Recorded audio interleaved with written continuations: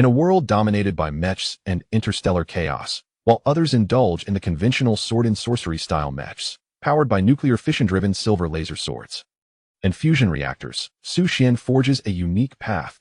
He awakens the USR-level abilities of Hundredfold Diminution and Hundredfold Amplification, embracing the realm of black technology.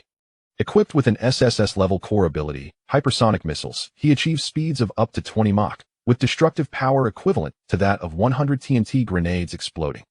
With another SSS-level core, Unmanned Aircraft Carrier, swarms of drones descend upon the battlefield, obliterating millions of new source beasts in an instant.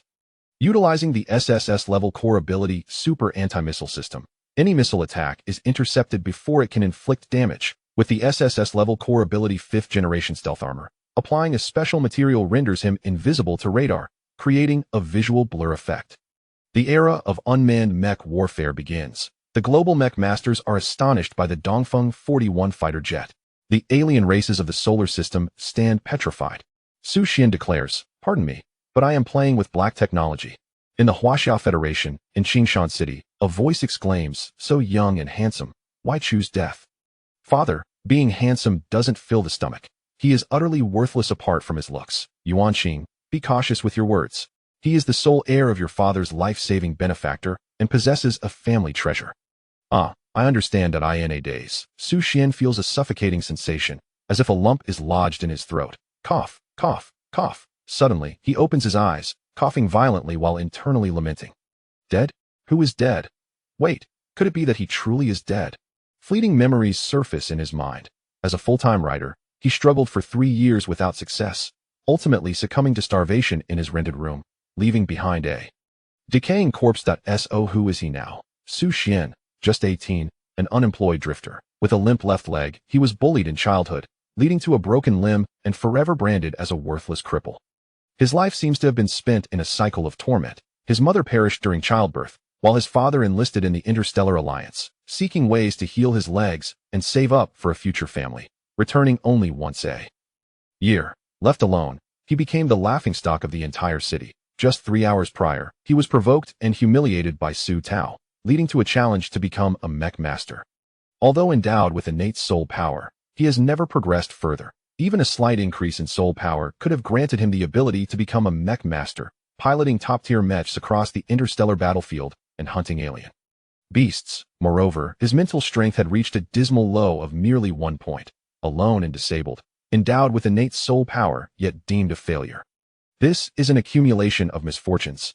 How can one survive under such circumstances? A normal person would have crumbled, and indeed, it was just 3 hours ago that he took his own life, now resurrected as a failed author. How does one navigate such a catastrophic beginning? System, respond. Xuan called out several times, yet there was no reply. Father, is he insane? A young girl named Xia Yuanqing looked on in shock, concern etched on her face. Her delicate hands, smooth skin, graceful neck, and charming smile, combined with her captivating eyes, exuded an extraordinary aura of beauty. One cannot help but feel dwarfed in comparison to her. Beside her stands a composed middle-aged man, his penetrating gaze seemingly capable of seeing through all, clad in a deep green military uniform, adorned with 3 gleaming stars. On his shoulder, "Dear nephew, are you all right?" Summer Lingyun inquires with evident concern. "Please tell your uncle what ails you." Xuan glanced at the two, puzzled, and asked, "Who are you?" There were no memories of them in his recollection. From their attire, it was clear that the middle-aged man was a general in the Alliance military.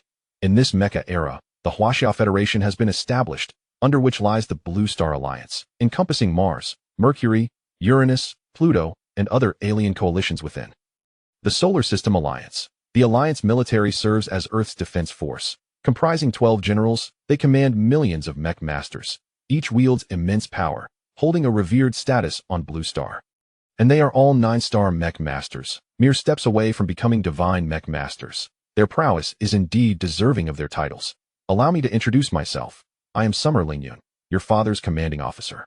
He smiled, gesturing to the young lady beside him. This is my daughter, Xia Yuanqing. She is likely older than you, so you may call her sister. Xia Yuanqing offered a sympathetic expression, gently patting Xuan's head, saying, "Be good, call me sister." Xuan. He sensed a hint of condescension in Xia Yuanqing's gaze. Long story short, where is my father? Xuan was no fool. A visit from a general must pertain to something significant, especially since his father was absent and might have encountered peril. His only hope now was to survive. Father, he doesn't seem to be insane. He appears quite rational, Xia Yuanqing, after assessing him, murmured in shock. But why would he commit suicide?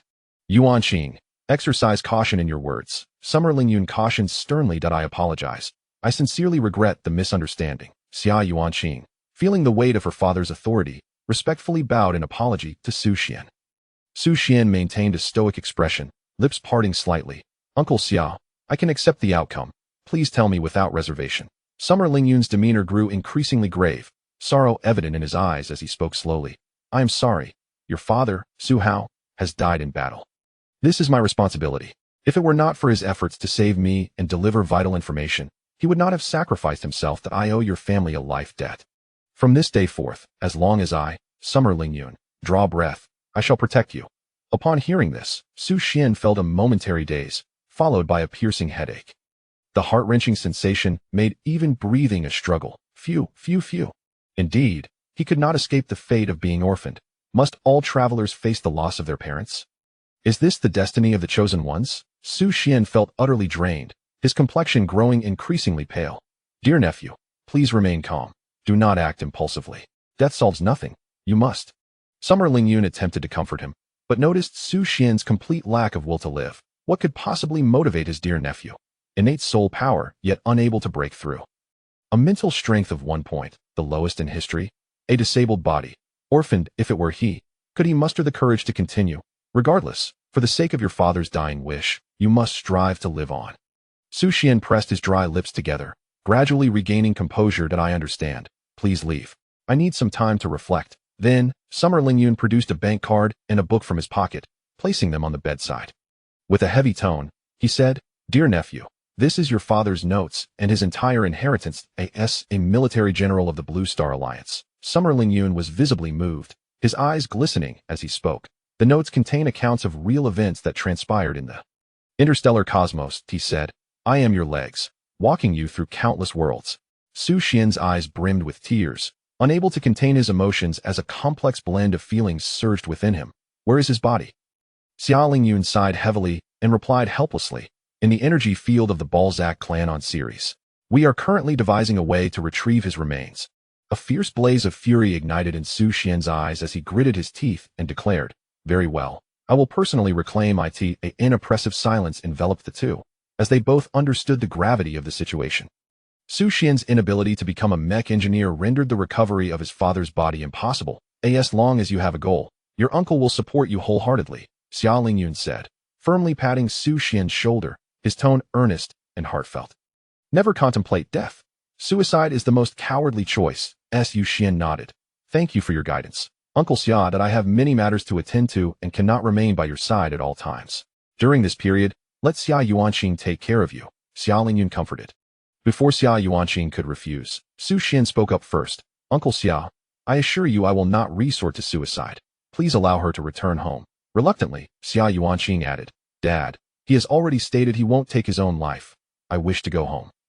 Xia Lingyun's demeanor remained stern as he replied, This matter is non-negotiable. It is decided. He then led Xia Yuanqing out of the room, leaving Su Xian to gather his thoughts alone. Outside the room, a heated argument ensued between the two. Dad, why must you keep me here? I still need to train. I am on the verge of breaking through to a 5-star mech engineer, and I could become a standout in the entire alliance. Su Xian's life is far more important. He is the only heir of the Su family. I do not wish for the lineage to end, and he can still train in Qingshan City. He has already said he won't commit suicide. Would a madman admit to being mad? Would a person with a mental illness acknowledge their condition? That does seem somewhat valid. Yuanqing, please remember for a lifetime. If it were not for Uncle Su, the person standing before you would not be me. I am sorry. I will do my utmost to care for him and prevent any thoughts of self-harm. Very well, I shall attend to military affairs for now. Once everything stabilizes, do remember to keep me updated on his condition. After a while, silence fell. It seemed that Xia Yuanqing was stationed at the door. Su Xian took a deep breath, feeling a sharp pain in his legs, as if they had lost all sensation. Was he truly a cripple? Suddenly, congratulations, host Su Xian has awakened the black technology mech system. A clear sound resonated in his mind, and a fierce glint ignited in Su Xian's gaze. System, I adore you. Awakening, USR Hundredfold Amplification, USR Hundredfold Diminution. Indeed, as a transmigrator, the system is inevitably present. Host, Xuan, star level, none, soul power. 9, note. 1050 points for a 1-star mech master. Mentality, note. 100,500 points for a first-level mentalist. Mech, none. Overclocked will, none. Core abilities, none. Functions, one-click assembly. One-click repair. The host may complete the following tasks to restore the left leg. Toe exercises, 25 sets. Leg raises, 35 sets. Calf stretch, 50 sets. Task reward, 25 for leg recovery. Can it truly restore a disability? Without hesitation, Xuan promptly got out of bed to prepare for exercise. But as he stretched his leg, he stumbled and fell to the ground, emitting a painful cry. Ah! In the next moment, Xia Yuanqing burst through the door. Her face etched with terror as she shouted, "Don't commit suicide. If you die, I'm finished too." Xuan was instantly at a loss for tears. Ultimately, with Xia Yuanqing's assistance, he completed the tasks mandated by the system. Toe exercises, 35 sets. Leg raises, 45 sets.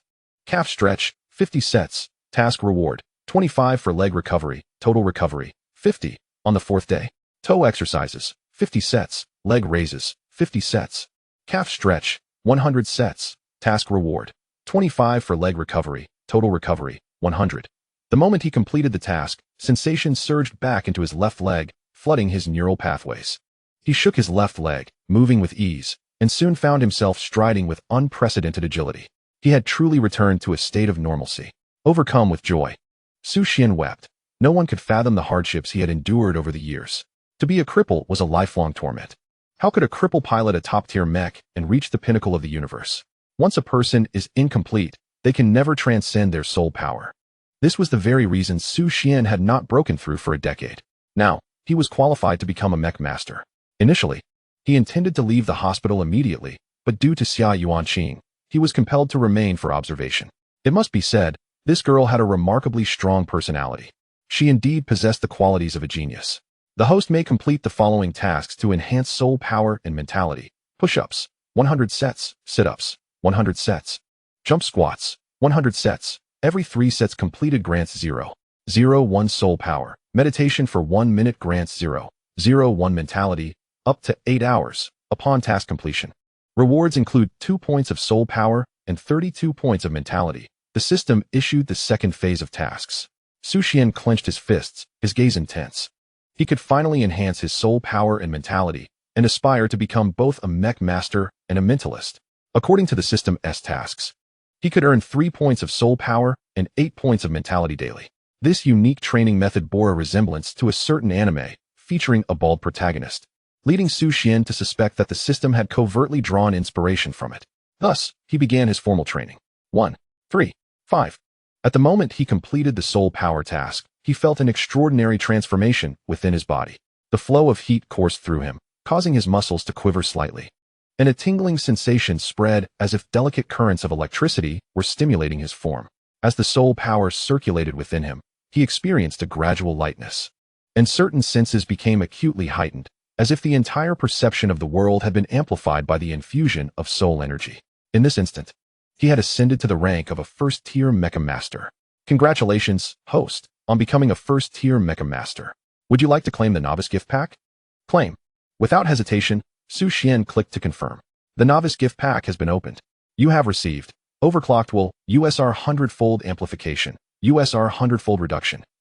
Overclocked Will, a unique and exceptional talent inherent to Mecha Masters, classified as B rank, A rank, S rank, SS rank, SSS rank, USR rank. USR Hundredfold Amplification. During combat, your mental power can be amplified 100-fold. In simpler terms, when Xuan possesses 100 points of mental power, activating Overclocked Will, USR Hundredfold Amplification, will elevate his mental power to 10,000 points, reaching the threshold of a 6th-level mentalist. USR Hundredfold Reduction. When activating core abilities, it can reduce NMC to 1/100th of its size. Note, the quantity of soul power is equivalent to NMC, nanocapacity. NMC represents the storage capacity a Mecha Master can utilize. For example, C-rank core ability, Blade Light and Shadow, has an NMC of 5, consuming 10 points of mental power per activation. B-rank core ability, Laser Cannon, has an NMC of 25, consuming 50 points of mental power per activation. A rank core ability, electromagnetic cannon, has an NMC of 200, consuming 300 points of mental power per activation. S rank core ability, cruise missile, has an NMC of 750, consuming 1,000 points of mental power per activation. SS rank core ability, tactical missile, has an NMC of 2,500, consuming 3,000 points of mental power per activation. SSS rank core ability, hypersonic missile, has an NMC of 10,000 points, consuming 13,500 points of mental power per activation. If Xuan were a second-tier Mecha Master with 180 points of soul power and a first-level mentalist with 450 points of mental power, he could ultimately accommodate A-rank core abilities, enabling 1 to 2 overclocked actions. The overall combat capability of a mecha is primarily determined by the soul power value of the Mecha Master, which corresponds to the NMC value, allowing for the accommodation of core abilities within a certain range, which then consumes mental power to activate special abilities and execute overclocked actions. Xuan's USR Hundredfold Reduction can shrink the NMC of core abilities to 1/100th of its original size. Thus, the SSS rank, Hypersonic Missile, would only require 80 points of soul power for accommodation. What does this imply? Under normal circumstances, only a 7-star Mecha Master could accommodate an NMC value of 8,000 points for the Hypersonic Missile, with exceedingly few opportunities for firing, necessitating an equivalent mental power. However, Xuan would need merely to become a second-tier Mecha Master to accommodate an SSS rank, Hypersonic Missile, on his core chip. The system. How much longer do I need to break through to a 2-star Mecha Master? In the grand arena of the peak competition, a colossal circular stage stands proudly at its center, its sturdy ground capable of withstanding any impact, surrounded by towering railings adorned with exquisite carvings. The audience seating rises in a tiered formation, densely packed with chairs that seem to await a wave of fervent cheers. Above, a resplendent dome casts dappled shadows as light filters through, illuminating this realm of fervor. What a spectacle! It feels as though Xia Yuanqing has grown even stronger. Her marksmanship surpasses that of her previous weapon in precision. The Fenghuan Knight, as Xia Yuanqing's exclusive mecha, has ascended to the 2nd generation, with enhancements across all attributes. It appears her opponent is a formidable expert ranked 88th in the peak leaderboard. Yet, Xia Yuanqing dominates the match with ease. Both combatants possess SSS-level overclocked will.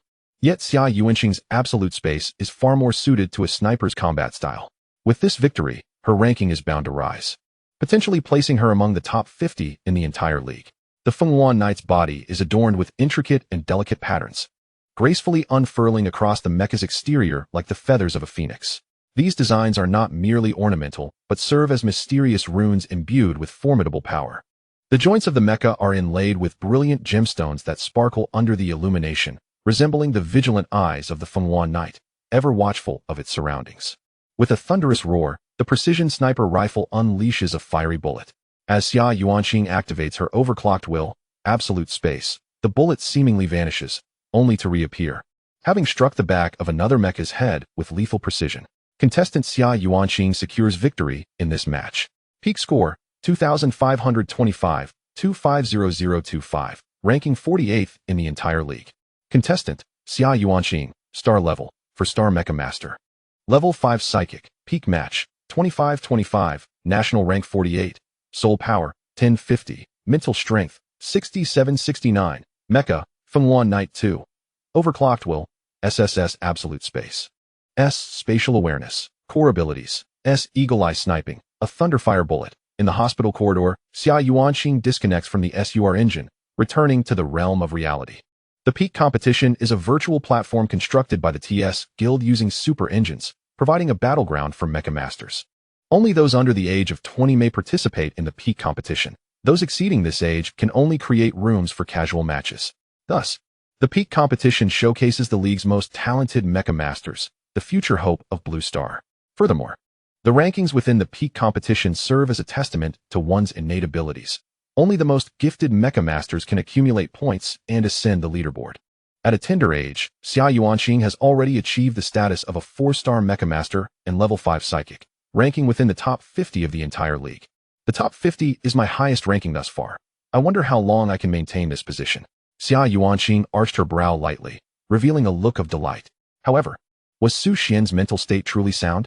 She cast a glance at the young man within the room, who sat cross-legged on the bed, his eyes tightly shut. as if everything around him was irrelevant, completely absorbed in the cosmos, exuding a faint yet unique aura. This state had persisted for a full 28 days. A solid 28 days. Each day was filled with push-ups and sit-ups, with the majority of his time consumed by introspective contemplation. Xia Yuanxing worried that Su Xian's heart was closed off, that the long-repressed emotions might lead to a mental breakdown. She had attempted to persuade him, hoping to encourage Su Xian to engage with the outside world, to refrain from isolating himself in his room, shrouded in melancholy. Yet, each time he would acquiesce, only to subsequently close the door and continue immersing himself in his own world. What was he truly doing? Xia Yuanxing could never quite comprehend, so she resolved to let it be. After all, her task was merely to prevent Su Xian from taking his own life. Su Xian exhaled deeply, a surge of soul power flooding within him. He had now transcended to a 2-star Mecha Master, becoming a level 1 psychic. Host, Su Xian, star level, 2-star Mecha Master. Level 1 psychic, soul power, 93. Mental, 225. Mecha, none. Overclocking will. USR Hundredfold Amplification. USR Hundredfold Diminution. Core abilities, none. Functions, 1-click assembly, 1-click repair. At this moment, the most pressing need was for a mecha. A Mecha Master without a mecha was akin to the West losing Jerusalem. The cost of a mecha is exorbitant, varying drastically based on materials, quality, and focus. To fully harness the overclocking will and core abilities, the advantages of a mecha are indispensable. In the notes left by his father, he found the answers. Now, he needed to visit the TS Guild. His identity had yet to be registered. The moment he became a Mecha Master, his identity information was tightly intertwined with the TS Guild. Official recognition was required to formally issue an identification card of the same rank. Additionally, he would receive a subsidy. For instance, a 1-star Mecha Master receives a monthly subsidy of 1,000 star coins, while a level 1 psychic receives 2,000 star coins. Accordingly, the stronger the ability and the higher the rank, the greater the subsidy. Miss Xia Yuanxing, I have matters to attend to and must step out, Su Xian said, offering a brief greeting. A sense of unease flickered within Xia Yuanxing as she inquired, "Where are you going?" Su Xian replied casually, "To the TS Guild." Xia Yuanxing's face was filled with confusion. What business do you have at the TS Guild? According to her knowledge, Su Xian possessed innate full soul power, but had yet to awaken a mecha. Virtual capsule. Greetings, Mr. Su Xian. I am your dedicated AI maid, Xiao AI. Please inform me of your needs, and I shall serve you within the bounds of my capabilities. Before him stood a slender AI maid, her appearance reminiscent of a beautiful girl from an anime. Please log in to Su Hao's account, password 0221. AI maid. Certainly, please hold on for a moment. After a brief pause, I have located the account associated with the ID 3625XXXX, belonging to Su Hao. It has been marked as deceased, and the mech is scheduled for reclamation. Do you require assistance? Su Xian's heart trembled violently. He could not bear the truth of his father's demise. Moreover, his body remained on the asteroid Ganymede, and it was imperative to retrieve it promptly. The Chinese people adhere to the belief of returning to their roots. Activate the mech. Su Xian commanded, for this represented the simplest means of inheriting his father's mech. AI maid, summoning in progress. In the next moment, a dilapidated mech, severely damaged and smeared with crimson stains, appeared before him. The core reactor and core chip lay dormant, having ceased all operations. This mech, which had accompanied his father throughout his life, exuded an aura of fierce combativeness akin to a seasoned warrior in twilight. Yet it had succumbed to the harsh reality of being rendered obsolete. The White Emperor mech had suffered over 90 damage, necessitating a replacement of the core reactor, core chip, and numerous other components. Would you like to proceed with repairs? Note, Xiao AI informs you that mechs with over 78 damage do not require forced repairs. Selling the salvageable parts and assembling a new mech is the most economical choice. Should I scrap it and reassemble? The White Emperor mech had fought valiantly alongside his father, protecting him even unto death. Su Xian could not easily abandon it. To him, the White Emperor was not merely a soulless machine. He would instill fear in the hearts of interstellar foes with his father's mech. How much remains in my bank account? It contains the funds his father had saved for his marriage. Now, however, he needed to pursue his dreams and reach greater heights, believing his father would understand. Your balance is 608,690,052 coins. Over 6 million remains. The cost of assembling a standard mech is at least 10 million. Most people cannot afford it and must resort to loans from the Alliance. When they fail to repay, they are dispatched to distant planets to mine, becoming miners who lead a life devoid of light. Mining is one of the most perilous occupations, fraught with the threat of star beasts and external raids for resources. Their mortality rate is second only to that of the Alliance's frontline soldiers. Utilize 4 million star coins to purchase the most cost-effective materials. Xuan pondered seriously. The remaining 2 million would be allocated for core capabilities. His balance was limited, and he could only repair the White Emperor mech in the most economical manner. AI made. Understood. I am procuring the most cost-effective materials for you. Core fission reactor, blue star-grade core chip. One by one. The materials fell before Xuan until the last piece. Your materials are complete. Would you like to schedule a mechanic for the repairs? The estimated wait time is 25 days, with a repair duration of 12 days, costing approximately 1.5 million star coins. Typically, the assembly and repair of Mechs necessitate the expertise of specialized mechanics to achieve the fusion of vital components. The cost generally amounts to 20 of the mech's value. Thus, the higher the cost of the mech, the greater the expense incurred. Not necessary, Xuan coldly declined. The sum of 1.5 million star coins was a heavy toll on his life. As a transmigrator, his extraordinary abilities far surpassed those of an ordinary mech technician. He was inherently endowed with the prowess of the most formidable mechanic. The system boasted the functions of one-click assembly and one-click repair. Whether assembling a new mech or mending a damaged one could be accomplished within a brief span of time, without the need for prior scheduling. System. Activate the one-click repair function, Xuan eagerly commanded. Does it consume 50 mental energy to execute one-click repair on the White Emperor fighter? Xuan hesitated momentarily. Indeed, there is no such thing as a free lunch. Fortunately, mental energy could be replenished over time. Yes, the host has consumed 1125 mental energy for one-click repair. Repair in progress. Please wait 3 minutes. After 3 minutes elapsed, Xuan's pupils constricted, his profound gaze fixed intently on the rejuvenated White Emperor fighter. A look of astonishment illuminating his face as he couldn't help but exclaim, "Is this the ultimate dream of man?" Equipped with SS-level core capability tactical missile, the White Emperor mech resembled a steel war deity from the future. Its silver-white body glimmered with a chilling radiance under the lights, its lines both robust and fluid, as if every detail had been meticulously designed. The towering shoulders exuded a steadfast resilience, armed with sharp weaponry systems that emanated formidable intimidation. The legs were constructed powerfully, capable of shattering any obstacles, with an overall aesthetic that was profoundly futuristic, replete with metallic allure and mechanical beauty. Do you confirm that this mech is the White Emperor fighter, Generation 1? Without hesitation, Xuan nodded. This was precisely the mech he had yearned for. Once he amassed sufficient funds, he could upgrade it, and the name White Emperor Fighter, Generation 1 was indeed the most fitting title. Now, he was to equip it with core capabilities. The S-level core ability cruise missile had an NMC of 750, requiring 1,000 points of mental energy for each activation. Priced at 1.5 million star coins. The SS-level core ability tactical missile had an NMC of 2,500, with each activation demanding 3,000 points of mental energy, priced at 5.2 million star coins. The SSS-level core ability Hypersonic Missile had an NMC of 10,000 points, requiring 13,500 points of mental energy for activation. Activate USR Hundredfold Reduction. The core capability's NMC was reduced by a factor of 100. The SS-level core ability tactical missile could now be equipped with merely 25 points of soul energy, while the SSS-level core ability Hypersonic Missile required 100 points of soul energy. Xuan possessed a total of 93 points of soul energy. At this moment, he was unable to equip the SSS-level core ability Hypersonic Missile, and his financial resources were insufficient to support such top-tier capabilities. Therefore, Xuan opted to purchase the SS-level core ability tactical missile to integrate it into the Blue Star-level core chip. Loading the core chip with the SS-level core capability tactical missile has been successful in the White Emperor Fighter Generation 1. The SS-level core capability tactical missile requires 3 seconds to launch the missile and can unleash 3 consecutive projectiles, each equivalent to the power of 60 TNT explosives, inflicting substantial damage in a short span of time. After the installation, Xuan has 9,325 remaining soul energy, with 68 points left. Under normal circumstances, he could continue to equip additional SS-level capabilities. However, due to financial constraints, the typical cost of an SS-level core capability ranges between 100 and 500. His balance is insufficient for further investments.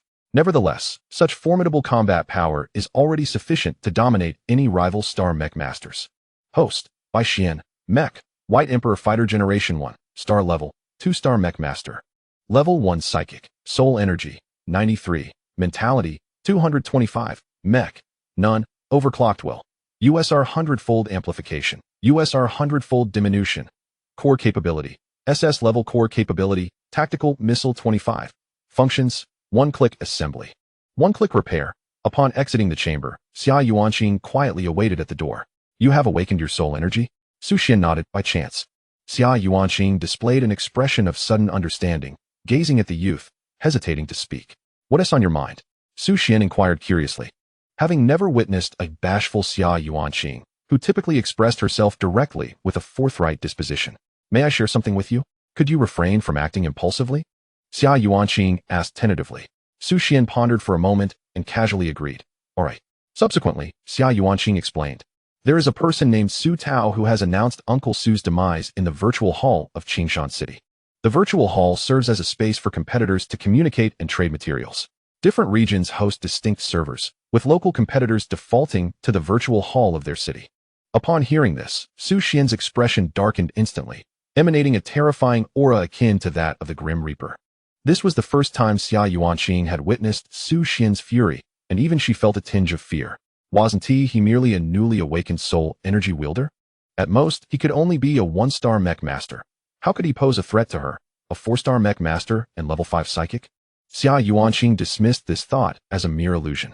Seeking death, Su Xian gritted his teeth and promptly re-entered the chamber. Didn't you promise to remain calm? Xia Yuanqing shook her head in resignation, following closely behind him to ensure his safety as they entered the virtual hall together. The virtual hall was bustling with activity. Vibrant lights swirling around like an ethereal web. The polished floor reflected the silhouettes of players passing by, while the surrounding walls were adorned with exquisite virtual murals and enigmatic runes. In the center of the hall, a magnificent crystal chandelier cast a brilliant glow, illuminating the throngs of people. In the heart of the crowd, a rebellious youth was performing with exuberance, his expression brimming with pride as he exclaimed, "Behold, the lame Su Xian of Qingshan City, orphaned by the death of his father on the battlefield. I must warn you all, do not dare to bully him, for he will weep." The onlookers erupted in jeers. Who would bully him? What worth does a cripple possess? He is hardly a mech master, with innate spirit power, only to be deemed a waste. TSK, poor Su Xian, mother long gone, father fallen, reduced to an orphan, utterly alone, and a cripple at that. I wonder how he will survive. They spoke with disdain, unafraid he might overhear. He isn't even a mech master. How did he gain entry to the virtual hall? He lacks the qualifications to stand before me. Most maintained a spectator's demeanor, while a few continued their mockery. Silence. A deep, thunderous voice reverberated throughout the virtual hall, sending ripples of shock through the assembly, as if their very souls were jolted. They turned towards the source of the voice and beheld a handsome youth, accompanied by an elegant maiden of noble bearing, striding confidently toward the center of the virtual hall. It appeared to be Su Xian. Was he not a cripple? His legs seemed restored. Astonishing. He had entered the virtual hall, which implied he too must be a mech master. The true presence had indeed materialized. But what of it? Let us not forget Su Tao, a 2-star mech master, a level 1 psychic, awakened with S-class hyper will, a figure of formidable prowess. Su Xian's arrival ignited the atmosphere. As the saying goes, when enemies meet, their eyes are particularly fierce. Su Tao's gaze locked onto the familiar figure, disbelief etched across his features. He could hardly fathom that the crippled Su Xian stood before him. This was a realm reserved for mech masters. Had he transcended his innate limitations? Yet, what did it matter? Su Tao was a peak powerhouse with a score of 1,600. Ah, speak of the devil, here comes our protagonist. Su Tao remarked with a hint of mockery. You fool. Without hesitation, Su Xian advanced directly to Su Tao, delivering a powerful punch. Bam! Su Tao stumbled, falling to the ground, shocked as he clutched his face. Did he just strike me? He dared to hit me? Just as Su Tao contemplated retaliation, he was halted by the AI administrator. Fighting within the virtual hall was strictly prohibited. Should conflict arise, mech duels were permitted. Su Tao, realizing the predicament, could only swallow his anger, for he could not afford to offend the TS Guild. Afraid, are you? Su Xian's voice was cold. Very well, a duel. He then shifted the conversation. However, I have 2 conditions. Su Tao scoffed. Are you scared? No matter, I will acquiesce.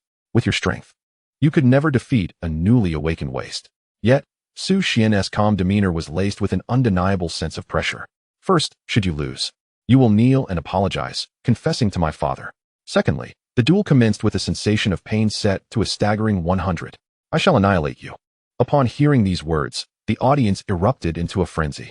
Typically, While the virtual realm does not permit actual death, the duel allows for the modulation of pain perception, enabling participants to experience the very brink of mortality. Most individuals adjust their pain perception to around 40, striking a balance at the critical threshold, which is deemed the most suitable level of pain sensitivity. A setting of 100 signifies an authentic encounter with the agony of death, a feat even the most elite dare not attempt lightly. There exists no necessity for such extremes, save for a grudge between life and death. Su Tao was instantly drenched in sweat, his heart racing with trepidation. What audacity possessed him to set his pain perception to 100? Even if he were to lose, would he truly wish to inflict harm upon himself? Su Tao admonished himself not to falter. Surely, this was merely a tactic to provoke him. After all, if he could not best you, would he truly seek to experience death? What is there to fear? Do you not possess defensive core abilities? Are you truly afraid you cannot withstand Su Xian? Upon reflection, Su Tao found merit in this reasoning. Could it be that Su Xian was employing a strategy of provocation? Did he truly believe he could compel an apology from him? Very well, I accept your challenge. As soon as the words left his mouth, the arena erupted in cheers. Su Xian, you are utterly reckless. Xia Yuanqing was taken aback, unable to comprehend Su Xian's audacity in elevating his pain perception to 100, a feat she herself would not dare attempt. Having attained the rank of a 2-star mecha engineer and a level 1 psychic, one must not act impulsively when lacking knowledge of one's adversary. The potential consequences of failure must be thoroughly considered. Should Su Xian fall, he would have to confront the sensation of death. Such a gamble was far too great. I have exercised sufficient restraint. Otherwise, my earlier strike would not have been so simple. Su Xian articulated each word with solemnity, devoid of jest. As for the consequences, those are his concerns, not mine. Xia Yuanqing was momentarily caught off guard, her expression one of astonishment. Is this truly the real Su Xian? How audacious! She promptly retrieved her phone to inform her father of the unfolding situation. Moments later, did I not instruct you to take good care of him? How could this transpire? Xia Lingyun lamented, his heart heavy with sorrow, sighing repeatedly. To think, once more, he would have to expose his nephew to the sensation of death. What shall we do now, father? Xia Yuanqing inquired anxiously, feeling unjustly entangled in her father's ire due to Su Xian's actions. I shall attempt to contact the president of the TS Guild in Qingshan City, imploring him to utilize his authority to lower the pain perception to below 30. Under no circumstances must Su Xian be allowed to experience death again. Otherwise, it would be a dereliction of my duties as an uncle. 5. President, the Alliance General is calling. Please take special measures. Li Jing, the president of the TS Guild in Qingshan City. Although he held the title of president, he was not the highest-ranking official. Above him resided the president of the capital, who oversaw the entire internal structure of the TS Guild. Despite being merely the branch president of Qingshan City, the power he wielded still dictated the fates of all mecha engineers within the city. His primary responsibility is to oversee the operations of various departments, promote talent, ensure the integrity of internal personnel, and timely adjust the market economy to prevent adverse occurrences such as inflation. At this moment, he is seated in his office. A youth with an impressive physique, exuding the aura of a fighter, walks out behind him. This is Li Boyong, the beloved son of Li Jing. Dad, I have achieved a peak competition score of 2,480, placing me exactly 100th and qualifying me to become a goalkeeper, Li Boyong announces, wiping the sweat from his body. He continues, the intense battles have severely worn down my mech, and it needs repairs. Could you assist me in arranging that? Li Jing, focused on the computer screen, continues to operate it before nodding in acknowledgement. Your score meets the requirements, so you can apply to join the Supernova combat team. As for the mech repairs, I have already scheduled an appointment with a level 1 mech technician from the Alliance. He will be able to thoroughly upgrade your Xianyuan number 2, but you will have to wait a month for your turn. What? Li Boyong replies, bewildered and reluctant. I have to wait a month? Does that mean I can't train during this time? Li Jing explains, you could reassemble another mech and create a secondary profile to experiment with a different combat style. Don't you enjoy using a sword? You could try long-range attacks. The types of mechs vary based on weapons, categorized into blades, guns, spears, and cannons. Blades can be further divided into short blades, waist blades, long swords, etc., while guns can be classified into handguns, rifles, snipers, and more. There are 5 main categories, which then branch into dozens of subcategories, forming the majority of mech models on the battlefield. Li Boyong shakes his head resolutely. I only like using swords. The nuclear fission-driven silver laser sword is the true embodiment of a man. Moreover, long-range attacks are more suited for group battles and assassination missions, which do not fit the peak competition format. Standing still makes one an easy target. The arena for peak competitions has limited space. Thus, Mechs equipped for long-range attacks can only remain stationary, exposing themselves to enemy sight lines. Their mech defenses are weak, and once compromised, it signifies being at the mercy of the adversary, utterly defenseless. Li Jing cannot help but admonish him. Foolishness, as the saying goes. Knowing oneself and one's enemy ensures victory in every battle. If you are unaware of your opponent's combat style, how can you hope to win? To engage in battles beyond your level, experience is crucial. Furthermore, long-range attacks possess their advantages. They offer higher safety, the element of surprise, and a broader attack range. Are you not aware of these? I just prefer swords, Li Boyong retorts dismissively. I'm not listening to you. He then turns to old Deng. Hurry and repair my mech. I need to train and join the supernova team as soon as possible. Li Jing sighs in resignation. It's not that simple. Repairing a mech is a technical task, and the top mech technicians in the entire alliance are few and far between. Most require appointments. I had to pay extra just to get an appointment 30 days from now. For ordinary people, it would take at least 6 months. Li Boyong feels a sense of despair. Then what should I do? I will focus on honing my mental strength during this time. Li Jing nods in agreement. Just then, the phone rings, displaying an unknown number. Li Jing squinted, feeling a twinge of confusion. Who could it possibly be? As the call connected, a low murmur emerged from the other end. I am Xiaolingyun, and I have a matter to request of you. Though I am aware this may be inappropriate, I am willing to bear the consequences. What? Li Jing was utterly bewildered, struggling to comprehend. Who was Xiaolingyun? He had no inkling. Furthermore, the manner of speaking was perplexing. Why should he assist this person? Who did they think they were? He, a dignified president of the TS Guild, certainly deserved respect and could not be commanded by just anyone. Apologies. However, before he could finish, Li Boyang behind him leapt up in excitement. His eyes ablaze with fervor as he enthusiastically patted Li Jing's shoulder, pointing at the screen. Xiaolingyun, one of the 12 generals of the Blue Star Alliance, commander of the White Tiger Legion. Li Jing was rendered speechless, disbelief washing over him. The figure before him was none other than Xiaolingyun, a 9-star Mecha master and a general of the Alliance. This was someone on par with the president of the Capital S Guild. Even the president would have to bow to a general of the Alliance. How could he dare to be so presumptuous? May I inquire if you are General Xiaolingyun? Xiaolingyun somewhat bashfully confirmed. Yes, I am indeed the person you envision. At that moment, Li Jing felt utterly mortified, nearly having reprimanded a general of the Alliance. Thankfully, those words remained unspoken. Otherwise, his head would surely have been hanging from the city wall. Apologies, General Xia. I initially thought this was a scam call, and I feel honored to receive your call.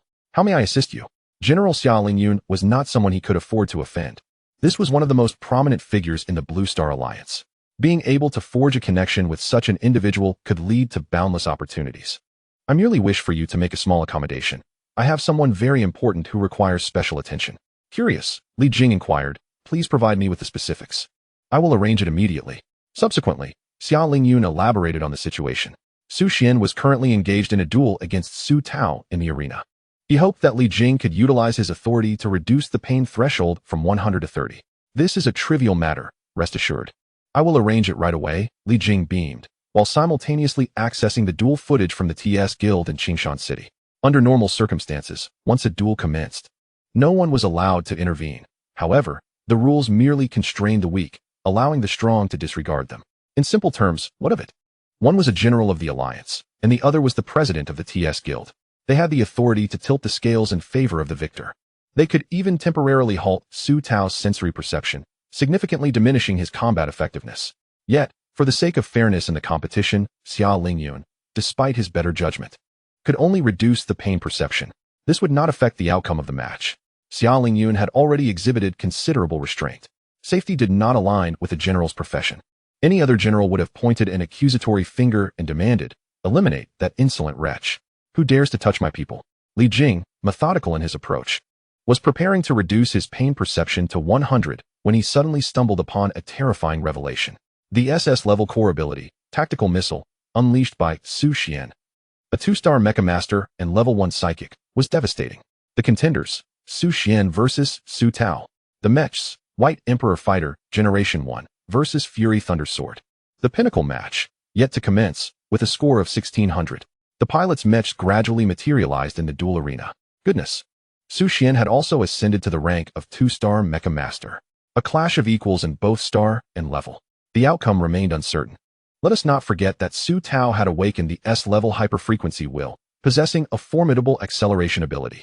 His nuclear fission thunder sword could strike targets in a fleeting moment, inflicting substantial damage. Su Xian's mech was bound to sustain damage, and repairs would incur a hefty expense. It remained a mystery what kind of hyperfrequency will Su Xian had awakened. Typically, when a Mecha master advances to a higher star level, there exists a 50 probability of awakening a hyperfrequency will. A 10-star god-level Mecha master typically possesses around 5 hyperfrequency wills. The S-level hyperfrequency will is already a notable achievement. Only a select few awaken SS-level or SSS-level wills, which allow them to reach the pinnacle of their craft. For instance, Xia Yuanqing's SSS-level hyperfrequency will, Absolute Space, propelled her into the top 50 of the pinnacle match. It is noteworthy that as a sniper, she faced significant disadvantages in confined combat, yet achieving such a ranking signifies the pinnacle of sniper prowess. Regarding the USR-level hyperfrequency will, currently, only the top 3 contenders in the pinnacle match are known to possess it. The higher the star level, the greater the probability of awakening a USR-level hyperfrequency will. Normally, upon ascending to the god-level Mecha master status, one is guaranteed to awaken a USR-level hyperfrequency will, a safety net often referred to by the populace. However, god-level Mecha masters are exceedingly rare, with no more than 5 existing across the entire Blue Star. Their existence ensures that Blue Star remains unscathed from the invasions of foreign races. This strategy is termed the god-level Mecha master strategic threat. Even if foreign forces were to annihilate Blue Star, as long as 5 god-level Mecha masters survived, they could annihilate the invaders at any cost. This is akin to humanity's nuclear deterrence. How had he achieved such a feat? Elevating his soul power from rank 9 to a 2-star Mecha master within a month? Xia Yuanqing's eyes widened in astonishment as she exclaimed. No wonder he had the audacity to challenge Su Tao while simultaneously elevating his pain perception to 100. He seemed to possess absolute confidence. Could it be that he had awakened an S-level hyperfrequency will? Only an equal-level hyperfrequency will would remain unaffected. In the duel arena, Su Tao piloted the Fury Thunder Sword, confidently wielding the nuclear fission thunder sword. What if we are of the same star and level? I possess the S-level hyperfrequency will. Activating. The Fury Thunder Sword launched the first strike, moving with grace as if propelled by a gust of wind. Swiftly closing the 20-meter gap, the violent lightning erupted with a crackling sound. The White Emperor battle machine stood immovable as a mountain, while Su Xian's gaze shimmered with a chilling intensity. USR-level overclocking will, a hundredfold amplification. Activate. SS-level core ability, tactical missile, consuming 3,000 points of mental energy. Engage. In an instant, Su Xian's mental power surged to 22,500. Boom, boom, boom. The Mech's cannon unleashed a barrage of 3 terrifying tactical missiles, reaching the staggering speed of Mach 5. Swiftly obliterating the Fury Thunder Sword with an explosive force of annihilation. The entire duel arena was instantly enveloped in a cloud of fiery chaos. The blazing inferno ascended, accompanied by colossal fireballs that erupted in a moment, their brilliance surpassing that of the sun, resembling a deathly flower blooming upon the earth, with fierce shockwaves cascading outward with overwhelming force. Amidst the sea of flames, Su Tao let out a desperate scream. A hundredfold sensation of pain engulfed his entire being. Thus, Su Tao and his mech were consigned to the inferno, leaving no remnants behind. The core reactor and core chip were utterly reduced to ashes. The assessment of the mech's damage level is typically determined by the core reactor and core chip. As long as the two remain largely intact, the damage cannot exceed 70, classifying it as light damage, easily reparable by an ordinary mechanic. However, if the core reactor or core chip sustains severe damage, the severity would undoubtedly surpass 85. This was precisely why the AI made advised Su Xian to undertake reassembly. The core reactor serves as the driving force, akin to a heart. The core chip is responsible for loading core capabilities, much like a brain. The core reactor can be further categorized into fission and fusion reactors, with fusion providing a significantly greater thrust than fission. Only Mechs of the 4th generation and beyond are equipped with fusion reactors. The core chip can be classified into strategic-level core chips, Blue Star-level core chips, planetary-level core chips, stellar-level core chips, and cosmic-level core chips. With such an astonishing amplification of power, Su Xian obliterated Su Tao in an instant. The SS-level core ability, Tactical Missile, represents a dimensional strike. Contestant Su Xian emerged victorious in the duel. The arena fell into a profound silence, enveloped in a deathly stillness. In the office, was there a malfunction with the screen? Or were we merely misjudging our own sight? The phone call remained connected. As Li Jing stared wide-eyed at the computer screen, his mind momentarily frozen. Unable to fathom the reality before him, Li Boyong was equally astounded. As one of the top 100 prodigies in the entire league, he was acutely aware of the ferocity of those 3 blasts. Even he would not dare to confront them head-on. It seemed to be the SS-level core ability, tactical missile. With speeds reaching up to Mach 5, equivalent to the power of a 60-ton TNT grenade, ordinary Mechs, standard overclocking will, and typical core abilities were utterly incapable of withstanding such force. How could he, seemingly just a 2-star mech master with a soul power not exceeding 200 points, possibly wield the SS-level core ability, tactical missile, with a staggering capacity of 2,500 points? Madness. The father and son were both bewildered, lost in contemplation. What was happening? Had the competition already concluded? Indeed, the competition presided over by General Xia has concluded, and the outcome is utterly unforeseen. Li Jing swallowed hard, his expression taut. What? Su Tao is remarkably strong. What is his rank as a mecha master, and what level does he hold as a psychic? What about his overclocked willpower and core ability? Xia Lingyun was immediately taken aback, mistakenly believing that Su Xian had been utterly overwhelmed. The sensation of enduring a hundredfold death-like pain flooded him with guilt, manifesting in a visage of despair. The time it took for Xia Yuanxing to relay this information was no more than 3 minutes. He never anticipated the match would conclude so swiftly. Indeed, had Su Xian been defeated in an instant, Xia Lingyun found it impossible to accept such an outcome. No, Su Tao is truly impressive. He is already considered exceptional among ordinary individuals, achieving a peak competition score of 1,600 points. What does this signify? Was Su Tao the one who faltered? Xia Lingyun retorted, "Do you think I am easily deceived due to my age? Just because he is older does not mean he is inept. As one of the few 9-star mecha masters on Blue Star, he comprehends the significance of a score of 1,600 in the S-level peak competition. Su Xian has awakened as a mecha master for no longer than a month. You dare suggest that Su Tao was defeated? Cough, cough. I will not take my frustrations out on you. Just tell me the truth." It was the White Emperor fighter piloted by Su Xian that launched an SS-level core ability, the tactical missile, which eliminated him instantaneously. Xia Lingyun exclaimed, "What nonsense is this? It's increasingly absurd. To think that Su Xian, fresh from his humble beginnings, could annihilate Su Tao, who scored 1,600 points, and even launch an SS-level tactical missile. That requires a terrifying 2,500 points of soul power to deploy. What rank is Su Xian? Do you believe I am losing my faculties and can be easily fooled?" The air grew heavy with the commanding presence of General Xia, his tone gravely serious. Li Jing, visibly shaken, responded, "How could I possibly deceive you? Have I lost my senses? If you do not believe me, I can send you the competition footage right now." He then proceeded to save and send the relevant email address. A minute later, is this truly real? Xia Lingyun was struck by an unprecedented shock. Who could believe that a 2-star mecha master could launch an SS-level core ability, the tactical missile? Had he not witnessed it with his own eyes, he would never have believed it. Su Xian has registered his identity with the TS Guild in Qingshan City. His detailed information should be recorded there. We can check. Xia Lingyun suggested with concern.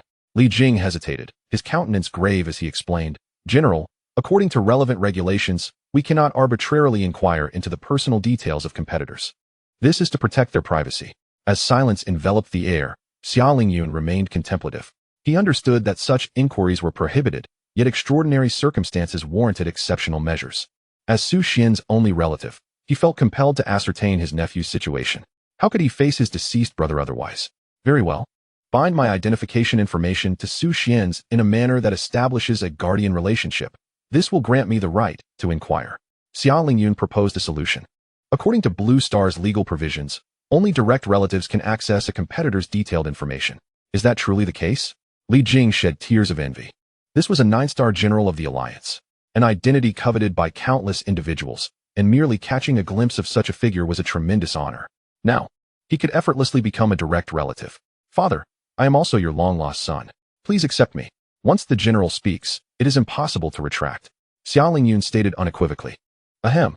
Li Jing nodded and promptly assisted Xia Lingyun with the formalities. It sufficed to bind Xia Lingyun's identity information with Su Xian's, after which he could access the detailed information registered under Su Xian's name. Hurry, faster. Li Jing, filled with anticipation, felt as though his fingers were igniting from the haste. At long last, he glimpsed the relevant information registered under Su Xian's name. It explicitly stated overclocked will, USR Hundredfold Amplification, USR Hundredfold Diminution. In the next moment, Li Jing fainted. Utilized the 9-star general's authority. Set the highest level of confidentiality. Li Jing, where are you? Speak, Li Jing. What level of overclocked will has been awakened? Tell me, what is his overclocked will? During Li Jing's brief fainting spell, Xia Lingyun was nearly driven to madness. Incessantly urging him with a tone stripped of the dignity befitting a 9-star general, resembling more the anxious concern of a parent for their child. Meanwhile, Li Boyong hesitated for a moment before splashing a basin of cold water onto his father's face, then immediately crouched in a corner, trembling in fear, repeatedly explaining, "Father, there's a reason for this. I hope you understand." Gradually regaining consciousness, Li Jing ignored Li Boyang's trepidation, took a deep, steadying breath, and, still shaken, stated, "General Xia, Su Xian's awakened overclocked will is USR Hundredfold Amplification, USR Hundredfold Diminution." Upon hearing this, the other end of the line fell into an abyss of silence. Even Li Jing felt a chill run down his spine. The talent of Su Xian was simply terrifying. He was undoubtedly the foremost talent among active Mecha masters. A 2-star Mecha master awakening 2 USR-level overclocked wills. What a formidable start. The USR-level is in existence even more fearsome than SSS-level. In most cases, the probability of an ordinary person awakening a USR-level overclocked will is virtually non-existent, with only a handful among billions of humans, let alone awakening 2 simultaneously. Moreover, these were overclocked wills that complemented each other. USR Hundredfold Diminution, USR Hundredfold Amplification. The core chip, equipped with essential capabilities, requires soul power. Thus, the Hundredfold Reduction of NMC values allows for limitless loading, enabling the use of SSS-level core capabilities without needing to breach the limit of star levels. Simultaneously, since activating SSS-level core capabilities demands immense mental strength, without which activation is impossible, the USR Hundredfold Amplification perfectly augments mental power 100-fold during combat. Oh my goodness. This is utterly insane. Should either function be absent, the effectiveness would plummet by 80. Yet, the seamless synergy between the two is extraordinary. Even as a mere 2-star Mecha Master, Su Xian could effortlessly annihilate even a 3-star Mecha Master, who could withstand the SSS-level core capability tactical missile. This is equivalent to the power of a 5 Mach 60 TNT bomb. Reality serves as the most compelling example. Su Tao's mech was obliterated, reduced to mere ash, dissipating into the ether. The entire episode unfolded in less than 10 seconds, a demonstration of absolute dominance. General Xia, Su Xian's talent is undoubtedly the most terrifying existence in the annals of human history. We must give this matter the gravity it deserves. Should we report this to the Alliance and request special protection? Li Jing pondered calmly.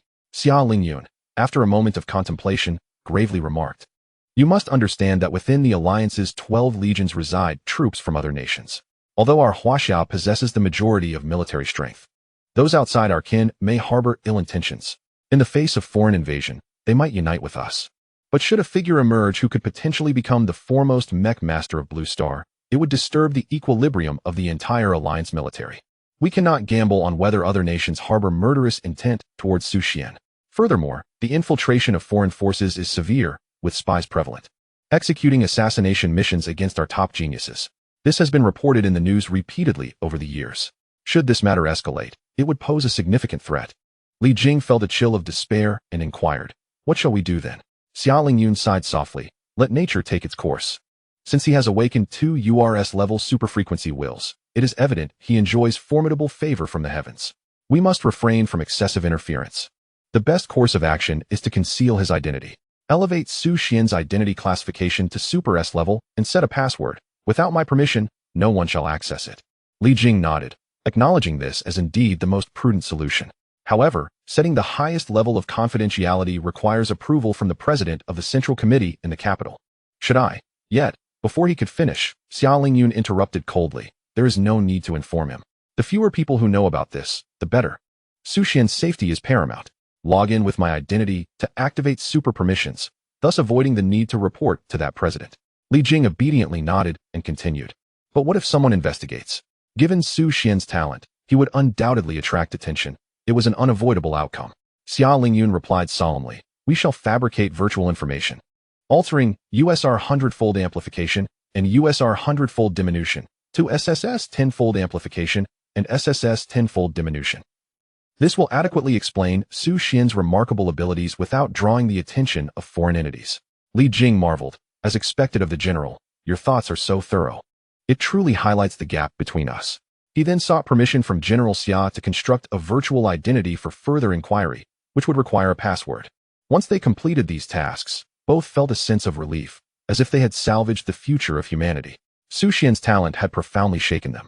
Thus, the matter was handled. I need to calm down. Remember to inform me of any special developments. Xia Lingyun rubbed his temples, then ended the call, needing time to process the tumult within. Come here. Li Jing finally realized what this rebellious youth had just done to him. Li Boyong exhibited an awkward expression and hastily clarified, Father, I truly did not intend for this to happen. You are aware that the general is awaiting you. My actions are solely for your benefit. Li Jing, with a grave countenance, admonished. The matters you have witnessed and the words you have overheard must not be disclosed to outsiders, lest you invoke my paternal wrath. Naturally, Li Boyong understood the significance of the dual USR superfrequency will. With merely an SSS-level superlative will, he had ascended to the pinnacle of the league's top 100 rankings. A feat unfathomable for someone of Su Xian's talent. Rest assured, Father, you know my character well enough, he replied. Li Jing snorted coldly, tacitly acknowledging Li Boyong's assertion. Although Li Boyong lacked in other virtues, he had undeniably inherited his father's commendable trait of honesty and integrity. Father, is that not Xia Yuanqing from the Supernova team? Li Boyong exclaimed, his eyes lighting up as he fixated on the aloof young lady appearing in the corner of the screen. Every 3 years, the Blue Star Alliance assembles a formidable team, distinguished by extraordinary talent, which ultimately emerges as the backbone of the Alliance's military from thousands of competing squads. Upon graduation, these individuals are directly elevated to the ranks of lieutenant or colonel in the Alliance's army, and some even secure positions within the inspection department, wielding supreme authority. While ordinary individuals must toil for over a decade to attain the status of a team member, this initiative seeks to cultivate exceptional talents in advance. However, standing out among the elite geniuses of Blue Star is no easy feat. The criteria for joining the Supernova team is a ranking within the top 100 of the peak competition. The strong band together, while the weak are perpetually denied opportunity. The Supernova team comprises the top 3 prodigies from the peak competition, all possessing USR-level superfrequency wills. Their core abilities capable of swiftly overpowering the majority of the top 100 contenders. This exemplifies the disparity in talent. By aligning with them, one can enjoy a life of luxury and indulgence. Every aspiring mech engineer dreams of joining the Supernova team, feeling immensely honored to be counted among their ranks. Li Boyong was no exception. His arduous journey to break into the top 100 was motivated by a desire to join the Supernova team. None anticipated that the small town of Qingshan would witness a member of the Supernova team, Xia Yuanqing. This sharpshooter, known for her long-range attacks, frequently dominated the top 100 rankings, possessing an unparalleled sensitivity, extraordinary marksmanship, and an exceptional calmness and judgment that makes her a celebrated prodigy throughout the Alliance. Her esteemed background and remarkable abilities evoke envy in many. Given her demeanor, it seems she has taken an interest in Su Xian. Li Jing pondered aloud. It is peculiar. Xia Yuanqing is a genius from the capital. Why would she suddenly focus her attention on Su Xian? Is there a connection? Li Boyong contemplated. I shall investigate the recent news. In the virtual hall, Su Tao stumbled in, dazed. The gathered mech engineers looked up, eager for the spectacle. Su Tao has lost. He must kneel and apologize. The S-level superfrequency will wielder Su Tao had been swiftly defeated. Could it be that Su Xian awakened an SS-level superlative will? Or perhaps an SSS-level superfrequency will? He deserves it. His arrogance was intolerable. I have long found him displeasing. Su Xian fixed his gaze upon him and coldly remarked, You have lost. Kneel and apologize. Su Tao, with a look of resentment etched across his face, gritted his teeth and demanded, How on earth did you accomplish that? He could scarcely believe that a once bullied, crippled individual with innate full soul power could annihilate him in a mere heartbeat while piloting a mech. What concern is that of yours? Su Xian retorted sharply. Hurry and fulfill your promise. Kneel and apologize. Su Tao, throwing a tantrum, threatened. If you don't tell me how you did it, I won't apologize. Su Xian's expression darkened instantly. Are you certain? Su Tao, startled, steadied himself and replied defiantly. So what if I am? Before Su Xian could respond, the figure of Xia Yuanqing emerged into the sight of the crowd, her lips curling upward as she slowly stated. The duels between mech pilots are protected by the laws of the Alliance. According to Article 103 of the Mech Pilot Duel Act, should the loser fail to uphold their promise, they face a detention of no less than 10 days and a fine of 100,000 star coins, in addition to fulfilling their promise to secure their release. Su Tao's face turned ashen with fear, and he immediately knelt to apologize.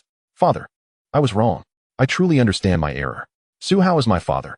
I should not have acted foolishly or spoken carelessly. Moreover, I should not have been arrogant.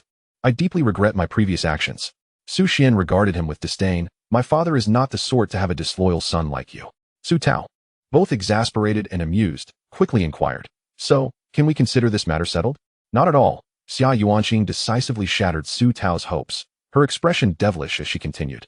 Under the Soldier Protection Act of the Alliance, Article 3 on reputation, no one may insult the valiant warriors who have sacrificed themselves. Violation leads to a prison sentence of no less than 3 years and a fine of 1 million. You have brazenly propagated the humiliation of these brave warriors, enjoying a carefree life on Blue Star. Yet have you ever considered that they bear the burdens for your sake? Were it not for these soldiers, you would have long been reduced to a pitiful state by foreign invaders. What? Su Tao sank into despair. Without hesitation, Xia Yuanqing unceremoniously dialed the inspection office, insisting that Su Tao must pay the price. Once he entered the inspection office, given his crimes, he could very well end up as a laborer in foreign mines. I was wrong. I'm sorry. I'm so sorry. Su Tao wept bitterly, yet none offered him sympathy or pity. It was all self-inflicted. Su Xian expressed his heartfelt gratitude. Thank you. Xia Yuanqing raised an eyebrow, her lips curving into a smile. For what? Uncle Su is someone I should inherently respect. Su Xian fell silent. I never expected you to annihilate Su Tao so swiftly. Xia Yuanqing narrowed her eyes, curiously inquiring, what level of superfrequency will have you awakened? Just as Su Xian hesitated over whether to reveal his superfrequency will, an AI robot interrupted their conversation. Mr. Su, Ms. Xia, greetings. President Li Jing wishes to meet with both of you. May I ask for the pleasure of your presence? Su Xian was momentarily taken aback. The TS Guild president wanted to meet him? Could it be due to his superfrequency level? Should he go or not? Summer Yuanqing, call out Oni-chan for me to hear. Half an hour later, Su Xian departed from the TS Guild. Along the way, Summer Yuanqing cast a curious glance at the young man, her lips curving into a slight smile as she inquired, do you still possess the ability to repair mechas? Where did you acquire such skills? I never anticipated that you could capture the attention of the TS Guild leader, to the extent that he entrusted you with the repair of Li Boyang's mecha. She had initially believed the leader chose to meet her personally due to her own status, yet he seemed utterly indifferent to her identity, displaying a greater interest in Su Xian, as if he were imbued with some unique charm. Moreover, he had requested Su Xian's assistance in repairing Li Boyang's mecha, which is significant considering Li Boyang is the leader's own son, a young prodigy ranked among the top 100. His mechas are typically serviced by first-tier mechanics, underscoring their importance. Su Xian speculated that the renewed vitality of the White Emperor fighter jet likely drew the leader's attention. After all, not long ago, the White Emperor was languishing in a warehouse, having suffered extensive damage on the interstellar battlefield. Restoring it was a formidable challenge, yet he had accomplished it, thanks in part to the support of external enhancements. Thus, he declined the offer, unwilling to attract undue attention, especially since their relationship had not yet reached the level of complete openness where assistance was obligatory. A bit of discretion is prudent. I prefer not to reveal my talents. Su Xian jested. I could make an exception and repair your mecha, a privilege even the guild leader does not enjoy. You might want to consider it. Humph. Summer Yuanqing scoffed, clearly unconvinced that Su Xian's repair skills could surpass those of a first-tier mechanic. In the Blue Star Alliance, first-tier mechanics are the backbone, existing just one step below the legendary mechanics. Indeed, there is only one legendary mechanic within the entire Blue Star Alliance, whose strategic importance surpasses even that of a legendary mecha master, given that rarity enhances value. Legendary mechanics do not service mechas below the 4th generation, nor do they cater to ordinary mechanics. Their clientele consists exclusively of 9-star mechanics and legendary mecha masters. Even Summer Yuanqing could only rely on the expertise of a first-tier mechanic for repairs. Outside of legendary mechanics, first-tier mechanics can navigate the Blue Star with considerable ease. Therefore, it was inconceivable for Summer Yuanqing to believe that Su Xian could be more capable than a first-tier mechanic. Never mind. Thank you for your kind offer. But I would prefer not to see my mecha reduced to a pile of scrap metal after your repairs. Su Xian smirked. That would be the gravest mistake of your life. What would that be? She asked, dismissing my offer. Summer Yuanqing playfully stuck out her tongue and quipped. A typical average guy, truly disappointing. You're slandering me. Su Xian retorted. What is this supernova team? Is it really formidable? Su Xian was somewhat bewildered by the concept of teams. Subsequently, Summer Yuanqing elaborated on the details, explaining that as long as one joins a top-tier team and becomes a member, they could distinguish themselves within the entire Blue Star Alliance. ultimately becoming part of the Alliance's military or inspection department, often holding high-ranking positions. For an ordinary person, even if they gain admission to university, the path after graduation merely leads them upward through the ranks from the grassroots level. It can be said that the beginning for members of the combat team marks the end for university students. From this moment forth, the watershed of life is separated by an insurmountable chasm. Everyone is striving to push their way in with fervor. The more elite the combat team, the greater the resources and status they acquire. The supernova team gathers the top-tier geniuses who have long occupied the pinnacle of their field, making it one of the most sought-after teams. After gaining a general understanding, Xuan nodded and reassured, "Rest assured, I will take good care of myself. You should do the same and protect yourself while you are out there." Xia Yuanqing pouted and retorted, "Your tone is just like my father's." Xuan waved his hand dismissively, saying, "I wouldn't dare. Uncle Xia is someone I deeply respect. However, I could take on the role of your elder brother. How about you call me Oni-chan for my amusement?" Ugh. Xia Yuanqing nearly retched. She shot him a disdainful look, glaring at him as she shook her head. "I never expected you to be so narcissistic. I used to think you were a well-behaved boy." Xuan mumbled to himself. "Is that so? Well, seeing your current state, I believe you won't resort to self-harm, so I can leave with peace of mind." Xia Yuanqing nodded slightly, then pulled a bracelet from her pocket and handed it to him, saying, "Here, this is a farewell gift for you." Xuan examined it with curiosity and asked, "Is this a token of affection? I never imagined you were so enamored with my being. Pray tell, when did this begin? If you truly desire it, I suppose I could reluctantly part with it." Xia Yuanqing rolled her eyes and clarified, "This is not a token of affection. It is merely an ordinary bracelet." Xuan pressed on, "Is that so? Are you still a man? Why are you so chatty? I shall ignore you." Xia Yuanqing snorted lightly, then hailed a taxi to leave, waving goodbye to Xuan as she departed. Watching the girl leave, Xuan felt an unexpected pang of reluctance. Xia Yuanqing was the girl he had interacted with the most since his arrival in this world. Their daily banter and mutual disdain had fostered a bond. And as the moment of true separation approached, his feelings intensified. Damn this withdrawal reaction, Xuan cursed inwardly as he departed with a nonchalant demeanor. The next day, at Tianwu Mecha High School, in the homeroom teacher's office, Xuan realized that immersing himself in the school environment was the best way to swiftly grasp the rules of this world. Previously, due to physical and familial reasons, he had suffered from bullying and was afraid to return to school. But now, he felt unencumbered. After familiarizing himself with the situation, the homeroom teacher brought him to class 1 of martial arts, where Xuan seemed to spot a familiar figure. Jiaqing? In his memories, Jiaqing was Xuan's only friend until Xuan left school, after which they lost contact. Xuan began to introduce himself. "I am Xuan. Were you not the one who was crippled? You seem to be walking fine now." In a moment of unexpected competition, Su Tao was swiftly overwhelmed.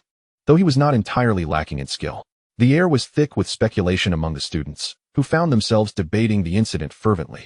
Xuan's eyes glimmered with a fierce light as he coldly retorted, "What are you barking about? If you're dissatisfied, step forward for a duel." His words plunged the classroom into an oppressive silence, a palpable tension hanging in the air. Suddenly, all the students rose in unison, glaring at the newcomer with a mixture of indignation and pride in their collective unity.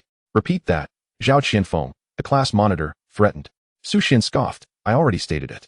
How many times must I repeat myself?" Enraged, Zhao Qianfeng advanced towards him, but at that critical moment, Jiaqing interposed himself, wearing a conciliatory smile and offering apologies.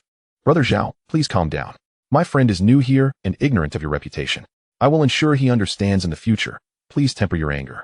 Zhao Qianfeng, momentarily unsettled by Xuan's unyielding demeanor, pondered why this newcomer seemed unafraid.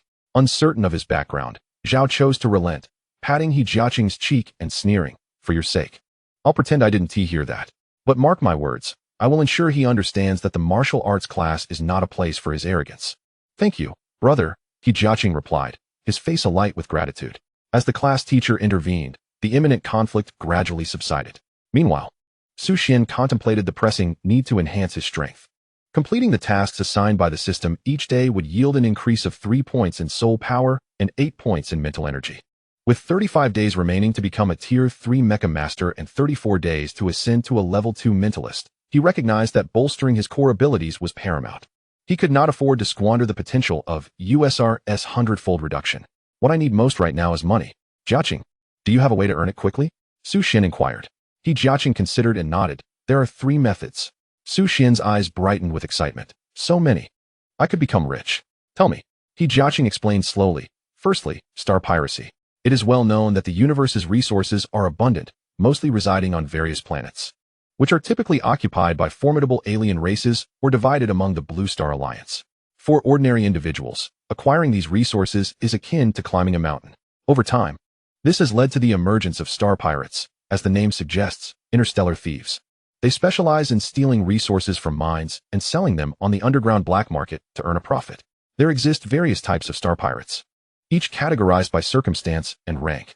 The most rudimentary of star pirates rely solely on their own resources, gradually gathering intelligence before daring to surreptitiously devise their plans. Ultimately, they find themselves exploited by unscrupulous merchants, reaping merely half of the profits. In contrast, those trained within the Blue Star Alliance or by prestigious factions are permitted to pilfer resources from alien races. Equipped with dedicated intelligence units and escape strategies, they face minimal risk while securing profits exceeding 70%, along with a measure of renown. He Jiaqing, lacking any status or background, must depend on his own channels to acquire resources, living in constant trepidation. His father, also a star pirate, met a tragic fate during a heist when discovered by an alien race and ensnared in a trap. Ultimately, he was brutally killed, his remains displayed on a mining site, subjected to the gnawing of star source beasts, until nothing but bones remained. Following in his father's footsteps, He Jiaqing finds himself leading a perilous existence.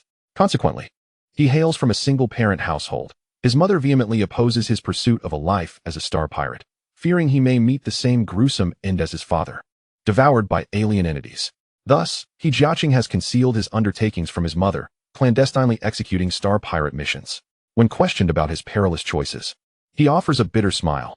There are countless paths, yet this is the only one available to me. Otherwise, my mother would be burdened with insurmountable debt. The creation of mechas is exorbitantly costly, and their maintenance incurs significant expenses. His father had accrued a substantial debt while assembling a mecha, which ultimately fell upon He Jiaqing's shoulders.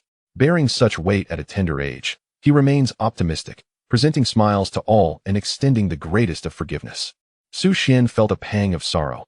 Indeed, the harsh realities of life are inescapable in any world. This is a society that consumes its own. Brother Xian, this is merely the path chosen by ordinary individuals. There exists another route reserved for the exceptionally gifted. Su Xian pressed for clarification. What is it? The Celestial Agency. The illustrious Bai Yaoguang, the heiress of the capital's wealth, and the third generation of the Star Queen. The Celestial Agency represents a profession within the pinnacle competition. Some individuals, in pursuit of honor and higher rankings, unable to ascend on their own, may solicit the assistance of renowned players to log into their accounts and propel them to victory. Upon achieving a certain score, the employer rewards them financially, assuming all responsibility for any damage incurred to the mecha during battles. It is akin to the fantastical tales of reincarnation, where an adept at the Yuan realm possesses the ability to dominate lesser beings in their cultivation stage. Furthermore, mecha assistants can also leverage the extraordinary will of the Celestial Agency, reminiscent of how masters at the Yuan realm can utilize techniques comprehended at their level to deliver a dimensional strike. Thus, the profession of proxy play is most suited for those with exceptionally high talents in overclocking willpower. These individuals are inherently destined for the vocation of transcendent proxies. Naturally, this imposition of elevating an employer to heights beyond their own capacity does not evoke discontent. After all, this opportunity is akin to a prized delicacy. Once they engage in peak competitions, they become mere prey, effortlessly securing victories without the arduous struggle of combat. In this manner, the transcendent proxies can reap monetary rewards. Opponents can easily accumulate peak points, and employers can indulge in the euphoria of being among the elite, an endeavor that yields benefits for all three parties involved. In the Blue Star Alliance, proxy play is recognized as a legitimate profession, complete with platforms established to support it. However, it must be noted that not everyone is capable of becoming a transcendent proxy. A lack of innate talent may result in a decline in the employer's scores, leading to potential repercussions such as reporting the proxy, which could result in imprisonment or banishment to interstellar mines. From a certain perspective, proxy play is indeed a high-risk occupation. Numerous instances exist of proxies being reported and subsequently exiled to the interstellar battlefield. As the saying goes, fortune favors the bold, while the timid perish. Quick money-making schemes are expressly forbidden by law. I am merely an S-level overclocking willpower user, possessing the ability to significantly reduce the cooldown time of core abilities. Yet I have not reached the threshold of a top-tier genius. He Jiaqing displayed a sincere smile. Xuan pondered, finding wisdom in He Jiaqing's words. Although proxy play carries inherent risks, one must remember that without taking risks, one cannot reap rewards. Coincidentally, his profession aligns perfectly with that of a transcendent proxy. What then? Is the final method? The first two options promise such high returns. Does the last one lead directly to the heavens? A peculiar smile graced He Jiaqing's lips. The final method is the most comfortable, requiring no accountability, bearing no risk whatsoever. And the speed of profit far surpasses the previous two. Xuan was astounded. Is there truly such a leisurely profession in existence? What could it be? He Jiaqing candidly replied, maintaining a mistress. Xuan, Xuan, would rather starve than accept a morsel from a wealthy woman. A man of stature cannot remain subservient for long. It is a disgrace. Upon returning home from school, Xuan began to contemplate the world of proxy play. He first discovered that the bracelet given to him by Xia Yuanqing possessed extraordinary virtual capabilities, allowing for the download of various platform services. The operational functionality of the bracelet was far more convenient than that of a smartphone. He could even log directly into his Mech account through the bracelet, engaging in peak competitions anytime, anywhere. He downloaded a platform titled Ace Proxy Play, linked his identity information, and registered the relevant accounts. Tongxiandai. New level. 2-star Mecha Master. Level 1 Mentalist. Talent. Unknown. Peak competition. Unknown. Record. 0 wins, 0 losses. Employer feedback. Unknown. 0 reviews. Firstly, the platform kindly marks the emblem of the novice Tongxiandai. Additionally, one can link their Mecha account to display their talents and peak competition scores, thereby showcasing their true prowess. Xuan pondered whether to reveal his talents. But another reason held him back. Since the peak competition had not commenced, he essentially had a score of 0 and no ranking. To link directly would be excessively embarrassing. For now, he could only browse the hall, hoping for a stroke of luck, perhaps stumbling upon a lucrative job. Employer, Violent Sky Dragon God. Requirements: 1800 to 1900 points. Reward: 10,000 star coins. Demands: only those who favor the use of blades should apply. If not, spare me the trouble of sending you to the interstellar battlefield. Employer, Sword Immortal's Little Fan. Requirements: 1700 to 1850 points. Reward: 18,000 star coins. Demands: oh dear, I adore handsome Sword Immortals.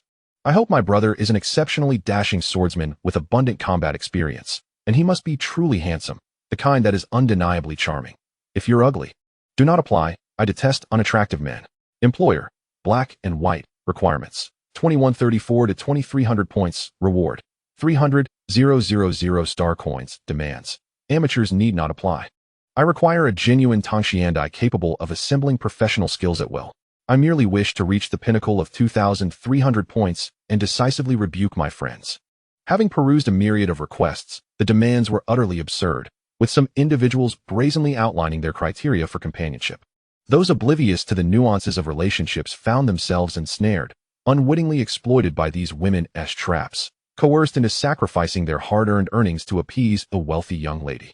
Ultimately, Xuan opted to apply for the job with Black and White. After a while, he received a private message. Black and White, your profile is empty. You are undoubtedly a novice. What is your peak competition ranking? Blank. It has yet to commence. Black and White, are you a primitive man or a newly awakened Mecha Master? Blank. I have recently awakened. Black and White, seriously, how dare you accept this order? This is a match among the top 10,000 at 2,300 points. Can you truly compete? Frankly, you probably can't even defeat me. Blank. Perhaps not. Black and White, wow, you really have some nerve. All right, let me ask you this. What is your super frequency will? Xuan hesitated momentarily. But in a gambit to secure the job, he promptly responded truthfully. Blank. USR-level super frequency will. Is that sufficient? Black and White, you've made me laugh, my friend. Have you been consuming too many mushrooms? Experiencing hallucinations and boasting about possessing a USR-level overclocking will. If you were to claim SSS, I might just believe you. What pretense is this of being USR-level?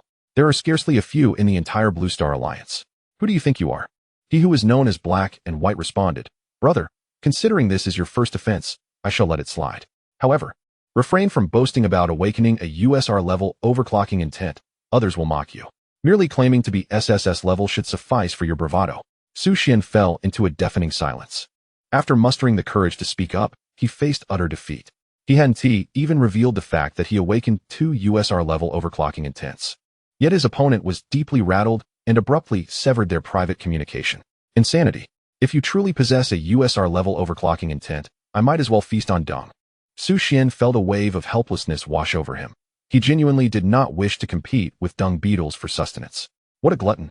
In a prestigious family of Kyoto, the room was adorned with pink wallpaper featuring delicate bow patterns. A white writing desk stood by the window, topped with an exquisite table lamp whose shade was a soft blue, embellished with lace. At the center of the room lay a plush princess bed, draped in pink curtains, with fluffy cushions at the foot. A slender girl, her long legs enveloped in black stockings, reclined upon the bed, activating her wristband to commence a peak competition. Contestant Lone Wolf King versus Contestant Night Sky Cat. Contestant Night Sky Cat has been defeated. Peak competition, 2, 144, 202, 124 points. Rank 9, 980 in the elite. Lone Wolf King, you are truly pathetic. Such fine equipment wasted on you. You might as well hand it over to me. Night Sky Cat, get lost. A sharp explosive sound echoed through the room. Xuan was completely rattled. 5 consecutive defeats. I've endured 5 consecutive defeats. The system has only matched me against experts. I refuse to accept this. Their innate abilities are no match for mine.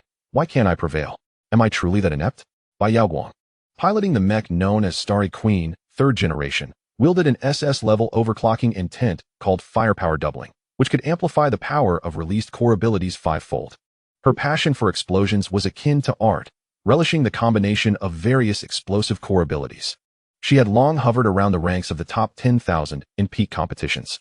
Her reasoning was indeed more straightforward than most, yet she was the type who, despite being rather inexperienced, loved to play. Not only that, but she was also stubborn, refusing to heed others' advice, centering everything around her own thoughts. Convinced she was the queen.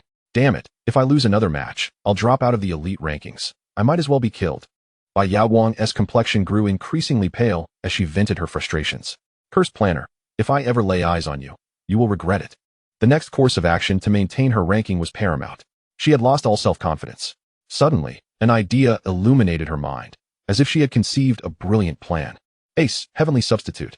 It is said that within lies a congregation of exceptionally gifted individuals, representing the swiftest avenue to ascend in rankings. Why not give it a try? After a moment's hesitation, Xuan's delicate fingers instinctively clicked to download the application, subsequently registering her employer information and posting a task. Employer, Cat of the Night Sky, requirements, 21, 242, 300 points, reward, 1 million star coins requirements. Wait, how is this supposed to work? I don't understand.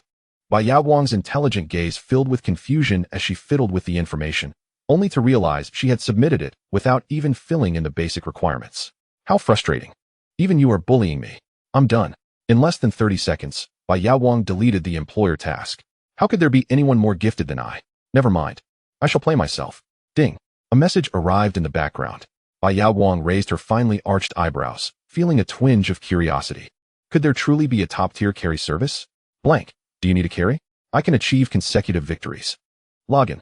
I am a top-tier carry. Let the winning streak commence. What is the secret to captivating a woman with but a single phrase? It is to provide her with a profound sense of security in her most vulnerable moments. I can achieve consecutive victories.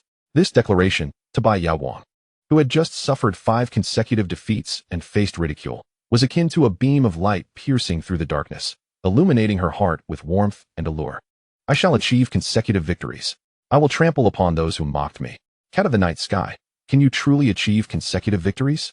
Cat of the Night Sky, can you truly achieve consecutive victories? Xuan, upon seeing this, instantly summoned his courage. Blank. Indeed, please trust me. Xuan realized that this employer before him could very well be a lucrative opportunity. According to standard market rates, 21,023, 300 points would typically amount to around 300,000, akin to the previous transactions. Yet this employer was offering a price 3-fold higher. This was undoubtedly a substantial benefactor. Achieving 300 points would yield 1 million. It was quicker than picking up money. Cat of the Night Sky, whoa, are you truly a top-tier carry? What does the new next to your avatar signify? Why is your peak match talent concealed? Xuan's mind raced like lightning as he spun a tale. Blank. New signifies that I am a new top-tier carry, the strongest player, and my identity must remain confidential, hence it is hidden. I typically do not accept tasks from just anyone. Blank. This time, I sensed our connection and guessed you required assistance. Otherwise, I would not have intervened. Blank. Of course, if you do not believe me, you are free to decline. Having been so thoroughly convinced by Su Xian's eloquent persuasion, Bai Yaowang was entirely swayed by his assertions. A master. He truly is a master. How did he know I needed help? In the stillness of the air, a palpable silence enveloped the conversation. Night Sky Cat, esteemed one, you must assist me. I am in dire need of your support. If you can achieve a score of 2,300 and secure consecutive victories, I shall reward you with an extra chicken leg and an additional 1 million. Upon hearing this, Su Xian felt compelled to respond immediately. Blank. A token of goodwill is always appreciated. As the saying goes, a small gift carries deep feelings. I shall reluctantly accept to alleviate your sense of guilt. Bai Yaowang was thoroughly convinced that Su Xian was a top-tier expert, possessing the demeanor befitting a true champion. Night Sky Cat, please, I implore you to lend me your aid.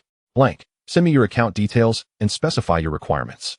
Night Sky Cat, there is but one requirement. Obliterate the opposition. I need absolute strength to crush them. Art is an explosion. Therefore, my setup is entirely focused on ranged assaults.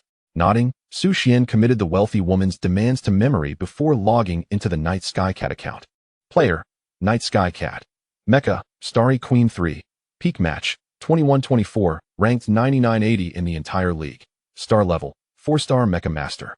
Level 5 Mentalist, Soul Power, 870. Mental Strength, 7500. Overclocking Will. SS-level Firepower Doubling. Core Abilities. S-level Super Fire Dragon 580. Summon a Super Fire Dragon to inflict significant fire damage on the target. A-level Enhanced Charging 150. Activate in advance, increasing the next ability's power by 120. A-level Queen's Gaze 120. Slows the agility of targets within visual range by 15. A complete description of a core ability should read. S-level Super Fire Dragon 580. Summon a Super Fire Dragon to inflict significant fire damage on the target. Cooldown, 25 seconds. Consumes 1500 mental energy. This includes the level, name, soul power requirement, ability description, cooldown, and the mental energy needed for activation. What? Su Xian exclaimed in astonishment. Dear brother, how is it that you are so lacking? A 4-star Mecha Master, a level 5 Mentalist. Piloting a 3rd-generation Mecha. Surely a configuration that should place you in the top 1,000, yet you languish around the 10,000th rank. Moreover, the abilities she had equipped did not synergize with her overclocking will. With an SS-level firepower doubling already in place, why burden herself with an A-level enhanced charging?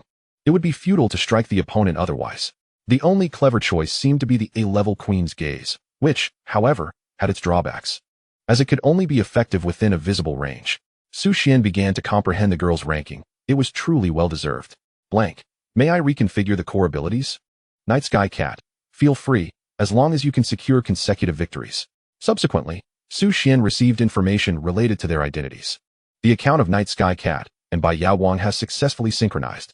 Mech Master, Bai Yaowang balance, 5, 250, 000, 052 Night Sky Cat. Alright. You can freely utilize the funds in the account. Help me select the most suitable core abilities, with the condition that we must achieve consecutive victories. Blank. Understood. Su Xian had never engaged in such a prosperous match. The balance was astonishingly over 50 million. This was the epitome of wealth. She cherished the phrase often uttered by wealthy individuals. I only care about the results. Su Xian's curiosity about Bai Yaowang's identity grew. With a circulating balance of 50 million, what could her true assets be? However, since this affluent individual chose to place her trust in Su Xian, she could not afford to disappoint her. She resolved to perform admirably to achieve success. Thus, she began to connect her super-frequency consciousness and equip the appropriate core abilities. Bai Yaowang lay quietly in her room, staring at the ceiling in a daze. Her deep-set eyes discerned something amiss. It appeared she had been deceived. Suddenly, she recalled that Blank's identity information bore no battle record. And there were no comments whatsoever. He was not a top-tier newcomer at all. Oh no, I have been tricked. This is disastrous. If my friends discover that I have been duped, they will surely laugh at me to no end. I can only hope he keeps this matter to himself. Otherwise, I would have no face left to live. Bai Yaowang immediately rose and logged into the employer account, fervently sending messages. Night Sky Cat, are you a fraud? You are not a top-tier newcomer at all. Night Sky Cat, hurry and reply to me, or I will report you. Night Sky Cat, please, do not let this matter leak. I can offer you 1 million as hush money. Night Sky Cat, I beg you, please respond. Just as Bai Yaowang was at a loss, Su Xian finally completed the Mech Master's assignment. Blank. Alright, let's prepare for consecutive victories. Bai Yaowang, you are not a fraud. All 12 are S rank. SSS-rank Fire Dragon King's Lament, by Xuan had anticipated that Xuan would abscond with the funds, burying this incident forever. To her surprise, he was serious. Without hesitation, he indicated his readiness for consecutive victories. Night Sky Cat, I have seen through your true identity. Do not think you can deceive me. You are merely a fledgling who has just registered an account. Blank. While that may be true, I assure you I am not deceiving you. I am indeed a top-tier newcomer, and there are very few on the platform who meet your criteria, of which I happen to be one. Night Sky Cat, I have encountered many boastful individuals, and you are among the most exceptional. Do not assume that I can be easily swayed just because I am a beautiful girl. I shall inform you. I will offer you 500,000 as hush money, and you must not disclose my affairs. I do not require a hush fee. If you doubt my words, you may take a glance. Night Sky Cat, very well. I shall reluctantly trust you this once. After all, I am already here. Bai Yaoguang examined the account information, and the moment she clicked on the screen, she stood frozen in place, her pupils abruptly quivering, engulfed in bewilderment. Is this truly real? Bai Yaoguang's breath quickened. Her beautiful eyes fixated on the screen as she incredulously inquired. Player, Night Sky Cat. Mecha, Starry Queen 3. Peak, 2124, ranked 9999 in the entire league. Core abilities. S-Class Freezing Rapid Beam. SS-Class Weightlessness Domain SSS-Class Whale of the Fire Dragon King. Bai Yaoguang was utterly astounded. SSS-Class. SS-Class. S-Class. Good heavens. None of the core abilities were below S-Class? How on earth did he achieve this? Who is this person? In just a few seconds, Bai Yaoguang's perception of blank was irrevocably transformed. This is a true powerhouse, a genuine luminary. A 4-star Mecha Master can wield SSS-Class core abilities. Under normal circumstances, only a 6-star Mecha Master can harness SSS-Class core capabilities. Engaging in a duel against a 4-star Mecha Master is akin to a dimensional strike. Of course, Bai Yaoguang assumed this was Xuan's limit, unaware that in a bid to diminish his presence, he had deliberately restrained the level of his core abilities. Otherwise, they would all be SSS class, rendering any competition futile. Night Sky Cat, esteemed one, I am quite curious. What level of super frequency will do you possess? Blank, just remember, I can ensure your consecutive victories. Night Sky Cat, understood, I shall obediently comply. Blank, the performance commences now. In the peak matchup, players, White-Clad Swordsman vs. Night Sky Cat, Mechs, Light Sword Warrior 2 vs. Starry Queen 3, Peak, 2156, 2124. The two mechas simultaneously entered the arena. The Starry Queen's tonnage and physique were significantly larger than that of the Light Sword Warrior, creating an overwhelming sense of pressure visually. However, the opponent remained unfazed, even issuing provocations. White-Clad Swordsman, is this not the esteemed queen who has long thrived around the peak ranks? Do you recall how furious you were the last time you lost to me? What a surprise to encounter you again today. Ha ha ha. Bai Yaoguang activated the first-person view of the Starry Queen, synchronously observing the battle. Who is this fool? I cannot possibly remember all who have defeated me. Xuan. Indeed, there is some merit to that. He is quite the logical genius. Starry Queen, I hope you can maintain that arrogant demeanor for a while longer. White-Clad Swordsman, who doesn't know that your Queen Mecha relies on but 3 moves? Just evade the initial attacks, and when you enter your period of capability vacuum, I shall press you to the ground. The Queen of the Stars exclaimed, and with a single phrase, the white-clad swordsman was rendered nearly lifeless with rage. He immediately wielded a nuclear fission-enhanced laser sword, his mech spewing forth blazing blue flames, transforming into a bolt of lightning that surged forth with thunderous intensity. In an instant, a chilling gleam flashed. Move quickly. He is coming to strike. Bai Yaoguang instinctively closed her eyes, for she had previously fallen victim to the same technique, often succumbing due to a lack of response, allowing her opponent to seize the initiative. Do not rush, Xuan said calmly. The SS-level weightless domain was not of the SS caliber. Its range was far narrower, thus they could only wait for the enemy to fall into the trap. For that would be the opportune moment to strike. The white-clad swordsman, brimming with confidence, unleashed the fierce might of his laser sword. As if to vanquish gods and Buddhas alike, an unstoppable force. I shall accept your score, he declared, as he closed the distance to the Queen of the Stars. Now less than 10 meters away. In that fleeting moment, a weight akin to Mount Tai bore down upon him, causing his mech to plummet to the ground. His legs crashing heavily against the steel surface, shattering instantaneously. Then, a blinding beam of light hurtled towards him, and the gravity-defying laser knight was immediately encased in ice. Utterly immobilized, reduced to a mere target. The lament of the SSS-level Fire Dragon King. With a thunderous roar, a colossal fire dragon king unfurled its massive jaws. Unleashing a searing breath akin to a torrent of molten lava, the flames tore through the air with a deafening roar, turning the earth blackened and cracked. As if the apocalypse had descended, bathing the entire arena in a fiery glow. Boom. The laser knight was instantaneously engulfed by the flames. Take a deep breath. Dizziness is quite normal, a voice echoed. At that moment, the white-clad swordsman had no time to react. He hastily clicked to surrender and exited the room. Otherwise, the core reactor and core chip would suffer damage, leading to the most significant loss. The player, white-clad swordsman, has surrendered and exited the room. The match is won by Night Sky's cat. Victory! He exclaimed. I truly won. The cursed spell is lifted. That little brat has thrown down his arms and surrendered. Bai Yaoguang let out a joyful cheer, as Xuan repeatedly unleashed his abilities with precision, effortlessly manipulating the white-clad swordsman, crushing him in the blink of an eye, and ultimately forcing him to surrender. Bai Yaoguang gazed at him with deep admiration. Master! No, the great god. This is the pinnacle of divine prowess.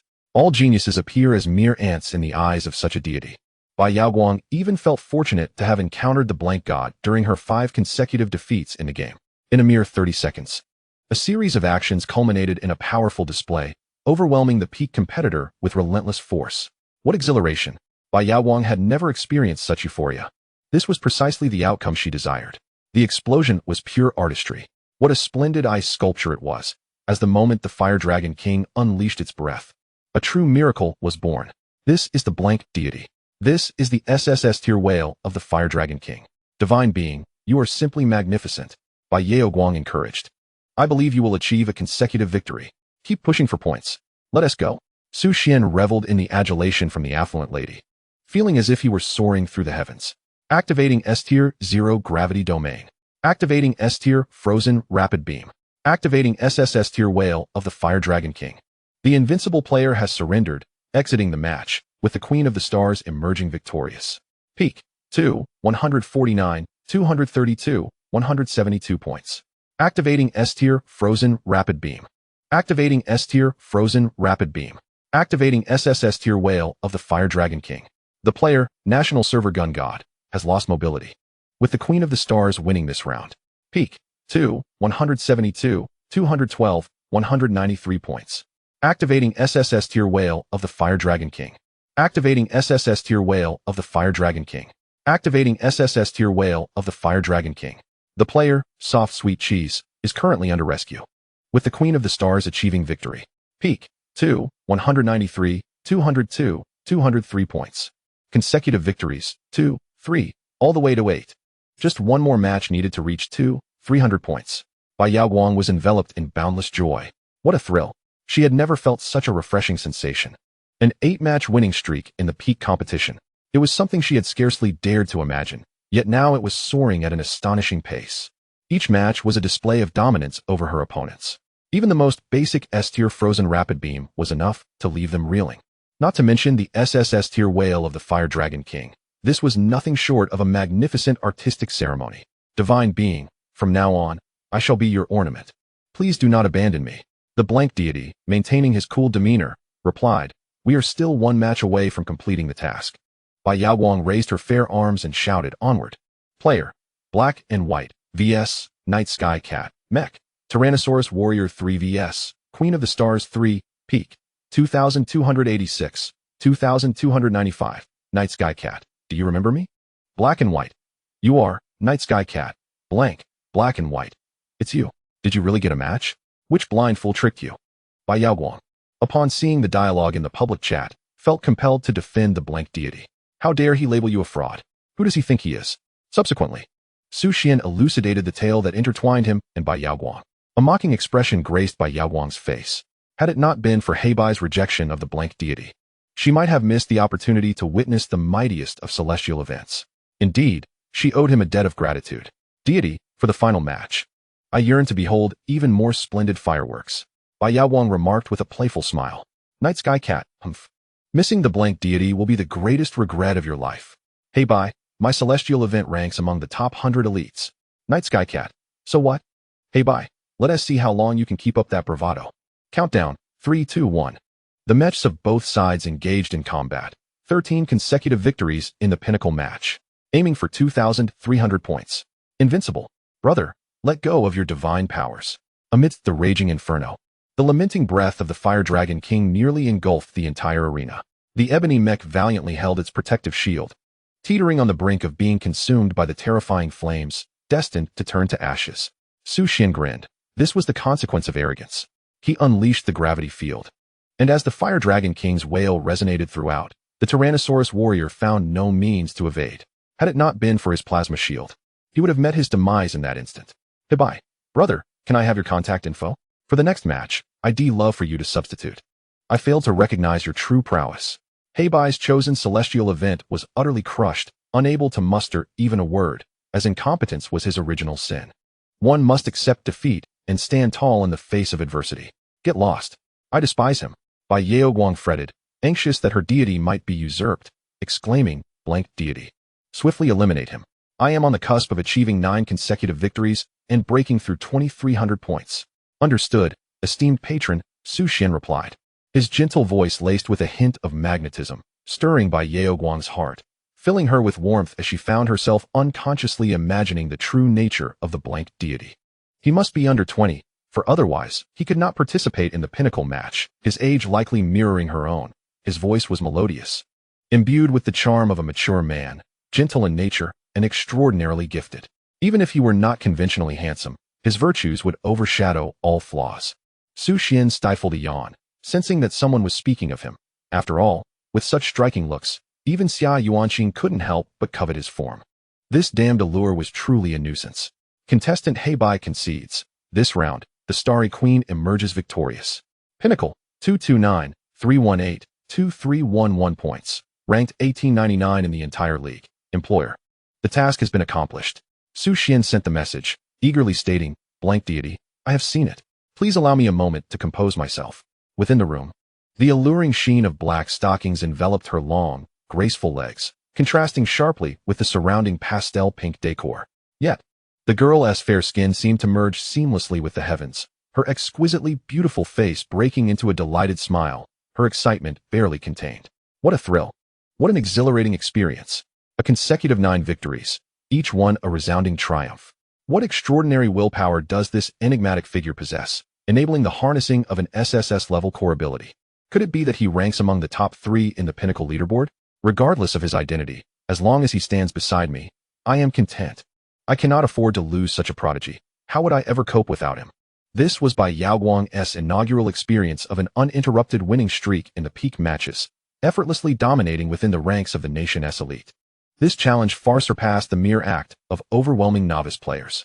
It was akin to facing the formidable duo of Black and White, both recognized as top contenders, yet encountering the even more extraordinary blank God. God, do you have a girlfriend? Bai Yaoguang, unable to restrain her curiosity, inquired impulsively. Instantly, she felt a wave of shyness wash over her, burying her face into the pink pillow and emitting a sharp, embarrassed sound. Oh heavens, what am I doing? How can I shamelessly pry into the private life of such a remarkable individual? Surely, someone as talented as him would not lack female companionship. What am I even thinking? Bai Yaoguang, get a grip. Ding dong. The moment the message was sent, Bai Yaoguang's heart raced anxiously as she opened her wristband, emotions surging within her. Blank, no. Why do you ask? A fleeting sense of relief washed over her, swiftly replaced by surprise. Night Sky Cat. It's nothing, just checking. I was worried my sister might be upset. Blank. I've been single since birth. Night Sky Cat. You are a pure love war god. Blank. No. I simply have not been desired. Night Sky Cat. I refuse to believe it. With your prowess, how could any woman possibly turn you down? Blank. I seek not a woman to admire my talents, but rather someone who appreciates my soul. With those words, Bai Yaoguang profoundly felt the solitude emanating from blank God, as though 2 lonely souls resonated in that moment. How could she not relate to such feelings? The men who pursued her, were they not all drawn by her status as the daughter of the wealthiest in Kyoto? Of course, her beauty played a part. Yet no one had ever sought to understand her deeply. Their minds consumed with avarice and sordid desires, her own lonely soul remained unnoticed. Night Sky Cat, I feel the same. Night Sky Cat, thank you for your assistance, God. I have exceeded the task requirements and transferred 2 million star coins to your account. Please check. Xuan clicked on his bank account. Your account ending in 4438 has received 2,000,000,052, with a balance of 856,000. 52. In less than half a day, he had earned 2 million. Indeed, a lucrative industry, he mused, his eyes brimming with joy. When Bai Yaoguang encountered the message, she was utterly bewildered. How could she not comprehend the underlying implication? Such a straightforward man. Such an utterly oblivious man. I shall no longer engage with you. Woe is me. Night Sky Cat. Humph, then turn back. This way, I can claim your 520. Hee hee, I truly am a little genius. In the next moment, you have received a transfer of 1 star from account ending in 4438. Blank. All right, if you've transferred more, there's no need to return it. Bai Yaoguang. Night Sky Cat. I finally understand why you have no girlfriend. Blank. Why? Night Sky Cat. Because you're a fool. Su Xian felt rather perplexed, suddenly being labeled a fool. Blank. I'm logging out now. Night Sky Cat. Wait. Can we add a main account? Blank. Sending identity account. Night Sky Cat immediately applied to add, checking the Master S level. Mecha Master. Su Xian. Star level. 2-star Mecha Master. Level 1 Psychic Master. Mecha. White Emperor Fighter. Generation 1. Peak. Not unlocked. Overclocking will. Not disclosed. Core ability. Not disclosed. So, the renowned blank S name is Su Xian. How melodious. Bai Yaoguang beamed with a sweet smile. Su Xian, once I log out, you will no longer be able to utilize SS-level Zero Gravity Domain and SSS-level Whaling of the Fire Dragon King. I recommend you reconfigure your core abilities for numerical superiority. Avoid selecting S-level or above to occupy the NMC. Your overclocking will SS-level firepower doubling is sufficient to inflict S-level, if not SS-level damage with A-level core abilities. Su Xian, focus more on control, restricting the opponent's mobility. If you must equip an S-level core ability, I suggest choosing a defensive one, as your inherent defense is too weak. Once your skills enter cooldown, you'll be left vulnerable. After reading this, Bai Yaoguang felt as if struck by enlightenment, realizing her previous combat strategy had been fundamentally flawed. Truly, he is a master. Bai Yaoguang. Thank you, Master Su Xian. I will remember your words forever. Su Xian suddenly felt something amiss with the employer. Su Xian, it's all right, I'll log off now. Bai Yaoguang. Master Su Xian. May I reach out to you in the future? Could you become my dedicated guide? I can offer you 200,000 star coins monthly, with additional fees for assistance in gaming. In essence, as long as Su Xian refrained from taking other jobs, he could earn 200,000 star coins each month. Moreover, by aiding Bai Yaoguang in her endeavors, he could earn points and an immeasurable additional sum. This is akin to being kept. Su Xian was taken aback, his expression reflecting astonishment. This transaction is utterly devoid of loss. Originally, he possessed scant time to place orders, as he must also fulfill systematic tasks such as push-ups and meditation. Should he become overly consumed by such activities, it would inevitably hinder his progression. Furthermore, the employers within the A Sky Agency are largely incongruous with his combat style. Before him stands Bai Yaoguang, the true epitome of wealth. Of course, my esteemed benefactor. Upon receiving Su Xian's agreement, Bai Yaoguang's smile broadened, even surpassing the joy of a 9-game winning streak. He has consented. He has truly consented. From now on, he belongs solely to me. I cannot bear to witness him piloting another's mecha. Do not enter. Come back to me. Bai Yaoguang's possessiveness is rather intense. Bai Yaoguang, do not call me benefactor. Simply refer to me as Yaoguang. Su Xian, certainly Miss Yaoguang. Bai Yaoguang, are you intentionally trying to vex me? Su Xian, not at all, Yaoguang. That utterance struck directly at the heart of the young lady, causing her fair cheeks to flush a deep crimson. Bai Yaoguang, until we meet again. After severing the chat, Su Xian took a deep breath, feeling an immense sense of relief. He couldn't help but marvel at the delightful sensation of being supported by a wealthy benefactor. No worries to ponder, with 2 million credits deposited monthly.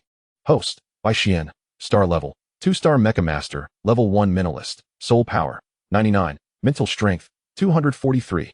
Mecha, White Emperor Fighter. Generation 1, overclocking will. USR Hundredfold Amplification. USR Hundredfold Diminution. Core ability. SS-level Tactical Missile 25. Function, one-click assembly, one-click repair. SSS-level core ability, Hypersonic Missile, requires 10,000 points, with each activation demanding 15,000 points of mental energy. 8 million star coins. Glancing at the marketplace, Su Xian felt a wave of disappointment wash over him. The coveted SSS-level hypersonic missile costs a staggering 10.8 million, leaving him nearly 3 times short of the required funds. Even the SS-level core abilities are priced above 5 million. No wonder so many are exiled to the interstellar battlefield. This is a game only the affluent can afford. Alas, he must await the next month's salary from his benefactor. Bai Yaowang, Sister Audrey, look at my peak score now.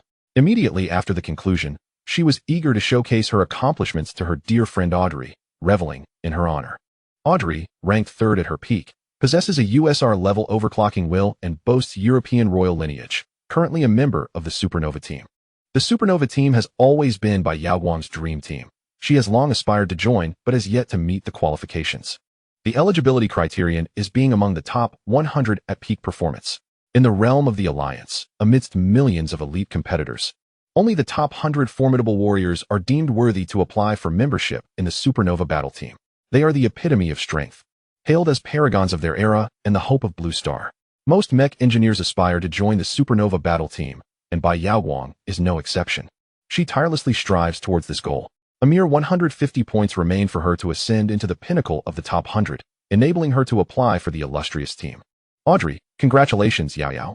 You finally surpassed 2,300 points. How did you manage that? Bai Yaowang. Naturally, it's through sheer strength. With a cunning smile, she added. Financial resources are also a form of power. I've employed my skills to secure the best assistance available. Audrey, wow, Yao Yao, you're incredible.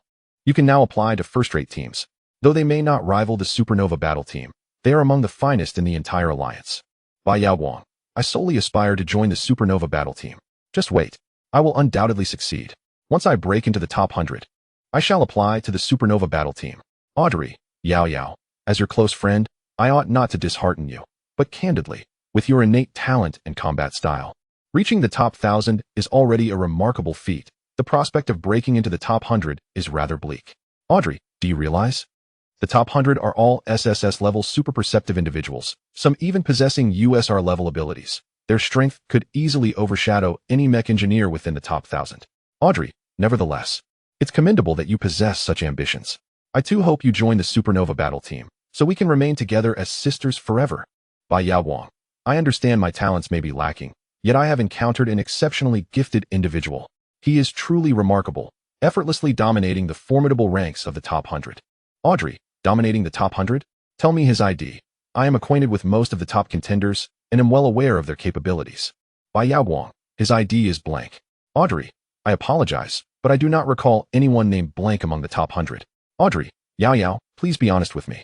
Are you certain you haven't been deceived? Bai Yaowang, absolutely not. Do you truly doubt me? Blank is indeed formidable, merely lacking a registered account in the pinnacle matches. Whenever he wishes, he could easily compete within the top 100 or even the top 10. Audrey, not even registered in the pinnacle matches? Is that not a sign of deceit? In this era, performance in pinnacle matches signifies future potential. Only by reaching higher peaks can one secure resources and status. Bai Yaowang, Sister Audrey, do you not trust me? Audrey, all right, I believe you. Is that not sufficient? Should you reach the top 100 before the peak, I will personally welcome you into the Supernova team, Bai Yaowang declared. You have my word. I shall strive to ascend into the top 100. Await my arrival. She affirmed. All right, my dear sister, Audrey replied. A month later, the regimen was set. 100 sets of push-ups, 100 sets of sit-ups, and 100 sets of jump squats. Completing every 3 sets would yield 0.01 points of soul power. Meditating for a minute would grant 0.01 points of mental power, with a maximum duration of 8 hours. Upon fulfilling these tasks, one would accumulate 3 points of soul power and 8 points of mental power. Xuan reclined on the training mat, engaging his core with precision as he executed sit-ups with grace, beads of sweat trickling down his forehead and cascading down his cheeks. Following his sit-up routine, he settled on the ground, exuding tranquility as he entered a meditative state. The surrounding air seemed to transform into a serene atmosphere, with only the rhythmic sound of his breath resonating, as if conversing with his inner self to unearth deeper reservoirs of strength. Host, Bai Xian, Star Level, 2-star Mech Engineer. Level 1 Mentalist, Soul Power, 189, Mental Power, 483. Mech, by D Fighter. First Generation, Overclocking Will. USR Hundredfold Amplification. USR Hundredfold Diminution. Core Ability. SS Class Tactical Missile. Function, one-click assembly, one-click repair, presently. Xuan found himself increasingly close to becoming a 3-star Mech Engineer and a Level 2 Mentalist, with only 4 days remaining until his official breakthrough. Through diligent effort, rewards would inevitably follow. Moreover, his balance had risen to 5 million star coins. During this period, Bai Yaowang and he maintained close contact. She would greet him each morning and bid him good night before bed, more punctual than an alarm clock. She was also adjusting to her newly acquired core abilities. With her combat prowess stabilizing at 2,300 points, she aspired to elevate her score to 2,500, hoping to impress Audrey. "Good morning, Master Su Xian," Bai Yaowang greeted. "Good morning, Yaowang," Su Xian replied. "Master, I am off to train for points," she exclaimed. "Go for it," he encouraged. "Are you still alive?" Came an unexpected message from Xia Yuanqing, nearly causing Su Xian to lose his breath. Upon seeing her message, an inexplicable guilt washed over him. "Why should I feel apprehensive? We are merely friends." "Miss Xia Yuanqing." "I am indeed alive," he responded. "Alive, huh?" After such a long silence. "I thought your body had gone cold," she retorted. Was she upset? Was it due to his lack of initiative in contacting her? Having emerged from her seclusion and training, Xia Yuanqing felt a surge of anger upon realizing she had not received a single message of concern from Su Xian, her expression turning a shade of fury. Breathless with indignation. "Su Xian, I apologize. I've been quite busy with training lately and forgot." "Su Xian, if needed in the future, I can greet you regularly." Xia Yuanqing. I have no need for that. Save it for those who do. I merely wanted to see if you were still alive. Since you are, so be it." "Su Xian, are you well?" Xia Yuanqing. "Oh, you still care about me?" "I'm fine, so don't worry, I won't be dying anytime soon." "Su Xian, have you taken some sort of medication? Why are you always snapping at me?" Xia Yuanqing. "I'm not angry. I'm just ignoring you now." "Su Xian, do all women enjoy saying they're ignoring you?" Xia Yuanqing. Xia Yuanqing. "All women? Do you think other women have said this to you?" Su Xian felt a chill run down his spine and hurried to explain. "Su Xian, it seems not." Xia Yuanqing. "Oh, Xia Yuanqing, I'm not concerned about you. So please don't overthink it. If it weren't for Uncle Su, I wouldn't bother with you at all." "Su Xian, thank you." Xia Yuanqing. "How has training been lately? Have you participated in the peak competitions, and what is your ranking?" Su Xian. "It's been alright. I haven't started the peak competitions yet." Xia Yuanqing. "You fool, start accumulating combat experience sooner. It will benefit you." Narration: The angry Su Xian. The calm before the storm on a night of turmoil. "Su Xian, I understand. Thank you for your concern." She was indeed upset. Ever since sending her last message, Su Xian had stared at the screen for half an hour without receiving a response from Xia Yuanqing. The ancients were right. A woman's heart is as elusive as a needle in the ocean. After finishing today's training, Su Xian took a hot shower and lay quietly in bed, contemplating his future path. His soul power and mental strength were not a concern. They would only grow stronger with time. What he needed to focus on was upgrading his mech, earning money to acquire more advanced equipment capable of harnessing superior technology. The current generation of Mechs could not withstand the launch of hypersonic missiles. Furthermore, he needed to earn enough money to purchase core abilities. The greatest obstacle to his growth was a lack of funds. Money could move mountains. Without it, even ghosts would not knock at your door. Regardless of the era, money is omnipotent, capable of alleviating all woes. If issues remain unresolved, it merely signifies that there isn't enough money. "Teacher, why has Hijechi been absent from school for several days? Is there a particular reason?" In the office, Su Xian inquired about Hijechi's circumstances. He hadn't seen Hijechi in school for days, and even his messages went unanswered, as if he had vanished from the world, raising his concern. Thus, he sought the assistance of his homeroom teacher. The teacher sighed deeply, her expression grave, as if she had something unspeakable to convey. Su Xian narrowed his eyes, sensing trouble, and pressed on. "Teacher, I am Hijechi's only friend. If he is in trouble, I am the only one who can help him." Upon hearing this, the homeroom teacher, with a sense of resignation, replied, "In this matter, you cannot assist him. Rather, you may find yourself ensnared as well. Furthermore, Hijechi is aware of your impulsive nature, which is why he asked me not to disclose anything to you." Su Xian, with a solemn expression, responded, "Teacher, I simply wish to understand the reason." Observing Su Xian's unwavering determination, the teacher's internal defenses began to crumble, and he proceeded to narrate the entire ordeal. A few days prior, while Su Xian was engrossed in closed-door cultivation, Hijechi once again fell victim to collective bullying. Not only was he coerced into serving the entire class, but he was also compelled to pilot a mecha, becoming a living target and a sandbag to assist in the class's training. This was falsely glorified as mutual aid among classmates. Fearful of retaliation, Hijechi could only acquiesce. He had attained the rank of a 3-star mecha pilot and 3rd-level psychic, with academic standings in the upper tier. Under the leadership of Zhao Qianfeng, the mecha pilots took turns engaging in combat drills with Hijechi, explicitly forbidding him from employing his core abilities to avoid any unfortunate accidents. In stark contrast, this group was permitted to utilize their core powers, ultimately inflicting over 90% damage to Jiaqing's mecha, rendering it severely incapacitated, leaving behind nothing but a heap of scrap metal. It is crucial to note that Jiaqing bore a debt of several million, and the mecha was his sole means of livelihood. He could pilot the mecha into interstellar battlefields, embracing the perilous life of a space pirate, living on the edge of a knife, and eking out meager profits for survival. Should his mecha be completely destroyed, it would signify his inability to afford repairs, thus losing his only means of sustenance. Jiaqing's father had perished at the hands of foreign tribes, while his mother labored in a factory, toiling endlessly each month, yet unable to repay the loans.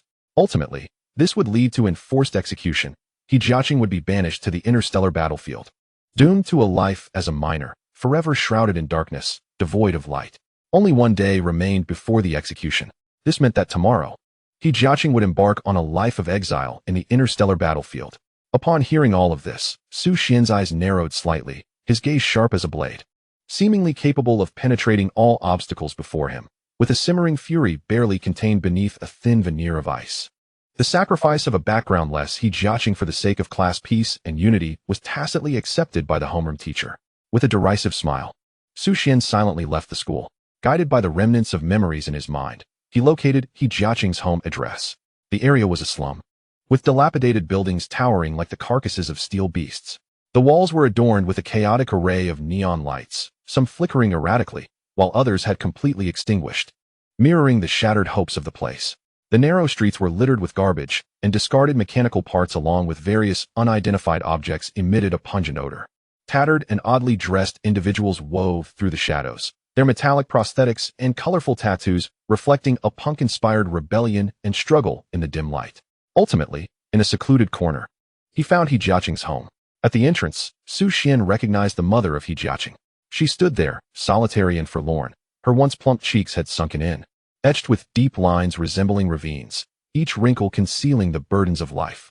Her once proud spine had succumbed to a weary bend, akin to an old bridge under immense strain. Each step she took appeared laborious, as if the weight of existence had drained her vitality, leaving behind a frail and pitiable shell. "Please, help us, the wretched mother and son. We can no longer endure." Jiaqing's mother knelt, fervently beseeching the passers-by. Yet in the slum, where even their own survival was a struggle, how could they find the compassion to aid others? Despite her desperate cries, the former neighbors merely gazed vacantly, devoid of any inclination to extend a helping hand. As the saying goes, one assists in emergencies but neglects the impoverished. What wrong had they committed? They merely sought to survive, yet even the last vestige of hope was denied to them. Her husband perished on the interstellar battlefield, and her son was destined to become a miner, stripped of his freedom. Did she still have a reason to live? What was the purpose of their existence? Do not fear, Jiaqing, your mother will always be with you. Ultimately, Jiaqing's mother resolved to accompany him into exile, becoming an interstellar miner. Though she understood that such a fate was akin to slavery, devoid of personal freedom and fraught with peril, losing Jiaqing would render her life devoid of meaning. "Auntie, I am Jiaqing's classmate." She lifted her gaze, and as the sun pierced through the hazy mist, a dazzling ray illuminated her, revealing a glimmer of hope that dispelled the shadows, and it came from a youth. Within the dim room, the air was thick with heavy despair. A dilapidated Mech stood silently. Jiaqing's weary form knelt before it, his complexion increasingly pallid, his eyes vacant and devoid of light, resembling a mere shell of a human. His mind dulled and incapable of thought. This state had persisted for several days. Now, he was confronted with millions in debt, the cost of repairing the Mech also amounting to millions, and the impending exile to an interstellar mining site, with an elderly mother waiting at home. His life seemed to have lost its color, sinking into profound silence. He could not comprehend nor fathom the situation. People often proclaim that hard work yields rewards, that good deeds are met with kindness, and he had believed such notions. Jiaqing never possessed a moment truly his own. He treated every friend, family member, and even strangers with equality and kindness, perpetually wearing a smile, even when bullied, unwilling to humiliate others. He thought that enduring this period would lead to happiness, only to discover it was a grand deception. There was no promised light. It felt as though the course of his life had been predetermined from the moment of his birth. Burdened by insurmountable debt and the wreckage of his Mech, he found himself reduced to the status of an interstellar miner. Yet, what of his mother? Every endeavor he undertook was aimed at alleviating her burdens. He believed that through enduring hardship, he could secure her happiness. But alas, it was not so. Creak. The door swung open, and Jiaqing, filled with remorse, spoke with a gaze fraught with helplessness. "Mother, I am deeply sorry for the troubles I have caused you." However, the familiar voice he anticipated did not greet him. Instead, he felt a firm pat on his shoulder, strong and reassuring. "He Jiaqing, you rascal. With such a significant event unfolding, why did you not confide in me? Do you aspire to be a lone hero?" Su Xian chuckled lightly, teasingly adding, "Do you no longer regard me as a brother?" In that fleeting moment, He Jiaqing envisioned countless possibilities, yet could never have imagined that Su Xian would be the one standing beside him. As a brother, he understood Su Xian's plight all too well. His parents long gone. Having painstakingly regained his strength to become a mech engineer, he ought to focus on his own life. Why? Then, would he choose to plunge into this mire alongside him, gradually succumbing to the encroaching darkness? He Jiaqing, with tears brimming in his eyes, gazed at Su Xian, his emotional defenses crumbling, as if he had found a sanctuary. He wept and lamented, releasing the pent-up emotions within. "I have endeavored so hard. Why must they torment me? Su Xian, I beseech you, save me. Justice must be reclaimed. All members of the martial arts class, step forth. The words I have tried so hard. Why must they bully me?" resonated deeply with Su Xian. Observing He Jiaqing, who was now inconsolable, he placed a comforting hand on his shoulder, offering reassurances. "Fear not. I have witnessed your efforts. The time for your rewards is nigh." Through his tears, He Jiaqing implored, "Brother Xian, my only concern is for my mother. I hope you can find time to visit her. I fear that when she passes, no one will know. I beg of you." With a smile, Su Xian replied, "I must decline." He Jiaqing lowered his head, murmuring apologies, thinking that he should not impose on him. The last flicker of hope within him was extinguished. Yet the following moment brought a revelation. His mother must be cared for by him alone. He would not depart from Blue Star, nor would he remain an interstellar miner. Su Xian spoke with resolute conviction. "Now, let us seek justice together." He Jiaqing paused, momentarily taken aback, deep in contemplation. Justice? Could he truly reclaim it? At Tianwu Mech Academy, on the football field, a ceremony was underway to honor achievements. Today, the entire faculty and student body gathered in joyous celebration of Zhao Qianfeng, awarded as the most outstanding student. The principal personally presented the award for excellence, accompanied by great encouragement, attention, and support. Zhao Qianfeng, a distinguished student from our school's Mecha class, exemplifies camaraderie among peers, assists teachers in resolving difficulties, and aids classmates in enhancing their skills. His dedication and contributions are evident to all of us. Now, let us invite Zhao Qianfeng to deliver a speech in honor of his award. With firm steps, Zhao Qianfeng raised his head, pride gleaming in his eyes, as countless envious gazes were cast upon him. At this moment, the honor felt unparalleled, a pinnacle in his life. All he desired was to be the focal point of attention. Clearing his throat, he adjusted his attire, a subtle smile gracing his lips as he solemnly proclaimed, "I am truly delighted to receive the Best Student Award from the school. I express my gratitude to the teachers for their recognition and encouragement. I shall continue to lead everyone towards greater heights, integrating into our community, becoming a guiding light, and laboring tirelessly without complaint." Suddenly, a commotion erupted from outside. "Stop right there. The entire faculty and student body is engaged in an award ceremony. You cannot proceed further. Which class are you from? State your name." It appeared to be Su Xian and that foolish individual, He Jiaqing. What were they doing here? Could they not discern the situation? The ceremony was underway, led by the school's administration. The atmosphere grew chaotic as the students' attention shifted entirely to Su Xian and his companion, completely disregarding Zhao Qianfeng. Damn it! Have they lost their minds? Zhao Qianfeng seethed, gritting his teeth in frustration as his spotlight was stolen by Su Xian, who was supposed to be the protagonist of the day. Ignoring the teacher's warnings, Su Xian boldly approached the award stage alongside He Jiaqing, making his way towards Zhao Qianfeng. The school officials on stage were utterly astonished, at a loss for what to do. Who is this student? Hurry, get him down. They could not be restrained. Zhao Qianfeng glared fiercely at Su Xian, gritting his teeth as he demanded, "Su Xian, what is your intention? This is my moment. Do you wish to ruin it?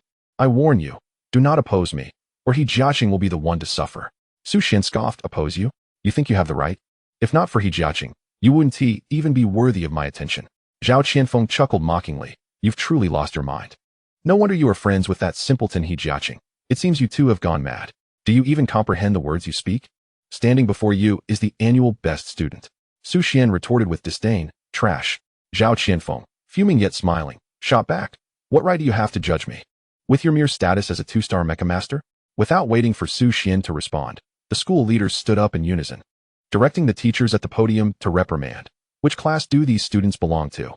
Hurry and have them leave, lest they disrupt Zhao Qianfeng's performance. These two students shall be severely punished. Su Xian cast a cold glance at the school leaders, then fixed his gaze on Zhao Qianfeng and said earnestly, "Now, publicly apologize to He Jiaqing and compensate for 3 years of mental anguish and the costs of Mecha repairs. I can overlook your past transgressions if you comply." Upon hearing this, Zhao Qianfeng erupted into maniacal laughter, as if he had heard the most absurd joke in the world. "You dare ask me to apologize to a fool? Just to be forgiven? Are you out of your mind?" Su Xian nodded. "Very well, this is your choice." He then seized the microphone from Zhao Qianfeng, took a deep breath, and declared, "Students of Class 1, Martial Arts Department of Tianwu Mecha Academy, step forward." In just a few brief sentences, a tremendous force resonated, stirring the hearts of all present. The students of Class 1 emerged, prompting astonishment. What? Has Su Xian lost his mind? How dare he openly challenge the entire martial arts class? Who were the students of Class 1? What had transpired among them? The other teachers and students were left puzzled, looking on with curiosity. Meanwhile, the students of Class 1 displayed disdainful expressions. "So what? Who cares about you? Are you insane?" They disregarded Su Xian's command. Of course, Su Xian was well aware of the character of these arrogant youths and continued. "The entire Class 1, led by Zhao Qianfeng, bullies their classmates, preys on the weak, revels in arrogance, shows no remorse, and embodies the disgrace of Tianwu Mecha Academy. You have tarnished the dignity and reputation of this institution. Today, I wish to convey this message. You are all worthless, filth, vermin in the gutter. Only by huddling together can you preserve your meager pride. Together, you are a heap of refuse. Apart, you are mere scattered waste. Mark my words today, even if you band together, you are but ants to be trampled." As his words echoed through the venue, an eerie silence enveloped the space, rendering it deathly still. Even the air felt thick, suffocating. Everyone was taken aback by Su Xian's pronouncement. Even the school leaders wore expressions of disbelief, as if questioning, has this boy always possessed such audacity? Behind him, He Jiaqing gazed at Su Xian with envy, warmth flooding his entire being. "Brother, if my life, akin to that of a pest, has witnessed a peak moment, then I have already reclaimed my worth. No matter what troubles lie ahead, I will stand resolutely by Su Xian's side, undeterred by any challenge." 17 against 40. An invincible stance. Goodness, has Su Xian truly lost his sanity? How dare he humiliate the martial arts class in front of the school leaders? A collective act of bullying? I never anticipated that the martial arts class would be comprised of individuals with such a facade of humanity, yet hearts of beasts. Exceptional grades do not equate to moral integrity. Their despicable character renders them unworthy of being mech pilots. I had long heard rumors that a fellow student named He Jiaqing was subjected to relentless bullying by the entire class, tasked with all the arduous and unpleasant chores, often met with disdainful glares from his peers. However, this time, their actions have escalated beyond comprehension, as they have now vandalized He Jiaqing's shadow mech. To deprive someone of their mech is akin to robbing them of their livelihood, akin to a heinous act against one's family. The entirety of martial arts class stands as executioners. It is truly disheartening. Who would dare approach the students of martial arts class now? They are a ruthless lot, capable of devouring their victims whole. Thousands of students across the school were left in shock, voicing their condemnation of the inhumane bullying exhibited by martial arts class, labeling them as the dregs of humanity in this new era, the scum among mech pilots. At this moment, martial arts class has become the target of universal ire, a pariah among their peers, with everyone expressing sympathy for He Jiaqing's plight. When malevolence is exposed to the public, it becomes impossible to hide. Much like darkness lurking in the shadows, Zhao Qianfeng, as the class leader, is the principal instigator. The call for the revocation of Zhao Qianfeng's title as the best student resonates loudly. He is undeserving. Depart now, loathsome creature. There is no place for you at Tianwu Mecha Academy. As the situation worsens, the school leadership promptly intervenes. Regarding Su Xian's comments, we must maintain a healthy skepticism. The specific facts should await the school's official report. We shall uncover the truth and restore clarity to the situation. Depart now. Do not muddy the waters. You think we are mere children? The administration aims to downplay the severity of the situation, favoring them instead. The school leadership, mistakenly believing they could quell the outrage, only stoked the flames of indignation among the students, igniting their righteous fury. Su Xian, you are truly despicable. Zhao Qianfeng's eyes blazed with fury, nearly grinding his back teeth to dust as he fixated on Su Xian, wishing to devour him alive, his gaze filled with boundless rage. It was all because of Su Xian that his award ceremony was ruined, now transforming into a battleground against him. This was not how things were meant to unfold. He was supposed to be the day's celebrated hero. Do you dare to challenge me to a duel of true men? Should you lose, you must apologize to me and leave martial arts class. Xuan smirked coolly, responding nonchalantly. Very well. But should you lose, you must publicly confess your transgressions. Apologize to He Jiaqing, seek his forgiveness, and pay 2 million in compensation for 3 years of mental anguish and mech repairs. Zhao Qianfeng's expression darkened further as he shook his head. I cannot produce 2 million. Xuan chuckled. Who said this compensation is solely your burden? Do not forget. You are part of a collective act of bullying. With 40 executioners in total, each need only contribute 500,000. Zhao Qianfeng pondered for a moment, gritting his teeth as he declared, very well. I can offer 500,000 as compensation, but I cannot persuade them to accept your terms. Fair enough, replied Xuan, his eyes ablaze with intensity as he bellowed, to all the students of class martial arts. I, Xuan, challenge each and every one of you to a duel. If I win, I shall overlook this matter. If I lose, you must publicly apologize and each pay 500,000 star coins. At his proclamation, class martial arts erupted in chaos. Why should we heed his words? He dares to demand 500,000 from us. This is sheer arrogance. He thinks he can take on all of us single-handedly. What a delusional boast. Xuan admonished, are you afraid? Is this the face of a group of bullies? You prey on the weak and cower before the strong, you worthless scoundrels. His blatant humiliation struck the students of class martial arts like a slap to the face, igniting a fiery sting that crushed their pride beneath the weight of his words. How pathetic. Who dares to stand against him? He is but one man. What is there to fear? Does he truly believe himself formidable, yearning for heroism? Is he worthy of such a title? Let's accept his challenge. Their fury ignited. They were enraged by Xuan's audacity to challenge the entire class martial arts. Such a ludicrous endeavor left the entire school in stunned disbelief. Was Xuan out of his mind? What did he hope to achieve? He had only awakened as a Mecha master for a mere 2 to 3 months. Yet he sought to confront every member of class martial arts? Despite their moral shortcomings, many among them possessed exceptional talent and formidable strength. Had he gone too far in his bravado? It was clear that merely pushing them into the public eye, with each one of them spitting their disdain, would have sufficed. Was it truly necessary to take such a monumental risk? The open provocation was audacious. This bravado deserved a score of 9, with 1 point left for incredulity. Students across the school expressed their regret over Xuan's irrational behavior. Xuan, you have already done enough for me. I am truly grateful, He Jiaqing said, his heart filled with apprehension. To challenge them all at once is an overwhelming task. I do not wish for you to suffer consequences. Xuan reassured him. They are merely a bunch of worthless scoundrels. There is no need for concern. However, He Jiaqing wished to implore him not to act impulsively, noting that taking on 40 elite students from class martial arts was an unwise decision. Yet, he was interrupted as Xuan casually remarked, I have promised to deliver justice. When I, Xuan, speak, I mean what I say. They must pay the price for their actions. He Jiaqing's pupils quivered slightly, overwhelmed by an unprecedented shock. He found himself in a daze, almost convinced of Xuan's inevitable victory. What could be the reason behind this feeling? No.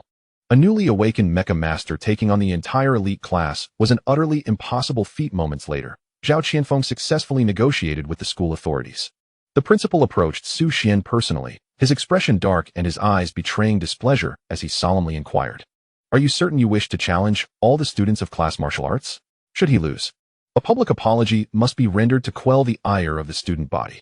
Frankly, the principal harbors no belief in Xuan's fanciful claims of challenging the entire martial arts class. Has he consumed too many red fruits to discern reality? Does he truly consider himself formidable? Initially, the principal had no desire to intervene in such matters. His aim was to mitigate public outcry, to downplay the incident as much as possible.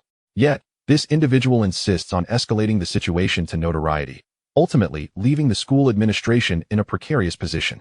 Furthermore, he must clean up this mess. If not handled deftly, the reputation of Tianwu Mecha Academy would be irrevocably tarnished. A gentleman's word is his bond. Xuan, with a placid expression, asserted that should they lose, they too must face appropriate repercussions, a public apology and compensation of 500,000 each. After a moment of contemplation, the principal deemed Xuan incapable of victory, concluding that the only outcome would be Xuan's public apology, thereby minimizing the fallout, and subsequently seeking an opportunity to expel him from Tianwu Mecha Academy. Perfect. Very well. As the principal, I shall guarantee this duel. Both parties must uphold their commitments. Xuan nodded, his gaze unwavering. The principal then announced the commencement of Su Xian's challenge against the entire martial arts class. To the victor belong the spoils. The vanquished shall be branded as outlaws. When the entire student body learned of the principal's direct involvement in overseeing this battle, they were utterly taken aback. Such an obvious jest was remarkably accepted. The principal is indeed biased towards the martial arts class. Does Su Xian truly believe he can confront dozens of 2-star and 3-star mecha warriors? If he triumphs, I shall wash my hair upside down. This is utterly absurd. Zhao Qianfeng revealed his petty nature, scoffing. I once thought you astute, but now it seems you are truly foolish. You could have easily orchestrated my downfall, yet insist on personally handing me this singular opportunity. I am left wondering whether I should thank you. In his view, Su Xian's demeanor was akin to a savior. Unfazed, Su Xian retorted, close your foul mouth and prepare the 500,000. Zhao Qianfeng, with a hint of concern, addressed He Jiaqing. Brother Xian, are you truly all right? Su Xian patted his shoulder, solemnly stating, there is one matter for which I require your assistance. He Jiaqing nodded eagerly. Speak, and if it is within my power, I shall comply. Su Xian articulated with clarity, prepare to count the money. Then take your mother to change into clean clothes and enjoy a feast of delicacies. He Jiaqing, momentarily dazed, thought he had misheard, but the mention of mother resonated in his mind, ensuring it would be forever etched in his memory. After imparting his instructions, Su Xian activated his wristband to establish a multiplayer combat arena. A deep voice echoed across the square. Let us commence our feast. Equipped with an SS-class core ability, Drone Swarm, Su Xian entered the TS Guild's marketplace prior to the battle, seeking to enhance his combat prowess once more. This time, he sought to challenge the entire martial arts class, comprising a total of 40 mech engineers, among whom were several elite 3-star mech engineers, boasting peak proficiency with single-digit SS-level hyperfrequency wills. While their individual strengths may have appeared modest, the collective activation of their hyperfrequency wills posed a substantial risk. To safeguard against potential dangers, Su Xian resolved to equip a second core ability. His savings, along with by Yaowan's sponsorship and monthly earnings, amounted to approximately 5.8 million star coins, a sum sufficient to procure an SS-level core ability. The SS-level core abilities available included Segmented Missile, NMC of 2,800, requiring 3,500 points of mental energy for each activation, priced at 5 million star coins. Wrath of the Sun God, NMC of 2,600, requiring 3,200 points of mental energy per activation, priced at 6 million star coins. Millimeter Level Shield, NMC of 4,000, necessitating 5,000 points of mental energy for each activation, priced at 6.5 million star coins. Drone Swarm, NMC of 5,000, requiring 8,000 points of mental energy for activation, priced at 5 million star coins. Alas, he found himself slightly short of the necessary funds. To be candid, Su Xian yearned for the millimeter-level shield, yet its exorbitant price rendered it unattainable. Ultimately, he had to focus on the following options. Segmented Missile, launching a super missile that can split into 15 smaller missiles during flight, achieving a velocity of 25 Mach, with each bomb equating to the explosive power of a 10 TNT grenade, with a cooldown time of 120 seconds. Drone Swarm, releasing 120 small drones capable of autonomously scouting and locking onto targets, launching attacks at a speed of 0.8 Mach, with the self-detonation of each drone equivalent to the explosion of a 3 TNT grenade, with a cooldown time of 100 seconds. Both core abilities presented their own advantages and drawbacks. Upon thorough evaluation, the Drone Swarm emerged as the more suitable option for the current circumstances. Activating the hyperfrequency will. USR Hundredfold Reduction. SSS-level core ability, Hypersonic Missile, NMC compressed to 50 SS-level core ability, Drone Swarm, currently being equipped on the first generation of the White Emperor fighter jet, Host, by Xian, star level, 2-star mech engineer. Level 1 Mentalist, Soul Power, 192, Mental Energy, 491, Mech, first generation White Emperor fighter jet, hyperfrequency will. USR Hundredfold Amplification, USR Hundredfold Reduction. Core abilities, SS-level Tactical Missile 25, SS-level Drone Swarm 50. Functions, one-click assembly, one-click repair. Despite currently outfitting 2 SS-level core abilities, Su Xian retained 117 points of soul power, allowing for the potential integration of 3 to 4 additional SS-level core abilities, or even an SSS-level core ability. Yet, alas, the pocket is cleaner than the face, so one must settle for the next best option. Possessing an SS-level core capability is already sufficient, rendering a dimensional strike against mecha masters of 5 stars or below. Contestant Su Xian vs.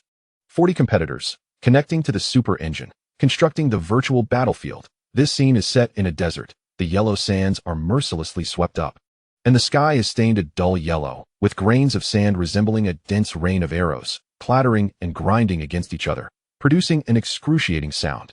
The howling winds intertwine with the sound of colliding sand particles, creating a tumultuous symphony. Visibility is entirely obscured by the swirling dust, and even the sun can only cast a feeble, yellowish light through the haze, as the entire desert seems to descend into a chaotic apocalypse, consumed by the all-encompassing yellow earth, leaving only endless confusion and clamor. Upon the sandy ground, dozens of mechas stand in orderly formation, resembling a wall of war gods forged from steel. Each mecha towers several meters high, their metallic exteriors glinting with a cold light under the sun. With rigid lines that exude a sense of power, they bear heavy weaponry upon their shoulders, their barrels as deep as black holes, seemingly capable of devouring everything. The surrounding air appears to be oppressed by their formidable aura, generating visible ripples. The wind and sand dare not invade recklessly, but instead swirl around in a mournful dance, as if in reverence of this indomitable steel strength.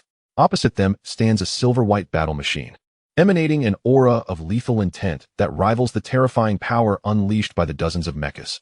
This battle is being collectively observed by the entire school faculty and student body.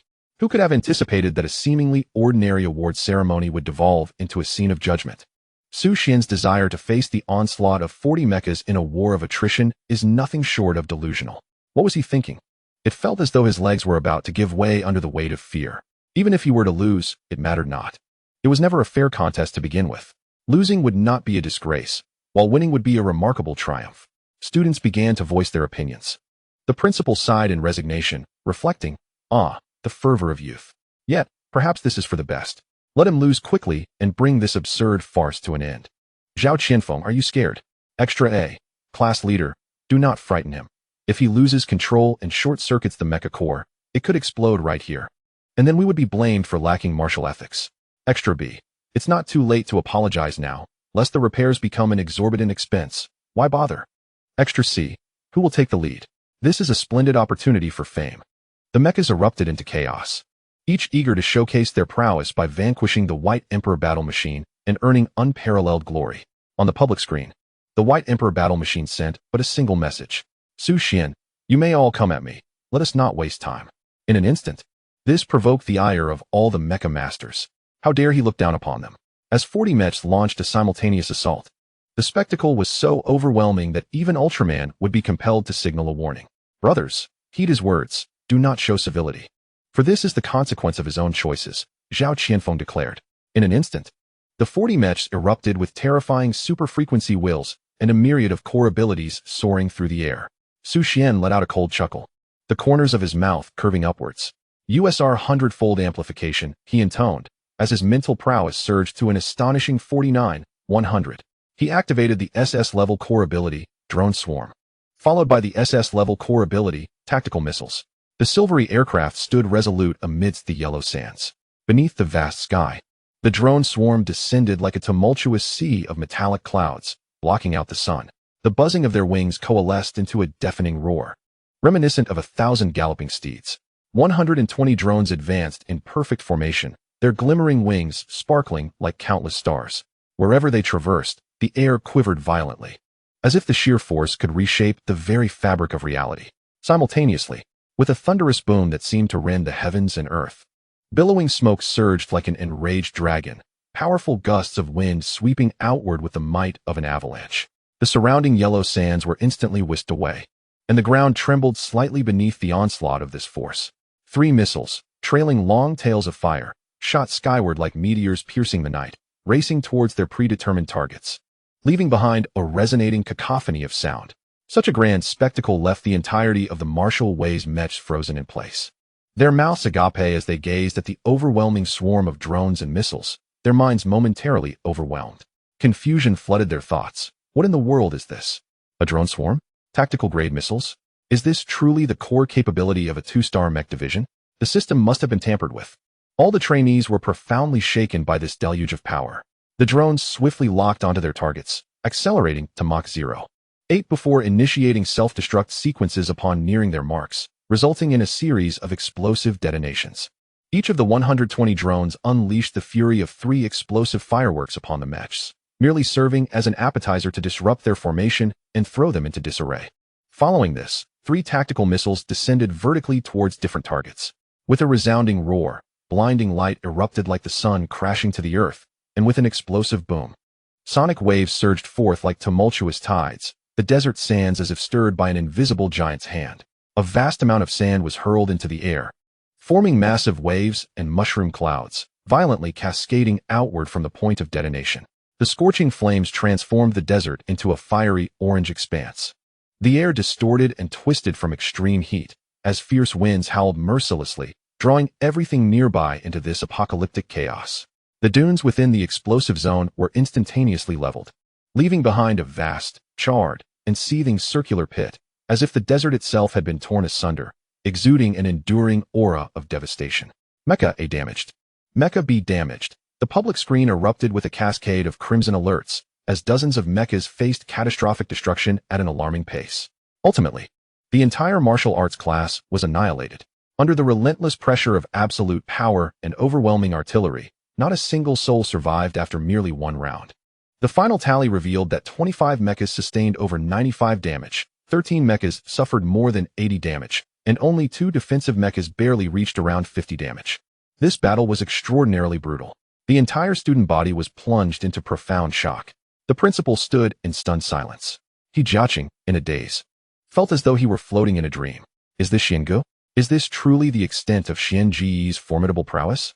One individual single-handedly annihilating 40 mechas in an instant. What kind of monstrosity is this? In that moment, he seemed to comprehend that Su Xian genuinely possessed the ability to restore his honor.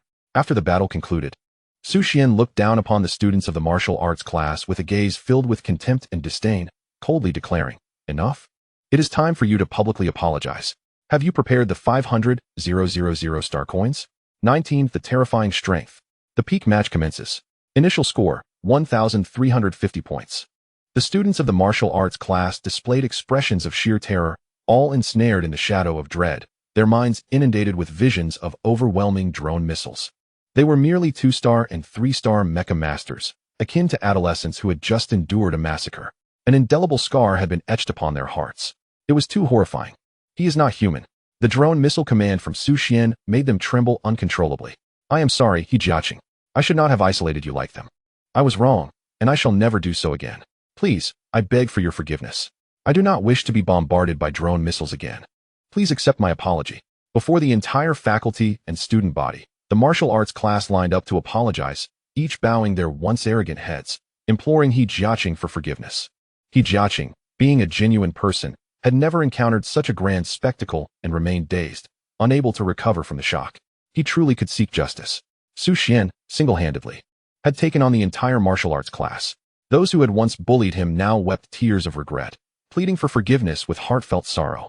How long had it been since He Jiaqing had experienced such treatment? He had believed that kindness would yield the most sincere friendship, only to be met with merciless ridicule. Yet, as Su Xian crushed them with absolute force, they now wore smiles of ingratiation. What has become of this world? Until the very end, He Jiaqing did not utter the words "I forgive you." He could not face the grotesque reality, nor did he have any justification to grant them forgiveness, especially since it was Su Xian who had restored justice for him. Without Su Xian, he would have been reduced to an interstellar miner, and his mother would have lived in despair until her departure from this world. He truly accomplished it. The homeroom teacher fell into deep contemplation, profoundly shaken within. Principal, I would like to apply to join the Youth King battle team on behalf of Su Xian. At this moment, she approached the principal, perhaps believing this was the only thing she could do to honor the hero's return. Joining a premier battle team could pave the way for a brighter future.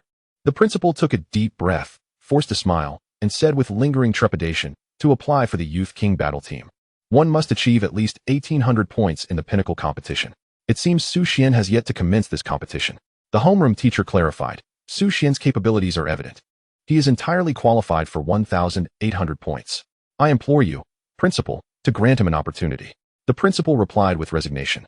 This team is personally established by the governor of Jinzhou, meticulously selected from various cities to form a true Youth King battle team. Achieving 1,800 points merely grants entry. Ultimately, one must attain even higher pinnacle scores. I lack the authority to make this decision. Upon hearing this, The homeroom teacher conveyed the matter to Xuan. The principal has agreed to oversee that all members of the martial arts class apologize and compensate, also awarding the best student prize to He Jiaqing. Since his issues have been resolved, you two must contemplate your future. The Youth King Battle Team, personally formed by the governor of Jinzhou, offers top-tier mecha instructors and abundant resources for development. By diligently improving your pinnacle score during this time, you can become an official member of the Youth King Battle Team. And upon graduation, you may enter the Alliance Army, securing a high-ranking position in the Inspection Division. Xuan pondered. Indeed, desiring to join the team and gain access to resources. I will consider it. The homeroom teacher nodded approvingly. I believe in you. Xuan remained silent. After the dust settled, he concluded his meditation, his mental strength heightened once again, now only a day away from breaking through to a level 2 mentalist. Tomorrow, he would officially break through to a level 3 mecha master and a level 2 mentalist. Clenching his fists, he felt a wave of exhilaration. Beep beep. Bai Yaoguang, Great One, Great One. I have surpassed 2,350 points in the pinnacle competition. I'm now ranked 989 in the entire alliance. Bai Yaoguang, Great One. Great One, what are you doing? Why are you ignoring me? I need your praise. Xuan picked up his phone, a slight smile gracing his lips. Xuan, wow. Yaoguang, you are amazing. You are now a top contender in the alliance, truly enviable. Bai Yaoguang. Of course, I am not to be underestimated. Certainly, the assistance of a master has been invaluable. Without it, I would not have swiftly identified an appropriate combat direction and adapted so rapidly. Bai Yaoguang. By the way, have you registered for the pinnacle competition? There are only 3 months left before the team registration deadline.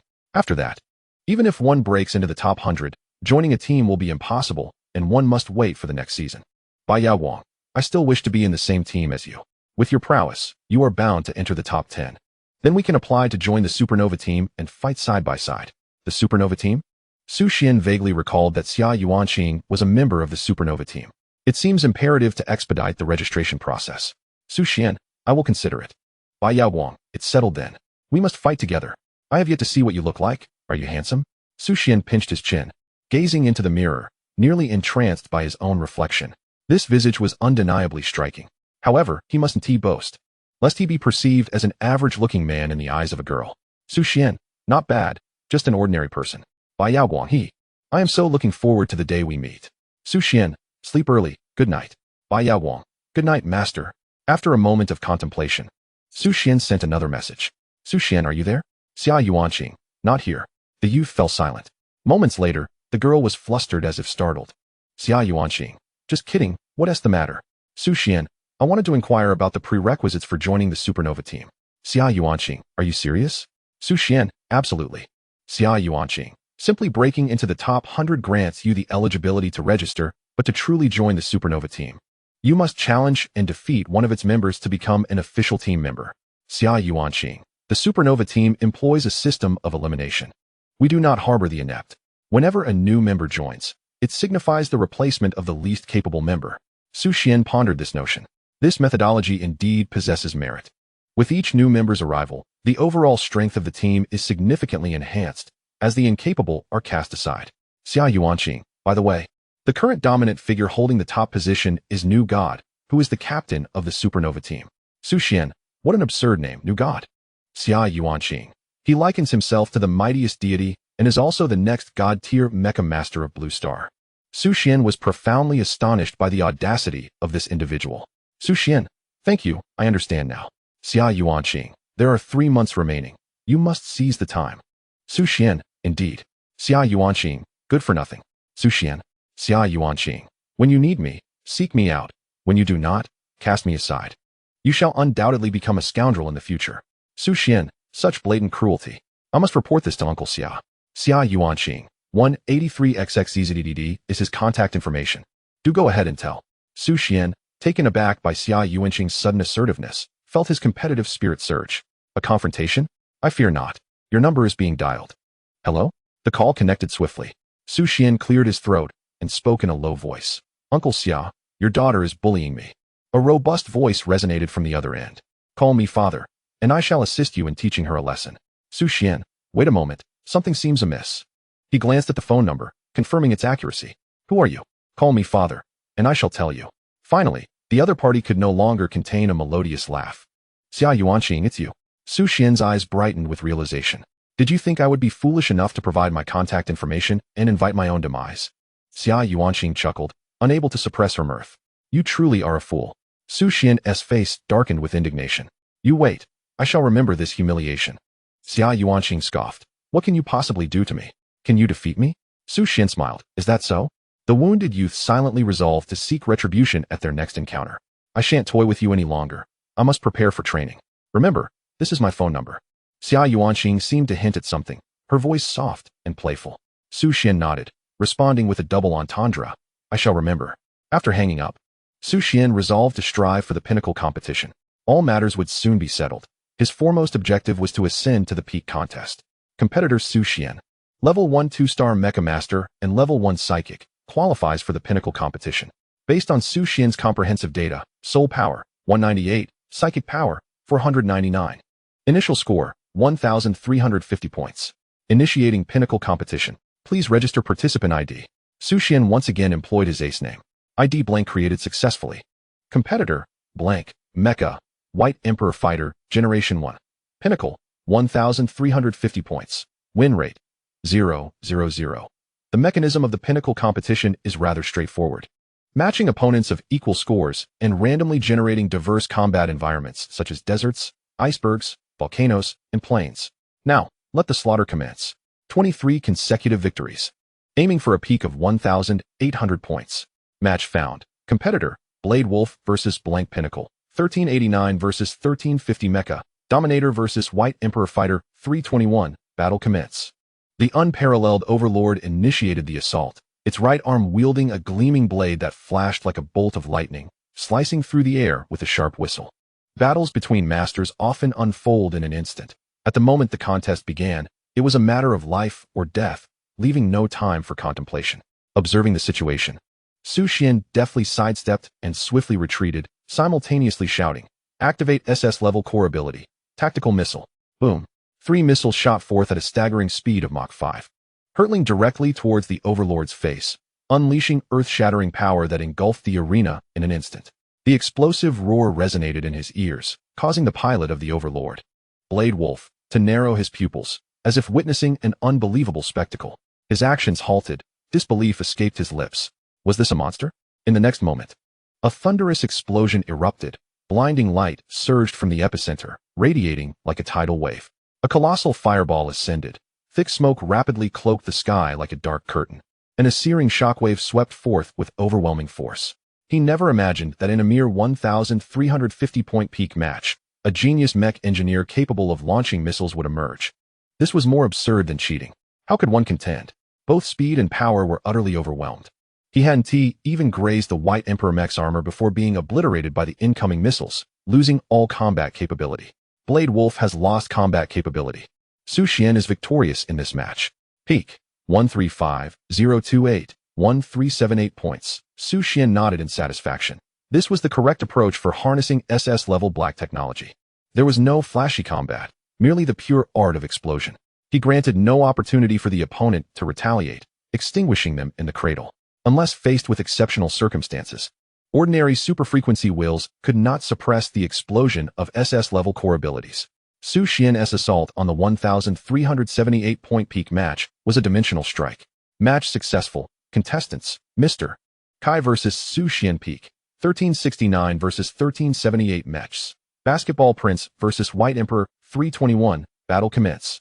The two Mechs faced off upon the desolate wasteland, the wind swirling with dust. In an instant, the engines roared to life, colliding with the speed of meteors, blades flashing, sparks flying where they crossed. Blood surged within the cockpit, each attack delivered with utmost fervor, the clash of metal mingling with the pilot's roars, creating an exhilarating battle hymn in the stillness of the environment. The pale golden mech moved with unerring swiftness, its elegant swordplay blossoming like flowers in a rain-soaked night, effortlessly piercing through the deep brown mech's exterior, rendering it incapable of further combat. Uvation loses combat ability. Player Sword Princess Knight emerges victorious. Peak, 177, 819, 1797, in the training room. A golden-haired youth displayed a contemptuous expression and remarked, "What a bunch of inept fools. I haven't even employed my super-frequency will. Pure swordsmanship alone suffices to effortlessly crush them," leading me to a series of victories toward 1,800 points. Is the current 1,800 points really so devoid of value? Behind him, a curly-haired, golden-haired beauty wiped her sweat and retorted, Albin, as a member of the Nova Star team, you rank among the top 10, boasting 2,615 points. It's only natural for you to dominate those with 1,800 points. The golden-haired youth replied disinterestedly, Sister, please refrain from defending them. If humanity's combat prowess does not advance, the time until the destruction of Blue Star grows ever nearer.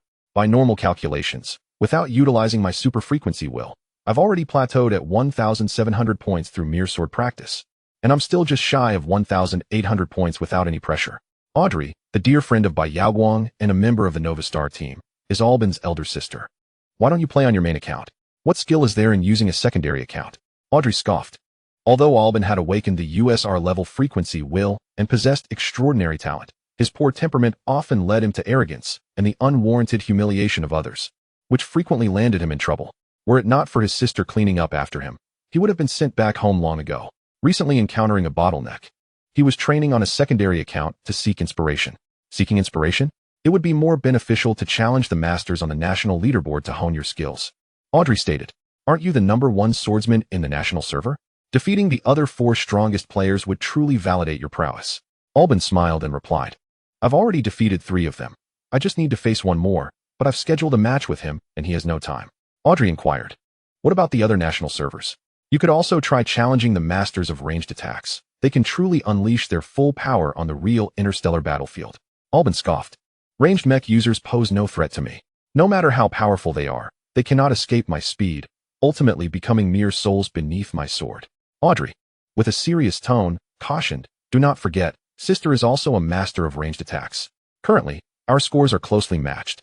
Should I gain the initiative on a real battlefield, you would be utterly defenseless. Albin defiantly retorted, that's merely because your super frequency will happens to counter mine. Against any other ranged expert, I could easily dominate. I could score 10-0. Sighing, Audrey realized her efforts to persuade him were futile. The match was successful. It was time for the final battle at 1,800 points. Albin instantly entered a focused state, controlling the Sword Princess Knight, quietly awaiting the duel's commencement. The match was successfully initiated. Player, Human Machine Training 1 versus blank. Pinnacle, 1797 versus 1785. Mecha, Sword Princess Knight versus White Emperor War Machine. Xuan took a deep breath, his blood surging with excitement. In just a few hours, he had achieved an astonishing winning streak of 22 matches, advancing effortlessly from an initial score of 1350 to a current 1785. Only one final match stood between him and the coveted 1,800 points in the pinnacle competition. The Sword Princess Knight? Xuan mused, reflecting on the timeless dominance of blades. More than 15 of the 22 matches had featured Mecha-wielding bladed weapons. 321. The battle commenced. The Sword Princess Knight stood poised, dual swords firmly grasped, exuding an overwhelming aura of pressure. In his eyes, the opposing White Emperor War Machine appeared no more significant than an ant, easily severable with a mere stroke. Sister, the opponent has no weapons. They are a master of ranged attacks, Albin confidently proclaimed. If I win this match, will it not signify that ranged attack mecha can never surpass those in blade form? Audrey scrutinized the form of the White Emperor War Machine, a quintessential embodiment of ranged combat, with its arms modified into projectile-launching devices, devoid of any defensive mechanisms. It was a reckless venture. In pinnacle matches, ranged mecha must possess a degree of defensive capability, typically outfitted with B or A-grade defensive cores to withstand the fierce assaults of melee mecha. Survival was paramount to seize the opportunity to retaliate. Yet, the present ranged mecha displayed a construction utterly contrary to human logic, a mere brute machine. Faced with an ordinary novice melee mecha, there might be a chance for advantage. But for Albin, skilled in swordplay, it resembled a mere child of 3, easily vanquished. Unfair. You should have chosen a conventional ranged mecha. This one defies all norms, Audrey objected.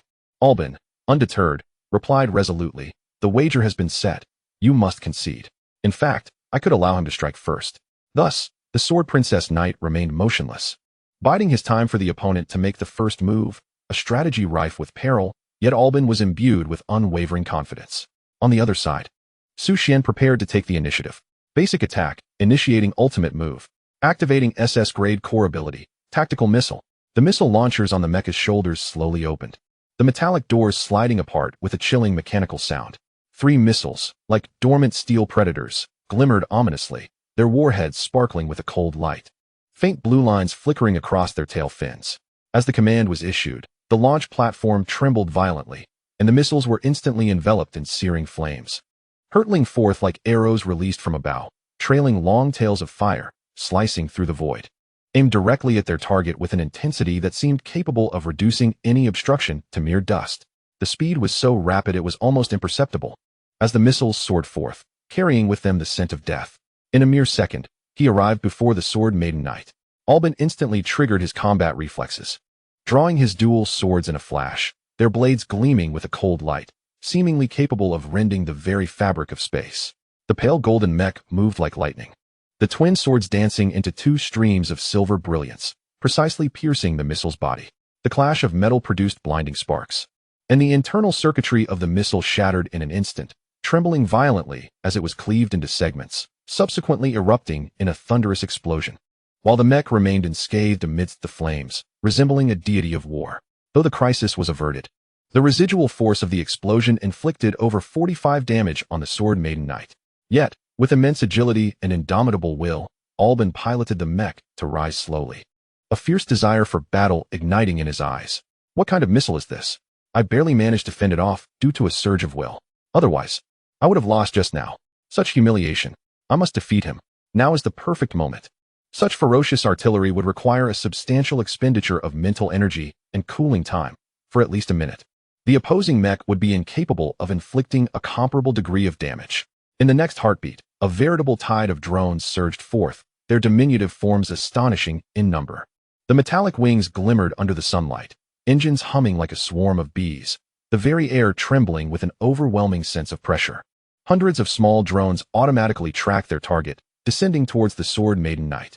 Boom, boom, boom. The explosions erupted like thunder, resembling dazzling fireworks. Contestant's Mech Training 1 has lost combat capability. Contestant blank claims victory. Peak 178-517-1802 points. I do not wish to elicit pity, yet my plight is dire. I have faced numerous setbacks with my writings and yearn to avoid further failures.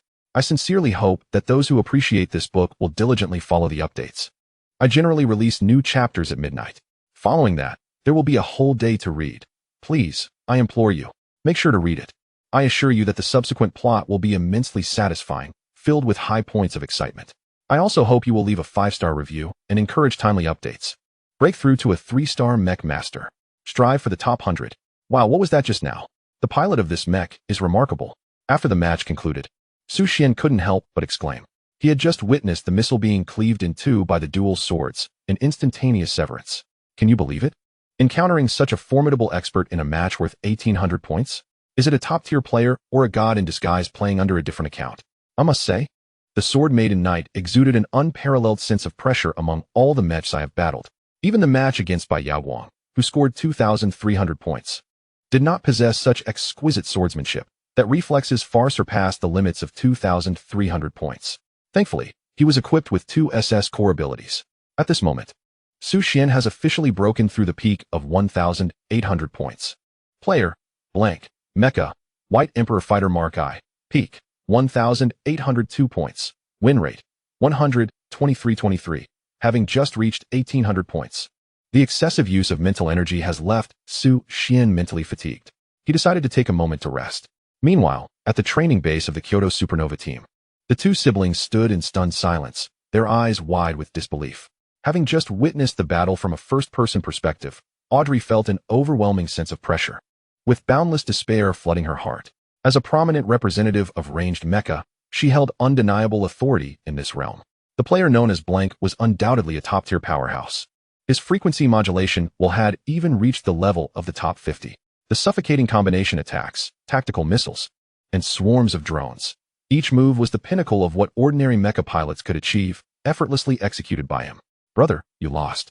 Audrey gradually regained her composure and patted Albin's shoulder, only to find his eyes vacant, as if he had lost his wits. After a prolonged silence, he finally exclaimed, "What on earth was that? Missiles and drones. I didn't even have a chance to get close." Albin was utterly bewildered. He could scarcely fathom that. As a top 10 powerhouse, he had been crushed by a master at 1,800 points while playing on a lower-ranked account, unable to retaliate even once, and failing to make contact with the opponent's mecha. Goodness, this is utterly absurd. Who is he? Blank? Sister. Do you know if there are any mecha pilots corresponding to the styles within the top 100? Albin repeatedly reassured himself and asked. He must be a powerhouse within the top 100, if not the top 10. Otherwise, there's no explanation for his extraordinary strength. Although he hadn't used his main account, the Lionheart King Mark III, nor activated the second phase of frequency modulation, the mere ability to trigger the first phase was already astonishing. He refused to believe that Blank was just an obscure mecha pilot. Surely, there must be legendary tales of his prowess throughout the Blue Star Alliance. There are 16 players who have consistently occupied the top 10 positions, their rankings frequently shifting, yet more than half the time, they retain their place among the elite. Our Supernova team boasts 4 of these players: you, me, the captain, and the vice-captain. Excluding team members, there remain 12 formidable warriors. Audrey pondered for a moment before inquiring. Who could he be? Albin couldn't conjure an answer, his heart filled with anxiety. It's impossible. He must not be a weakling. So who is he? Audrey reassured him. Do not worry. If he isn't a top-tier player using a secondary account, he might be a mecha pilot who has just awakened his frequency modulation well. Currently, in the ranking phase. With his strength, he will soon find himself among the top 100. In due time, his identity will be revealed. Eobor nodded in agreement, then clenched his teeth and said, with a hint of reluctance, next time, I shall make him kneel and sing in submission. Completed 100 sets of push-ups, 100 sets of sit-ups, 100 sets of jump squats, accumulating 3 points of soul power. Meditated for 8 hours, gaining 8 points of mental strength.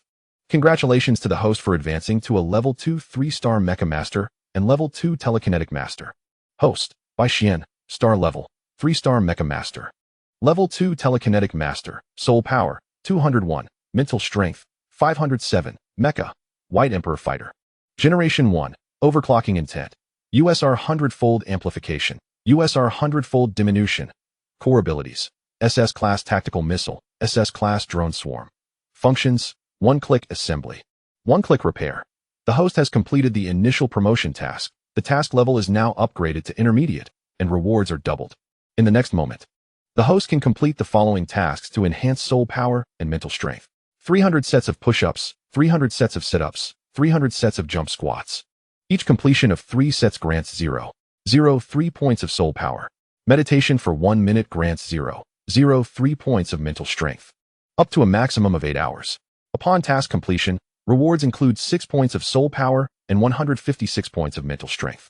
After advancing to a 3-star Mecha Master, task rewards are consistently elevated. Bai Xian nodded with satisfaction. The system truly understands. If he were to continue progressing at the rate of 3 points of soul power and 8 points of mental strength daily, he could only speculate how long it would take to reach a 4-star Mecha Master.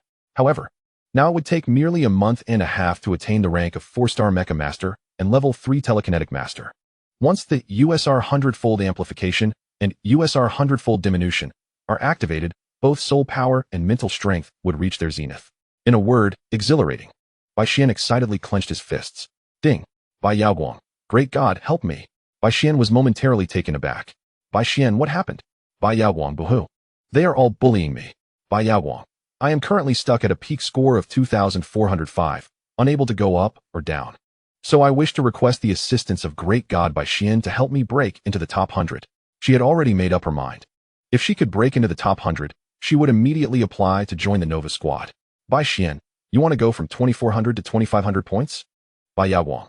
Yes, I can offer 2 million star coins, and if we achieve consecutive victories, the reward will double, totaling 4 million star coins. 4 million star coins. Bai Xian's eyes widened, his body quivering slightly. According to standard market prices, raising a score from 2,400 to 2,500 only required 800,000 star coins. Yet Bai Yaoguang was offering rewards several times that amount. Moreover, he was eager to experience the thrill of spending lavishly. Upon the completion of the transaction, Su Xian's bank card received an immediate deposit of 4 million. The notification read, your account ending in 4438 has received 4,000,000,052, with a balance of 435,600,012 star coins. Su Xian was taken aback, nearly dropping his phone in astonishment. How can you believe that I can achieve a consecutive win streak of 500 points even before we've begun? This was no ordinary match. Reaching the pinnacle of the top 100 was a feat few in the entire league could accomplish. The distinction between accumulating 500 points and achieving them through consecutive victories was monumental. More than half of the elite in the top 100 had failed to secure such a winning streak. I believe in you, Xuan, the Great One. Bai Yaowang said playfully. And even if you fail, it matters not. I simply wish to spend money on you. Xuan felt a wave of emotion wash over him. He finally grasped Bai Yaowang's intentions. Was this the capriciousness of a wealthy patron? Since you have faith in me, I shall not disappoint you. Let us unleash greater intensity this time. His ambitions could no longer be contained by an S-level core ability. With the dual SSS core capabilities and a singular SS core, he was poised for greatness. Competitor, Night Sky Cat Mech, Starry Queen 3 Peak, 2405, ranked 789 in the league, core abilities, B-level Flame Ascension, B-level Tracking Bomb, A-level Storm Slash, A-level Weightlessness Domain, A-level Plasma Barrier, under Xuan's guidance. Bai Yaowang, equipped with the SS-level hyperfrequency will, decided to reconfigure her core abilities. Even B-level destructive strikes could yield A-level or S-level results, significantly enhancing her overall strength and achieving a balance between offense and defense. Thus, Bai Yaowang mastered her combat style, skillfully employing her hyperfrequency will. Her combat power surged exponentially, swiftly climbing to a peak of 2,405 points, firmly establishing her among the top 1,000. Now, Xuan, harnessing his own hyperfrequency will, reconfigured his unique core abilities, positioning himself as the unrivaled champion. With boundless financial resources at his disposal, he embodied invincibility. Competitor, Night Sky Cat Mech, Starry Queen 3 Peak, 2405, ranked 789 in the league, core abilities, SS Turbo Laser Cannon, SSS Abyssal Shield, SSS Ice Storm, with dual SSS and a singular SS core ability. His talents were maximized. Each ability he possessed was a trump card of extraordinary caliber. Every time Bai Yaowang beheld the Starry Queen transformed into a top-tier mech, regardless of how many times she witnessed it, the sight of each core ability exceeding SS level left her profoundly awestruck. Xuan, the Great One. What exactly is your hyperfrequency will? Xuan did not conceal his thoughts, for he firmly believed that Bai Yaowang was neither a foreign spy nor a traitor to the alliance. Xuan possessed an extraordinary overclocking will that could lower the NMC value, and another that could enhance mental strength. After reading this, Bai Yaowang fell into profound contemplation. After a considerable while, she slowly uttered a single word, freak. Just when she thought that an SSS-level overclocking will represented the pinnacle, she encountered the remarkable dual combination overclocking will of Xuan. If one only possessed the overclocking will that reduced the NMC, it implied the capacity to accommodate numerous core abilities. Yet the drawback lay in insufficient mental strength, rendering those abilities unusable. Conversely, if one solely possessed the overclocking will that enhanced mental strength, it meant the ability to unleash a multitude of core abilities without the concern of mental fatigue. However, the limitation was that the soul power was finite, restricting the number of core abilities that could be accommodated, alongside a lengthy cooldown period, preserving a significant amount of mental strength until the battle's conclusion. When both powers awakened simultaneously within the same mecha pilot, the aforementioned shortcomings would be reduced to ashes. A true unparalleled existence. Bai Yaowang finally comprehended the source of Xuan's confidence. He was indeed the embodiment of top-tier talent. The pinnacle match was successfully matched. Contestants, Cat of the Night Sky versus Three-Headed Hellhound. Pinnacle, 2,405 versus 2,412 Mechs, Star Queen 3 versus Hellhound 3. The Star Queen descended upon the battlefield like the sovereign of the cosmos. Its form loomed tall, resembling a giant forged from starlight, with every inch of armor shimmering with a cold and mysterious glow, as if encapsulating the profundity and majesty of the infinite starry sky. Where it stood, the very fabric of space seemed to warp. Energy ripples surged around like nebulae, creating an aura potent enough to make the stars tremble. Activating the SSS-level ability, Ice Snowstorm. In an instant, the sky darkened as if shrouded by night. A piercing cold wind howled forth, akin to the furious roars of countless ice beasts, causing the earth to quiver slightly. The raging winds coalesced with a blizzard, unfurling like a white curtain in all directions, burying everything in its path beneath ice and snow. The Hellhound Mecha, now hindered in movement, experienced a significant decline in responsiveness, with around a 50% chance of being frozen. At the moment the Hellhound Mecha was encased in ice, a thunderous explosion reverberated throughout the realm. The laser beam struck its target, erupting into blinding radiance that surged outward like a raging wave of light, distorting the very space around it. This was followed by a deafening roar, as sound waves cascaded outward like a surging tsunami. The mushroom cloud that rose from the explosion resembled a roaring behemoth, constantly churning and expanding, carrying with it intense heat and formidable shock waves, mercilessly consuming and obliterating everything in its vicinity, leaving behind nothing but scorched earth and boundless astonishment. The player Hellhound has lost combat capability, while the player Night Sky Cat has achieved victory. The peak score stands at 2, 402, 162. 418, rank 688 in the entire league. This battle perfectly embodies the aesthetics of violence. The top-tier experts, even without moving their mechas a mere half-meter, were ruthlessly annihilated. Akin to fireworks exploding in the pinnacle match, the match has successfully initiated the SS-grade turbo laser cannon, engaging the SSS-grade Blizzard Storm. The player Wong Tung has lost combat capability, and the player Night Sky Cat has emerged victorious. The peak score now reads 2, 418, 191.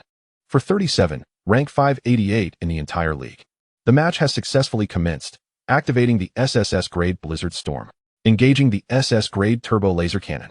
The player Lucas has lost combat capability, while the player Night Sky Cat has claimed victory. The peak score now stands at 2, 437, 172, 454, rank 476 in the entire league. As time progresses, the ranking has surged uncontrollably, consistently overpowering numerous top-tier experts. It is worth noting that we are now in the presence of the 4-star, level 5 mentalist Xuan, who pilots a third-generation mecha and possesses unlimited resources, allowing him to enhance his combat power at will. With 6 consecutive victories, his peak score is 2, 499. Just 1 point shy of breaking the 2, 500 mark, ranking 121st in the entire league. The match has successfully commenced. Player, Yen Shuangying, vs. Night Sky Cat. Peak, 2, 505, rank 101 in the entire league. vs. 2, 499, rank 121 in the entire league. The Mechas, 3rd generation Eagle Fighter vs. 3rd generation Star Queen. 321, the battle begins. What a surprise. ISNT that the renowned gunner from the national server? Bai Yaguang was taken aback upon seeing Yen Shuangying's name. He is a celebrated gunmaster renowned throughout the league, with marksmanship so exquisite that it is said there is no target he cannot hit. What is this? Su Xian raised an eyebrow in surprise, astonished to learn that he bore the title of National Server Gunner. Yen Shuangying, I bet your gun is out of bullets. Night Sky Cat, nonsense. Master, do you know what Yen Shuangying's superseding will entails? Bai Yaguang spoke with trepidation. Su Xian, intrigued, inquired, what? Bai Yaoguang patiently explained. The SSS grade, Schrodinger's cat.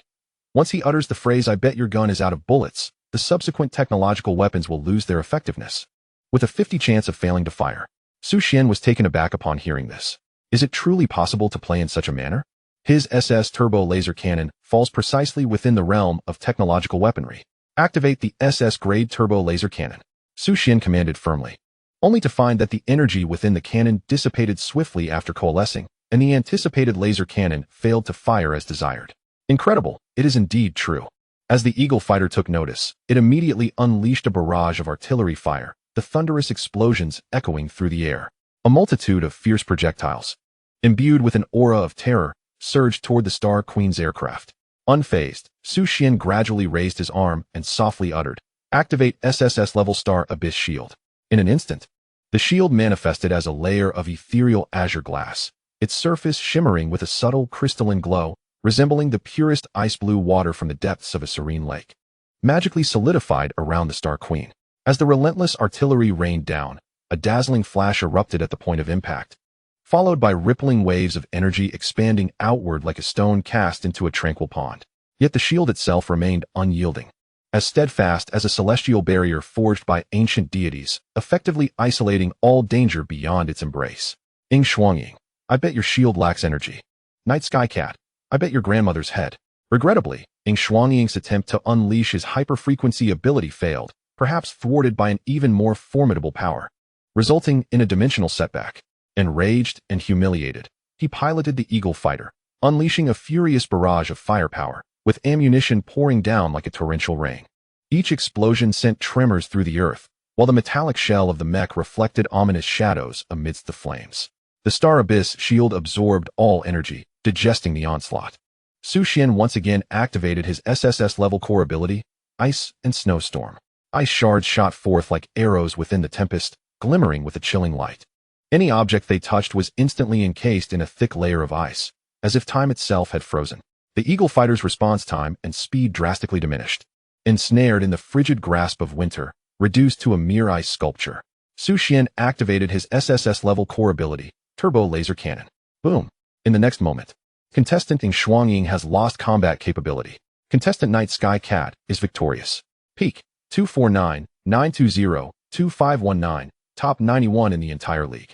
With a remarkable 7 consecutive victories, he successfully ascended into the ranks of the top 100. He had won. Truly won. Bai Yaowang covered her mouth in disbelief, her emotions surging with excitement. Reaching the pinnacle of the top 100 meant she could apply to join the Supernova team and become an official member. A coveted opportunity sought after by all elite contenders. Great deity, you are truly extraordinary. Bai Yaowang praised incessantly. With your prowess, you will surely reach 2,500 points. And then we can fight side by side. Xuan nodded affectionately. Miss Yaowang is always right. Bai Yaowang giggled. After completing a day's training tasks, Xuan emerged from the bathroom wrapped in a towel. His damp hair cascaded down, a few strands sticking to his forehead, while droplets of water trickled down his sculpted visage, gliding over his strong nose and resolute jawline, falling onto his well-defined collarbone, and then meandering down his chiseled chest, disappearing beneath the edge of the towel at his waist. The overbearing CEO's temptation. It seems that my training has elevated my appearance to new heights. Xuan gazed at his reflection in the mirror, momentarily lost in admiration. His expression then sharpened as he calmly declared, "Tomorrow, I shall apply to join the Youth King's battle team." His peak score had already reached an impressive 1,800 points. Apply to join the Youth King's battle team. The Lord of the City has taken notice. Knock, knock, knock. Come in. A voice resonated from the principal's office. Xuan pushed the door open and approached the principal's desk, presenting his basic information and application materials with an impassive demeanor. "Principal, here is my application to join the Youth King's battle team," he stated. The principal took a sip of tea and casually perused the documents, only to be jolted by the contents. The tea sprayed forth in an unexpected eruption. His eyes widened in disbelief as he stammered, "A peak score of 1,800 points. 23 consecutive victories? You accomplished this in merely 3 days?" Xuan nodded nonchalantly, though in reality, it had only taken him a day. The remaining 2 days were spent in training, leaving him little time to organize his application materials. "What level of super-frequency willpower do you possess?" the principal inquired with curiosity. After a moment of contemplation, Xuan provided a modest response, "Top 100. The principal's mouth hung agape. Words unformed as his mind seemed to stall, grappling with the implications. He muttered repeatedly, "The top 100. Doesn't that denote SSS-level super-frequency willpower?" "You are indeed." The principal could not restrain his exclamation. "No wonder you could take on the martial arts class alone. With such a level of super-frequency willpower, you are more than capable of reaching the pinnacle of the top 100. Xuan humbly nodded. "I prefer to remain low-key." The principal chuckled. "Youth should be accompanied by ambition. Channel the tenacity you exhibited when challenging the martial arts class. I have great faith in you. With your achievements and talent, your entry into the Youth King's battle team is a certainty." The Youth King's battle team was personally established by the governor, with only 1 spot allocated per region, ultimately culminating in a selection process in the central city. Even in our vast Qingshan city, only 1 individual could qualify for the Youth King's battle team as challenges. Xuan pondered this. He had initially believed that achieving a peak score of 1,800 would suffice for candidacy, only to realize he had merely met the eligibility threshold. It appears that the Youth King's battle team indeed possesses a significant level of prestige. You may return for now. Continue to challenge the peak matches during this time, striving for an even higher rank. The greater your bargaining power, the more you will stand out, the principal advised with a smile. Xuan nodded and subsequently exited the office. After a brief while, as the principal was admiring Xuan's application materials, a phone call rang out quietly.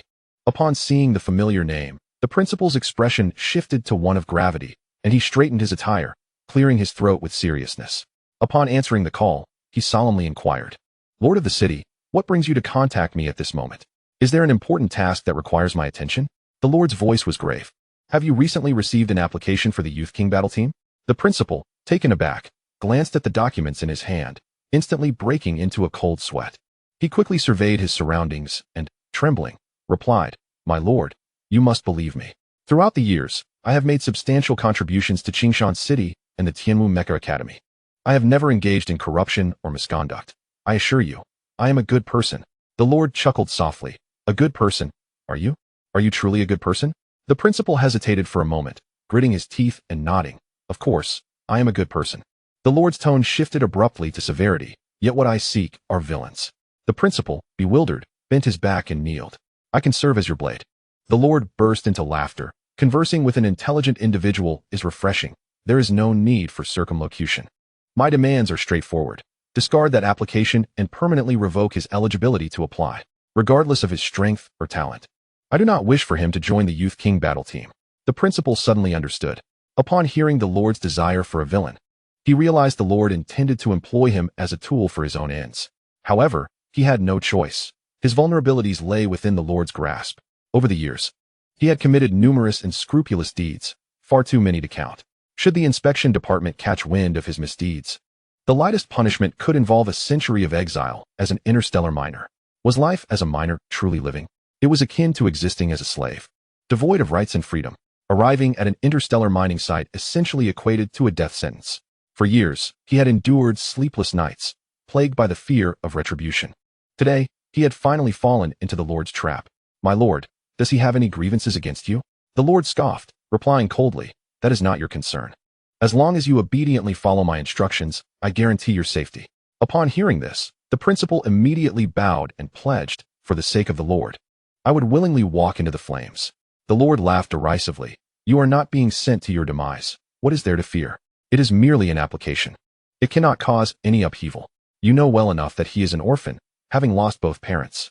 Should anything happen, I shall bear the consequences. The principal nodded. Indeed, that is the case. As the principal, he was aware of Su Xian's tragic background. To summarize it in a single word, tragic. His mother had passed away early, and his father had died on the interstellar battlefield, leaving him utterly alone. Even if he had 10 times the audacity, he could not stir any trouble. In Qingshan City, the Lord's word was law. Remember my words. Do you understand? Understood. The principal nodded fervently, as if pecking at grains. After ending the call, the principal sighed deeply, resignedly tossing the documents in his hand into the trash bin. The city lord's mansion. The building's exterior gleamed with a metallic cold light and the ethereal blue sheen of smart glass, its lines elegantly smooth, as if crafted by the gentle caress of wind and light. Aerial bridges and magnetic levitation tracks wove through it like the veins and nerves of the city, channeling technology and vitality. Each edifice stood as a testament to the fusion of science and art, shimmering under the sun and embodying the city's modernity and sense of the future. At the highest floor, a middle-aged man sat quietly in a tastefully understated yet luxurious office. The vast floor-to-ceiling windows framing a backdrop of the city's clamor and splendor. His casual posture exuded an undeniable authority, long legs crossed, the polished tips of his shoes rhythmically tapping in the air, as if synchronizing with the heartbeat of the city, or perhaps composing an invisible symphony of power. He was none other than the city lord, Pei Yuanin. Father, is it necessary to target him? On the sofa, a strikingly poised youth sat, his eyes brimming with disdain and his demeanor exuding pride. He had awakened as a Mecha master for no longer than 3 months, barely achieving the rank of a 2-star Mecha master. I am now a 4-star Mecha master, a level 4 mentalist, possessing dual S-grade hyperfrequency will. A peak contender among the elite. No one in Qingshan City can rival me. Even in a one-on-one, I possess the means to trample him beneath my feet. I could do it then, and I can do it now. The youth spoke with an air of nonchalance, recounting his malevolent deeds. Pei Xiong, the son of the city lord, was the very instigator of the bullying that had befallen Su Xian years ago, having cruelly fractured Su Xian's ribs, leading to his reputation as a cripple, stripped of dignity. He found it difficult to comprehend his father's actions, although he had participated in the bullying. Driven by a simple disdain for Su Xian, the act of breaking Su Xian's legs was a task assigned by his father. Otherwise, he had no interest in a mere commoner. Thus, it was his father who targeted Su Xian, while he merely played the role of an accomplice. Yet, he remained unpunished. With a mere dismissive phrase, so what? He thought. His father, Pei Yuanin, was the city lord of Qingshan, a figure with immense power. Who could challenge him? Who would dare? Anyone contemplating a provocation must first weigh whether they could withstand the wrath of Pei Yuanin. Pei Yuanin remained as steadfast as a mountain, quietly seated, lost in contemplation for a moment, achieving a peak score of 1,803 days, with 23 consecutive victories and no defeats. Moreover, his talent was of the elite top tier. Pei Xiong was momentarily taken aback, exclaiming in disbelief, the elite top tier? That equates to an SSS-grade hyperfrequency talent. How is that possible? He is but a commoner. How could he possibly awaken an SSS-grade hyperfrequency will? It must be false. This is surely a deception. Pei Yuanan spoke sternly, regardless of whether it is true or false, to err on the side of caution. He must not be allowed to become a candidate for the young king battle team. There is only one spot in Qingshan City, and I must ensure your absolute success. Pei Xiong scoffed. Father, I have grown up and no longer require your protection. I will prove through my own strength that Su Xian is nothing but a waste. Unable to endure even a second in my hands. Pei Yuanan, angered yet composed, retorted, Enough. You have no right to interfere in this matter. I shall not allow him a glimmer of hope. I intend to bury him along with his pitiful father on the interstellar battlefield. Pei Xiong, startled by his father's intensity, fell silent, unable to rebut. Yes, father. Pei Yuanan rubbed his forehead, weary of spirit, and sighed lightly. You may go train now. Even if the spot in Qingshan Mountain is secure, it does not guarantee your formal admission into the young king battle team. I hope that one day you will stand atop a higher peak than I. Pei Xiong obediently nodded, then hesitated, as if words lingered on the tip of his tongue. Do you have any questions? Pei Yuanan inquired gravely. Taking a deep breath, Pei Xiong curiously asked, Father, why do you target Su Xian? He is merely a waste. Since childhood, Pei Xiong had harbored a misconception that his father's attention towards Su Xian surpassed his own. Logically, the two had no connection. Yet, his father commanded him to break Su Xian's legs. This time, he had also thwarted Su Xian's only opportunity to rise to prominence. What deep-seated enmity could exist between them? Did his father harbor a vendetta against Su Xian? At this, Pei Yuanan appeared lost in thought, gazing up at the sky, a tear tracing down his cheek. All because of a woman. Bai Yaoguang, the one behind you, is a waste. Decades ago, Pei Yuanan, Su Hao, and Zhuo Jiqing grew up together in a training base, forming a team that gallantly traversed the battlefield. Zhuo Jiqing was beautiful, the epitome of a classical woman, exuding the charm of maturity, especially with her gentle disposition, never looking down on anyone. Despite Pei Yuanan's congenital leg disability, Zhuo Jiqing continued to care for him. Thus, Pei Yuanan fell deeply in love with her. Unable to extricate himself, he vowed to marry no one but Zhuo Jiqing. He believed that proximity would grant him the chance to win her heart. I like you. Will you marry me? Pei Yuanan boldly confessed, convinced that Zhuo Jiqing shared his feelings, as her attentiveness could only signify love. However, Zhuo Jiqing revealed a bittersweet smile before delivering a thunderous blow. I'm sorry. I am already pregnant and cannot accept your affection. Pei Yuanan stood frozen, struck as if by lightning. Pregnant? Zhuo Jiqing was actually with child? Who was the father? Damn it, who did this?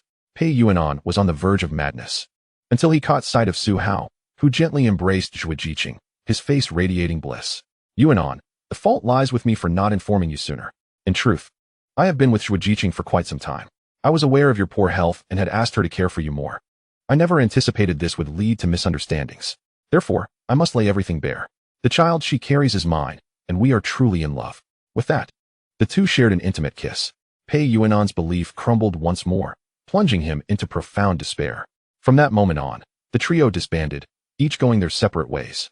Pei Yuanan immersed himself in military service, engaging in relentless battles to forget everything, constantly achieving military accolades. When he finally returned to Qingshan City, he discovered that Zhuo Jiqing had passed away. She succumbed during childbirth, forever lost to the world. That child was Su Xian. Pei Yuanan wept bitterly, unable to turn back time.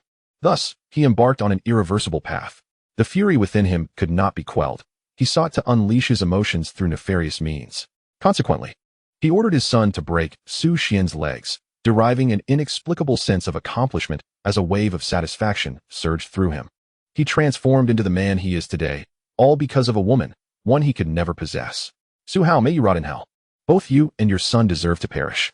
At the base of the supernova battle team, two mechs faced off against each other.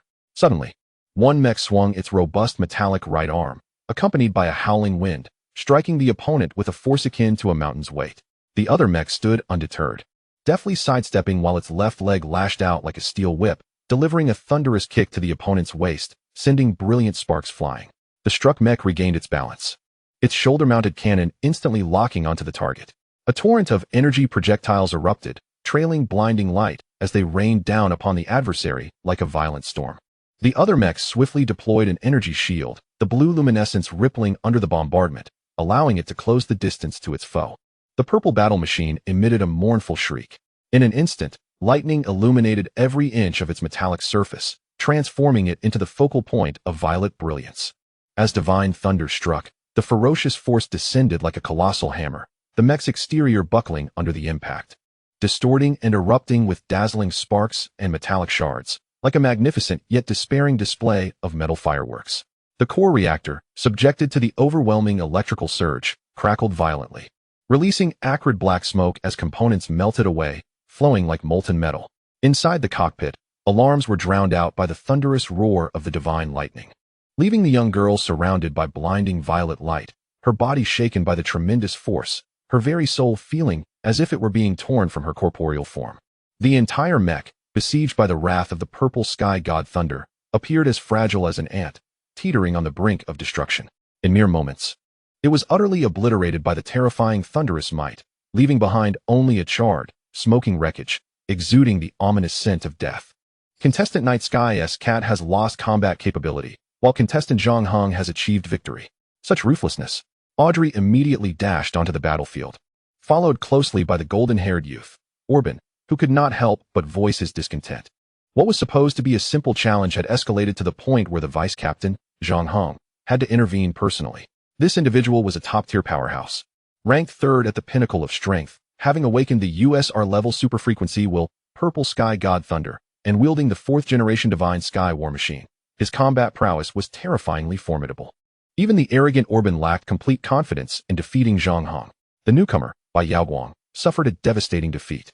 The mech sustained over 90 damage, with the core reactor and blue star-level core chip rendered utterly irreparable. The Starry Queen had been reduced to a heap of scrap metal. Yao Yao, are you alright? Audrey quickly produced a healing potion from her bosom, gently pouring it into the girl's delicate mouth, her face etched with concern as she inquired, "Are you still conscious?" Bai Yaoguang slipped into a brief state of unconsciousness, losing awareness. Audrey pointed an accusatory finger at Zhang Heng, demanding, "Why did you have to intervene personally? According to the rules of the Supernova team, the last place is eliminated, and with your strength ranking at the pinnacle third, it was not your turn to act. You have violated the rules." Zhang Heng sneered coldly, retorting, "And what of it?" According to the rules, Bai Yaoguang was supposed to challenge Lin Xiaoyang to join the team. At a critical moment, I suddenly appeared, taking Lin Xiaoyang's place and completely destroying Bai Yaoguang's mech. He scoffed disdainfully, "You are correct. But I have no regard for the so-called Tongtian generation. They are nothing but a bunch of useless beings who think they have some strength and dare to fight for others. How many have fallen to me? When did the Supernova team decline to the point where even the most trivial could challenge it? I say, she and her backing, the Tongtian generation, are all worthless. Even if he himself were here, he would meet the same fate. There exists a disparity among geniuses." Cough cough. Bai Yaoguang's complexion grew increasingly pallid, her dry throat emitting a painful sound. The piercing taunts of Zhang Heng echoed incessantly in her ears, like 1,000 silver needles stabbing into her chest. She felt a profound sense of regret and humiliation. She lamented her decision to join the Supernova team, only to be met with disgrace. The Tongtian generation behind her was equally inept. Zhang Heng, unabashedly mocking her, proclaimed with arrogant scorn, "Even if he stood before me, he would lack the qualification to meet my gaze. There is a chasm between geniuses, and I am the insurmountable abyss before you." Bai Yaoguang pressed her lips together, her eyes revealing a fierce anger. Taking a deep breath to suppress her pain, she retorted, "The deity is far from being worthless. He is, in my heart, the greatest genius. You may insult me, but you shall not demean him." Zhang Heng scoffed, surprised at Bai Yaoguang's fervent defense of Tongtian Dai. What charm did this divine figure possess that could inspire unwavering admiration from the daughter of the richest man in Kyoto? "Any genius before me will become a mere jest. The Tongtian Dai you speak of lacks even the qualifications to challenge me. To insult him? That is merely a triviality." Zhang Heng, at the pinnacle of the third tier, awakened the USR-level superfrequency will, his combat prowess terrifyingly formidable. He possessed an unshakable confidence. Unless the Tongtian Dai behind Bai Yaoguang were to be ranked second at the pinnacle or the captain, he would feel a hint of trepidation. Of course, merely a hint. Bai Yaoguang's eyes turned crimson, radiating intense fury as she fixed her gaze on Zhang Heng, clenching her silver teeth and indignantly declaring, "I, Bai Yaoguang, shall one day make you tremble." Zhang Heng dismissed her with a sneer. "Time is a mediocre healer. It can never erase the pain within. You will forever remember the agony of today, until you can no longer aspire to my shadow, widening the chasm between us." Audrey, filled with righteous anger, interjected, "Zhang Heng, you have truly disappointed me. Even if you were to defeat Bai Yaoguang, you should not mock her or the Tongtian Dai behind her. Every mecha engineer pursuing their dreams deserves respect. Your character is concerning." Zhang Heng retorted with a cold laugh. Only the strong are worthy of my respect. Audrey cautioned. Let us see how long you can remain obstinate. One must pay the price for their arrogance and learn a painful lesson. Fearless. Zhang Heng laughed boisterously. My talent will never allow me to bow my head. In this life, I shall ascend effortlessly to become a supreme Mecha master. Neuro Albin. Unable to bear it any longer, interjected with a sigh, Zhang Heng. The captain has requested you to find him. He has something to tell you. Zhang Heng narrowed his eyes, scrutinizing Albin, and replied coolly, You had better not be deceiving me. Albin shrugged with a smile. Who knows? Believe it or not. It's up to you. Zhang Heng hesitated for a moment before turning to leave. At that moment, Bai Yaoguang, having endured so much, could no longer contain her tears. Sobbing aloud, the deity's peak match. A swarm of drones descended like a turbulent metallic cloud, shimmering with a cold, steely sheen. The roar of their engines echoed like a rolling thunder, causing the air to tremble. Though the Mecha stood tall and imposing, it appeared isolated and defenseless against this overwhelming onslaught. The drone swarm, with astonishing speed and agility, darted around like a pack of ravenous predators that had found their prey. They launched attacks from all directions, intertwining laser beams that wove a deadly net of light, instantly leaving countless charred scars upon the Mecha's exterior. The missiles soared forth like meteors, trailing fiery tails as they accurately struck the joints and vital points of the Mech. Each explosion was accompanied by blinding flames and powerful shockwaves, scattering the Mech's components in all directions, teetering precariously amidst the smoke and fire. As more drones continued their relentless assault, the Mech could no longer bear the burden. With a resounding crash, it collapsed, raising a cloud of dust and smoke. The once invincible steel beast had been reduced to a heap of scrap metal, utterly annihilated under the onslaught of the swarm. Competitor Li Zhuoqing lost combat capability. Competitor blank achieved victory. Peak 210-817, 2125 points. Competitor blank Mech White Emperor Fighter MKI. Peak 2,125 points. Win rate 143-43. After concluding his final match, he exited the arena. The following day, Xuan returned to the Principal S office to update his application materials. The Principal S demeanor was somewhat aloof as he casually remarked, Impressive, reaching 2,100 so swiftly. I believe you will soon contend for a place among the top 1,000. This achievement is indeed commendable even in Qingshan City. However, there are always greater talents beyond. He added, no matter how formidable your strength or how high your talent, one must learn humility. With your gifts, perhaps Qingshan City is not the ideal place for your development. If you are not selected here, you may transfer your enrollment to another city for a chance at success. Xuan was taken aback. During his initial submission, the principal had assured him that the quota was assured. Yet, in just a few days, he had changed his tune, seemingly implying something else. Nevertheless, Xuan did not dwell on it. Unaware of the grievances and entanglements of previous generations, he resolved to continue enhancing his peak score. Activating the USR-level hyperfrequency will, USR Hundredfold Amplification. He amplified his mental power 100-fold. He deployed the SS core ability, Drone Swarm. He initiated the SS core ability. Tactical Missiles. Competitor Carl lost combat capability. Competitor blank achieved victory. Peak 244-818, 2466. Ranked 456 in the entire league. In less than a week, Xuan surged into the top 1,000. With his current peak score, he was entirely capable of qualifying for the Qingshan City Youth King team. Yet, for reasons unknown, the principal continually deflected him with various excuses. With only 3 days remaining until the quota was finalized, Xuan still had not received a definitive response from the principal. A sense of unease crept in. It seemed there was something amiss, obstructing his application. However, he remained oblivious to the underlying reasons. Strangely, he hadn't received any messages from Bai Yaoguang lately. He glanced at the empty message thread, the profile picture of the cute girl style representing Bai Yaoguang. It had been at least 5 or 6 days since her last login. During this period, his messages fell into silence, receiving no response. Could something have happened to her? Xuan furrowed his brows, a vague sense of unease creeping over him. Xuan, Yaoguang, how have you been lately? Have you joined the Supernova team? Bai Yaoguang had spent a fortune hiring him as her exclusive agent, her greatest aspiration being to join the Supernova team. By now, she should have fulfilled her dream. The transaction was terminated, and he would no longer receive remittances from the wealthy lady. The sudden loss of a substantial financial source left Xuan troubled. Indeed, he must join a team soon to acquire resources. Bored, Xuan perused the elite agent listings, searching for new clients. He could not afford to waste time. Lacking funds meant he could not grow stronger. Suddenly, a notification chimed, a unique ringtone reserved for the wealthy lady. Ding ding. Su Xian's eyes brightened with surprise. Bai Yao Wang was online. Bai Yao Wang, Master, I apologize. I have worried you during this time. I have let down your expectations and did not join the supernova team. Su Xian was momentarily taken aback, seemingly grasping the situation. After all, considering Bai Yao Wang's talent, merely maintaining a position among the top 1,000 was already impressive. Overcoming the top 100 was still a significant challenge. From the very beginning, he had known the answer, merely gambling on an uncertain miracle. Yet, the miracle did not favor the diligent beauty. Su Xian, it's all right. There are many elite teams beyond just the supernova team in the league. With your talent, you will surely become a formal member. Bai Yao Wang, I am considering giving up on becoming a mech master and transitioning to the mechanic profession. Bai Yao Wang, I have always been a failure, lacking strength and talent, destined to be a mere vase in people's eyes.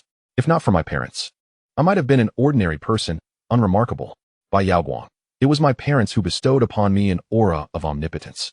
I always believed I could join the supernova team and become the dazzling star in everyone's eyes, yet reality has shown me that I lacked the qualifications.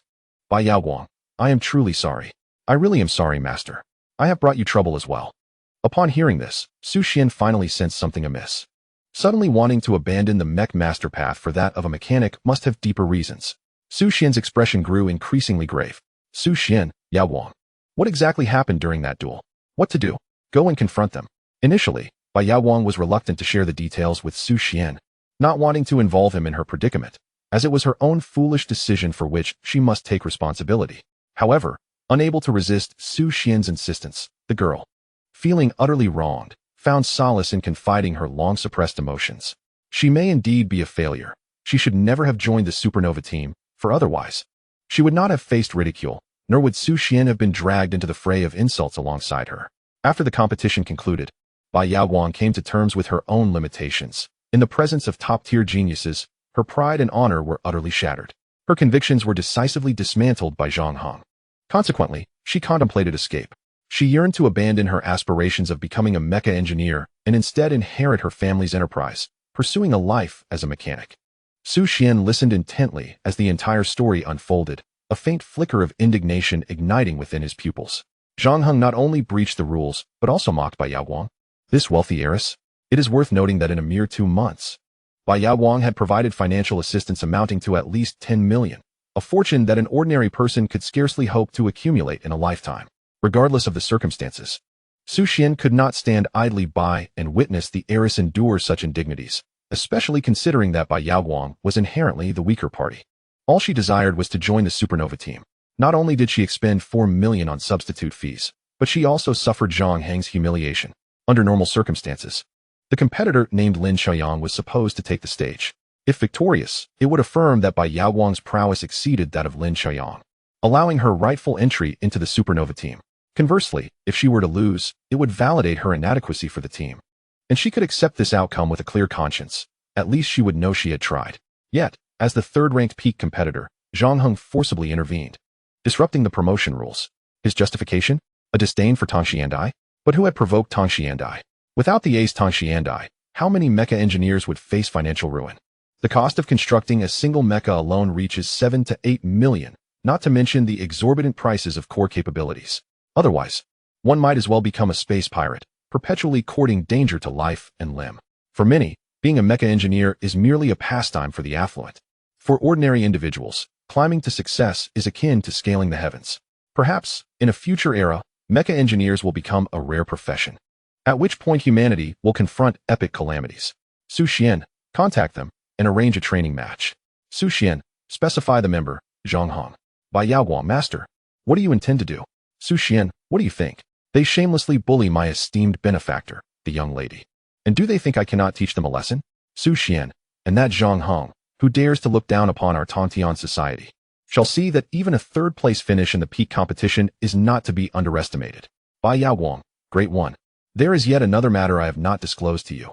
My mech, the Star Queen, has suffered over 90% damage, rendering it entirely incapable of combat and unable to continue fighting. Bai Yao Wang. This mech was crafted by my grandfather, who was once the most promising candidate to become a divine-level mechanic on Blue Star, yet he departed from this world due to an unforeseen accident. Bai Yao Wang. Except for my grandfather, no mechanic in this world possesses the ability to repair the Star Queen. Bai Yao Wang.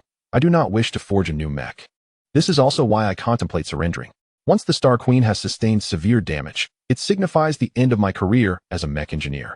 Upon hearing this, Xuan's heart stirred slightly. No wonder Bai Yaowang cherishes the Star Queen so dearly. It was crafted by her grandfather, representing not just a mech, but also hope and nostalgia. Surely the system can repair it, right? A sudden realization struck Xuan, causing his pupils to tremble. Xuan, perhaps I have a way to restore the Star Queen. Bai Yaowang, Great One, do not attempt to console me. The Star Queen has sustained over 90% damage. Even a divine-level mechanic would lack absolute certainty, and in the end, it would merely become another soulless mech. In the Blue Star Alliance, there exists only one divine-level mechanic. If he were to intervene, there may be a chance to repair the Star Queen. Yet the probability of complete restoration would not exceed 58%, barely passing. Without a confidence level of 90 or above, Bai Yaowang could not possibly undertake the repair of the Star Queen on her own. Xuan, as long as you prepare the original materials, I can restore the mech using the same methods and assembly techniques. Bai Yaowang's complexion turned pale, her delicate frame trembling slightly. She found herself in a tumultuous struggle, wavering in her decision. She could not fathom that the esteemed Xuan could indeed repair the Star Queen. Should she place her trust in him? After several minutes of contemplation and internal conflict, she finally resolved, Bai Yaowang. All right, Bai Yaowang, since there is no turning back, I am willing to trust the Great One. Even if it ultimately fails, I will not hold you accountable. You have already done more than enough for me, and I shall bear the remaining burden alone.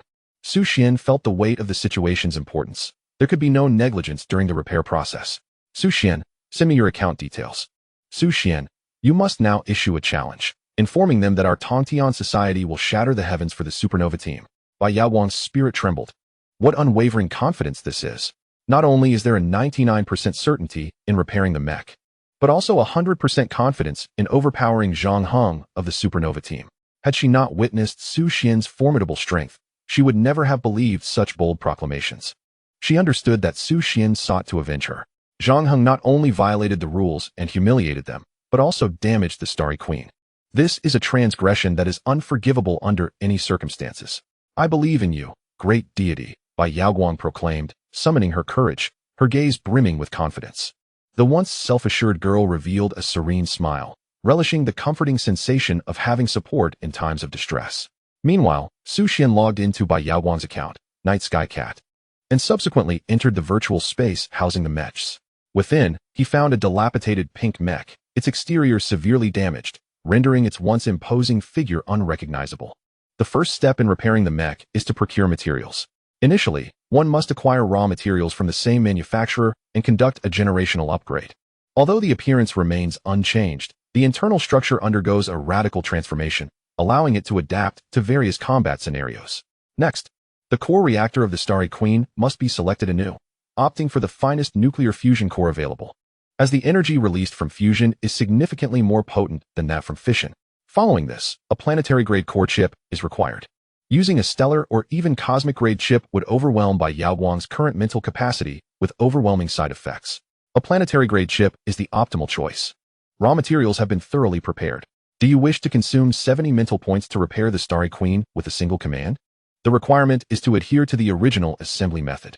Yes, 70 mental points have been extracted from the host. Repairs are underway. Please be patient. In an instant, Xuan's mind was engulfed in a dizzying haze, as if his very soul were being drawn from him.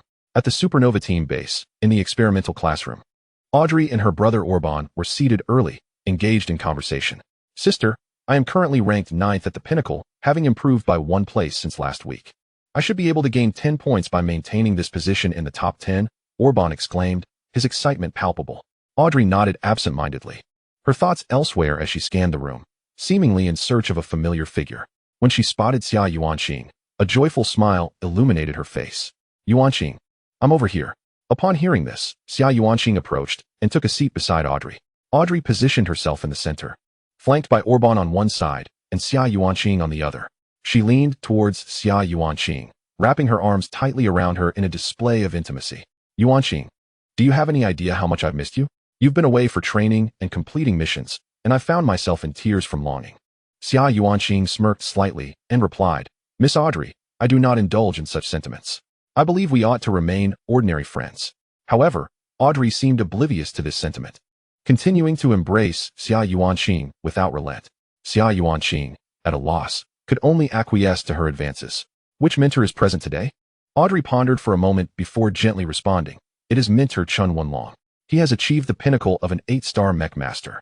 The soul power of an 8-star mech master is nearly indistinguishable from that of a 9-star mech master, making their combat prowess formidable and positioning them among the elite of the Blue Star Alliance. Yet, there remains a significant disparity compared to true 9-star mech masters. Xia Yuanqing nodded slightly, deep in thought. Just then, Zhang Heng entered the classroom with a stern expression, taking a solitary seat in the front row. Audrey cast a disdainful glance at Zhang Heng, her eyes betraying a hint of contempt and aversion. The last member, Lin Qiuyang, entered the classroom and sat alone at the back. The Supernova battle team currently comprises 7 members. The captain, known as the New God, the vice-captain, Zhang Heng, the siblings of European royal lineage, the sharpshooter Xia Yuanqing, the lance knight Lin Qiuyang, and the supportive soft-spoken Bai Jinjin. The captain, New God, and the supportive Bai Jinjin are currently engaged in a mission on the interstellar battlefield and cannot attend the class activities in a timely manner. The classroom was enveloped in a heavy atmosphere until a middle-aged man entered, finally breaking the awkward silence. Chun Wenlong, the 8-star mech master, cleared his throat and solemnly announced, "Students, we shall commence the lesson now. Please stand." The issuance of the highest S-class challenge has stunned everyone. The new source beasts, products of cosmic anomalies, have been analyzed by both extraterrestrial species and human experts, suggesting they may be species that traversed wormholes from other universes to arrive in the solar system. In terms of appearance, they can exhibit an astonishing variety of forms. They may possess bodily structures that transcend earthly imagination, such as numerous flexible tentacles for grasping or movement, or a semi-transparent gelatinous composition capable of morphing to adapt to diverse environments. In terms of abilities, they might possess sensory capabilities beyond human comprehension, able to perceive cosmic ray fluctuations imperceptible to humans as sources of information, or communicate through telepathy, bypassing the need for verbal or written language. They may even thrive in extreme cosmic conditions, effortlessly navigating surfaces of planets devoid of oxygen, at frigid temperatures, or under intense radiation. Behaviorally, their social structures could be exceedingly complex and varied. Some extraterrestrial beings may be solitary hunters, while others might resemble social insects with a highly organized societal framework, where each individual undertakes specific roles for the survival and advancement of the collective. The new source beasts represent a common adversary to humanity and extraterrestrial races alike, possessing seemingly inexhaustible energy resources, hence their designation as new source beasts. Mentor Chun Wenlong elaborated passionately, his eyes sparkling with enthusiasm. The core reactors and chips of Mechs are derived from materials extracted from the new source beasts. To put it simply, one could liken the new source beasts to pigs on Earth. Their skins and organs can be utilized to develop high technology and even facilitate the evolution of new humanity. Certainly, regarding the evolution of the new humanity, the intricacies of this matter remain classified as an S-level secret, knowledge that may one day be accessible to some among you. The audience pondered thoughtfully. Chun Wenlong cleared his throat, pressed his lips together, and slowly announced, "Today's lesson concludes here. We shall now proceed to the presentation of the weekly honors." Zhang Heng, having secured a stable 3rd position in the pinnacle competition and significantly enhanced his mental prowess, has adapted his combat style to align with the principles of hyperfrequency will. He has earned 10 points this week, along with a mechanical repair opportunity. Members of the Supernova team may exchange their accrued points for various materials, whether core reactors, core chips, or essential abilities, as long as the points are sufficient. Redemption is easily attainable. All funding is provided by the sponsors of the Supernova team. 10 points roughly equate to 2 million star coins. This exemplifies the advantages of joining a team. Not only do you gain access to a superior platform, but also an abundance of resources. Next, we have Xia Yuanqing. Ranked 35th in the pinnacle competition, she has achieved remarkable growth and stands as the sole gunsmith sharpshooter in the entire league to reach such heights. In other words, Xia Yuanqing is the strongest sniper in the national server. Over a brief span of 2 to 3 months, she has made rapid advancements and accomplished numerous challenging tasks, contributing significantly to our cause. She is awarded the title of Best Member of the Week, receiving 50 points and a raw material fusion reactor. Xia Yuanqing, I recall your mech is still a 3rd generation. The newly acquired fusion reactor will be perfect for upgrading it. Please ensure any necessary improvements are made promptly. Xia Yuanqing rose and saluted. Yes, teacher. Chun Wenlong was quite pleased with her demeanor, as she was among the most favored members by the mentors. Suddenly, an alarming announcement pierced the air. Alert! The Supernova team has received an S-level challenge. The classroom erupted in a cacophony of sirens, startling Xuan Wenlong and the team members, who displayed expressions of shock. An S-level challenge? Goodness! Who on earth is mad enough to initiate this? It is well known that challenge letters come in various tiers: B, A, and S. A B-level challenge pertains to friendly matches, while an A-level challenge involves a contest of honor. An S-level challenge escalates to a life-and-death struggle. Not only can any member be designated for the challenge, but if the chosen member is defeated, the challenge may continue until the last member refuses to compete. This marks the first instance since the establishment of the Supernova team that they have received an S-level challenge. They are, after all, the foremost team in the league. With many squads viewing them as a litmus test, typically, they initiate B and A-level challenges, but no fool would dare to issue an S-level challenge. Regardless of the outcome, a vendetta is irrevocably established. Moreover, within their ranks lies the unparalleled prodigy, the strongest youth, whose prowess is such that no one has managed to withstand his onslaught for even 3 minutes. This is the essence of his terrifying strength. Thus, those who dare to issue an S-level challenge are nothing short of lunatics. Goodness, this is the first time in my life I have heard of an S-level challenge. Who could possibly be audacious enough to initiate such a thing? Even if the prodigy is absent from the base, the remaining duo, Zhang Heng and Audrey, are formidable contenders within the top 10. The situation appears to be growing intriguing. Xuan Wenlong raised an eyebrow, his eyes shimmering with excitement as he smirked and remarked, "Classmates, it seems that your reputation is not sufficiently formidable, as there are still those who dare to launch an S-level challenge. Conveniently, with this class concluded, let us proceed to discover the identity of this challenger."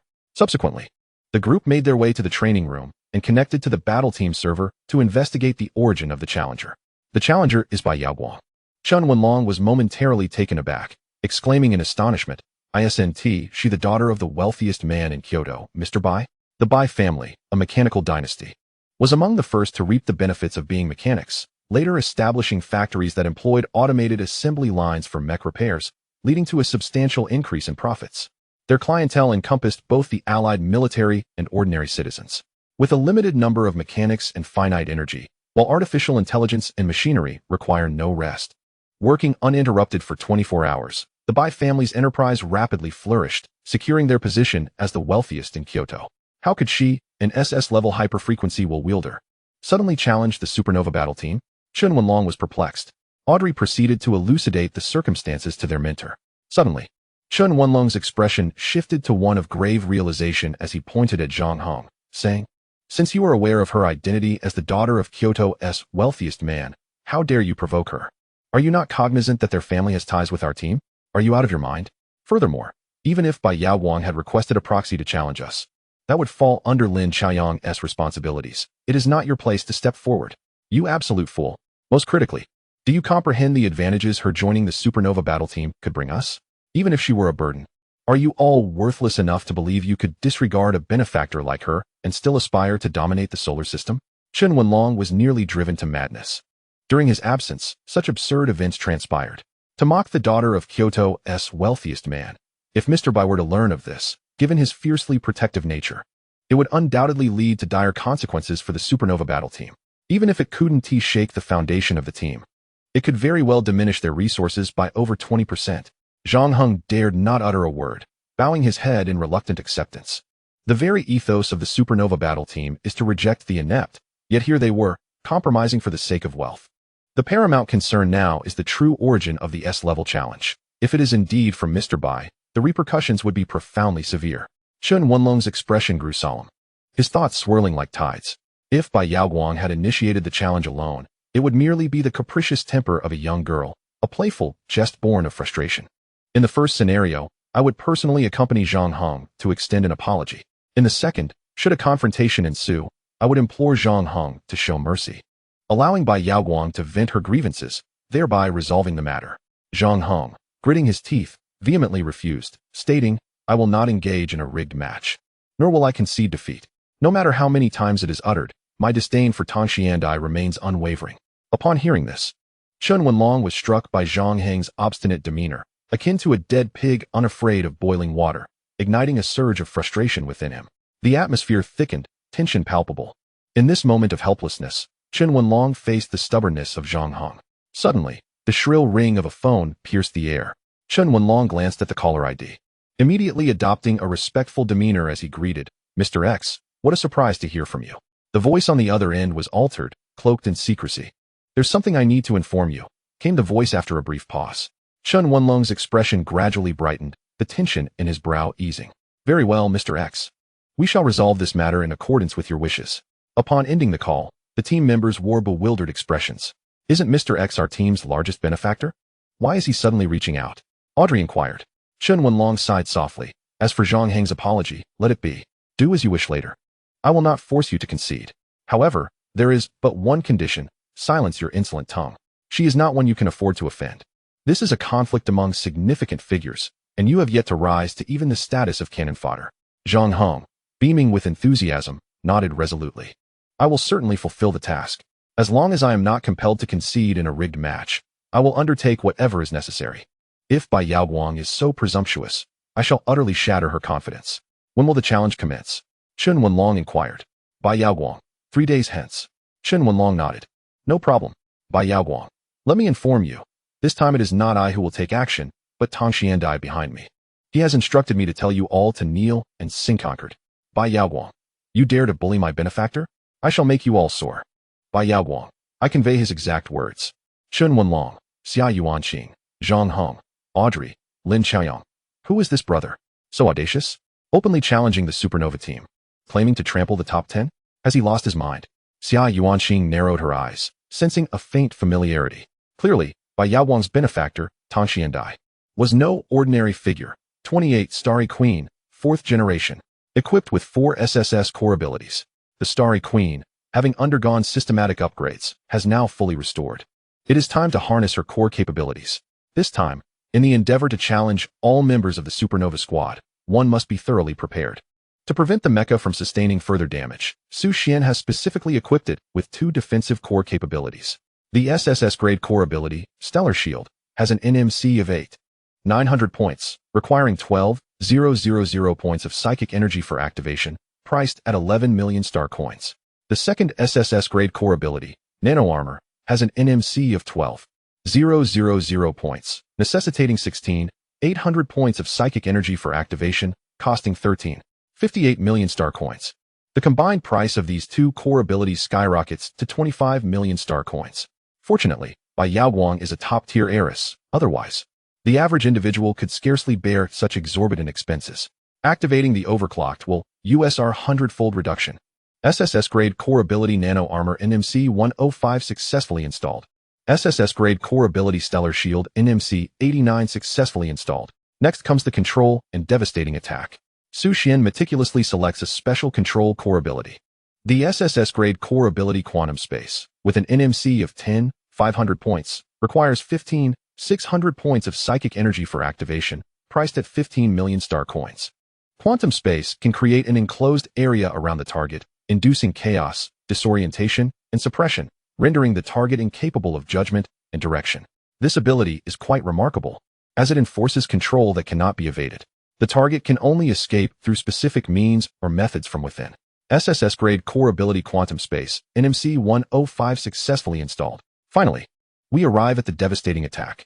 The SSS-grade core ability Infinite High-Speed Laser Cannon has an NMC of 6,000 points, requiring 3,000 points of psychic energy for activation. Priced at 10 million star coins. The Infinite High-Speed Laser Cannon launches a set of 8 high-speed missiles in different directions every 10 seconds, each carrying a 25 TNT explosive, with no restrictions on activation frequency, thus requiring no cooldown time. The sole drawback is its immense consumption of psychic energy. Each activation directly consumes 3,000 points of psychic energy, with a 10-second interval, amounting to 6 launches of 8 missiles within a minute, consuming 18,000 points of psychic energy. This is merely the psychic energy consumed in 1 minute, leading to an incessant drain. However, after Su Xian activates USR Hundredfold Amplification, his psychic energy expands 100-fold, equating to a consumption of merely 180 points of psychic energy per minute. This allows for approximately 3 to 4 minutes of sustained fire, which is sufficient. Lastly, he equips a C-grade core ability that complements the Infinite High-Speed Laser Cannon. The C-grade core ability Precision Strike has an NMC of 8 points, requiring 10 points of psychic energy for activation, priced at 888 star coins, as long as there is the ability of Precision Strike. The SSS-level core capability of the infinite high-speed laser cannon can concentrate its firepower to deliver a devastating blow in an instant. Thus, the core capabilities of the Star Queen have been officially completed. Mecha Master by Xuan. Mecha, Star Queen 4. Core abilities. SSS-level core ability Star Guardian Shield. SSS-level core ability Nano Armor. SSS-level core ability Quantum Space. SSS-level core ability Infinite High-Speed Laser Cannon. C-level Precision Strike. The moment Bai Yaoguang beheld the Star Queen once more, it stood as if at the very heart of time and space, emanating a chilling, profound metallic sheen, reminiscent of a mysterious celestial body birthed from the depths of the universe. Its form was robust yet graceful, with hard, flowing lines akin to the trajectory of a river of stars, each undulation narrating a perfect blend of strength and elegance. The headpiece resembled a resplendent star crown, its sharp contours outlining a majestic silhouette, while its eyes sparkled with a cold, ethereal blue light, seemingly capable of perceiving the secrets of the cosmos and unveiling the truths hidden behind the stars. The core device within its chest resembled a supernova poised to erupt, its subdued brilliance impossible to overlook, radiating an immense energy surrounded by intricate energy conduits, akin to the complex gravitational fields of the starry sky, gathering and controlling power. This mysterious and magnificent mecha stood as if it truly existed, the queen of the cosmos, solitary and proud. Bai Yaoguang was moved to tears, embracing the Star Queen, weeping uncontrollably. "You have returned. You have finally returned." This Star Queen was not only crafted in perfect accordance with her grandfather's design, but had also undergone upgrades that even her grandfather could not have achieved. Miracles effortlessly realized by Su Xian. He successfully advanced the Star Queen to its 4th generation. "Su Xian, thank you so very much. I will surely repay your kindness."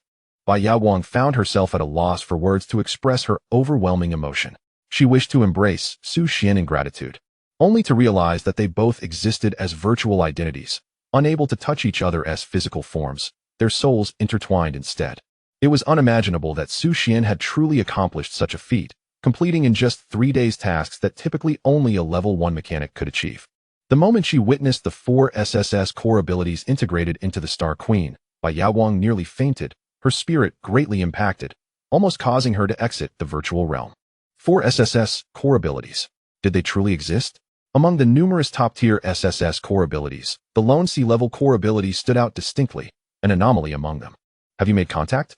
Su Xian inquired eagerly, wishing to ascertain the combat prowess of the Star Queen 4, now equipped with 4 SSS-level core abilities. Bai Yaoguang said, "Master, according to your thoughts, the Supernova team has successfully accepted the S-level challenge, and there are 2 hours left before the match." Su Xian nodded. "It's still early. No need to rush. I will take a shower to refresh myself. Please prepare to contact them and set up the duel arena in advance." Bai Yaoguang nodded in agreement, feeling a pang of concern. At the Supernova team base, all 5 members, Zhang Heng, Xia Yuanqing, Audrey, Albin, and Lin Xiaoyang, were present, along with their mentor, Chen Wenlong, all poised and ready. With only 15 minutes remaining, Chen Wenlong glanced at the time, his expression grave. Audrey advised, "Zhang Heng, even if you can win, you are challenging under Bai Yaoguang's name. I hope you can temper your approach and avoid damaging the mech." Zhang Heng was reckless. His terrifying USR-level superfrequency will, Purple Sky Thunder, could easily devastate the mech's core reactor, inflicting fatal harm. Chen Wenlong concurred. "With your strength, defeating Tang Xiandai is not insurmountable, but remember, you represent the Supernova team, and she is the jewel of the Bai family." Zhang Heng gritted his teeth in silence, seething with resentment. Why should everyone expect him to yield? Just because she is the daughter of the wealthiest in Kyoto? What of it? He despised weakness. Those without strength should not boast or wish to challenge the entire Supernova team. How could someone like Tang Xiandai be deemed worthy? Zhang Heng was resolute.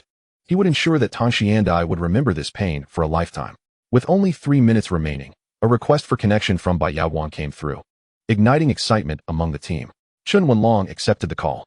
Bai Yaoguang stated, "We are ready. How about you?"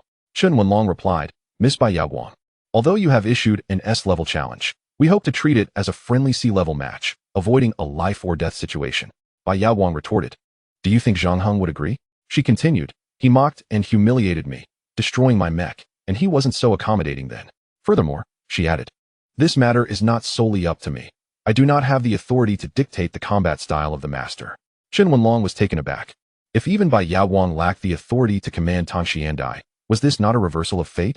Bai Yaowang was the employer, while Tang Xiandai was merely the enforcer, expected to follow the employer's orders unconditionally. If Bai Yaowang could not exert control, it indicated Tang Xiandai's formidable strength. The prodigious talent of Tang Xiandai had completely captivated Bai Yaowang, who willingly served him. The daughter of Kyoto's richest man being subjugated by Tang Xiandai? It was akin to a wealthy heiress being utterly devoted to a commoner. Who could believe such a tale? Bai Yaowang, I am the envoy of Miss Yaowang, and I am here to speak with you directly. Bai Yaowang, bring Zhang Heng out here to face the consequences and alleviate the anger of the young lady. Bai Yaowang, I am quite displeased at the moment. Bai Yaowang, what right do you have to mock my esteemed lady?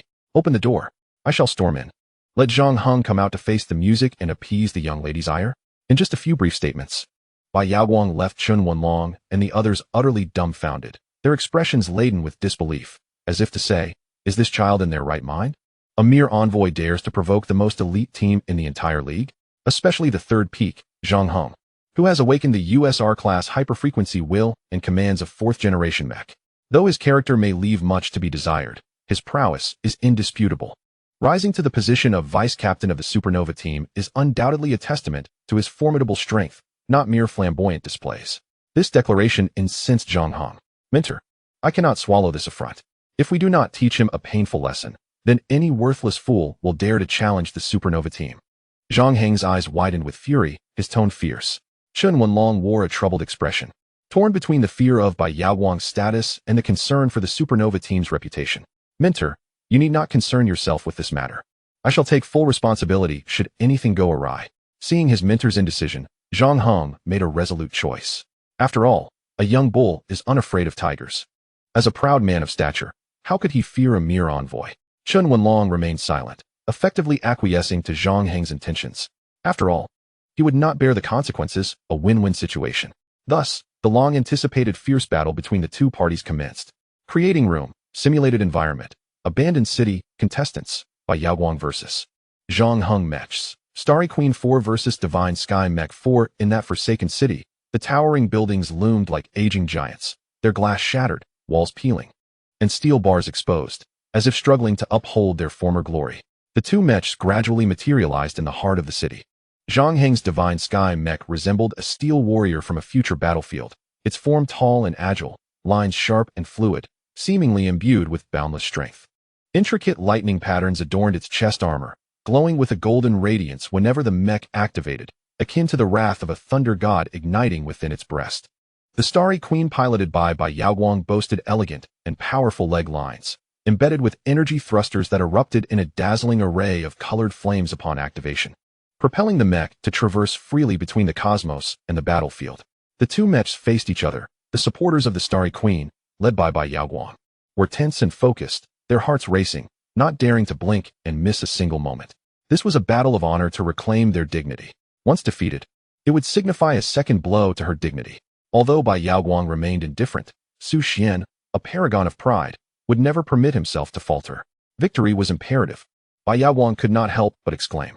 The supporters of the Xinqiao Mecha, Xuan Wenlong and Lin Xiaoyang, maintained a spectator's demeanor, while the other team members observed with detached interest. Xuan Wenlong's stance was understandable, as he was the team's mentor and the team's reputation directly impacted his performance. Lin Xiaoyang, on the other hand, harbored hopes for Zhang Heng's triumph. Meanwhile, Audrey remained neutral, while Orburn dismissed the situation entirely, deeming it trifling. Xia Yuanqing pondered momentarily, a familiar figure surfacing in her mind, causing her to wonder what this individual had been up to lately. Why hadn't he sought her company? Truly, the musings of a young girl seemed to drift far beyond the confines of reality. Did you not claim that the Star Queen had suffered over 90 damage? How then had it been upgraded and transformed into a fourth-generation mecha? Xuan Wenlong expressed his confusion. The reconstruction of a machine would present significant disparities from mere repairs. Thus, it was evident that the Star Queen before them retained the assembly method of its predecessor while integrating upgrades. In terms of presence, it even surpassed the Xinqiao Mecha of the same generation. Perhaps it was due to the lavish hiring of 5 or 6 level 1 mechanics tirelessly working on repairs. Otherwise, the current state of affairs was inexplicable. Audrey analyzed meticulously. Orburn nodded in agreement. Sister is correct. Xia Yuanqing, however, felt astonished. Even with 5 or 6 level 1 mechanics working simultaneously, employing the same assembly method would be impossible without resulting in a myriad of stylistic discrepancies. Yet, the mecha before them bore the unmistakable hallmark of a single craftsman. Could it be that the only divine mechanic on Blue Star had personally intervened? This assertion left everyone stunned, followed by nods of understanding. After all, Bai Yaowang was the daughter of the wealthiest man in Kyoto. As the battle was about to commence, Lin Xiaoyang suddenly inquired, "Who do you think will win?" Although Orburn was reluctant to admit it, he still believed that Tang Tian could not be compared to Zhang Heng. Zhang Heng, he echoed. Despite Audrey's disdain for Zhang Heng's character, she was a rational woman. Yuanqing, who do you think will emerge victorious? Xia Yuanqing, deep in thought, was about to respond when a sudden voice interrupted. Look, the Xinxiao Mecha has begun its assault. On the battlefield, the Xinxiao Mecha stood resolutely at the center, the surrounding air seemingly warped and distorted by its formidable aura. With a resonant sound of energy converging, the core of the mecha radiated brilliant light, purple beams surging forth like a roiling tide. In an instant, the sky was enveloped in a profound violet hue, as dark clouds were forcibly dispersed by this immense power, forming a colossal vortex. The purple sky divine thunder began to coalesce on the shoulders of the mecha, gathering at the palms. Initially, it manifested as delicate electrical currents flickering, but soon swelled into robust thunder serpents that entwined and twisted, unleashing a deafening roar. The violet lightning that coursed through the serpents gleamed like razor-sharp blades, cleaving the very fabric of space with subtle fissures. Upon the command to release, the mecha's arms surged forward, propelling several strands of purple sky divine thunder like arrows loosed from a bow towards the adversary. Wherever the thunderbolt struck, the ground was instantly rent asunder. Sand and stone ionized into searing plasma, erupting in dazzling flames. The Starry Queen remained as steadfast as a mountain, unmoved. Su Xian's lips curled into a cold smile. Activate USR Hundredfold Amplification, enhancing mental power by 100 times. Engage SSS-level core ability, Star Guardian Shield. In the next moment, the Star Guardian Shield materialized, resembling a dreamlike crystalline dome that enveloped the mecha in a tight embrace. Above the shield, starlight flickered as if countless miniature stars were spinning at high speed, forming an indomitable barrier. The divine mecha unleashed a terrifying thunderous force, which was continuously absorbed by the Star Guardian Shield. Inside the cockpit, Zhang Heng raised an eyebrow, taken aback. The shield emitted by the Starry Queen could actually withstand his purple sky divine thunder, a force capable of penetrating all matter. The two mechas clashed relentlessly, generating immense energy in an instant. Zhang Heng gritted his teeth, holding firm. The Star Guardian Shield began to show cracks as purple lightning surged through, the ferocious thunderous power rampaging unchecked. Your mecha is due for repairs. Zhang Heng laughed heartily, confident of victory. Even Chun Wenlong and others were astonished. This long-anticipated showdown was concluding so effortlessly. This young man had apparently funneled all his soul energy into the defense system. Did he not realize that Zhang Heng's superfrequency will, SSS, purple sky divine thunder, could penetrate all matter? Any defense before him was as thin as paper. Zzzzzzz. The thunderous power instantly pierced through the shield, unleashing cataclysmic might, aimed directly at the Starry Queen's core. Get back! Su Xian bellowed. He immediately unleashed the SSS-level core ability, nano-level armor. In an instant, the mecha erupted with brilliance, billions of nanoscale components surging forth like vibrant stars, seamlessly assembling, extending, and enveloping the mecha. The originally rigid contours of the mecha were gradually cloaked by a layer of armor that emanated a chilling metallic sheen, fitting as if it had naturally grown from the mecha's very form. The terrifying lightning, upon contact with the nano-level armor, was completely absorbed and integrated, converting into energy feedback to the mecha's core reactor, propelling it to unleash even greater power. Within a mere second, the tide of battle had turned. Zhang Heng's expression abruptly shifted, as he swiftly maneuvered his mech to retreat several dozen meters. Curse it, there exists yet another layer of protection? That must be the SSS-grade core ability, nano armor. Just how many defensive systems has he equipped? Does he not intend to install the most formidable offensive systems? The astonishment was not solely Zhang Heng's. Even the members of the Nova team spectating were equally taken aback. This scene was utterly bizarre. Zhang Heng penetrated the first layer of the defense system, only to find an SSS-grade core ability, nano armor. It is critical to note that, with limited soul power, it is impossible to allocate a significant amount to defensive systems. Otherwise, one would be unable to equip offensive systems, reducing oneself to a mere heap of scrap metal. A stationary target. The Starry Sky mech had already expended a considerable amount of soul power on its defensive systems. Even if it could withstand Zhang Heng's assault, failure was merely a matter of time. The moment the mental energy was depleted would signal the downfall of the Starry Sky Queen.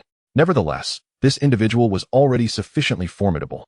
Managing to harness 2 SSS-grade core abilities, his power had reached the level of the top 100. Xuan long had to concede to Su Xian's excellence. What good is robust defense? Without an offensive system, it is merely mobile scrap metal, scoffed Orban. Audrey nodded in agreement. That being said, there are nearly no mecha masters within the top 100 capable of withstanding Zhang Heng's Purple Sky Divine Thunder. His ability to counter Zhang Heng is already quite remarkable. Xia Yuanxing became intrigued and could not resist asking, "Do you think the Starry Sky Queen has hidden methods?" Upon hearing this, everyone felt a shiver of apprehension. It should be impossible, right? I wonder how long your mental energy can sustain you. Zhang Heng scoffed, remaining arrogant.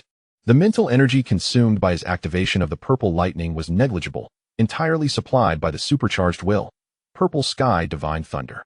Yet, each activation of the core ability required a substantial amount of mental energy. In a protracted battle, the Starry Sky Queen would undoubtedly face defeat. Now, it was merely a matter of waiting for the Starry Sky Queen's mental energy to be exhausted, allowing him to effortlessly secure victory in this challenge. However, what no one anticipated was that the Starry Sky Queen had made her move. She activated the SSS-grade core ability, Infinite High-Speed Laser Cannon. In the next moment, the shoulder-mounted artillery of the mech rapidly powered up, the barrels rising like 2 iron behemoths awakening and roaring. In an instant, a deafening roar shattered the silence, as shells erupted like a torrent of metallic fury, surging forth with overwhelming force. The blazing tails intertwined to form a dazzling and lethal web of light, illuminating the space surrounding the mech.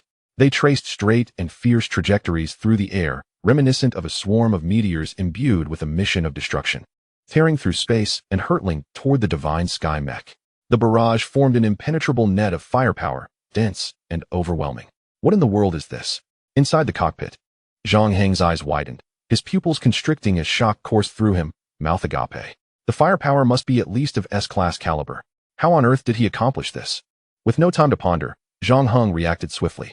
He unleashed a ferocious storm of violet lightning that enveloped his mech, forming a formidable, thunderous armor. Boom, boom, boom. Upon impact, the artillery inflicted negligible damage upon the Xinshao mech. This was due in part to the scattered fire of the anti-aircraft artillery, and in part because Zhang Heng's lightning absorbed a significant portion of the assault. Could it be that an S-class or higher attack system was integrated into this? Was his level truly only 3 or 4 stars? Chen Wenlong was left dumbfounded. Sister, this is rather uncanny. A jolt of realization struck Auburn, as a recollection of a previous battle surfaced, one that had also endured a saturation bombardment. Audrey gasped, sensing the gravity of the situation. At this moment, the Starry Queen unleashed another barrage of S-class firepower, and they finally understood that the celestial might behind by Yaoguang was far more intricate than merely possessing a defensive system. He was intentional in his actions. The instability of the anti-aircraft artillery made it challenging to penetrate Zhang Heng's defenses, unless Xia Yuanxing conducted a thorough analysis. In the next instant, an unforeseen event transpired. Surrounding the Xinshao mech were flickering quantum light arcs, dancing like ethereal serpents, weaving intricate and mysterious energy patterns that ensnared the mech tightly. The metal shell of the mech reflected bizarre quantum phenomena, as if space itself were infinitely folded and distorted. Its once smooth surface now exhibited absurd curves and indentations. Simultaneously, its power system roared in vain, unable to propel the mech forward in this chaotic spacetime. Every action felt as though it were struggling in a viscous energy quagmire, movement becoming exceedingly sluggish and arduous. The Xinshao mech seemed lost in the cosmos, devoid of power.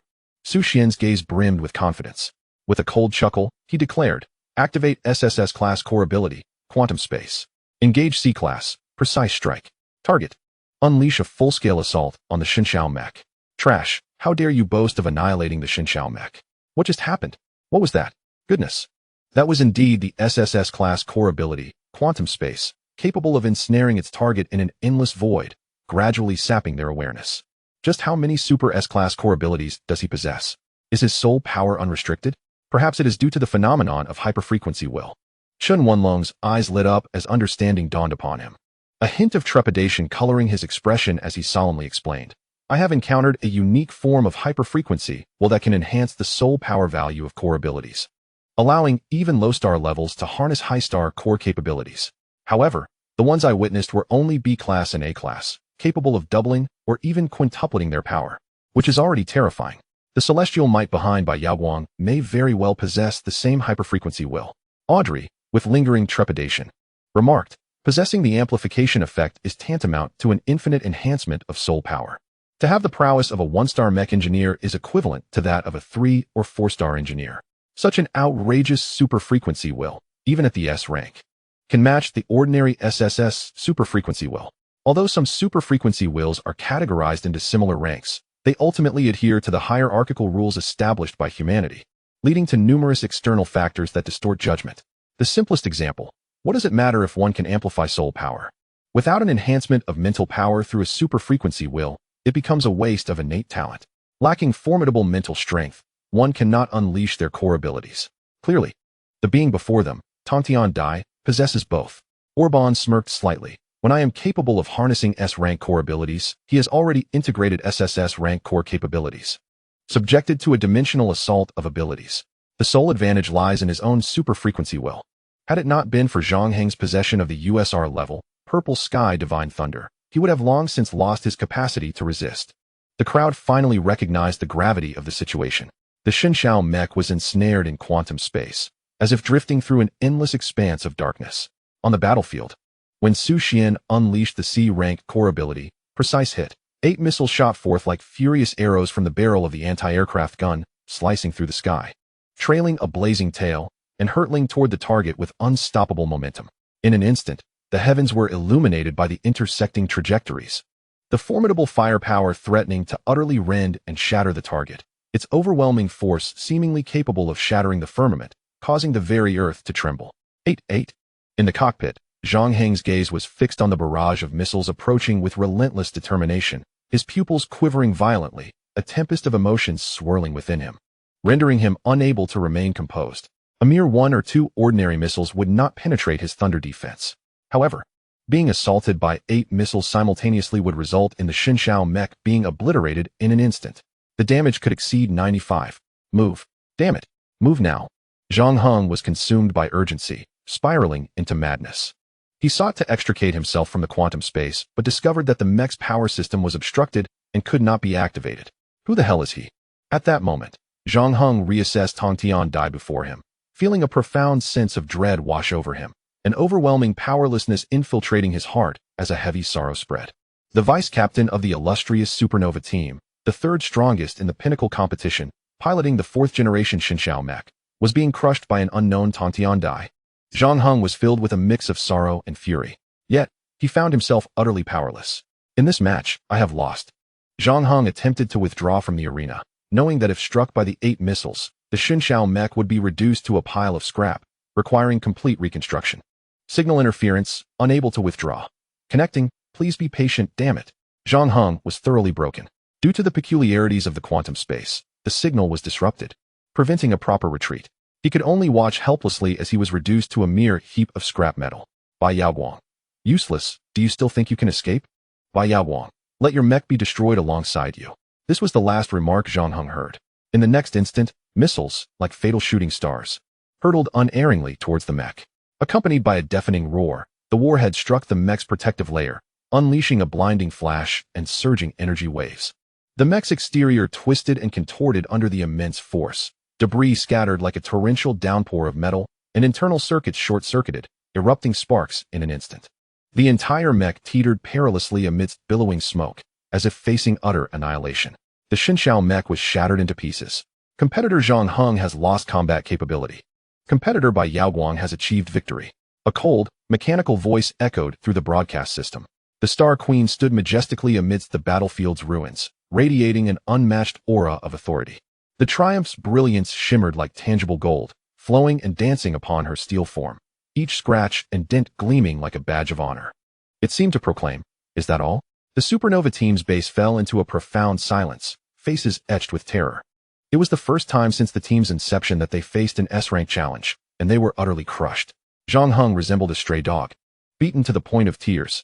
If only he could muster some spirit, The Xinxiao mech lay in ruins, a mere pile of scrap. The deity had triumphed. Bai Yaowang witnessed the entire ordeal firsthand, experiencing Zhang Heng's despair from a first-person perspective until the moment the 8 missiles struck, obliterating the Xinxiao mech completely. The emotions that Bai Yaowang had long suppressed surged forth in an instant. The deity had indeed accomplished it, overwhelmingly dismantling the Xinxiao mech. Deity, did you intentionally equip the SSS-level quantum space to prevent him from surrendering and exiting the arena? Bai Yaowang bit her lip, a blush gracing her cheeks. To use one's own methods against them. Su Xian replied nonchalantly, "This is my customary style. So is it for my sake?" Bai Yaowang, undeterred, pressed further. Su Xian cleared his throat and swiftly changed the subject, saying, "The challenge is not over yet. It only concludes when the opponent concedes entirely. Today's grudge will only be settled then." Upon hearing this, Bai Yaowang's heart stirred, her admiration deepening. Zhang Heng had been defeated. Who would be next? The members of the supernova team exchanged fearful glances, each face reflecting trepidation. This individual was simply too formidable. With core abilities exceeding 4S-level, they were utterly outmatched. Upon returning from the arena to the real world, Zhang Heng rejoined his team, unwilling to accept defeat. "Teacher, I wish to try once more." Chen Wenlong shot him a fierce glare and retorted with irritation. "Are you not embarrassed enough? This is entirely your fault. Unjustly humiliating others has brought this trouble upon us all. Do you wish to attempt it once more?" "With what exactly?" Zhang Heng, feeling constrained, replied, "I have a backup mech." Aubin disdainfully scoffed, "If you pilot a backup mech, you wouldn't even be able to defeat me. Where do you find the audacity?" Zhang Heng, his neck flushed with anger, gritted his teeth and exclaimed, "You." Aubin showed no mercy towards Zhang Heng. The Xinjiao mech had been damaged, and it was hardly a match for its opponent. "What do you mean by you? You have brought immense trouble to the team, and now we all must suffer the consequences." "Fool." An old acquaintance, Xia Yuanxing, stepped forward to fight. "Who are you? How long until the new god returns to the team?" Upon hearing this, the others seemed to find a glimmer of hope. With Zhang Heng, the peak third, having failed, only the strongest talent, the new god, who had long dominated the peak rankings, remained. He was heralded as the one most likely to become a god-level mech master, his legend enduring throughout the peak competition. To this day, he had never known defeat, an impeccable record. This was the terrifying aspect of the new god. All the formidable competitors in the peak competition could only aspire to the second position, for only the second place held the potential to challenge. As for the first, they were not even qualified to contend. The new god's prowess surpassed the scope of the peak competition, having ascended to the level of interstellar contests. Due to his youth, he had maintained his reign at the pinnacle. The supernova team's strength was largely attributed to the new god's invaluable status. Chen Wenlong pondered for a moment, lamenting, "The new god is undertaking interstellar missions. It will take at least a month before any news surfaces. As it stands, even I lack the privilege to know his whereabouts." Their final hope had been utterly extinguished. Just as despair enveloped everyone, a cool, calm voice broke through. "I will give it a try." Xia Yuanxing stepped forward, her expression impassive. Yuanxing, remain composed. If even Zhang Heng cannot win and is subdued, that fellow is a demon. Audrey urged anxiously, "In quantum space, there is no escape. If he ensnares you, your mech will face destruction. There is no need for you to take such risks." With Bai Yaowang's temperament, he would undoubtedly dismantle every member's mech in the supernova team. Losing the main mech would be a foolish choice. This was also the reason they were reluctant to fight despite having the strength to do so. Preserving their mechs was of utmost importance. "It's all right.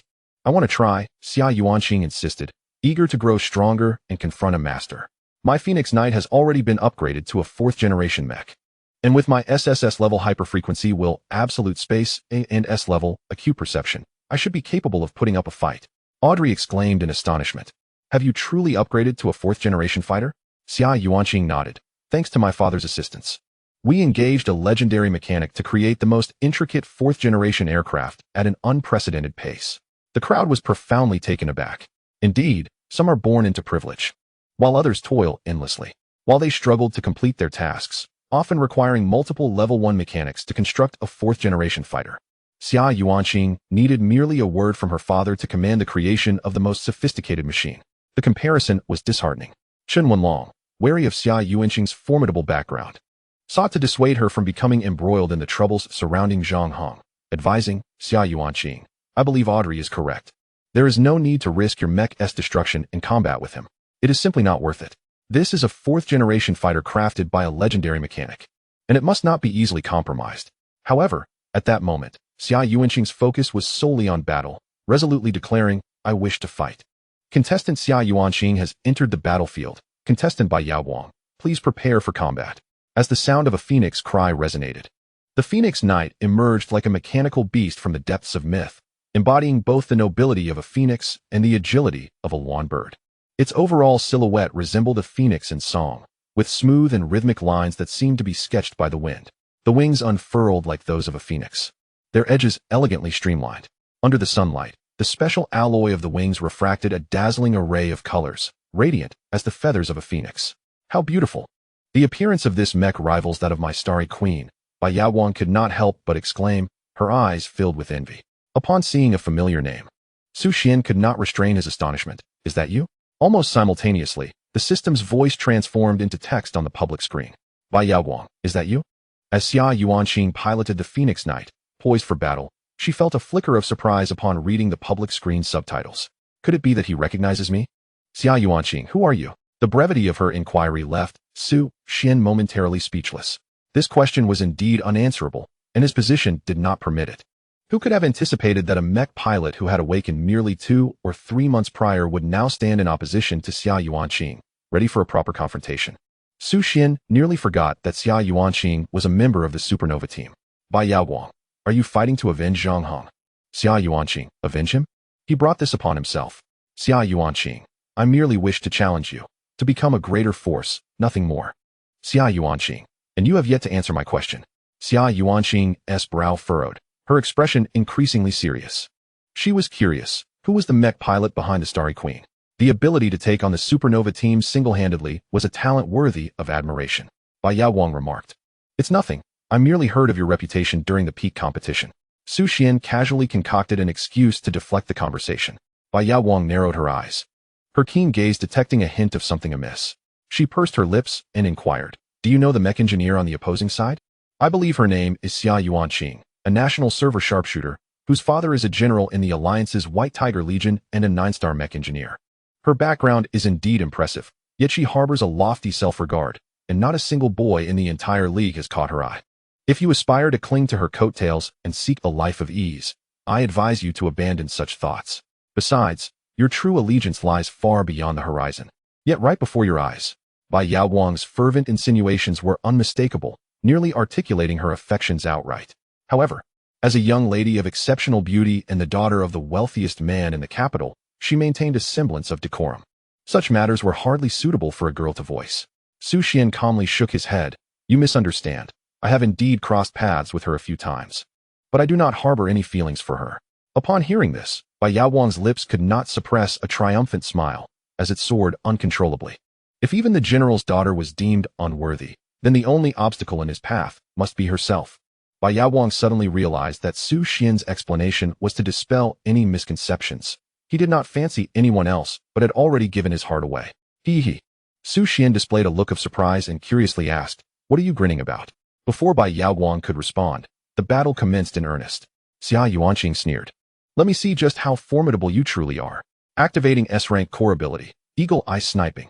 33, crushed Xia Yuanqing. Surrender at once. The Phoenix Knight stood resolutely, slowly raising its robust mechanical arm, a strikingly designed and technologically advanced sniper rifle locking onto its target. Following a deep resonance of energy convergence, a dazzling beam of energy erupted from the muzzle, akin to a lightning bolt tearing through the darkness, hurtling towards the distant target with astonishing speed. The air ignited in its wake, searing hot, as the explosive force sought to pulverize any hindrance. Boom, boom, boom. The arena reverberated with 3 explosive sounds. 3 bullets, each infused with immense energy, struck the Star Queen Star Guardian shield in a linear formation. When the first bullet failed to penetrate, the second was swiftly unleashed, culminating in the third bullet breaching the Star Guardian shield. In a critical moment, Su Xian promptly activated in-level armor to withstand the assault of the third bullet. He could not help but exclaim, so Xia Yuanqing has always been this formidable. I underestimated her. Initially, he had considered holding back, but it was evident that Xia Yuanqing's prowess compelled him to unleash his absolute combat potential. Indeed, as the national server sharpshooter, she had successfully fired 3 consecutive shots that penetrated the Star Guardian shield. Had it not been for the Star Queen's second layer of nano-level armor, she would have sustained serious injuries by now. Audrey extolled, and Chun Wenlong nodded in agreement. Xia Yuanqing indeed possessed extraordinary talent, not merely exemplified in her exceptional willpower, but also in her composed judgment and analytical prowess. Among the top 100, she stood alone as a sharpshooter, having transcended the highest limits of ranking. The 3 bullets she had just fired appeared deceptively simple, yet were anything but.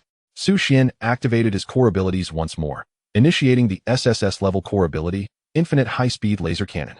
He also unleashed the SSS-level core ability, Quantum Space. In an instant, the firepower of the Starry Queen enveloped the battlefield, and the despair-inducing quantum space re-emerged.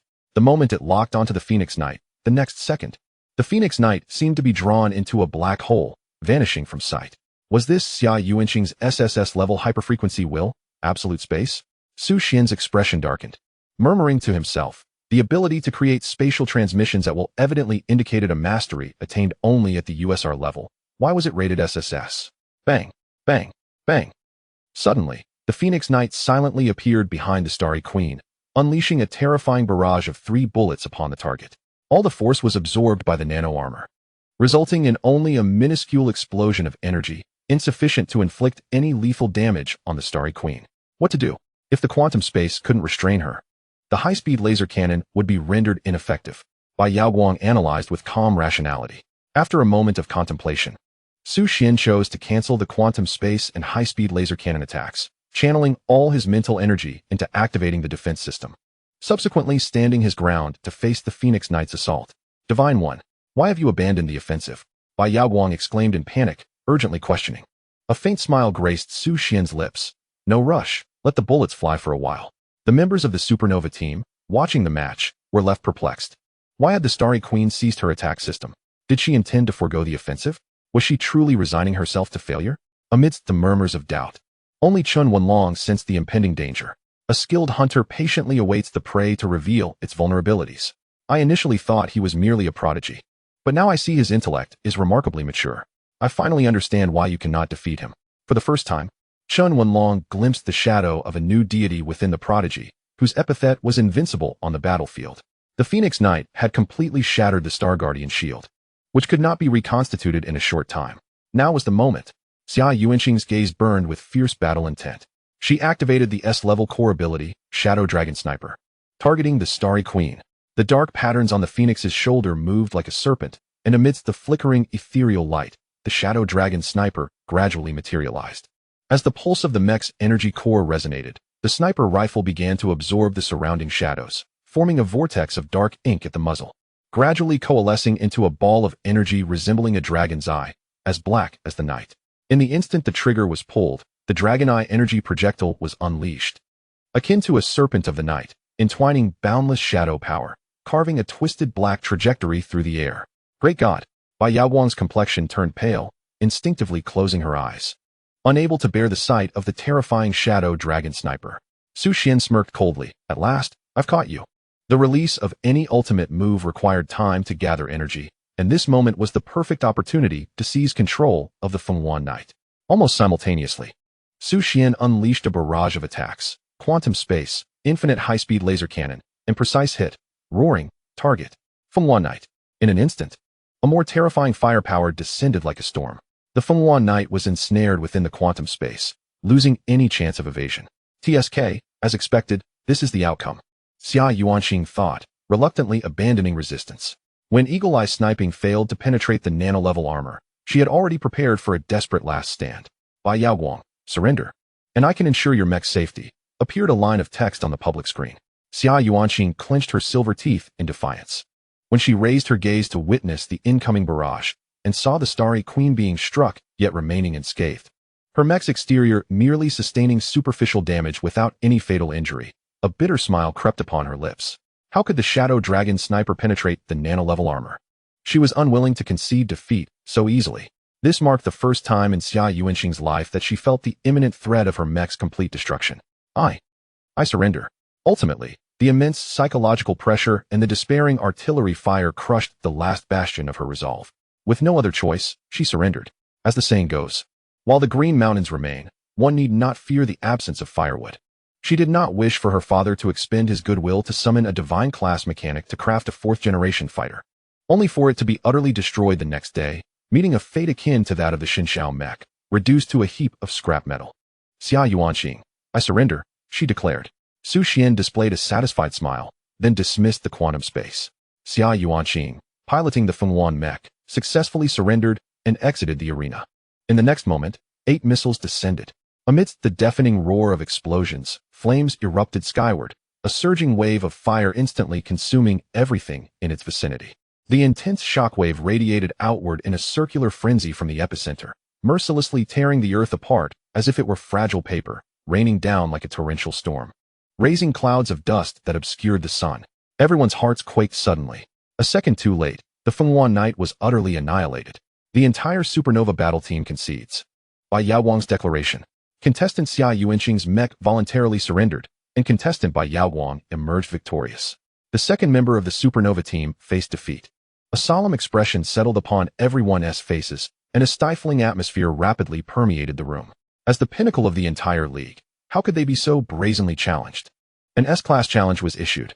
They had been decisively defeated by 2 top-tier prodigies. What was even more disheartening was that their adversaries were merely the obscure Tangxiandai. This was akin to grinding the dignity of the supernova team into the dirt, repeatedly trampling upon it. Once was not enough, they had to endure it twice. Zhang Heng, ranked 3rd at his peak, had fallen. Xia Yuanqing, a national sniper, had also been vanquished. Chen Wenlong's expression was darker than one who had just consumed excrement. His face clouded with fury. Next, who will step up? Or shall we concede defeat? Upon hearing this, the crowd fell into a heavy silence. With both Zhang Heng and Xia Yuanqing defeated, what could they possibly bring to bear against Tangxiandai? Merely the 2 Super S-class defensive systems were insurmountable, and they could not withstand the Super S-class offensive systems either. The Star Queen possessed unparalleled offense and defense, revealing no discernible weaknesses. Whoever dared to challenge would meet their demise. They were unwilling to risk their mechs being destroyed in a confrontation with Tangxiandai. Xia Yuanqing, why was your mech not destroyed? He even allowed you to surrender voluntarily and withdraw from the arena. Zhang Heng suddenly recalled something and, in despair, inquired. His mech had been obliterated beyond repair. This was a Xinjiao 4th-generation mech. He had expended vast resources and employed several level 1 mech engineers to craft it. Chen Wenlong pondered for a moment and asked, Xia Yuanqing, do you know the person from Tangxiandai? It seems there's a connection, perhaps a friendship? At the onset of battle, he had merely remarked, it's you, indicating that their relationship was far from that of strangers. In the end, he even suggested surrendering to avoid the destruction of the Phoenix Knight. If they were not friends, then perhaps Yuanqing, that fellow harbors feelings for you. Audrey mused ominously. Albin tugged at her arm, appearing embarrassed, and said, Sister, please refrain from meddling and making wild speculations. Xia Yuanqing racked her brain, but could not deduce who Tangxiandai was. Among her circle of friends, those with such strength were well known. After eliminating all suspects, she was left without a definitive target. No one could have anticipated that Su Xian, who had only awakened 2 to 3 months prior, could effortlessly crush a peak 3rd-generation Xinjiao mech. Of course, this was facilitated by Yao Guang's Star Queen 4th-generation mech, equipped with unlimited Super S-core capabilities. Is there anyone else who wishes to challenge me? Su Xian urged impatiently. Chen Wenlong, unwilling to concede, replied, in this challenge, you have triumphed. By Yao Guang, is this the attitude you all possess? By Yao Guang, the weak must possess the demeanor of the weak. By Yao Guang, my request is quite simple. Zhang Heng must step forward, sincerely apologize, and upon receiving my consent, this challenge will conclude. Chen Wenlong smirked, bowing his head in acquiescence. I acknowledge that our team, the Supernova Squad, has suffered defeat in this challenge. Zhang Heng, apologize. You are the one who has stirred this trouble. Zhang Heng's face was filled with reluctance, yet he had no choice but to bow to the stronger party. I, Zhang Heng, sincerely apologize. I should not have disrupted the rules nor provoked by Yao Guang. I will reflect deeply on my actions and seek her forgiveness. As his words hung in the air, an eerie silence enveloped the room, all eyes patiently awaiting the response of the Celestial Queen. This was indeed an apology from the 3rd strongest contender to the unknown talents of Tangxiandai, as well as to the elite competitors of the pinnacle. It was unimaginable what the other Mecha masters would think upon witnessing this scene. Yao Guang, will you forgive him? Su Xian inquired. Yao Guang pursed her lips, stating, I certainly cannot forgive him.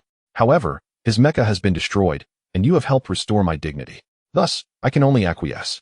In the future, I shall rely on my own strength to triumph over Zhang Heng. Su Xian regarded her with a paternal gaze, nodding in approval. By Yao Guang, our young lady reluctantly agrees. Upon hearing this, Chun Wenlong breathed a sigh of relief. He then clasped his hands together and asked, "Might I inquire if you would be interested in joining our supernova squad? Should you apply for membership, it will be granted without any conditions. And Bai Yao Wang would require no prerequisites. In simpler terms, it is a buy one, get one free offer. You purchase the talent of Tong Tian Dai, and the gift is Bai Yao Wang." Chun Wenlong generously extended the olive branch, for the prowess of Tong Tian Dai was formidable, with appropriate cultivation. He could become the foremost individual beneath the new gods. "Yao Wang, do you wish to join?" Su Xian inquired with concern. Bai Yao Wang had long harbored the dream of joining the supernova squad, and now the opportunity lay before her, tantalizingly close. However, to her surprise, she resolutely declined, stating, "I do not wish to join the supernova squad. If the great Su Xian desires to join, I shall support you."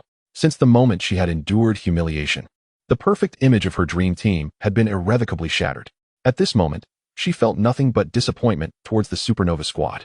"Then neither do I wish to join," Su Xian replied. This was partly due to Zhang Hong, and partly because of Xia Yuanqing. With the presence of the troublesome Zhang Hong in the team, training seemed utterly unnecessary. The sensitive relationship with Xia Yuanqing left him uncertain of how to explain his decision. "Bai Yao Wang, we decline." Chun Wenlong's heart sank, a wave of disappointment washing over him. This was a golden opportunity to join the supernova squad for free, and yet it had been audaciously rejected. Initially, he had thought to endure a little setback, allowing her to come aboard with a burden, only to later find a chance to expel them from the team, achieving two goals at once. Now, it appeared that the true fool was himself. This marks the first instance where the supernova team proactively extended an olive branch, only to be met with refusal. Countless aspiring young mecha pilots yearn to join the supernova team, yet find themselves lacking the necessary qualifications. When the opportunity materializes before you, you choose to remain aloof. What audacity! Chun Wenlong chuckled lightly and casually remarked, "Do not rush your response. I shall grant you 3 days to contemplate. Should you arrive at a decision, feel free to contact me." He held little faith that Tong Xiandai would remain unmoved. "Bai Yao Wang, an average man. Master, we have triumphed. Thank you." Following the conclusion of the challenge, Bai Yao Wang was enveloped in an atmosphere of joy. It was utterly exhilarating. "Master, I didn't anticipate that you would decline to join the supernova team for my sake. I am truly sorry. Every mecha pilot longs to be part of the supernova team." Yet Su Xian resolutely turned it down. If not love, then what could it be? Bai Yao Wang was profoundly touched. Su Xian fell silent, taken aback by this unexpected layer of meaning. The next moment, a notification appeared. "Your account ending in 4438 has received a transfer of 100,000,005,20, leaving a balance of 1,000,678,933 star coins. Master, please accept this payment. Otherwise, I shall be unable to eat or sleep in peace." Bai Yao Wang implored pitifully, fearful of rejection. Su Xian was momentarily bewildered. This was a staggering sum. In an instant, his expression shifted, and he cleared his throat, stating earnestly, "Of course, it is because Yao Wang did not join the supernova team. As your teammate, how could I remain idle? Since you insist on bestowing this sum upon me, I shall reluctantly accept it." "Oh, how embarrassing." Su Xian feigned nonchalance. However, the next moment, the girl's whisper echoed in his ears like a harbinger of doom. Bai Yao Wang's heart soared, her emotions aflame as she eagerly inquired, "Master, do you have feelings for me?" Dear readers, I implore you to read daily and encourage updates. A promising debut performance merits a starting update of 6,000. I beg of you. 35 bullied again. I shall not hesitate to retaliate. Ding ding. Almost simultaneously, Su Xian received a message from Xia Yuanqing. "Xia Yuanqing, sister is feeling down. Could you comfort me?" Su Xian was momentarily taken aback, surprised that Xia Yuanqing thought of him during her distress. Could it be related to the earlier incident? "Su Xian, call me father, and I shall comfort you." Xia Yuanqing, "Su Xian, how dare you make such a request? I will tell my mother about this." Su Xian playing so harshly? What would Uncle Xia think if Annie found out? Su Xian, my apologies, I shall never dare to do so again. Xia Yuanqing, I can't be bothered to argue with you. Xia Yuanqing, do you know? There was a challenge today, and I actually surrendered voluntarily. That scoundrel Tong Xiandai. I shall challenge him again and show him my true prowess. Su Xian's entire body trembled, further solidifying his resolve to conceal his identity. This was exceedingly perilous. Failure is the mother of success. Next time we meet, he shall surely not be your match, he proclaimed. In truth, should a confrontation arise, the current Su Xian might not stand a chance against Xia Yuanqing. His formidable prowess stemmed largely from the utilization of Bai Yao Wang's fourth-generation fighter jet and substantial financial backing, which enabled him to forge a flawless mech. Xia Yuanqing replied, "Then I shall reluctantly choose to believe you." "Thank you," Su Xian responded. "Great Lord Su Xian. Did you hear what I said?" Bai Yaoguang, her heart racing with excitement and hands trembling, spoke out boldly, but received no reply. Feeling a pang of regret, Su Xian expressed, "A friend sought my assistance just now, and I didn't hear you. What were you saying? Could you please repeat it?" A flicker of disappointment crossed Bai Yaoguang's eyes, yet she felt a sense of relief. Perhaps the timing was not yet right. "It's all right, Great Lord." Su Xian nodded in confusion. After concluding their conversation, Bai Yaoguang clutched a pillow, venting her frustration with tears welling in her eyes, pouting in discontent. "Why did I have to miss that moment? Damn it. I finally mustered the courage, only to face such a complete defeat. Nevertheless, Great Lord Su Xian truly is handsome." Operating the Celestial Queen single-handedly, he triumphed over the peak sniper Xia Yuanqing, who remains an alluringly aloof beauty. At that moment, a message arrived. "Audrey Yao Yao? May I ask you something?" "What is it?" Bai Yaoguang inquired. "Audrey, could you tell me the name of that extraordinary individual? I have a matter I wish to discuss with him." Bai Yaoguang narrowed her eyes, instantly on guard. Did she wish to lure my great lord away? "He is my exclusive treasure, Bai Yaoguang. Even if we are good sisters, I cannot relinquish him to you." "Audrey, I am not pursuing him. I merely wish to have a conversation." "That is still unacceptable. You possess golden hair and azure eyes, a figure that is simply striking. I cannot allow a temptress to be near my great lord." Bai Yaoguang fiercely defended her territory, unwilling to let Audrey near him. If he were to be seduced by a temptress, she would lose her chance forever. No man could resist Audrey's allure. "Audrey, may I take that as a compliment?" Meanwhile, Audrey continuously comforted Xia Yuanqing, her gaze softening as she spoke. "Yuanqing, do not be disheartened. You must regain your spirits. I will uncover his true identity, find him, and give him a good thrashing for daring to bully our little Yuanqing." "Who are you chatting with?" Xia Yuanqing, absorbed in her own world, clutched her phone. Audrey stole a glance, and only caught sight of the name Su Xian. "A boy. What the hell? He is a boy? Yuanqing, who is he? I've never heard his name before." Xia Yuanqing casually concocted a reason to evade the inquiry, yet Audrey appeared as if she had stumbled upon a new world, her eyes gleaming with intense jealousy as she incessantly probed into the boy's identity. "Who precisely is Su Xian, earning millions in a single night? Swifter than a duck as profit." Su Xian sighed, his excitement palpable. Suddenly, he paused. Wasn't he, after all, being supported by Bai Yaoguang? Regardless of whether it was a black duck or a white duck, earning money simply makes one a fortunate duck. With a balance of 10 million remaining, it was still insufficient to acquire an SSS-grade core capability. The most pressing concern now was to upgrade the Mecha. Ordinary first and second generation fighters could not withstand the explosive power of an SSS-grade core capability. At least a third generation Mecha would be required to harness the 3S-grade core capacity. Thus, Su Xian procured the latest nuclear fission reactor, premium, planetary core chip, costing 5 million, utilizing the system S one-click assembly to upgrade the fighter. Simultaneously, he acquired an SS-grade Psycho Shield defense system for 5 million, capable of consuming mental energy to continuously create a protective barrier and generate mental interference. The freshly acquired 10 million was swiftly consumed before it could even warm in his hands. Indeed, being a Mecha master was a profession that burned through money. Host, Bai Xian, Star Level, 3-star Mecha Master. Level 2 Psychic, Pinnacle Match, 2,466 points, Soul Power, 243, Mentality, 605, Mecha, 3rd Generation White Emperor Fighter, Overclocking Will, USR Hundredfold Amplification, USR Hundredfold Diminution.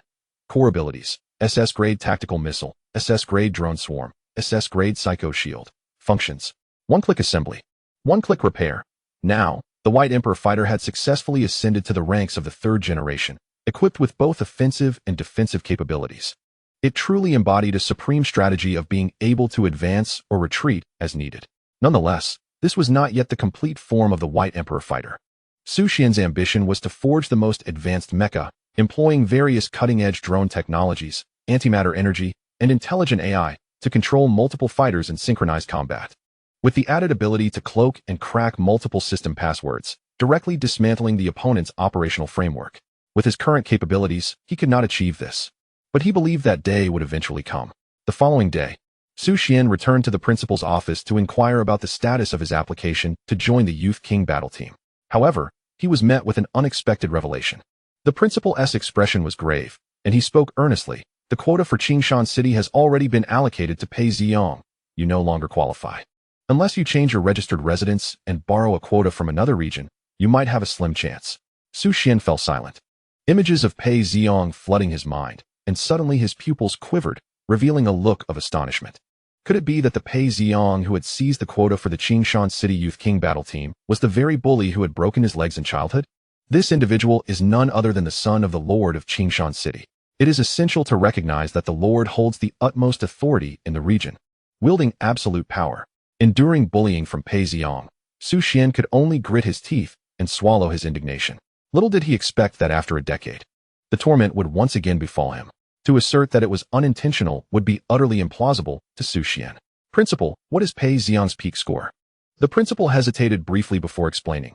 He is a 4-star mech master, possessing a dual S-class superfrequency will, with a peak score of 2,351, just barely touching the threshold of the top 1,000. With a cold smirk, Su Xian retorted, "Do you know what my peak score is?" 36?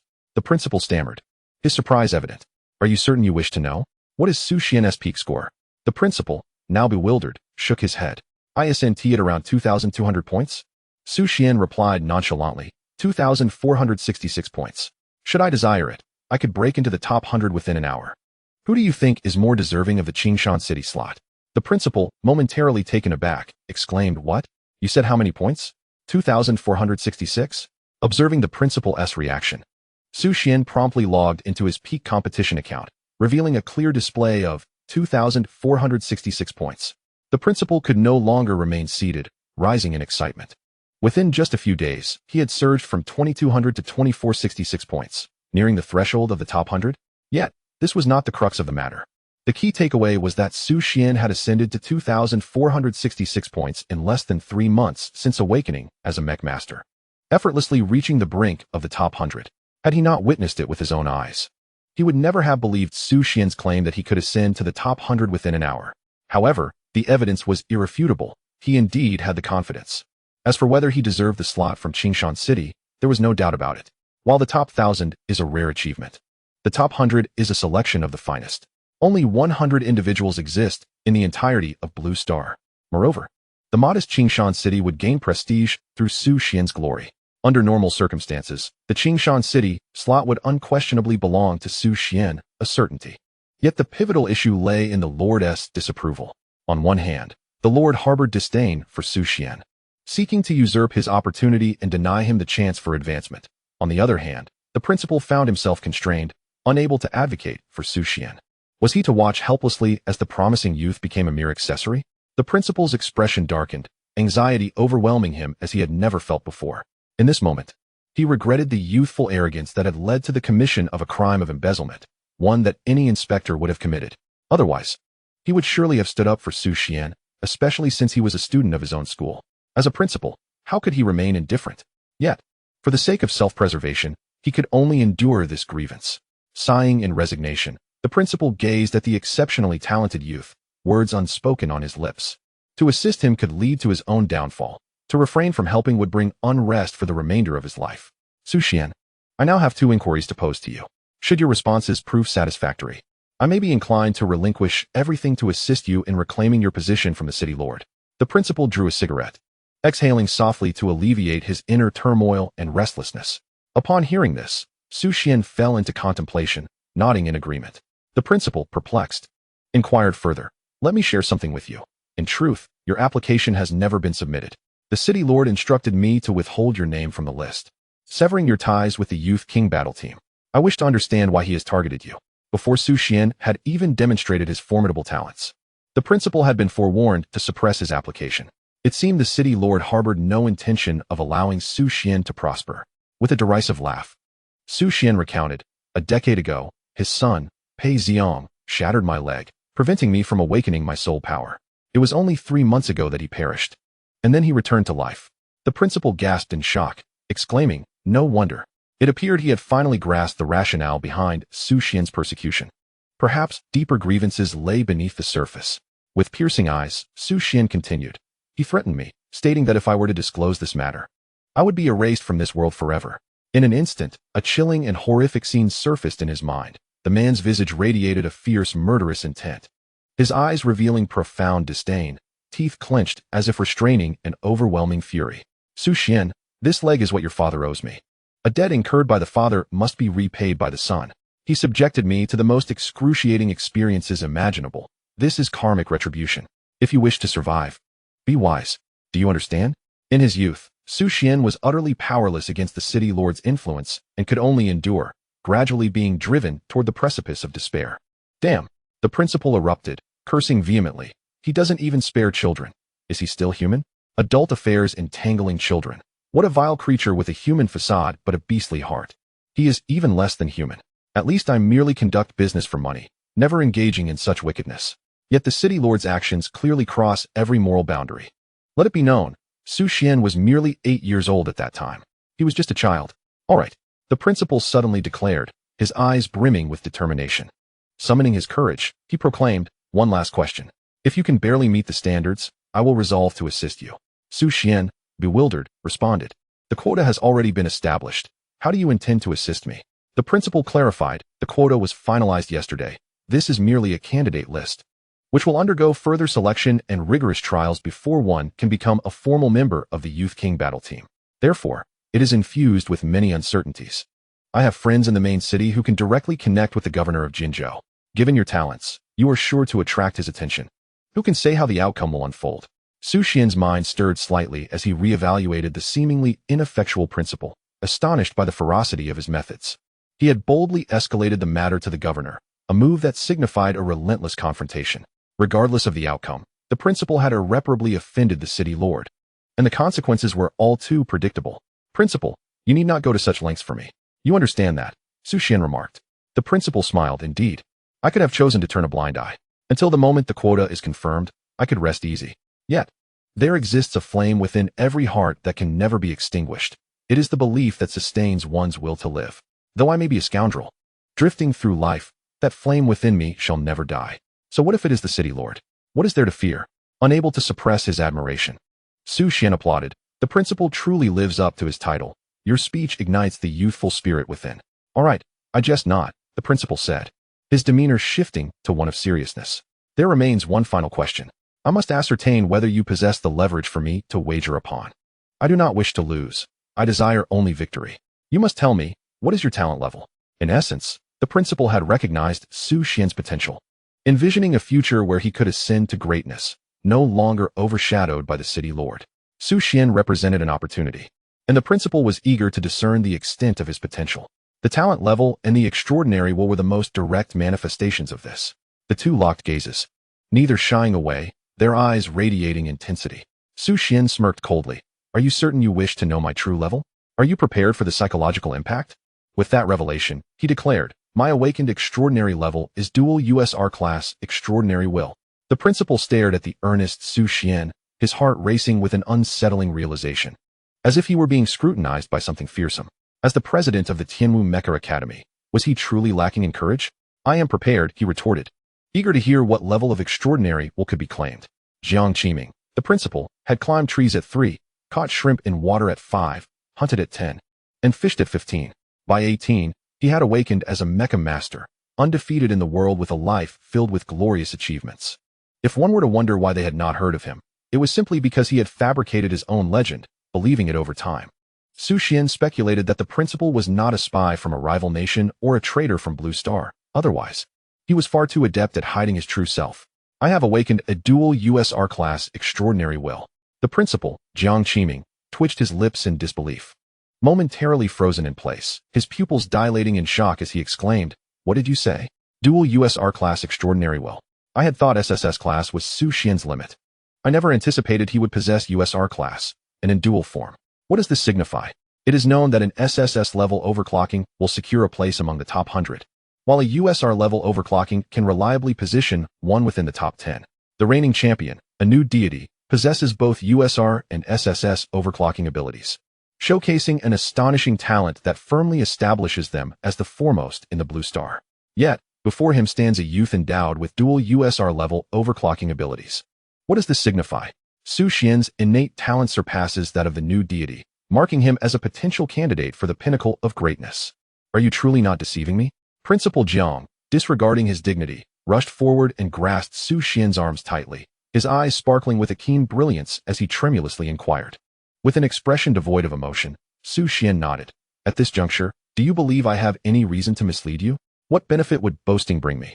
Principal Zhang pondered for a moment before lowering his voice. How can you validate your claims? May I peruse your credentials? Typically, competitors registered with the TS Guild would have their overclocking abilities displayed. However, to safeguard their privacy, only the competitors themselves can access their levels. Without their own exhibition, others cannot pry into their secrets. With unwavering confidence, Xuan replied, of course. In his pursuit to eliminate Pei Xiong, he was prepared to risk everything. Principal Zhang's expression turned grave as he swallowed hard and calmly stated, please wait a moment. I shall shield this office space. With that, he maneuvered the computer's back end, enveloping the office in an invisible blue barrier. The curtains were drawn, forming an impenetrable silver wall, and specialized interference signals were established to obstruct all information. As the head of a prestigious institution, he understood the significance of dual USR levels. If Xuan were indeed a prodigious talent, he would become Jiang Qiming's ancestor, a rebirth of his progenitors. The future would hinge upon him. He was prepared to stake his entire fortune on this young man, wagering everything on the promise of tomorrow. Are you ready? He asked, a hint of excitement in his voice. Taking a deep breath, Principal Jiang closed his eyes, fervently praying for guidance. And then his gaze ignited with intense desire as he murmured, Father, I am ready to rise. Please grant me your blessing. This wretched existence, this humdrum life is utterly insipid. Very well, I am prepared. Xuan nodded slightly and proceeded to log into his account. At the moment he unlocked the level of overclocking abilities. By heavens! A piercing scream echoed within the office. 10 minutes later, Principal Jiang sat on the sofa, exhaling gently, his demeanor grave and serious. Xuan, lost in contemplation, was filled with uncertainty. You young man, your concealment runs deep. Principal Zhang's eyes glimmered with pride as he gradually calmed his inner tumult, slowly articulating dual SSS overclocking abilities, and with tenfold amplification and tenfold attenuation. This configuration of overclocking is comparable to a USR-level combination. Even the new deity would find it a formidable opponent. When you were merely a 1-star mech master, you had already reached the threshold of a 3- or 4-star mech master, capable of accommodating core abilities and unleashing mental prowess that far surpasses that of your contemporaries by several magnitudes. It is no wonder that you swiftly ascended to the top 100. With your strength, securing a position among the top 3 is undoubtedly within your grasp. Allow me a moment to collect my thoughts. Although not quite the dual USR level one might envision, a dual SSS categorization renders one virtually invincible, merely a tier below the new gods. However, the synergistic effect is hardly inferior to the USR-SSS level. This set of hyperfrequency will likely revolutionize the traditional combat methodologies of mech masters. It is astonishing. Should there be such a remarkable mech master of your generation, it would indeed be a lifelong nightmare. Your talent is formidable, and I have made my decision. Principal Jiang took a final drag and resolutely stated, tomorrow, I shall personally assist you in Qingzhou to leverage connections to resolve this matter, compelling the city lord to relinquish this slot while also avenging you. Now that we are aware of Xuan's astonishing talent, securing a spot among the top 3 in the future is assured, necessitating adequate contributions. From this moment forth, your affairs shall be my affairs. Your future is intertwined with mine, and your talent fortifies my confidence. Jiang Qiming, who has gambled his life without success, is certain of victory this time.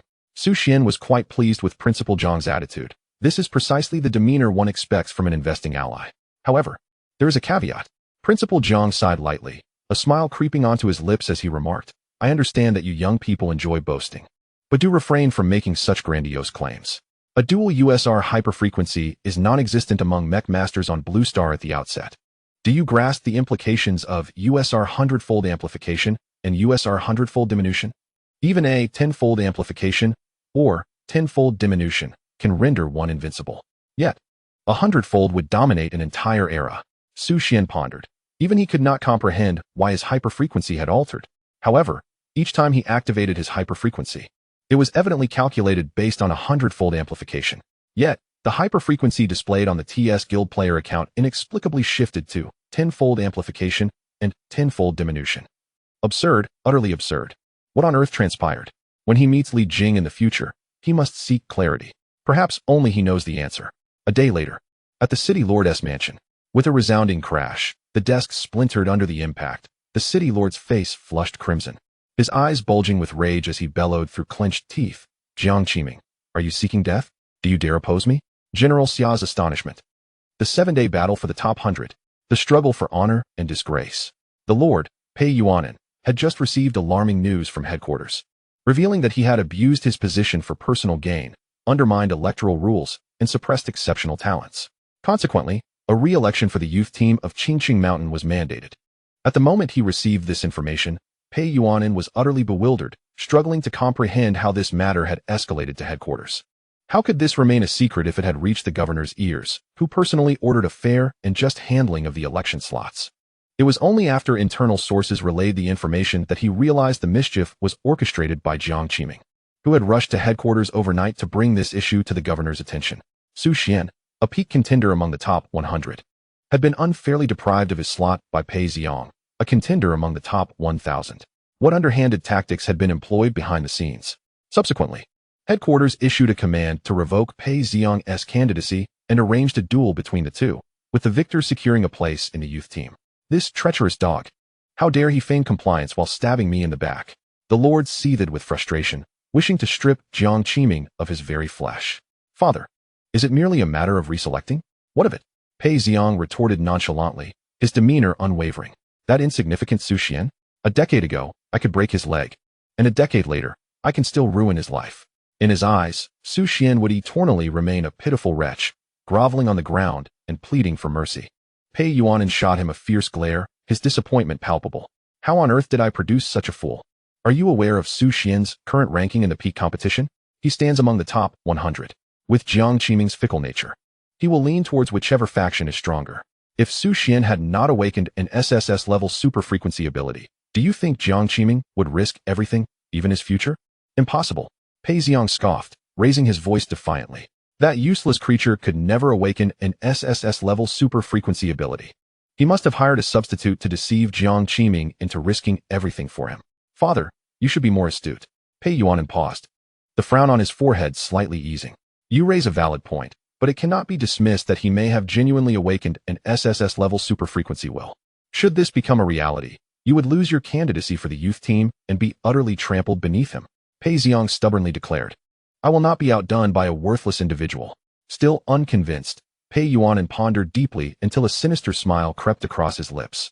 To be safe, on the day of the finals, I will employ specialized hackers alongside internal members from the Qingshan City TS Guild to infiltrate the competition system and diminish Su Xian's combat frequency.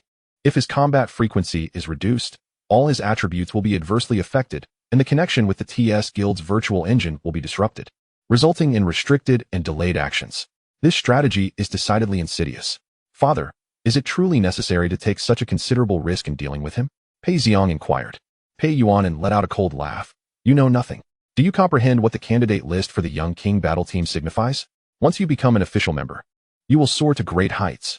Upon graduation, you will at least attain the rank of City Lord, and should you achieve remarkable feats, you could ascend even further. The hopes of the Pei family rest solely upon you. Do not disappoint your father. Pei Xiang vowed fervently, in this competition, I will make him aware that while I could bully you 10 years ago, I can do so again 10 years hence. Pei Yuanin nodded in satisfaction. Now that is the hope of the Pei family. Should Pei Xiang lose, he would merely have to find another woman to practice on. He harbors but a single ambition in this life, to crush the offspring of Su Hao and Zhuo Jiqing, to proclaim boldly to the goddess, you once deemed me unworthy. Your progeny is no more remarkable. My lineage is the most formidable. At the Qingshan City TS Guild branch, General Xia remarked, Su Xian's peak score has just risen again, now reaching 2,512 points, securing the 99th position. Li Jing, utilizing the identity of Xia Lingyun's adoptive father, meticulously scrutinized the data regarding Su Xian. Every battle and ranking displayed clearly on the screen. During this period, General Xia had tasked him with closely monitoring Su Xian's training to ascertain whether he had grown complacent with his talents. However, he discovered that the situation was far more complex. Within 2 to 3 months, he had broken through to a 3-star Mecha Master and a level 2 Mentalist. In a mere few days, he surged into the top 100. Wow, this is astonishing. The remarkable achievements left the president utterly speechless. Even someone of his stature, accustomed to grand spectacles, was taken aback by Su Xian's relentless surpassing of Blue Star's talent limits. Who else could achieve such feats? Remarkably well maintained. I certainly did not misjudge him, Xia Lingyun exclaimed with joy, reflecting, If only Brother Su were still alive to witness his son scaling the heights of success. I find myself somewhat envious of him for having such an exceptional son. Li Jing smirked, muttering under his breath, you are not lacking either. You have directly bound yourself to the identity of a father. With Su Xian's talent, his future status may very well rival that of Xia Lingyun. Who is elevating whom remains to be seen. Of course, the yet-to-mature Su Xian requires General Xia's protection at present. What did you just say? Coughing slightly, Li Jing quickly closed his mouth and shifted the topic. There is a matter I need to report to you. The quota for the Young King battle team in Qingshan City was forcibly awarded to the city lord's son through dubious means. Li Jing shared in detail the intelligence he had gathered over the past few days with the general, primarily concerning Su Xian's quota being usurped, and how Jiang Qiming had suddenly altered his stance and approached the headquarters to request a re-evaluation of the quotas. A life-and-death battle is set to take place tomorrow. Is the lord of Qingshan City, Pei Yuanan, harboring a grudge against Su Xian? Xia Lingyun inquired in a hushed tone. Subsequently, Li Jing elucidated the history of their animosity, which was rooted in grievances passed down from previous generations. Xia Lingyun pondered this revelation, her expression turning grave as she instructed. Continue to keep a watchful eye on Su Xian, just to be safe. I have some matters to investigate. She suspected that the earlier incident of information leakage might be connected to a particular individual. As Su Xian entered the carriage, he noted that today, the principal would personally drive him. Principal Jiang had arrived early, waiting at Su Xian's doorstep, ready to proceed to the city lord's mansion for the upcoming challenge. This contest held significant implications for their futures. Should they lose, Principal Jiang would undoubtedly face dire consequences, as Pei Yuanan would not spare him. It would mark the end of his career. Likewise, Su Xian would forfeit his last chance for a life-altering reversal. Conversely, victory would bring joy to all. The future would belong to Su Xian, granting him a share of the spoils. With a serene demeanor, Su Xian nodded slightly. Let us go. He was determined to reclaim all that he had lost. This was a battle of honor and disgrace. Principal Jiang fervently prayed, Dear Lord, my son's future relies on your blessings. Success or failure hinges on this moment. Upon their arrival at the city lord's mansion, they were met with the dark glare of Pei Yuanan, who loomed ominously nearby. Leaning closer to Jiang Qiming, he whispered in a voice reminiscent of a devil's murmur from the depths of hell, Do you dare defy me? Have you contemplated your demise? The ultimate showdown loomed. Su Xian versus Pei Xiang. As they exited the vehicle, the sight of the lord and his son awaiting them from a distance was striking. Their eyes radiated a chilling intensity, their expressions dark and foreboding. Principal, why do your legs tremble? Su Xian glanced sidelong at the principal, a smirk tugging at the corners of his mouth. With a resigned sigh, the principal replied, You cannot fathom the plight of the working class. This is the oppressive weight of authority over the subjugated, a bloodline suppression.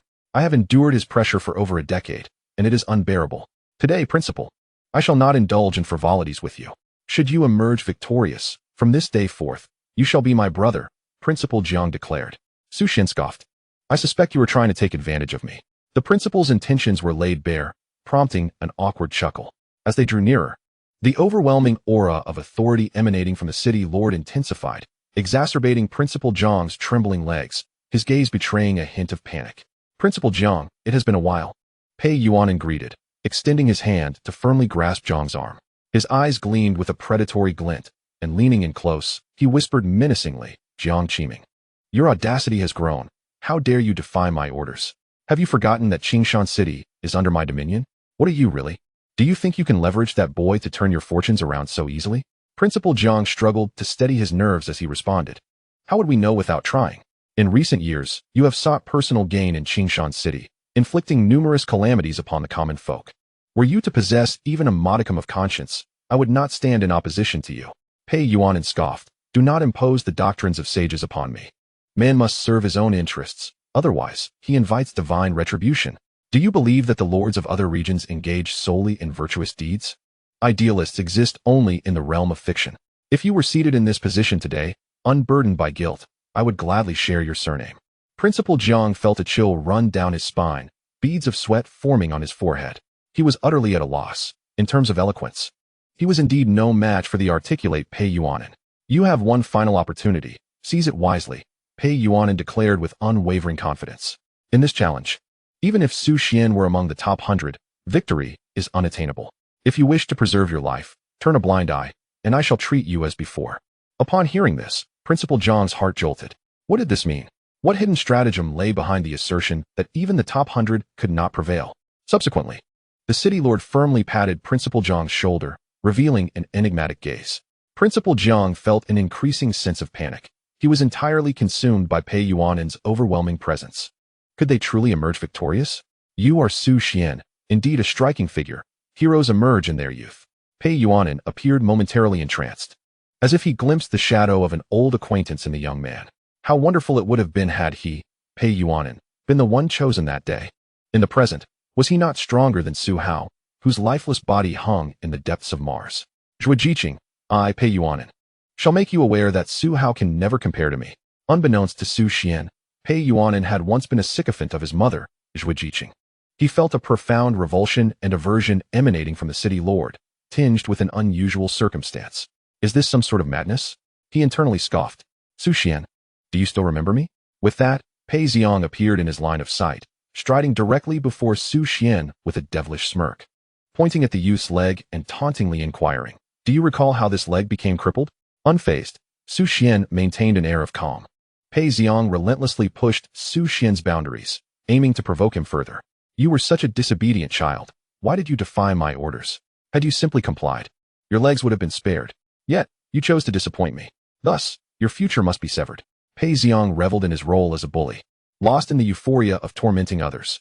In the next moment, Su Xian's icy retort cut through the air. Have you finished? What level of extraordinary will have you awakened? Or how many points have you earned in the pinnacle competition? What right do you have to mock me? Perhaps you should take a moment to reflect upon yourself in the mirror and ascertain whether you are deserving. Pei Xiang was momentarily rendered speechless, his gaze fixed with fury upon the youth, impotent rage boiling within him. His innate talent indeed paled in comparison to Su Xian, with their scores in the peak competition illustrating an insurmountable chasm. Pei Xiang, you are here to compete, not to engage in verbal sparring. Pei Yuanen interjected sharply, swiftly redirecting the conversation. Allow me to introduce Mr. Sima Zhao, the referee dispatched by headquarters. Sima Zhao adjusted his glasses, a gentle smile gracing his features as he declared, I am the referee for this challenge match. I look forward to your cooperation. Principal Zhang nodded respectfully. Everything hinges on Mr. Sima Zhao's fair adjudication. Sima Zhao nodded in affirmation. Indeed, my reputation as Sima Zhao is well known. I am celebrated as the most impartial referee. Pei Yuanen clapped his hands, solemnly stating, since everyone is present, let us prepare to commence. Principal Zhang's countenance grew increasingly grave, an unsettling feeling gnawing at him. His gaze fell upon Su Xian, and his anxiety deepened. The words of Pei Yuanen echoed in his mind. Close one eye and open the other. I will treat you as before. What was his true intention? What hidden cards did he possess? Su Xian, be cautious, Principal Zhang advised. Su Xian nodded slightly, sensing an unusual current in the air. He could not help but murmur inwardly, it surely will not be so simple. Soon after, the two entered the duel arena, connecting to virtual engine, creating duel arena competitors. Pei Xiang vs. Su Xian Mechs, Dragon Knight, Top Tier Generation 3, vs. White Emperor Fighter, Top Tier Generation 3, Configuration, Dual Engine Nuclear Fission-Driven Arc Titanium Blade vs. Unknown 321. Fight commences. The Dragon Knight Mecha loomed like a harbinger of death in the dark of night, its dual-engine nuclear fission-driven arc titanium blade gleaming in its grasp, reminiscent of the scythe of a grim reaper, radiating a chilling and lethal luminescence. The blade trembled slightly, charged with the engine's formidable power, poised to strike. The White Emperor Fighter, its metallic exterior exuding an aura of cold precision amidst the play of light and shadow, showcased the pinnacle of mechanical technology with its elaborate construction and formidable firepower system. In an instant, the Dragon Knight surged forward, propelled like an arrow released from a bow. The arc titanium blade carving an awe-inspiring arc through the air as if to rend the very fabric of space. The White Emperor Fighter swiftly maneuvered to the side, simultaneously unleashing its SS-level core ability, a swarm of drones, which surged forth like enraged dragons towards the Dragon Knight. Bang, bang, bang. Amidst the fog, a voice erupted in expletives. Damn, is this what the top 100 competitors are like? Cheating? Is it effective? Su Xian's 3SS ability erupted. The Dragon Knight activated its S-level core ability, the Xian Turtle Shield, a layer of ethereal blue energy flickering about its frame, while simultaneously engaging the secondary superfrequency will. S-level Copper Wall and Iron Bastion, barely managing to withstand the onslaught. Within a mere 3 minutes from the onset of the match, Pei Xiang was already on the verge of collapse. He swiftly activated the emergency button, sending out a signal. Su Xian, you have forced my hand. I cannot lose. Nor will I. To his astonishment, he had indeed awakened the SSS-level superfrequency will. Pei Yuan glared darkly at the duel arena, noticing Pei Xiang at a disadvantage. He quickly used the communication system within his cochlea to send a signal, indicating that the operation could commence. Having completed these actions, he revealed a sinister expression and said coolly, "In this competition, it is not merely strength that counts, but also one's background. Your father is a failure, so naturally, he cannot compare to my son." Principal Zhang had been watching Pei Yuan intently, wary of any underhanded tricks. The situation was becoming increasingly evident. Victory was imminent. He clenched his fists, anticipation sparkling in his eyes. Launched the SSS-level core capability tactical missile. Su Xian scoffed and immediately pressed forward, intending to conclude the challenge prematurely. However, in the next instant, signal interference, please try again. Signal not connected, please try again. Signal interrupted. Su Xian was momentarily taken aback. The White Emperor Mech seemed to have lost control. No matter how he maneuvered, it would not respond, even to the activation of its core capabilities. Had the signal been severed? Su Xian's pupils trembled violently. At that moment, the White Emperor fighter stood defenseless, like a mere straw. "Finally, it's my turn," Pei Xiang exclaimed, a manic smile spreading across his face. "Failure. This is the fate that befalls those who oppose me." The Dragon Knight wielded a dual-engine nuclear fission-driven arc titanium blade. Humming with boundless power, he seized the opportunity, charging towards the White Emperor Mech like a bolt of lightning. In an instant, the titanium blade, infused with the ferocious energy of nuclear fission, struck the outer shell of the White Emperor Mech, causing a cataclysmic explosion of light and surging energy ripples. The Dragon Knight swung his blade once more. The arc of the blade howled like the Grim Reaper, and the body of the White Emperor Mech erupted in a cascade of sparks, its metallic shell torn open with gaping wounds, from which thick black smoke billowed forth. Su Xian attempted to reconnect multiple times, yet to no avail. His request for a pause in the match was rendered ineffective. Outside the arena, Pei Yuan wore a satisfied smile, nodding approvingly. "This is how my son should perform." Principal Zhang's eyes widened in horror as he shouted, "You are cheating." Pei Yuan scoffed dismissively. "What evidence do you have to prove my cheating?" Principal Zhang rushed to referee Sima Zhao, his emotions running high as he cried out, "Mr. Sima Zhao, please terminate the match immediately. An incident has occurred. The White Emperor Mech has suddenly lost its ability to function, and I believe Pei Yuan must have tampered with the back-end data."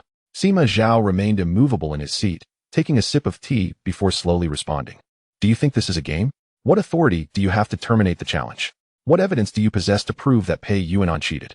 Who do you think you are? The principal of Tianwu Mecha High School? Is he truly formidable? You would do well to keep your voice down. Everything in the competition is proceeding as expected." In just a few brief sentences, Principal Zhang finally comprehended that even the referees dispatched by headquarters had been bribed by Pei Yuan. They had been nothing but pawns on the same ship from the very beginning. No wonder Pei Yuan felt so unrestrained. No wonder he dared to proclaim that even the top 100 would be of no consequence. No one could hope to defeat Pei Zi in Qingshan City. This is his domain. How could this be? It should not be like this.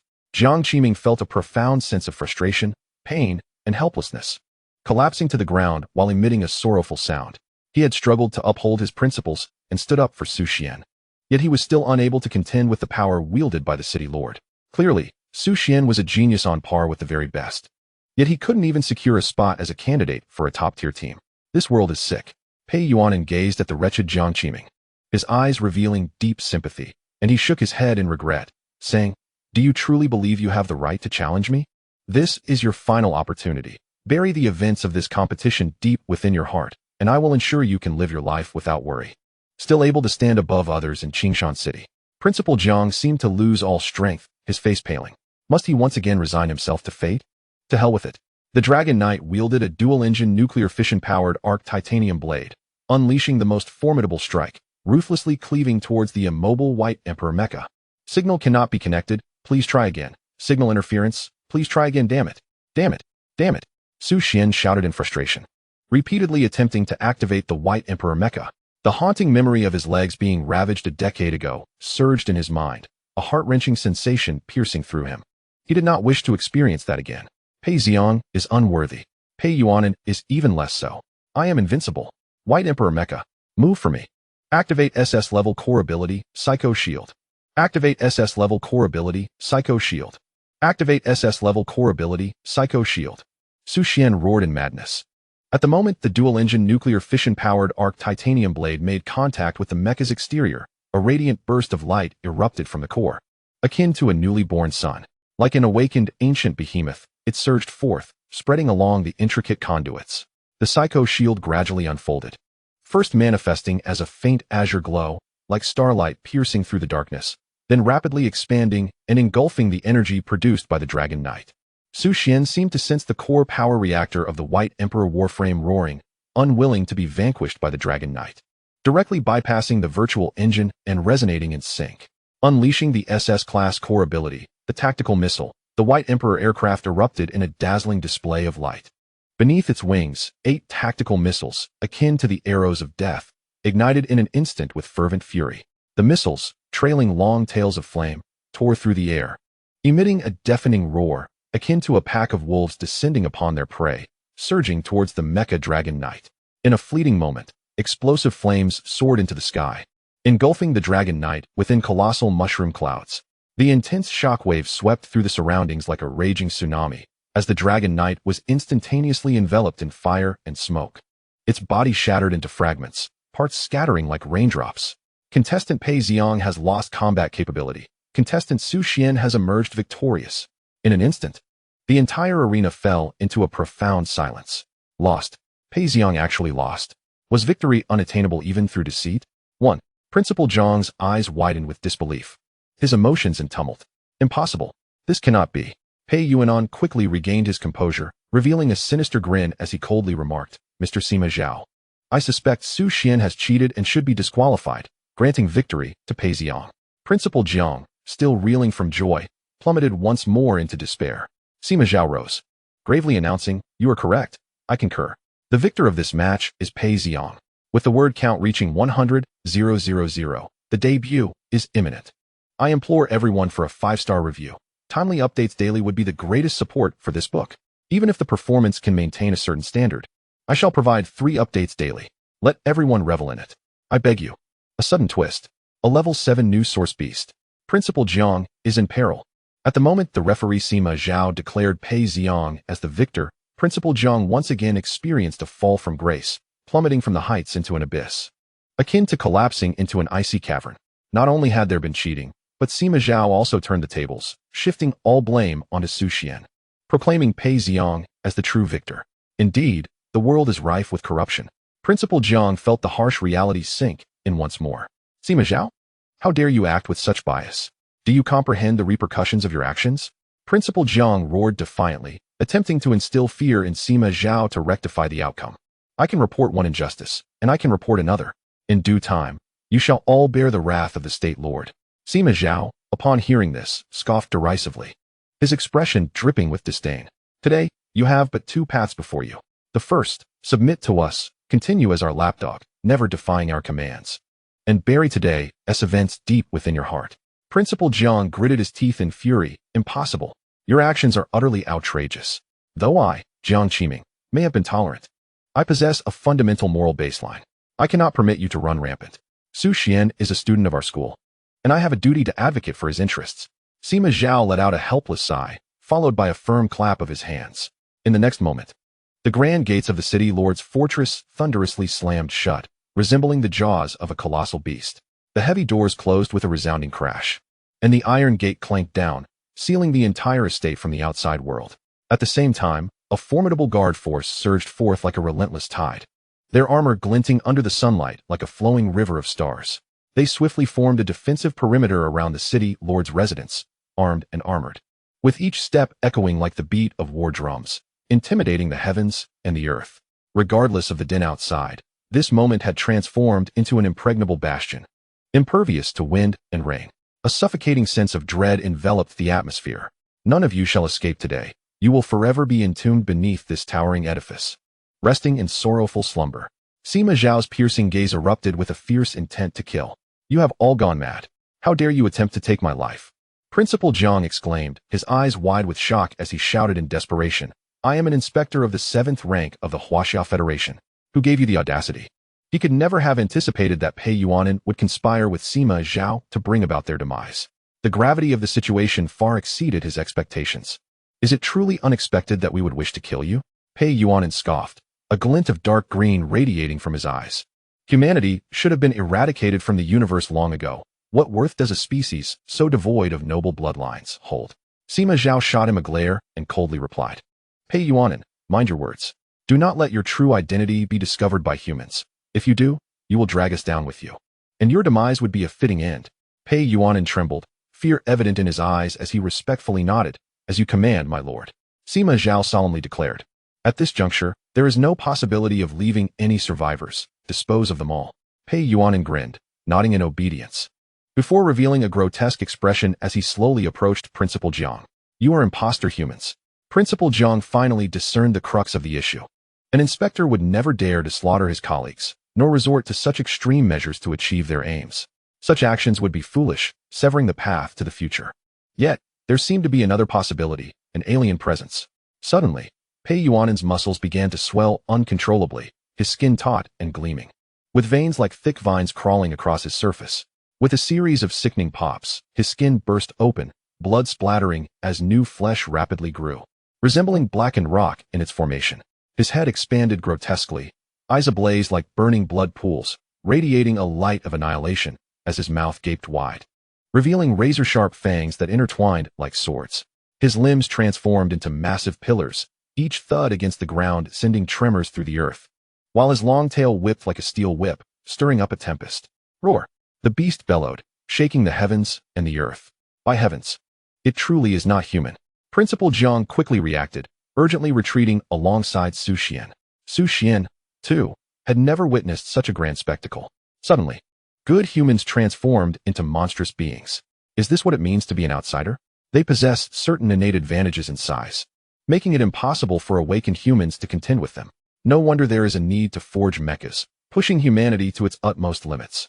Pei Yuanin, towering like a mountain, exuded a chilling aura and charged forth with sudden ferocity. With each step, the ground trembled as if struck by lightning, rocks and dirt flying in every direction. Principal Jiang's expression shifted dramatically. Though alarmed, he remained composed, pushing Su Xian aside and urgently commanding, run, before sprinting to the side. Upon seeing this, Pei Yuanin opened its massive maw and unleashed a deafening roar, the sound waves sweeping through the air like a tangible force, uprooting glass from the ground. Summon the Night Owl Knight. In an instant, a colossal mecha materialized, standing several meters tall, resembling a steel war deity descending upon the earth. The Night Owl Knight, piloted by Principal Jiang, confronted the mutated Pei Yuanin, akin to a divine warrior facing an ancient behemoth. The mecha's engine roared to life, its thrusters emitting a ghostly blue flame as it darted toward the colossal creature like a streak of lightning. It swung its ion sword, slicing through the air with a sharp shriek, trailing a dazzling blue light as it struck fiercely at the beast. However, the creature did not evade. It raised its powerful forelimb, muscles bulging, and struck down with a force that collided with the ion sword, resulting in a blinding explosion of light and a thunderous roar, energy rippling outward in chaotic waves that disrupted the surrounding air. Su Xian reached the doorway, confronted by several members of the elite guard piloting mechas. Summoning the White Emperor Mecha, he instantly released a swarm of drones, which spread across the sky, each set to self-destruct in various directions. Boom, boom, boom. Before Su Xian stood these flimsy drones, barely at the level of 2 or 3 mecha masters. Otherwise, they would not have been part of the elite guard. As Su Xian prepared to breach the Iron Gate, attempting to force a path for their escape alongside Principal Jiang, a resounding crash echoed. The Night Owl Knight collapsed at Su Xian's feet, its once gleaming and sturdy metallic shell now marred with cracks and dents, a remnant left battered by the beast's merciless assault. Inside the cockpit, Principal Jiang's face was pale as he struggled to send a message to Su Xian, run. It has reached level 7. If only one of us can survive, it must be you. I am of no use. This is how my life will end. The future of the Huaxiao Federation, the future of Blue Star, rests in your hands. In an instant, a surge of energy pierced through the cockpit of the Night Owl Knight, and Principal Jiang's message faded into darkness. General 42 emerged, commanding the slaughter of the city lord's mansion without mercy. Was Principal Jiang a good man? Su Xian could not answer that question, for Principal Jiang had never harmed him. From his perspective, Principal Jiang was undoubtedly a benevolent soul. He remained prudent, turning a blind eye to the injustices faced by Su Xian, and even managed to garner the favor of Pei Yuanin, elevating his status and position. Yet, he found himself unwilling to accept this fate. Filled with a seething rage as if he could see his younger self, a fearless hero, even when confronted by external foes far superior in strength. His instinctive reaction was to shield Xuan and facilitate his retreat. Xuan's body trembled violently, his gaze fixated on the shattered mech, his expression slightly dazed. Principal Jiang, are you all right? He attempted to elicit a response from Principal Jiang, but received no reply. You humans are so enamored with your so-called righteousness and tragic heroics that it nearly moved me to tears, mocked Sima Zhao, resembling a lord of an alien race, exuding an overwhelming sense of oppression. Both of you are destined to perish here. It's merely a matter of time. Why stage a grand farewell? A melodrama of life and death? It is truly nauseating. Code 588, eliminate him, came the command from the higher-ups, accompanied by the weight of bloodline suppression. Ordinary humans required a special serum to become part of the alien race. The serum within the alien organisms would swiftly consume human cells, renewing and evolving them, ultimately resulting in a being that merely resembled a human in appearance. More specifically, humans could never become a complete alien. They could only evolve into a new breed of beasts, fundamentally different from the alien race. However, despite the fact that traitorous humans could not become true aliens through the serum, their overall strength far surpassed that of the new breed of beasts and their human counterparts piloting Mechs of the same caliber. The new breed emitted a ferocious roar, swinging its colossal claws like mountains, creating a howling wind as it struck down fiercely towards the White Emperor war machine. The claws shimmered with a chilling light, seemingly capable of tearing through any obstruction. As it passed, the air was rapidly compressed, resulting in a series of explosive sounds. The White Emperor war machine swiftly maneuvered to evade, simultaneously deploying the SS Psycho Shield, yet still felt the claws graze past, igniting a flurry of blinding sparks. The machine trembled violently, and alarms blared throughout the vicinity. Following this, the immense beast twisted its massive body, its long tail sweeping out like a steel whip, striking with tremendous force, aiming directly at the waist of the White Emperor mech, as if intending to sever it in two. With a resounding crash, the White Emperor war machine was sent flying backward, akin to a severed kite. Warning. Power system of the White Emperor war machine damaged. Warning. Severe damage to the upper left limb of the White Emperor war machine. Warning. Damage to the nuclear fission core reactor of the White Emperor war machine. Energy value decreased by 25. A barrage of warnings instantly flooded the screen, sharp sirens filling the cockpit. Xuan struggled to stabilize himself, his spirit plummeting, his countenance turning grave. In just one exchange, the SS-level Psycho Shield had suffered catastrophic damage and was now in cooldown, rendering him unable to summon his core abilities once more. The next hit would surely lead to the same fate as the Night Snack Knight. Damn it. Must I still succumb to this absurd destiny? Xuan felt a profound sense of helplessness. After taking a deep breath, his piercing gaze erupted with a profound brilliance, and he roared in defiance. Even in death, I shall make you pay the price. Activate SS-level tactical missiles. Activate SS-level drone swarm. He channeled all his energy into the core reactor, relinquishing his defensive systems. In this moment, he embraced the prospect of death to seize life anew. In an instant, the missiles detonated, flames soaring skyward, the deafening roar seemingly tearing the air asunder. Simultaneously, the drone swarm surged forth like a dark cloud, raining down bombs like relentless droplets, their continuous explosions weaving a tapestry of death. Yet, the colossal beast remained as steadfast as a mountain, encased in an invisible shield that bore not a trace of damage from the ferocious bombardment. Its immense form continued to exude an aura of chilling dominance, merely swaying slightly to effortlessly dissipate the furious impact, its cold eyes devoid of fear, as if mocking this futile assault. Xuan, accept your fate. Do not resist like your father, for it will only lead to a more tragic end. The beast opened its gaping maw, its deep brown pupils glinting with contemptuous derision. Xuan momentarily froze, questioning, what do you mean? Pei Yuanan stepped closer, his voice low and ominous. Do you believe your father's death was an accident? It was the bargaining chip I exchanged with the Master God. Killing your father is the greatest wish of my life, and I would gladly become anything to see it fulfilled. He must pay in blood. Pei Yuanan's love for Zhuo Jiqing had entirely transformed into hatred for Su Hao. When Su Hao kissed Zhuo Jiqing with deep affection, it planted a seed of death deep within Pei Yuanan's heart. Xuan's eyes widened, revealing a fierce expression. It was you, beast. I swear I will kill you. The White Emperor warplane drained the last vestiges of energy from its core reactor, roaring madly as it struck at the beast's hide, yet inflicting no harm whatsoever. The level 7 new source beast was invincible. I acknowledge your strength, but it is not derived from Su Hao. It is undoubtedly from Zhuo Jiqing's bloodline. Pei Yuanan could never accept Su Hao. Well, it's time for you and your father to reunite. The beast's muscles tensed, suddenly letting out a howl that resonated like thunder, sending ripples through the surrounding air. Following this, it radiated a blinding light, coalescing into a surging torrent of energy, akin to the destructive power unleashed by an uncontrollable star.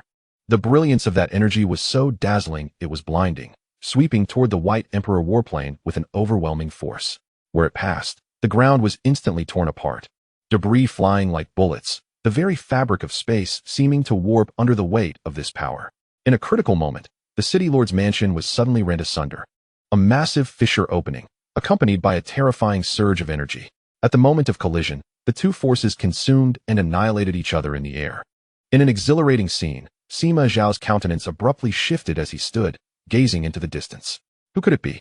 In the next heartbeat, hundreds of Mechs emerged from the depths of darkness, resembling steel harbingers of death, exuding a palpable aura of menace, akin to a surging metallic tide before the eyes of the onlookers.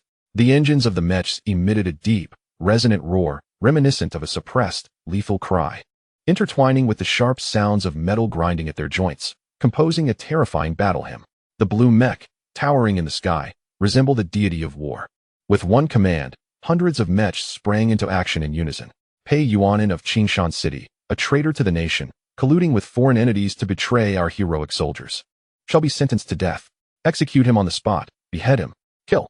The Golden Knights Brigade, a message from General Xia, reverberated with intensity. Kill. With the blue Mech's command, an instant later, a brilliant golden light enveloped the hundreds of Mechs, as if divine beings had descended, casting their dominance over the heavens. As their arms surged, countless golden spears pierced the air like comet tails, tearing through the void with precision towards the formidable beast. Though the beast bared its fangs and roared in wrath, exhaling a breath of annihilation, it was helpless against the barrage of spears. Where the spears struck, crimson mist erupted. Its massive form perforated numerous times by the golden projectiles, ultimately succumbing to an earth-shattering wail as it exploded into oblivion.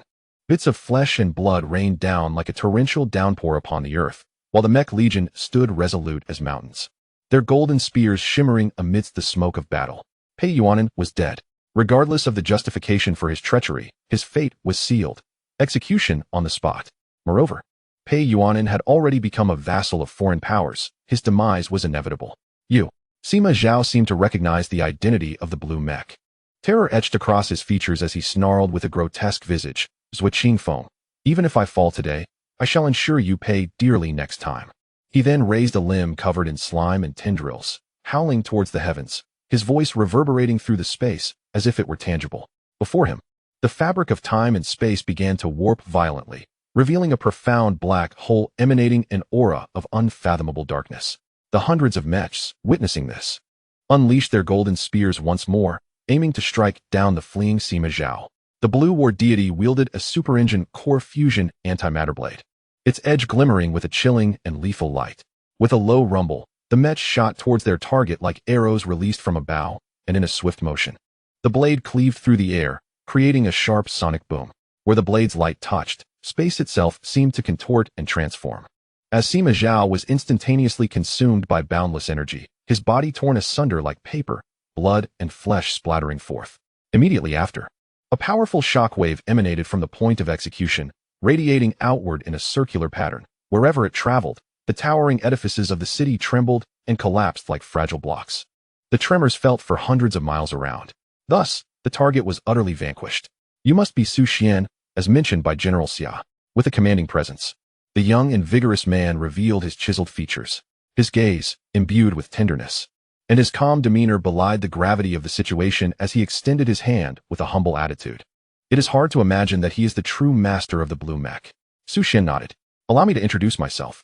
The man adjusted his military attire and solemnly declared, I am Xuan Feng, the right aide to General Xia, deputy commander of the White Tiger Legion, an 8-star pinnacle Mech master, and an 8th-level psychic adept, piloting the Skywing Mark V. Su Xian felt a jolt of surprise. He had not anticipated that he was in the presence of General Xia's right aide. How could he possibly know of the danger Su Xian faced and arrive just in time to rescue him? I understand you have many questions. The general instructed me to elucidate the entire sequence of events. Xuan Feng then recounted the story. Su Xian learned that General Xia had been keenly observing him. even being aware of his involvement in creating the account blank and aiding by Yao Guang in defeating Xia Yuqing, all of which were clearly known to him. The youth felt a chill run down his spine, a lingering fear creeping in. If even Uncle Xia knew his true identity, did that mean Xia Yuqing was also aware? At the same time, he realized that the alteration of his super-frequency consciousness was a result of Uncle Xia's manipulation behind the scenes. It was only today that he truly comprehended the existence of spies, traitors, and alien entities masquerading as humans within his environment, lurking in the shadows to gather intelligence and strike when the opportunity arose. It was indeed crucial to protect oneself. The incident involving the replacement on the candidate list for the Youth Wang battle team had successfully drawn General Xia's attention to Pei Yuanan, allowing him to understand the past grievances between Su Hao and Pei Yuanan, leading to another conjecture. They uncovered evidence of Pei Yuanan's treachery as a national traitor and spy. Consequently, to ensure Su Xian's safety, General Xia personally dispatched the deputy commander of the White Tiger Legion, who also served as his personal aide, to execute Pei Yuanan and restore military morale. Thankfully, they arrived in time. Otherwise, the consequences would have been dire. Thank you, Deputy Zhua, for taking action personally. Su Xian expressed with a slight bow of gratitude. Zhua Qingfeng humbly replied, "There is no need for thanks. It is my duty." The moment Pei Yuanan betrayed his fellow countrymen, we all had the right and obligation to eliminate him. Such a person does not deserve to exist on Blue Star. Merely a pet kept by foreign entities. There is one more matter. The true identity of Sima Zhao is a creature of the Rock Armor clan from the planet Gushan. They are the very culprits responsible for your father's demise. General Xia is currently mobilizing troops, preparing to uproot the Rock Armor clan entirely, which is why it is taking some time. Su Xian's expression turned grave. Rest assured, that day will arrive soon, and we may yet require your assistance, Zhua Qingfeng said, patting Su Xian's shoulder, offering the greatest comfort between men. I will be ready. Su Xian was resolute. He would not miss the opportunity to confront the Rock Armor creatures. Nodding earnestly, I have a question in my heart. May I seek an answer? Zhua Qingfeng was momentarily taken aback before nodding and stating, as far as I know, I shall speak without reservation. Su Xian squinted his eyes, curiosity piqued, and inquired, Zhua Qingfeng, with a right deputy, does that imply there exists a left deputy as well? What is his name? Upon hearing this, Zhua Qingfeng could not suppress a smile, a hint of exasperation in his tone as he explained. The left deputy is named Yu Tingfeng. It seems to be a peculiar whim of the general. With the right deputy being Zhua Qingfeng and the left deputy being Yu Tingfeng, it is quite easy for one to confuse their ranks if unfamiliar. Suddenly, a familiar voice resonated from the LCD screen, accompanied by a soft cough. The face of the speaker evidently flustered, a slight blush adorning his features. Upon witnessing this, everyone promptly bowed in respectful salute. General, the mission has been successfully completed. Please provide your instructions. Zhua Qingfeng stated with a grave expression. In the displayed image, General Xia sat upright beside a desk, his posture as steadfast as a towering pine, his countenance resolute like a cliff face carved in stone. To his left was a woman of exceptional demeanor, her gaze sharp, exuding an intense aura of ruthlessness. Anyone who beheld her would undoubtedly proclaim, "Who dares to say that women are inferior to men?" Su Xian surmised that this was indeed the left deputy, Yu Tingfeng, whom Zhua Qingfeng had mentioned. General Xia revealed a smile and slowly remarked, Ling Yun, you have performed admirably in your task.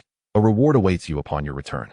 Zhua Qingfeng, taken aback by the compliment, respectfully replied, General, you flatter me. It is merely my duty. With narrowed eyes, General Xia exhibited a cunning glint and queried, So, you do not wish for a holiday? Zhua Qingfeng was slightly startled, quickly bowing in salute with a smile that seemed to seek favor, promptly responding, General, I do. Half-divine level mechanic, just Su Xian? Not worthy. At this moment, Su Xian was preoccupied with a singular concern. Anxiously, he asked, Uncle Xia, since you are aware of my true talents, does Miss Xia Yuanqing know that I am the one known as Tongtian Dai? Su Xian felt a deep sense of guilt regarding the incident with Xia Yuanqing. After all, Uncle Xia regarded him as a son, yet he had bullied his biological daughter, which weighed heavily on his conscience. However, General Xia waved his hand dismissively, seemingly amused, and gently said, I shall not interfere in your matters. How you choose to resolve them is entirely up to you young people. In fact, Yuanqing specifically inquired about Tongtian Dai, wanting to glean information through my channels. But I evaded her with other reasons. Rest assured, if she were ever to discover your identity, it would not be through my disclosure. During this time, it appeared that his daughter was particularly concerned about Tongtian Dai and wished to invite him for another challenge. Xia Yuanqing was a strong-willed young lady, and her first encounter which ended in fear and surrender, had deeply bruised her pride, prompting her desire to reclaim her honor. However, in General Xia's view, it presented a perfect opportunity for tempering one's resolve. Upon hearing this, Su Xian exhaled in relief, grateful that Uncle Xia had not betrayed him. Otherwise, he would have been at a loss for how to respond in the impending encounter. Left Deputy, did you deliver the items you were meant to bring him? Suddenly, General Xia inquired in a low voice. Subsequently, Zhuo Qingfeng retrieved a shimmering card from his pocket and handed it to the young man, explaining, "This is the entry qualification for the interstellar competition. The interstellar tournament encompasses battles among various cosmic races, and according to the rules, only those aged between 22 and 30 are eligible to participate. The pinnacle competition serves merely as a venue for our humanity to showcase its prodigies. While the interstellar contest is the grand stage of the universe, every outstanding genius will emerge in this arena, acquiring abundant resources. Although you are not originally qualified to enter the pinnacle competition due to your age, under the stipulations set forth by the Blue Star Alliance, the top 10 contenders in the pinnacle rankings can obtain the interstellar competition card, granting them early access to the tournament. The star card is not something an ordinary person can attain. Its mere creation is valued at 50 million. Su Xian gazed at the palm-sized star card in his hand, lost in contemplation. Is this card truly worth 50 million? Aside from its exquisite appearance, it appeared to possess no remarkable qualities. Do not underestimate this star card. Zhuo Qingfeng patiently elucidated. Its level of precision rivals that of the fourth-generation fighter jets, encapsulating vast information within a mere card, a feat achievable only by the intelligent races of the cosmos. Su Xian's understanding of this world was rather limited. Once you break into the top 10 of the pinnacle competition, you will grasp its functionalities and be able to participate in the interstellar tournament. Zhuo Qingfeng smiled, continuing, "In my youth, I reached a rank among the top 10,000, which was already quite an impressive achievement. In the expansive solar system, with myriad races converging, ranking in the top 10,000 is indeed a remarkable accomplishment. Otherwise, I would not have surpassed the 8-star Mecha Master level and become the Vice Commander of the White Tiger Legion. Su Xian, I have great faith in you. You will undoubtedly surpass my greatest achievement." A flicker of envy sparkled in Zhuo Qingfeng's eyes. "What I am most concerned about is how long it will take you to break into the top 10,000. It took me a full 3 years. Su Xian nodded. Let us wait and see. He too was curious about the level he would attain among the exceptional talents of the universe. Shortly thereafter, he exchanged pleasantries with Zhuo Qingfeng and General Xia, finally concluding their conversation. Another familiar guest appeared in his line of sight. Su Xian, I'm relieved to see you safe. You truly had me worried back then.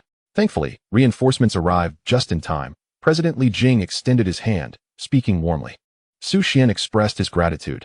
Thank you, President, for your covert assistance. Should the opportunity arise, I shall repay your kindness wholeheartedly. Upon understanding the intricacies of the situation, he realized how much President Li Jing had quietly contributed on his behalf. As the saying goes, behind every successful youth stands a group of supportive individuals. And Li Jing was one of them. President Li Jing humbly replied, "It was only right. After all, we are both from Qingshan City. It is only natural for a fellow townsman to assist another. Moreover, it is our duty to eliminate traitors." Su Xian could not help but feel a profound admiration for Li Jing's profound sense of righteousness. In the next moment, Li Jing rubbed his hands together. His face flushed with embarrassment and cautiously remarked, "However, there is indeed one matter that requires assistance." Su Xian raised an eyebrow, sensing an ominous turn of events. Yet, having made a prior commitment, he could not renege on his word. He could only nod in agreement. "Please, do continue." Li Jing smiled and reminisced. "Do you remember our first meeting? My son's mech is in need of repairs. At that time, Su Xian, you graciously declined, and we understood your sentiments. I have poured my heart and soul into my son's development, and I wish for him to receive nothing but the best. Thus, I hope you can assist me in upgrading his 4th-generation mech." With that, Li Jing disregarded his own pride and deeply bowed to Su Xian. "Please, no need for such formality." Su Xian hastily helped him up and sighed, conceding, "Very well, just this once. As the saying goes, a drop of kindness should be repaid with a fountain of gratitude. It is time to fulfill the favor I have received. Thank you. I shall await your esteemed presence at the guild." Li Jing's face lit up with joy. The following day, once Su Xian's health was restored, he swiftly made his way to the guild, eager to fulfill his promise ahead of time. Upon locating Li Jing's office, he chanced upon him engaged in conversation with a European-style gentleman, seemingly discussing matters of importance, while Li Boyong stood nearby, humbly admiring. "Ah, my guest has arrived." Li Jing noticed Su Xian quietly waiting at the door, promptly concluding his exchange and inviting Su Xian inside. He extended his hand and introduced Su Xian. "Allow me to introduce you to Mr. Olcan, one of the 5 demigod-level mechanics of Blue Star." Su Xian was taken aback.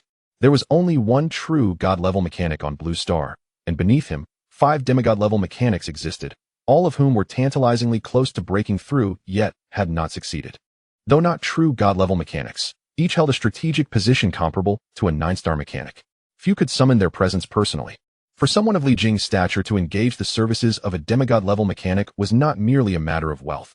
He must have paid an unimaginable price. Olcan glanced at Su Xian with a flicker of disdain, casually stating, "Mr. Li Jing, is this the so-called genius you speak of, comparable to a demigod-level mechanic?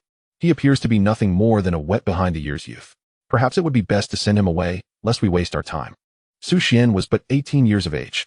Could such a greenhorn really aspire to repair a 4th-generation mech? Was it not a mockery to the mechanics of Blue Star, suggesting they lacked talent? Were they not merely a collection of ineffectual individuals? What seasoned 1st-level mechanic had not surpassed the age of 40? Their expertise was built upon years of accumulated experience. It is important to note that only a demigod-level mechanic possesses the expertise required for the independent maintenance and upgrading of 4th-generation mechas. Should a level 1 mechanic undertake such a task, it would necessitate the collaborative efforts of 5 or 6 individuals. The magnitude of such maintenance operations demands meticulous precision, with each step requiring flawless execution, leaving no room for error. The successful assembly rate for standard mecha configurations must exceed 98. Even a demigod-level mechanic cannot achieve a perfect assembly rate of 100, as certain components inevitably fail to meet the requisite standards. Yet they can sustain the mecha's fundamental power and defense systems. Initially, Li Jing had preemptively scheduled maintenance for the mecha with Aokan. However, due to prolonged delays, he sought the assistance of Su Xian to aid Li Boyong in the repairs, thereby forgetting about Aokan's acceptance of the appointment. After more than a month, Aokan descended upon Qingshan City to assist Li Boyong with the mecha repairs. Li Jing, having overlooked this matter, resulted in an unexpected encounter between the two on the same day. Su Xian, unfazed, smiled and remarked, "Since Master Aokan possesses sufficient confidence in repairing the mecha, I shall entrust this endeavor to you." He had no desire to engage in mecha repairs, but was merely inclined to repay Li Jing's favor. Li Jing found himself in a quandary, lost in contemplation. He had not anticipated the current predicament. Aokan, a demigod-level mechanic, appearing at the guild was entirely unforeseen. Who could have predicted that he would conclude his prior task early and accept this assignment? Li Jing's reasons for wanting Su Xian to repair the mecha were straightforward. Firstly, he recognized Su Xian's extraordinary talent in mecha maintenance, having revitalized the White Emperor fighter jet in a short span and subsequently completed a 3rd-generation upgrade with top-tier craftsmanship. Were it not for a lack of raw materials, it is conceivable that the upgrade would have progressed directly to a 4th-generation mecha. Secondly, he was captivated by Su Xian's prodigious talent, particularly his astonishing overclocking capabilities, marking him as an unrivaled monarch among mecha engineers. A 2-star mecha engineer awakening dual USR-level professions, with an unprecedented hundredfold amplification, creates a historical precedent. There has never been a figure of such magnitude with a hundredfold enhancement. Given Su Xian's exceptional aptitude, his future achievements are bound to culminate in at least a 9-star mecha engineer status, with the potential to ascend to the pinnacle of the universe, reaching the realm of god-level mechanics. Cultivating a favorable relationship with such a genius promises immeasurable benefits. By offering support while Su Xian is still on the ascent, fostering connections, and investing in the future will yield substantial returns. As for the demigod-level mechanic Aokan, the probability of him breaking through to become a god-level mechanic is exceedingly slim. The hierarchy on Blue Star is as follows: God-level mecha engineers, God-level mechanics, 9-star mecha engineers, demigod-level mechanics, 8-star mecha engineers, and level 1 mechanics.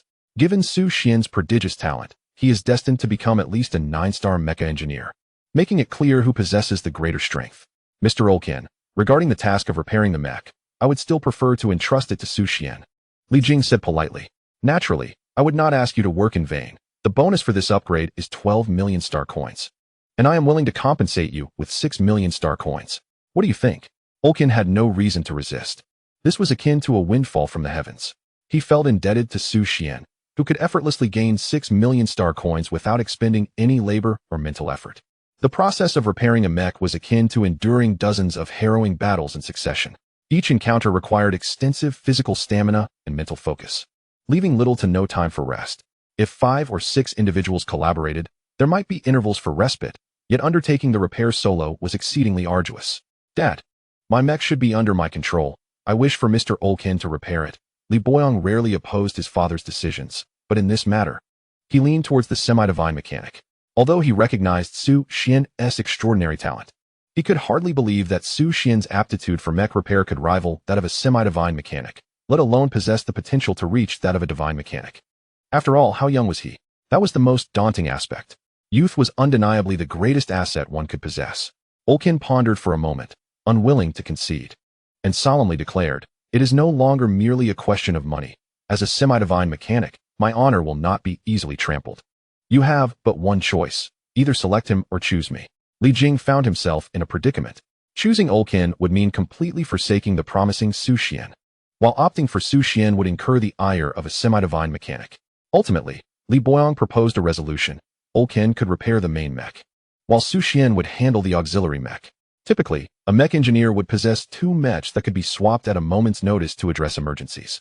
The configuration of the main mech was invariably more valuable than that of the auxiliary mech. Su Xian, today this situation is indeed my fault for not managing it properly, Li Jing said with concern etched on his face. If possible, I would like you to repair the auxiliary mech. He leaned closer to Su Xian, lowering his voice. Olkin's price for the main mech is 12 million. I am willing to offer you 15 million to repair the auxiliary mech. Even if the outcome is not on par with the main mech, I can understand. Su Xian raised an eyebrow. An additional 3 million, with no consequences to bear? Such a fortunate opportunity was indeed rare. Very well, Su Xian nodded in agreement. Mr. Su Xian, are you truly certain you wish to compete with me? Olkin scoffed. Let me pose to you the simplest of questions. Typically, how long does it take to upgrade a mech to the 4th generation? 5 to 7 days, correct? How long will you require? Su Xian contemplated for a moment. The maintenance of the mecha requires half a day. However, due to the intricacy of the 4th generation model, it may extend to a full day. Yet, he refrained from directly stating this fact. Olkin chuckled, asserting, I am the fastest among the 5 demigod-level mechanics in repairing mechas. My expertise lies in swift assembly and the precise integration of each component. This is my advantage and the key to surpassing the demigod level. Su Xian, perplexed, retorted. What does that have to do with anything? Olkin replied, if you cannot even match my speed, what qualification do you have to accept the challenge? Su Xian smirked disdainfully. What business is it of yours? Olkin's face flushed with anger. This young man was utterly unyielding. Li Jing timely intervened to mediate and subsequently guided both individuals to the maintenance room, which housed the 3rd generation Silver Wolf and the 2nd generation Silver Wolf mechas. Gentlemen, utilize your utmost speed and unparalleled craftsmanship to construct the 4th generation mecha. The competition begins now. Meanwhile, Bai Yaowang expressed his concerns. Father, do you place too much emphasis on Su Xian merely because he has awakened the dual USR overclocking will? Li Boyong felt a tinge of dissatisfaction with his father's actions. The risk of offending a demigod-level mechanic to assist Su Xian in restoring his reputation seemed to him a case of losing sight of the greater picture. The stature of a demigod-level mechanic ranked among the top 3 on Blue Star, wielding significant influence. Whether Su Xian could rise to prominence was one matter. More critically, his fees for mecha repairs surpassed those of the demigod-level mechanics. My dear child, you will never comprehend the intrinsic value of the term noble, Li Jing sighed, speaking earnestly. I am paving the way for your future. One day, when I am no longer here, you must continue to thrive. Moreover, I do not believe Su Xian will falter against a demigod-level mechanic. Suddenly, Li Boyang's heart stirred, his pupils dilating. Father, are you truly not jesting? The 2nd generation Silver Wolf is a traditional mecha, typically assembled by a 1st-level mechanic, with each connection method bearing striking similarities. The process of upgrading the 2nd generation Silver Wolf to the 4th generation is quite straightforward. System. Scan the fundamental structure of this mecha and upgrade it to the 4th generation based on the existing foundation. Scanning in progress. Scan successful. Replication of the upgraded assembly method is complete. Would you like to expend 50 mental energy for the upgrade? Su Xian nodded affirmatively.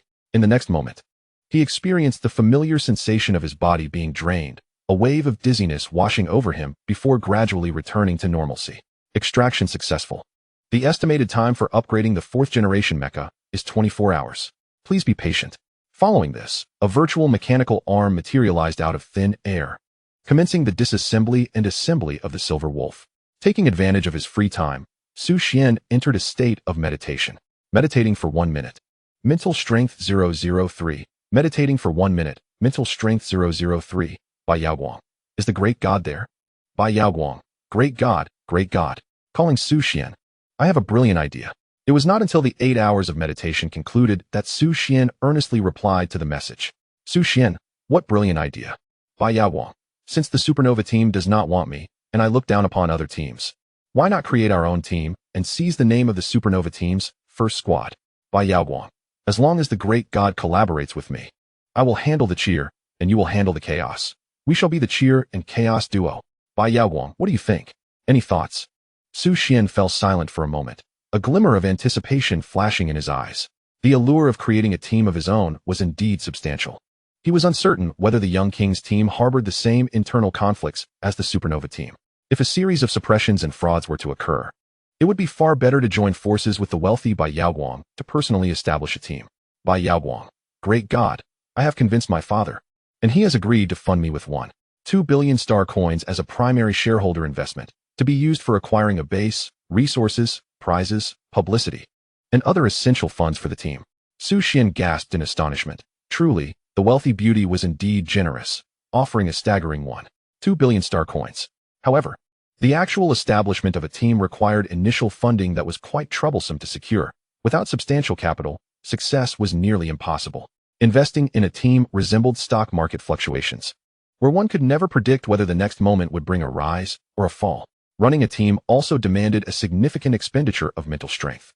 Su Xian, what are the conditions for creating a team? By Yao Guang. First, at least 2 mentors, 1 military and 1 civil. Second, a minimum of 3 members is required to form a team and give it a name. Third, the team must break into the top 900 of the ladder rankings within 1 month of its establishment, or else the team name will be revoked, and it will be disbanded. Taking the formidable supernova team as an example, they received sponsorship from 6 top-tier enterprises and boasted 5 official mentors, comprising 2 9-star mecha engineers and 3 demigod-level mechanics, ranking first on the ladder. Their prowess shone brightly throughout Blue Star, even gaining renown across the solar system. Su Xian was taken aback, exclaiming in surprise, so it is so complicated to create a team. No wonder those who graduate possess resources and status beyond the reach of ordinary individuals. By Yao Guang. What do you think, great god? As long as you and I join forces, we will be akin to the legendary strategists, easily overpowering the supernova team and compelling them to kneel in submission. Contemplating such a delightful prospect, a smile unconsciously crept onto Su Xian's lips. He found no reason to refuse. Compared to strangers, Bai Yao Guang's character was far more agreeable. Su Xian, certainly. Bai Yao Guang, yes. This is fantastic, great deity. I was just waiting for your affirmation. Bai Yao Guang. I will now share this delightful news with my father. We shall find an opportunity to meet and discuss the particulars, as well as the name of the team. Su Xian, of course. Feel free to inform me of any developments. Once the team is established, they must reside in the same base, rendering daily interactions as commonplace as drinking water, eliminating the current convenience of screen-based communication. Bai Yao Guang was ecstatic. Not only could she form her own team, but she would also have the chance to meet the great deity in person. This was a momentous occasion, destined to be etched in the annals of human history. Finally, the long-awaited face-to-face meeting was at hand. Bai Yao Guang was filled with curiosity about Su Xian's appearance. As long as he possessed ordinary features, she would be content. After all, when the divine opens a door, it also closes a window. If the deity's talent was already so extraordinary, could his looks possibly defy reason? Was there still any sense of justice or law to be found? Their conversation concluded, and Su Xian returned to his training. 4 days later, he successfully emerged from his retreat. As he opened the door to the repair chamber, Li Jing received the news and immediately appeared before him, leaving even Li Boyang astonished. It was indeed he who emerged first. Had he completed the 4th-generation upgrade? In just 4 days? Had he broken the record for the fastest upgrade to a demigod-level mechanic? Or had he failed and surrendered prematurely?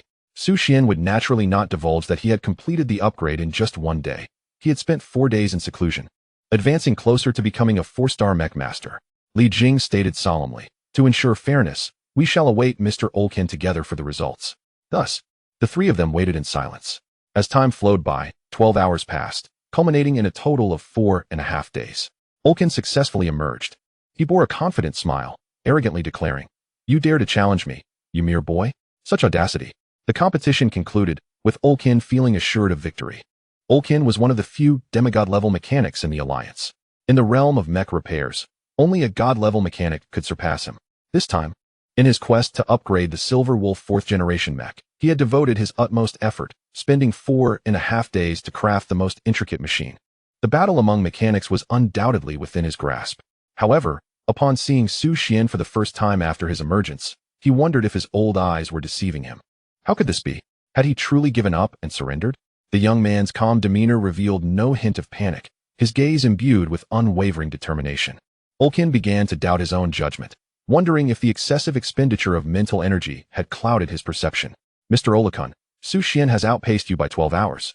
Having completed the upgrade of the 4th generation mech and departed from the maintenance chamber, Li Jing relayed this news without embellishment. Ulkan fell silent for a moment, then erupted in disbelief. Impossible. This cannot be. How could he possibly emerge before me? 4.5 days is the utmost limit for a demigod-level mechanic to upgrade a 4th generation mech. Could he be a god-level mechanic? Despite Ulkan's inability to accept this reality, the evidence was irrefutable. Even Li Boyong had to concede it. Ulkan quickly regained his composure, taking a deep breath and reflecting. Since he has finished ahead of schedule, it may indicate he was unable to complete the upgrade of the 4th generation mech, which means he is unworthy of claiming victory. Now, it was only necessary to ascertain which mech exhibited superior precision to arrive at a conclusion. Li Jing, I have invested an immense amount of effort into this endeavor. The Silver Wolf 4th generation mech before us is undoubtedly my magnum opus, one of the finest 4th generation Mechs ever crafted. As a seasoned mechanic, Ulkan had repaired thousands of Mechs throughout his career, dedicated to the field of mechanization without faltering, ultimately achieving his current esteemed status. The Silver Wolf 4th generation mech ranked among the top 3 in his illustrious career. Upon entering Ulkan's maintenance chamber, an almost flawless mech stood before him. The Silver Wolf mech resembled a solitary wolf traversing the desolate winter wasteland, its form lithe and exuding a sense of strength. Its exterior, forged from silver that gleamed with a chilling metallic sheen, refracted a breathtaking radiance in the sunlight, as though crafted from shards of stars. The meticulously constructed joints and flowing lines showcased an unparalleled mechanical aesthetic. System, assess the precision of the Silver Wolf. Mech, Silver Wolf 4th generation, nuclear fusion reaction stellar core chip, fusion level 992, attack system defense system, fusion level 991. Mech component assembly precision, 992. System operation command system XXXX, fusion level 99. Overall value, 991, holy moly. An overall value reaching a staggering 991. Li Boyong was utterly astonished by the reading, unable to contain his exclamation. Those familiar with their contemporaries understood that an ordinary overall value of 98 was considered above average, while a value exceeding 985 classified as superior and above 99 as exceptional. Among the top 100 mech artisans, most 4th generation mechs hovered around the 98 mark, with only a select few surpassing 985 and even fewer achieving above 99. For instance, the newly unveiled Super God Fighter 4th generation boasted an overall value of 992, leaving only a narrow margin of 001 between it and the pinnacle champion. What does this signify? The overall combat effectiveness is poised to increase by over 5. Relying solely on the mech to enhance combat capability is the most effortless shortcut. Master Ulkan truly lives up to his reputation, crafting the most exceptional 4th generation mech for his son. It appears that the 12 million far exceeds its intrinsic worth. Li Jing couldn't help but praise him, while a flicker of concern emerged in his gaze. He quickly added, Xuan is a junior. As a senior, one should strive to understand and empathize with the younger generation. Should his mech fail to meet your esteemed standards, I hope you will show leniency for my sake. Ulkan relished the flattery from the father and son, and the pent-up emotions within him found release, lifting his spirits considerably. Gazing at the young Xuan, he felt a twinge of compassion. After all, he was merely an 18-year-old youth, while he himself was among the few semi-divine mechanics on Blue Star. What was there to contest with a mere child? However, should Xuan indeed possess talent, he could take him on as an apprentice and impart his skills. Naturally Ulkan, conduct myself with integrity. Regardless of the outcome, I am eager to observe the progress of his mech repairs. Li Jing found himself in a conundrum, given Ulkan's accolades. The likelihood of Xuan emerging victorious was exceedingly slim. Xuan smiled calmly and nodded. Of course, Master Ulkan. The master admired Xuan's fortitude. He maintained his composure and dignity, even in the face of potential defeat. Satisfied, Ulkan remarked, Indeed, I find your character quite appealing. Based solely on this, I might consider taking you as an apprentice. If you truly possess talent, I am willing to grant you an opportunity to soar to great heights. The father and son were both stunned. This was a semi-divine mechanic, second only to a 9-star mech master. Master Olakun, do you think I possess any talent? Li Boyong could hardly contain his excitement and hurriedly inquired, eager not to let this opportunity slip away. Olakun scrutinized him and replied earnestly, you have a decent physique and your aptitude appears satisfactory. I could accept you as a capable apprentice. If you diligently study and practice, and soon break through to a level 2 mechanic, you may become a formal disciple. Upon hearing this, Li Boyong was overwhelmed with joy and immediately bowed in a gesture of respect. Master Olakun, please allow me to pay my respects. This was a golden opportunity for advancement. Becoming an apprentice to Olakun equated to having an immense support behind him. In the future, this would provide him with significant advantages in society. He could not possibly afford to miss such a fortuitous chance. Olakun nodded in approval. Rise. You are not yet a formal apprentice. Once you have completed your internship, it will not be too late to formally pledge yourself to me. Li Boyong respectfully replied, when that time comes, I shall not forget the kindness of Master Olakun. Today was indeed a momentous occasion for Li Boyong. Not only had he acquired a superlative 4th-generation mech, but he had also successfully become the apprentice of the semi-divine mechanic Olakun. Thus, he embarked on a journey towards the pinnacle of his life. How exhilarating that was. Subsequently, the group made their way to the repair room where Xuan was stationed. Upon witnessing the Silver Wolf, an overwhelming astonishment gripped everyone present. The 48 model, a paragon of excellence in mecha design, stood before them. The 4th generation of the Silver Wolf resembled a silver reaper. Its form agile and imbued with a profound sense of power. The head was crafted to resemble that of a wolf, with sharp red optical sensors akin to piercing wolf eyes, exuding an eerie yet keen radiance that perceived every subtle movement on the battlefield.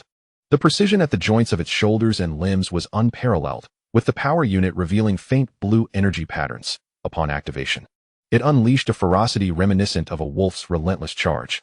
Who could have anticipated that this magnificent Silver Wolf was a transformation of the 2nd-generation Vice Mecha? Its grand and imposing exterior radiated an aura of chilling majesty. The design was exquisitely intricate, perfectly embodying the aesthetics of power. A collective gasp of admiration escaped the lips of onlookers, marveling at its beauty. Is this truly my Vice Mecha? Li Boyong murmured in disbelief, his heart awash with profound shock, feeling as though he were in the presence of divinity. How was this masterpiece forged? Achieving such an exterior demands exceptional skill from a mechanic, and even I would require extensive calculations, yet you accomplished this in just 4 days. Olakun was enveloped in immense astonishment, as if he had stumbled upon a new world, gripping Xuan's arm tightly, unwilling to let go. A strong man in pursuit of transcending to a divine-level mechanic, he was eager to absorb advanced techniques, regardless of the age of the instructor.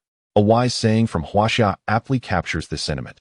The capable are to be revered as teachers, irrespective of age.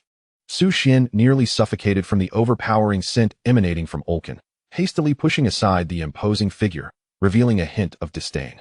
Mr. Olakun, please remain calm. We have yet to verify if it meets the specifications of a 4th-generation mecha. Li Jing quickly interjected, fearing that Olakun might consume Xuan in his fervor and striving to stabilize the situation. Clearing his throat, Olakun's face flushed with embarrassment, completely losing his previously graceful demeanor. Once he regained his composure, he stated calmly, even if it does not reach the 4th-generation specifications, I will gladly concede if Xuan is willing to impart the aesthetic techniques of the mecha's black hole force to me. Li Jing was left utterly speechless. Although he lacked knowledge of mecha maintenance and upgrades, Olakun's reaction hinted at Xuan's hidden depths of talent, possibly surpassing even that of a semi-divine mechanic. System. Assess the precision of the Silver Wolf. Mecha, Silver Werewolf Mark IV. Nuclear Fusion Reaction Propulsion Planetary Core Chip, Fusion Degree 999. Attack System Defense System, Fusion Degree 999. Mecha Component Assembly Precision, 100. System Operation Command System XXXX, Fusion Degree 999. Comprehensive Value, 999. The results of numerous tests astonishingly all reached 999, with some even attaining a perfect score of 100. What manner of creature is this? To sustain the comprehensive value of a Mark IV mecha at 999, this has surely reached the realm of a divine-level mechanic. Is Xuan truly just an 18-year-old youth? Is this the chasm that separates genius from genius? At this moment, Olakun was utterly convinced. Father, my eyesight is not failing me, is it? Li Boyong fixated on the comprehensive value, his heart surging with tumultuous waves, hardly able to believe his own eyes. If 999 is considered a secondary mecha, What then does 991 signify? Son, if your eyes are indeed blind, then mine are as well, Li Jing stated emphatically, his voice tinged with excitement. You have not misread. This mecha's comprehensive value is nearly 100, reaching the pinnacle that only a divine-level mechanic could forge. His belief in Su Xian stemmed from the boy's unprecedented overclocking will. He wished to invest in Su Xian, yet he never anticipated the mechanic's talent to soar beyond measure. 18. At merely 18 years of age, he had crafted the finest Mark IV mecha in the entirety of Blue Star. Mr. Olkin, though it is with great regret, this competition is undeniably yours to lose, Li Jing urged, wary of Olkin's potential wrath that could spell trouble for Su Xian. Please, you must remain calm and refrain from irrational actions. Su Xian's identity, just as Li Jing intended to mention that Su Xian's adoptive father was General Xia Lingyun of the Alliance, Olkin interjected sternly, rationality? You expect me to be rational? Today, I shall not be rational.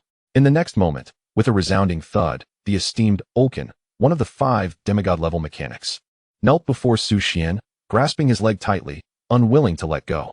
Amidst a torrent of tears and snot, he cried out, Master, please accept me as your disciple. Master Su Xian, you are the true master. I implore you to impart your knowledge of mechas. I am willing to be your most devoted student, tirelessly absorbing your teachings without a hint of dissent. As long as you are pleased, I shall do anything. Su Xian was taken aback, retreating a few steps. But Olkin followed closely like a stubborn leech. This old fellow, I have no interest in that regard. Olkin, calm yourself. With a mere utterance from his mentor, Olkin immediately transformed into a docile creature, akin to a well-behaved white rabbit. This spectacle utterly subverted the worldviews of Li Jing and his son, a distinguished demigod-level mechanic, kneeling to beseech mentorship, especially from a mere 18-year-old youth. If this were to spread, it would be deemed unbelievable, yet it unfolded right before their eyes. Li Boyong was engulfed in a tumult of emotions, overwhelmed by a sense of despair. Olkin was his master, and Su Xian was Olkin's mentor, which meant that he was, in fact, of the younger generation compared to Su Xian. It was worth noting that he was several months older than Su Xian. Li Boyong felt tears welling up, his face a canvas of sorrow. Su Xian found himself somewhat discomforted by Olkin's persistent presence and inquired of the system whether it could load the video details pertaining to the creation of mechas. Receiving a positive affirmation, he then sighed in relief. I can accept you as my disciple, but we must establish 3 rules, Su Xian declared with piercing eyes, his demeanor calm and composed. Olkin, with hands reverently clasped, expressed his anticipation, respectfully stating, Master, please guide me. It must be noted that Olkin held deep reverence for his mentor, undeterred by their age difference. In Olkin's gaze, Su Xian discerned a fervent desire to become a god-level mechanic, which prompted him to assist this pure-hearted mechanic in realizing his aspirations. Ultimately, this tense challenge culminated in a dramatic conclusion, with Su Xian accepting Olkin, the demigod-level mechanic, as his disciple, thus elevating his status to unprecedented heights. A few days later, Su Xian received another message from Bai Yaoguang. Bai Yaoguang, it's time to head to Kyoto to establish our battle team. Our era is about to dawn. Su Xian raised an eyebrow, pondering whether they were finally to meet. Is anyone there? Can someone respond? I feel a sense of desolation, as if the winds howl and the waters chill, and the valiant shall return no more.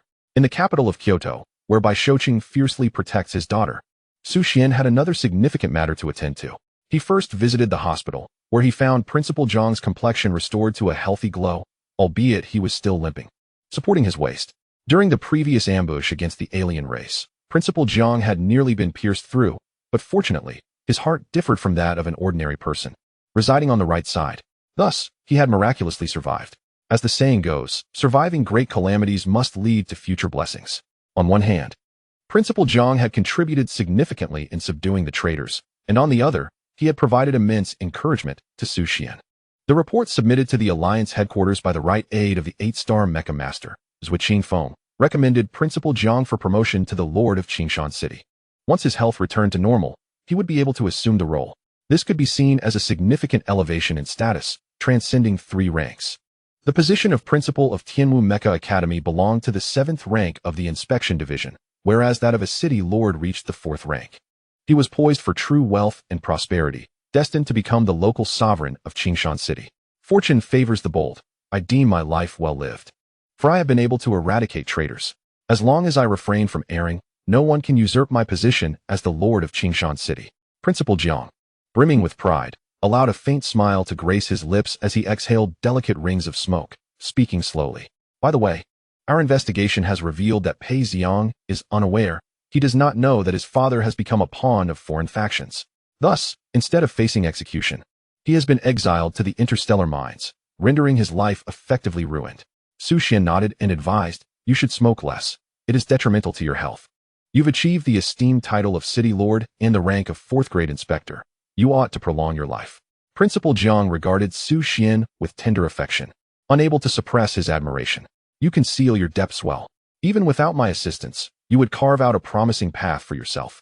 With the 9-star General's trusted aides personally advocating for you, alongside the president of the TS Guild, who shares the same 4th-grade inspector status and stands by your side. Truly enviable." Su Xian remained silent, for these opportunities were secured at the cost of his father's life and his own innate talents. Otherwise, the 9-star General would hardly spare him a glance. Yet, it was precisely because of his capabilities that they deemed him worthy of attention. "I am preparing to withdraw from school and depart Qingshan City for a future in the capital," Su Xian expressed with a sense of melancholy. Having shared life and death experiences with Principal Jiang, he felt a kinship that transcended generations. Principal Jiang paused, his expression clouded with melancholy, a flicker of loneliness dancing in his eyes. He then shook his head and smiled. "With your talents, seeking opportunities beyond Qingshan City is only fitting. You should not remain confined here. There exists a vast world outside, even inhabited by alien races. I believe you will forge a path uniquely your own. Su Xian, should any good fortune arise, or if someone seeks my assistance, do remember to inform me. I wish only to live out my days peacefully in Qingshan City," he said. "Of course, I shall ensure that," Su Xian promised. Such trivial matters are easily managed. After conversing a while longer, Principal Jiang reluctantly bid farewell. He gazed at the young man's retreating figure and murmured, "Jinling is not merely a creature of the pond. When it encounters the winds and clouds, it transforms into a dragon. This diminutive Blue Star Alliance cannot ultimately accommodate you." In Kyoto, within the International Financial Building, a middle-aged man donned a tailored suit that clung to his tall yet graceful form, the fabric seemingly imbued with his unique calm demeanor. A gentle smile graced his lips, exuding humility and warmth, reminiscent of a spring breeze. Bai Shouqing, the de facto leader of the Bai family, presided over enterprises primarily engaged in automated mech repairs, finance and stock trading, the culinary industry, and automotive sectors, making him the undisputed wealthiest individual in all of Kyoto. Yet, he faced every challenge with composure, except when it came to his beloved daughter, whom he cherished as if she were delicate glass, carefully nurturing her since childhood. Regardless of her desires, he wielded the power of wealth to fulfill them. However, at this moment, he was confronted with the greatest challenge of his life. "It seems that my daughter has developed feelings for a young man." As a father deeply enamored with his daughter, this revelation is undoubtedly a profound blow. Upon learning of this, I have spent 3 sleepless nights, burdened with worry. I yearn to uncover the identity of the young man who has captured Yao Yao's heart. What does he look like? What is his family background? What is his character? What talents does he possess? Most importantly, will he mistreat her? The scant information Yao Yao has shared about him reveals that he is youthful, capable, comes from a modest family. Otherwise, he would not be in the position of a substitute, and possesses a gentle nature that has utterly enchanted her. In the end, Bai Shouqing, draw the disheartening conclusion that this is indeed a scoundrel of a young man. It appears the influence of such brazen youths has persisted for millennia. The precious daughter I have nurtured is, it seems, being pursued by a mere swine. I feel the world spinning around me, and I fervently urge Yao Yao to distance herself from this boy, for he cannot offer her a future. He is merely toying with her affections. Yet, rather than heed my counsel, Yao Yao defiantly retorts, "Dad, you simply do not understand him. He is truly captivating. If I let him slip away, I may never find someone I adore again. Do I not understand? As the wealthiest man in Kyoto, I have encountered all manner of individuals. This young man is undoubtedly drawn to Yao Yao for her beauty and my family's considerable fortune. Once he possesses her, he is bound to squander our vast wealth, leaving her alone in grief. This is intolerable. As a father, I cannot allow such a fate to befall my daughter. Today, I shall ensure that this boy retreats in defeat. Yao Yao is not so easily deceived. Dad, why do you wear such a stern expression? What if you frighten him away?"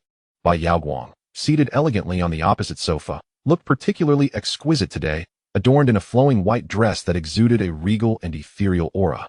Her long legs enveloped in sheer, rosy stockings. "If you scare him off, I shall never speak to you again. Heavens, I am utterly shattered. How can my daughter utter such words for the sake of a stranger? Do you realize the impact of such a statement on me? For Yao Yao's sake, I managed to force a smile, albeit a strained one, my eyes betraying a hint of helplessness. Yao Yao, you mentioned that you met him on a virtual platform. Have you yet to see him in person? Bai Yaowang's cheeks flushed slightly as she nodded. Yes, I met him on the gaming platform. He is incredibly charming and always assists me with everything. My dear daughter, that is only because you possess wealth and beauty. I reveal this truth, hastily advising her. Bai Yaowang shakes her head. It seems he does not particularly like me. When I confessed, it seemed he did not hear me. My password. How could my adorable daughter's heartfelt confession be met with such disregard? My daughter is being pursued? The initial meeting of online romance. A scoundrel of a young man. The sky has collapsed. It has completely crumbled. At that moment, Bai Shouqing's complexion was ashen, his cheeks flushed with anger, alternating between shades of black and purple. Words could scarcely convey the profound sense of despondency and weakness he felt. It was undoubtedly the worst day of his life. To think that the most obedient and adorable daughter in the world had her confession utterly disregarded. That wretched boy with the golden hair was truly playing a game of cat and mouse. His poor daughter, who had never even experienced the joys of romance, was being toyed with as if she were but a pawn. As a father, he could not possibly stand idly by. He must unveil the true nature of that young man and help Yao Yao awaken to reality. In this world, only a father's love is selfless. Yao Yao, you have yet to even meet him in person. What if he is unkempt, ugly, a hefty lad weighing 180 pounds, with flared nostrils, thick lips, and a lecherous gaze? Bai Shouqing dropped a bombshell, fully aware that his daughter was an unwavering esthetician, finding satisfaction only in the realm of virtual personas. Furthermore, Yao Yao possessed a strong aversion to anything unclean, unable to tolerate filth. Their interactions had been confined to the digital realm, leaving them both oblivious to each other's true circumstances. Bai Yaowang felt disheartened, struggling to fathom that the legendary figure she had idolized could possibly possess such an appearance. Nonetheless, she had prepared herself for the worst. Dad, even if Su Xian is indeed 180 pounds and neglects his hygiene, I will care for him, support him in his weight loss journey, and help him bathe. Love has the power to transform everything. Bai Shouqing's last fragile barrier as a father was utterly shattered. He had never enjoyed such privileges himself. Yet they were bestowed upon a boy from outside. No, he must find a way to separate them. Resolutely, Bai Shouqing contemplated his strategy. Are you already in Kyoto? Great one. Bai Yaowang immediately adopted a gentle demeanor, her voice sweet as she smiled. All right, I'm on my way to pick you up. Just a moment. After hanging up the phone, she left with a heart full of excitement, turning to her father with a final admonition. Dad, no matter what Su Xian looks like, I will love him. Please don't try to keep us apart. With a helpless sigh, Bai Shouqing dared not promise his daughter otherwise. What if Su Xian truly was that boy with golden hair and ill intentions? Could he bear to watch his daughter walk into danger? Su Xian sat quietly in the high-speed magnetic levitation train, gazing out at the scenery of Kyoto, which unfolded like a flowing scroll, rapidly receding behind him. The train, akin to a silver bolt of lightning, sliced through the skies of Kyoto, racing forward with a deafening roar. Towering skyscrapers and lush gardens blurred into indistinct flashes of light, fleeting in the wake of their speed. 10 minutes later, he disembarked. Su Xian called and messaged Bai Yaowang, providing his address. To be honest, he felt a twinge of anxiety. After all, it was their first meeting. In his past life, he had never experienced love, not even holding a girl's hand. Though it is said that one's appearance in this life has greatly improved compared to the previous one, he naturally harbors a sense of trepidation when confronted by young women. Adorned with a vintage baseball cap, a loose-fitting white sweatshirt, and a black leather jacket, Bai Yaowang arrived at the station, constantly surveying her surroundings in search of the esteemed figure. The moment she spotted a rather hefty young man, clad in a black leather jacket, leering at her with an inappropriate grin, her heart jolted. Could her father's words have been true? Upon seeing Su Xian, a wave of subtle disappointment washed over Bai Yaowang. This was a far cry from the youthful image she had conjured in her mind. But you are Bai Yaowang, aren't you? Suddenly, a gentle voice broke through her thoughts. Lifting her gaze in confusion, she was met with the sight of a young man with rosy lips and white teeth. His exquisite features framed by a black leather jacket and a white sweatshirt. He radiated a unique, youthful charm, reminiscent of a protagonist from an anime, utterly captivating. A handsome fellow indeed. It turned out that the greasy figure she had initially spotted was merely a coincidence in attire with the illustrious Su Xian. What a false alarm. The despondency that had enveloped Bai Yaowang swiftly transformed into elation, her lips curving into a smile, and a faint blush gracing her cheeks as she shyly murmured. I am Bai Yaowang. You are Su Xian, right? Indeed, Su Xian affirmed with a nod. Bai Yaowang was nearly overwhelmed with happiness. nearly swooning until Su Xian extended a supportive hand. Their arms brushed against each other, and Bai Yaoguang seemed to revel in the sensation, feeling as if she were floating on air. Not only was Su Xian talented and humble, gentle and protective, he bore a striking appearance. She was thoroughly enchanted by his charisma. Miss Yaoguang, where shall we head now? To the base? Su Xian inquired with careful consideration. It was rumored that Bai Yaoguang had established a team base, ready for immediate occupancy. First, let us meet my father. Oh, I apologize for the slip. Bai Yaoguang covered her mouth, embarrassment flooding her cheeks. My father has been a great support in forming our team, and we need to discuss subsequent resources with him. He wishes to meet you. Su Xian pondered for a moment, realizing the gravity of the situation. Bai Yaoguang's father was indeed the wealthiest man in Kyoto, a figure of such stature that one seldom had the opportunity to meet him. Whatever you say, he replied casually. Yet, in Bai Yaoguang's eyes, it transformed into a tender insinuation. He is entirely compliant with my wishes. What could this mean if not affection? Surely, the esteemed one harbors feelings for me, albeit struggling to articulate them. Now, be sure to stay close to me. It's crowded here, and I wouldn't want us to get separated. With a hint of playful boldness, Bai Yaoguang tentatively extended her hand, yearning to intertwine her fingers with Su Xian's, hoping to cultivate an atmosphere laden with subtle flirtation. However, Su Xian was entirely oblivious to her palm, solely focused on moving forward, his gaze brimming with aspirations for the future. In that fleeting moment, Bai Yaoguang felt a twinge of disappointment. She merely wished to draw closer to the esteemed figure. Miss Yaoguang, you are quite right. The crowd here is substantial, and to avoid getting separated, I beg your pardon for my rudeness. In the next instant, a broad and powerful hand firmly clasped hers, a warm current flooding her heart. The youth's concern felt like the sun's gentle rays on a winter's day, awakening the tender chords of the girl's burgeoning emotions. Bai Yaoguang was so moved that her eyes shimmered with unshed tears. She regained her confidence, resolute in her thoughts.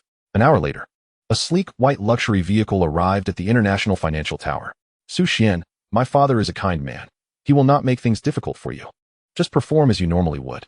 Along the way, Bai Yaoguang enthusiastically shared her father Bai Shouqing's interests, joys, and sorrows, even divulging the secret hiding place of her father's stash of money without reservation. As the saying goes, knowing oneself and one's adversary ensures victory in 100 battles. Knock, knock, knock. Upon hearing the knock on the door, Bai Shouqing immediately adopted a serious demeanor, his expression dark and stern. He intended to give the young man a stern warning, making him aware of the challenges ahead. Do not underestimate a father's determination. Come in. 100 million, leave my daughter alone. The moment Bai Shouqing laid eyes on Su Xian, he was struck by a sense of depth. The young man's sharp gaze resembled that of a cunning beast, radiating a unique charm from within. Bai Shouqing could not help but admire the young man. He was undoubtedly extraordinary. Within mere seconds, he discerned the depth of Su Xian's character. No one could uncover his true intentions. Moreover, contrary to expectations, Su Xian was not the typical youth with unruly hair. His black locks shone brilliantly, styled in a slightly tousled manner that lent him a sun-kissed handsomeness. It was undeniable that Su Xian possessed a charm reminiscent of Bai Shouqing's own youth. Neither could be dismissed as inferior to the other. No wonder his daughter had developed an affection for such a striking young man. It was only natural. However, would you kindly remove your hand? Bai Shouqing's gaze was locked onto the hand clasping Yaoguang's, his jealousy nearly spilling over from the screen. He gritted his teeth, suppressing his displeasure, and managed to force a slight smile. Nice to meet you, Uncle Bai. I am Su Xian, your daughter's friend. Su Xian extended his hand, his expression warm. Bai Shouqing reciprocated the gesture with courtesy, replying, I have long heard of the remarkable talent you possess. It is indeed, as she described. Truly, generations produce gifted individuals, each excelling in their own right. The future of Blue Star rests in the hands of you young people. The survival of our legacy is no longer our concern. As foreign factions grow increasingly powerful, if humanity on Blue Star fails to discover a means of breakthrough and achieve a technological explosion, the gap will only widen, leading to eventual subjugation. Uncle Bai has displayed remarkable humility. Without the efforts of our predecessors, it is indeed a daunting task to grow up in a secure environment. Su Xian exhibited an air of calm composure. Father, please take a seat. Su Xian has had a long day and now requires rest. Bai Yaoguang promptly pulled the two apart, then took Su Xian by the arm and guided him to the sofa. Bai Shouqing felt a wave of emotion. Suppressing the sorrow within, he sighed softly and remarked, I apologize for any discomfort. Yao Yao has such a gentle and considerate nature. Whenever I encounter troubles, she is always there to comfort me and help me out of my predicaments. What are you saying, father? Bai Yaowang's cheeks flushed, and with a pout, she replied, my tenderness and thoughtfulness are not for just anyone. Only special individuals are deserving of such affection. The implication being that Su Xian is indeed a special individual. Bai Shouqing felt a pang of jealousy. After nurturing his obedient daughter for over a decade, she was now leaning towards someone else, almost as if proclaiming her affections openly. Although Su Xian was commendable, he could not afford to be careless regarding his daughter's lifelong commitment. He needed to ascertain Su Xian's background to feel at ease. Enough idle chatter. I am aware of your intentions. Bai Shouqing's demeanor shifted to seriousness as he spoke earnestly. If you wish to establish a team, I can offer my support. I can assist with the venue, resources, and connections, but I have one condition. He gazed intently at the young man, his tone grave. Su Xian understood that Bai Shouqing was seeking a commitment from him and promptly inquired, Uncle Bai, please feel free to speak. Bai Shouqing stated with solemnity, my daughter must never endure any grievances or harm. You must protect her. If there are matters beyond your capability to resolve, do not hesitate to inform me. As for the team's ranking, that is your concern. I am only invested in my daughter's happiness and safety. Su Xian nodded in understanding. After all, Bai Shouqing, the wealthiest man, had only this one daughter, whom he had cherished since childhood. The family business would eventually be inherited by Bai Yaowang. She lacked for nothing materially. Her only desire was for peace and safety, ensuring a blissful life. For the affluent, tranquility and joy are paramount. I believe you are capable of this. Bai Shouqing affirmed with a nod of satisfaction. From the young man's demeanor and appearance, it was evident that Su Xian was a man of his word. Establishing a team requires 3 qualifications. First, it must consist of at least 3 members. Second, the team must be registered with the appropriate credentials. Third, there must be 2 leaders, each knowledgeable in martial and literary disciplines. Regarding the first point, I will not interfere with the team matters. I leave the selection entirely to you. You may post recruitment information at the job fair in Modu, and naturally, candidates will come for interviews. At that point, you can choose at your discretion. I recommend that you have at least 4 to 5 members before formally registering the team, as it will facilitate the completion of team tasks, especially with only a month to accomplish them. Otherwise, you risk elimination. Regarding the second point, I am fully capable of arranging matters related to the base and resources. In the city center, there exists a designated commercial plot, which I shall entirely demolish and reconstruct into the most luxurious base imaginable, with an initial investment estimated at around 1 billion. Su Xian remarked, 1 billion? You begin with 1 billion. This is quite extravagant. To merely establish a base costs such a staggering sum. Indeed, this venture is substantial. Bai Shouqing, exuding confidence, continued. As for the third point, with my connections in the capital, I will ensure arrangements are made. A modest fee will secure them as mentors for your team. For the literary mentor, I will endeavor to collaborate with a demigod-level mech engineer. As for the martial mentor, securing an 8-star mech engineer should be relatively manageable. Although obtaining a 9-star engineer may prove challenging, given their prestigious status and lack of financial need, they desire other incentives. In such cases, substantial sacrifices will be necessary. I am willing to do whatever it takes to ensure my daughter's happiness. Su Xian was acutely aware of the immense difficulty in persuading a demigod-level engineer or a 9-star mech engineer, recognizing that this was not merely a matter of financial expenditure. The sacrifices required would be considerable, a testament to Bai Shouqing's profound love for Bai Yaowang. Thank you, Dad, Bai Yaowang said, overwhelmed with gratitude, resolutely vowing, rest assured. I will manage the team well and ensure your company receives due recognition. The top 10 teams are invariably backed by elite companies, creating a mutually beneficial relationship that leverages the fervor of the public, significantly enhancing visibility and commercial value. This exemplifies the celebrity effect. Bai Shouqing nodded with satisfaction. My daughter is indeed considerate of my interests. She has truly matured. He then dismissed Bai Yaowang. May I speak with Su Xian privately? Bai Yaowang glanced at her imposing father, then anxiously at Su Xian. A wave of unease washing over her as she feared a conflict might arise between the 2 most important men in her life. What would she do if that happened? Dad, please do not make things difficult for him, all right? Bai Shouqing nodded. Su Xian, my father is a good man, though his manner may be somewhat direct. Please try to understand him, Bai Yaowang pleaded with an air of vulnerability. Su Xian solemnly assured her, Uncle Bai is a senior. I shall learn from him. Once Bai Yaowang had departed, Bai Shouqing withdrew a bank card from his pocket, speaking in a grave tone. Here is 100 million. Leave my daughter alone. What do you say? The scene felt oddly familiar. Here is 100 million. Leave my daughter. Su Xian was momentarily taken aback, unable to comprehend the sudden and seemingly baseless action of Bai Yaowang's father. Was this a test? 100 million is a sum that would ensure a lifetime of leisure and freedom for an ordinary person. At least 9 SSS-level overclocked wills can be acquired, significantly enhancing his combat prowess to an unprecedented height. This is indeed a tantalizing proposition.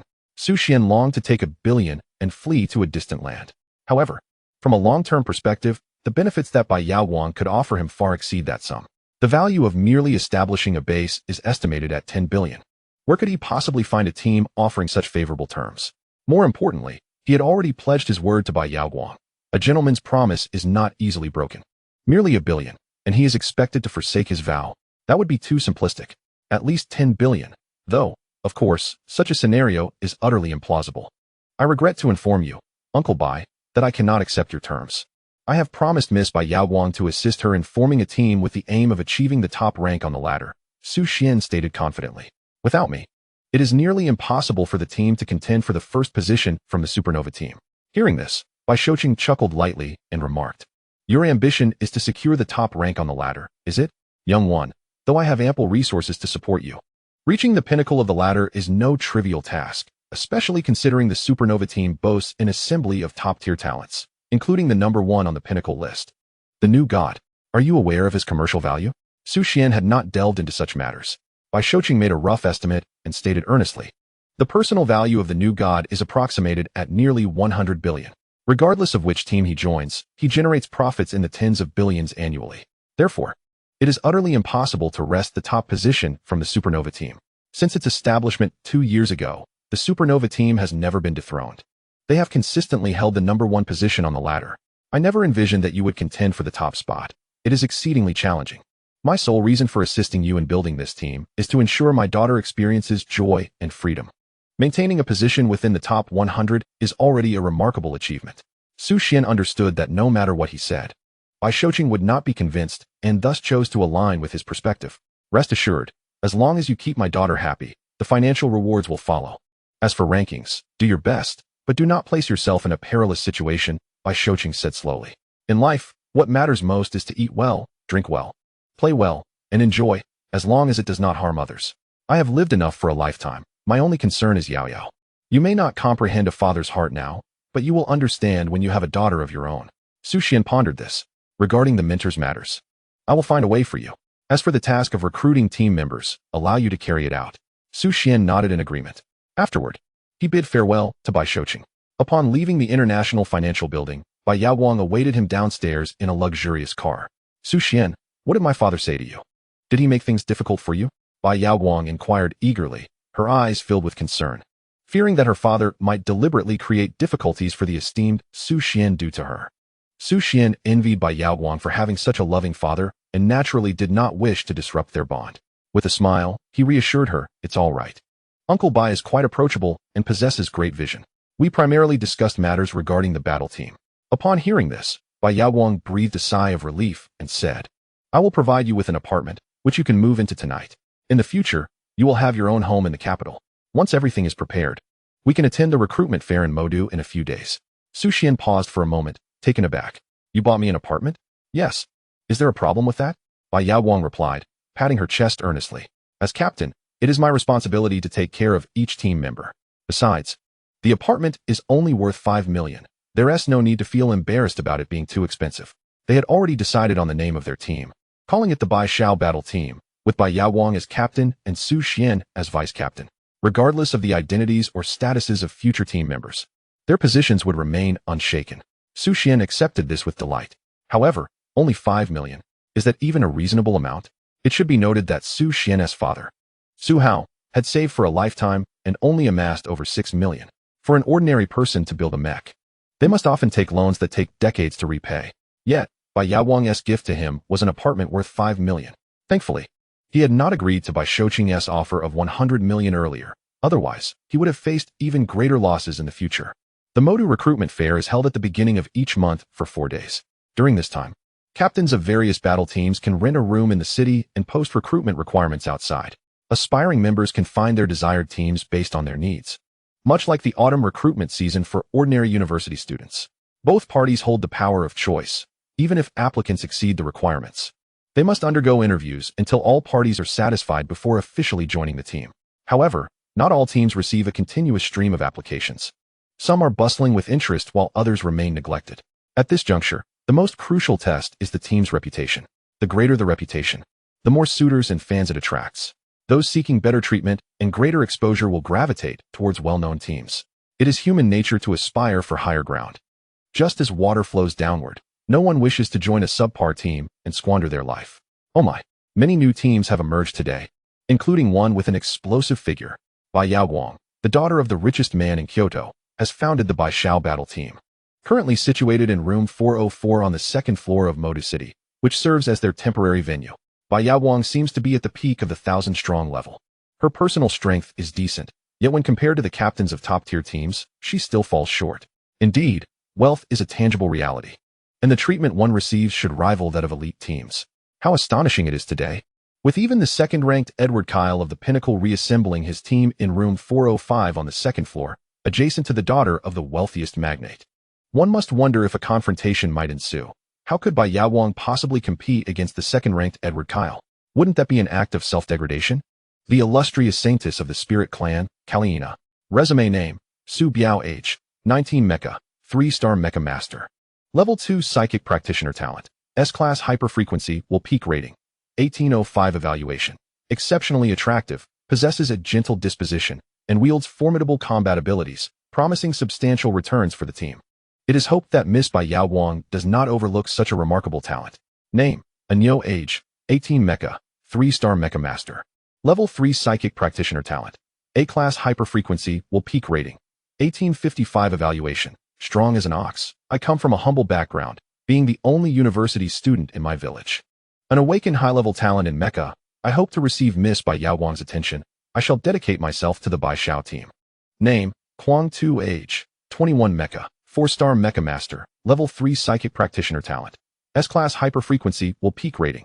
2255 Evaluation. I am invincible, as long as I am compensated. I will deliver. Allow me to join Miss Bai Yaoguang's team, and I assure you that no one shall dare to bully the Master henceforth. Wherever the Master commands, I shall follow.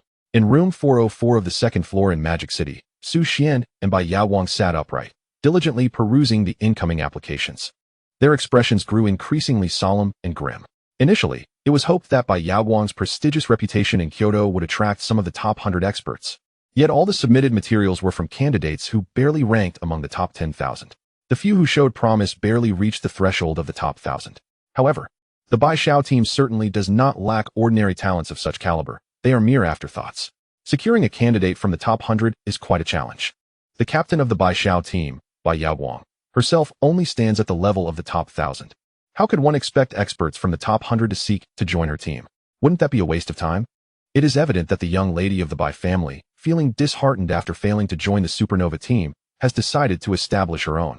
One does not fear the wealthy second-generation individuals who rest on their laurels. Rather, one fears those who venture into entrepreneurship. Bai Yaoguang likely approaches the creation of this team with a playful mindset, and it is probable that within a few months, the team will disband. Wouldn't those who follow her then become the subject of ridicule? Who is the mentor of the Bai Xiao team? Currently, there is no steadfast figure to provide guidance. Unlike the neighboring Waltz team, which has been personally established by the second-ranked Edward Kyle and is supported by a demigod-level mechanic, along with a 9-star Mecha Master serving as a mentor for the martial examinations. The second peak, the demigod-level mechanic, the 9-star Mecha Master, each of them is a heavyweight figure. And together they create an explosive combination. This recruitment fair seems to be a platform meticulously crafted for the Waltz team, attracting numerous leaders from other teams eager to switch allegiances and join Waltz. Yet, the presence of merely the daughter of a billionaire is insufficient. Many perceive her as merely indulging in a whimsical pursuit, unwilling to risk their lives alongside her. The surrounding discussions were incessant, and Bai Yaoguang's complexion grew increasingly pallid, her lips quivering slightly, her eyes revealing profound discontent. Why do they assume that my endeavor to form a team is mere caprice, solely based on my identity? Observing her distress, Su Xian promptly reassured her, saying, "This is just the first day. Let us not rush. Let the situation unfold naturally. Their concerns are not without merit. Everyone needs to perceive your determination, that you genuinely wish to assemble a team capable of rivaling the supernova team. In due time, more formidable individuals will follow you. At present, the most pressing issue is securing a mentor for a renowned master breed's exceptional disciples. Everyone desires to associate with a mentor of high status and capability. Even if their interest is not rooted in your identity, they are drawn by the prestige of your mentor. For ordinary individuals aspiring to ascend, connections are paramount. The only platform that transcends social classes is the team. Thus, those at the pinnacle of the 100 elite will gravitate towards teams with stronger mentors. My father has already made contact. It is said that a demigod-level mechanic is involved. With his support, I am confident they will reconsider. Bai Yaowang mustered her courage. Encouraging herself. It must require a considerable price, Su Xian remarked solemnly. For a demigod-level mechanic, money is not in short supply. Thus, other sacrifices must be made.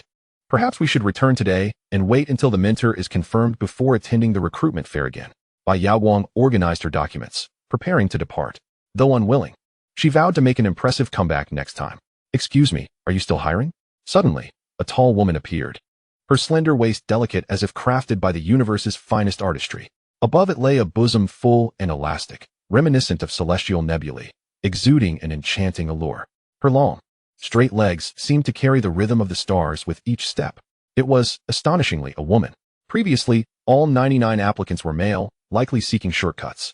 Should Bai Yaowang favor one, they could ascend effortlessly, but Su Xian would not grant them that opportunity. The emergence of a female candidate piqued their curiosity. Yes. Are you here to apply? Bai Yaowang, taken aback by the presence of a woman even more graceful than herself, inhaled sharply, feeling a wave of astonishment. Why yes. The woman replied cautiously, her voice barely above a whisper as if in fear, her headscarf wrapped tightly around her head, obscuring her features, revealing only a pair of exquisite eyes. Then please show us your credentials. After a moment of hesitation, the woman presented her information. I must apologize. If my words are unacceptable, please feel free to tell me directly without concern. Thank you. Each of her utterances bore a profound sense of trepidation. Upon glimpsing the details, the two individuals' pupils quivered in disbelief, their mouths agape as they exclaimed, "It is indeed." Name, Kalena. Age, 18. Race, Vaka star of the solar system. Spirit Essence Clan Mecha, Junior Mecha Master, Advanced Psychic Practitioner Talent. Racial gifts, mental sharing, soul confinement, evaluation. The Spirit Essence Clan ranks among the weakest races in the universe. Due to their unique constitution, they possess immense mental power, rendering them frequent targets for plunder, enslavement, and exploitation as materials for high-tech weaponry and experimental subjects. In a recent battle, our race was besieged by various cosmic races who committed heinous acts of arson, murder, and pillage, devastating my homeland. I am regarded as the most potent saintess of the Spirit Essence Clan in a century, and my kin valiantly escorted me to the human planet Blue Star, a sanctuary from cosmic incursions. My sole purpose in joining the battle team is to grow stronger, seek vengeance against the cosmic races, and liberate my people. Goodness, it is an alien race, exclaimed one, astonishment evident in their tone. No wonder she was completely wrapped, save for her striking figure that could not be concealed. Their gazes locked, a silent exchange of understanding transpired. They were no strangers to the Spirit Essence Clan, known as the most gifted race in the universe. Yet their combat prowess was feeble, reliant on the strength of others for survival and mutual benefit. However, when betrayal struck, they would lose their greatest protection and become prey for cosmic races, imprisoned for the purpose of advancing high technology, enhancing civilization, and subjugating other races. The Spirit Essence Clan possesses two supreme gifts, revered as the favored children of the cosmos. Their immense mental power is unparalleled, with the clan leader being the strongest psychic in the universe. Their lifespan extends to tens of thousands of years, and with age, their mental capacity continues to expand, a terrifying prospect indeed. Alien races can harness this vast mental energy to bolster their overall qualities, technological advancements, and combat resolve, functioning akin to a generator that infuses the race with vitality. The second gift, soul confinement, allows for the entrapment of dying souls for personal use, albeit under stringent conditions requiring the assistance of others. Thus, the Spirit Essence Clan has become a coveted entity among cosmic races, akin to the legendary Daji of the human feudal dynasties, with all races yearning to possess them. As the saying goes, a beautiful face brings disaster, which perfectly encapsulates the Spirit Essence Clan. Tears welled in by Yaowang's eyes, her heart aching for Kalena's tragic fate. I apologize, miss, for the distress I have caused you. I sincerely regret it. I shall take my leave now, and I hope you can find it in your heart to forgive me. Kalena's credibility in the eyes of the world is nearly non-existent. Her race has been subjected to relentless plunder, regarded merely as a strategic resource. Although similar occurrences have not transpired on Blue Star, The shadows within her heart remain, unable to erase the wounds of her painful past. Miss Kalina, you have misunderstood me. I harbor no intention of causing you harm. I merely feel sympathy for your plight, Bai Yaowang hastily explained. Upon hearing this, Kalina visibly relaxed, her eyes reflecting gratitude. A junior mecha engineer and a senior psychic, Su Xian inquired. Could you be more specific? What are your exact capabilities? Kalina elucidated. I would classify myself at the level of a 5-star mecha engineer among humans, with my psychic abilities approximately at the 8th level. Ah, Bai Yaowang exclaimed in astonishment. You are indeed at the 8th level of psychic mastery. Then, why would you choose to join our White Owl team? Given a rational person's choices, the Waltz team, boasting a demigod-level mechanic and a 9-star mecha engineer, would be a more fitting target for your aspirations. At least on paper, the Waltz team appears to be stronger. What, then, is the reason for Kalina's choice? I am fond of you and wish to propagate our lineage. This way, even if I were to fall in my quest for vengeance, our spirit essence race would not face extinction. The next moment, it was as if thunder had struck, leaving both individuals momentarily stunned, their minds buzzing in disbelief. Kalina's gaze was sincere and earnest, lacking any hint of jest. Su Xian's cheeks flushed, and he quickly waved his hands in protest. I am a man of principles. Though you possess striking beauty and an admirable physique, I remain a man of integrity. Preposterous. How could such matters involve my direct intervention? It is not you. It is she, Kalina insisted, pointing at Bai Yaowang. Our spirit essence race is matriarchal. The evolution of our cells and the transformation into true spirit essence individuals necessitates a maternal element. The other is merely a vessel. In other words, I can produce ova and implant them within Bai Yaowang, allowing her to complete the hatching and birthing process. The spirit essence race consists solely of females, renowned as the daughters of the cosmos. Su Xian, Bai Yaowang, I have caught the eye of a woman. No wonder she chose the White Owl team. It was evidently due to her attraction to my appearance, which is more suited for the propagation of the next generation. Goodness, Bai Yaowang exclaimed in shock. Just a moment ago, she felt pity for Kalina, but upon realizing Kalina's intent to conceive with her, her vigilance heightened instantly. How does your race reproduce? What is the process? Bai Yaowang inquired. Kalina glanced around, then removed her clothing and mask, revealing a face of exquisite beauty akin to that of an ethereal elf.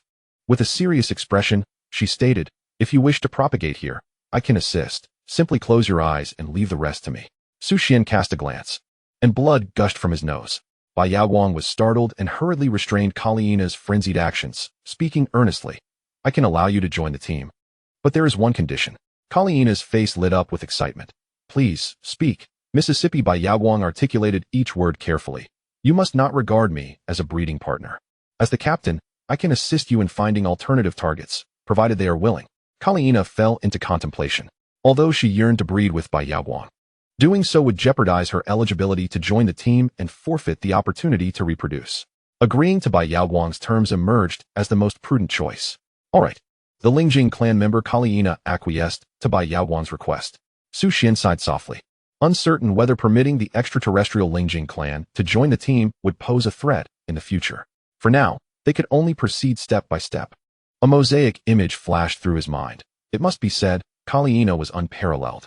Her physique and beauty were unmatched. In the International Financial Building, Bai Shoqing had arranged to meet a demigod-level mechanic, preparing to officially sign a contract today, appointing him as a mentor for the Bai Shao team for 1 year. After which he would be free to choose his path.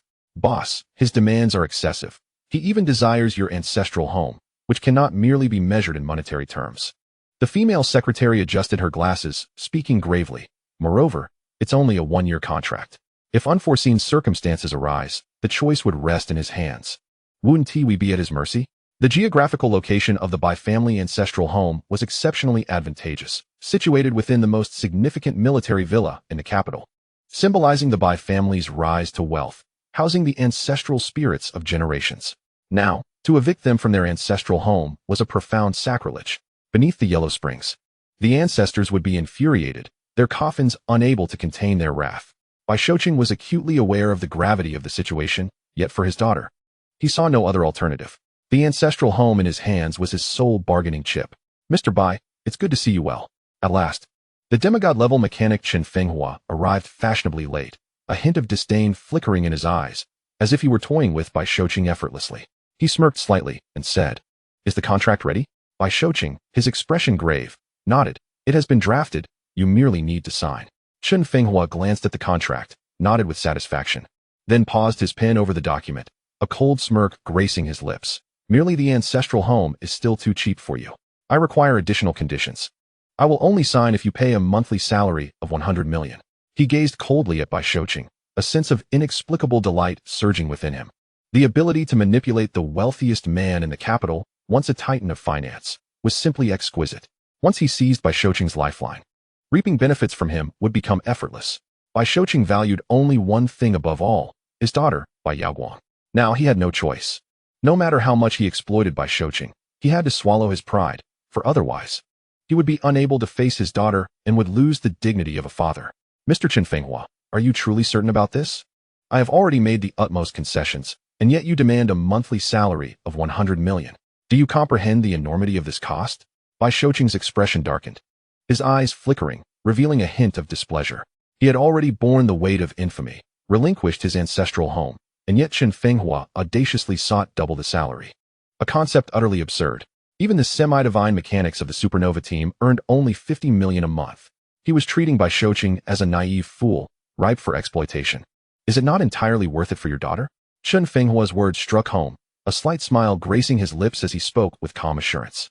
Bai Shouqing's heart trembled. Everything was for his daughter. He yearned to see Yao Yao smile. I will give you 3 seconds to decide. Otherwise, you may seek another. Chen Fenghua pressed on relentlessly. Bai Shouqing's face turned pale, his arm trembling slightly. Finally, he inhaled deeply and, with resignation, nodded, I agree. But on one condition. You must assist Yao Yao's team in enhancing their strength and ranking, fulfilling the responsibilities of a mentor. Chen Fenghua smiled and nodded, of course. You should sign this contract quickly. I cannot guarantee I won't change my mind.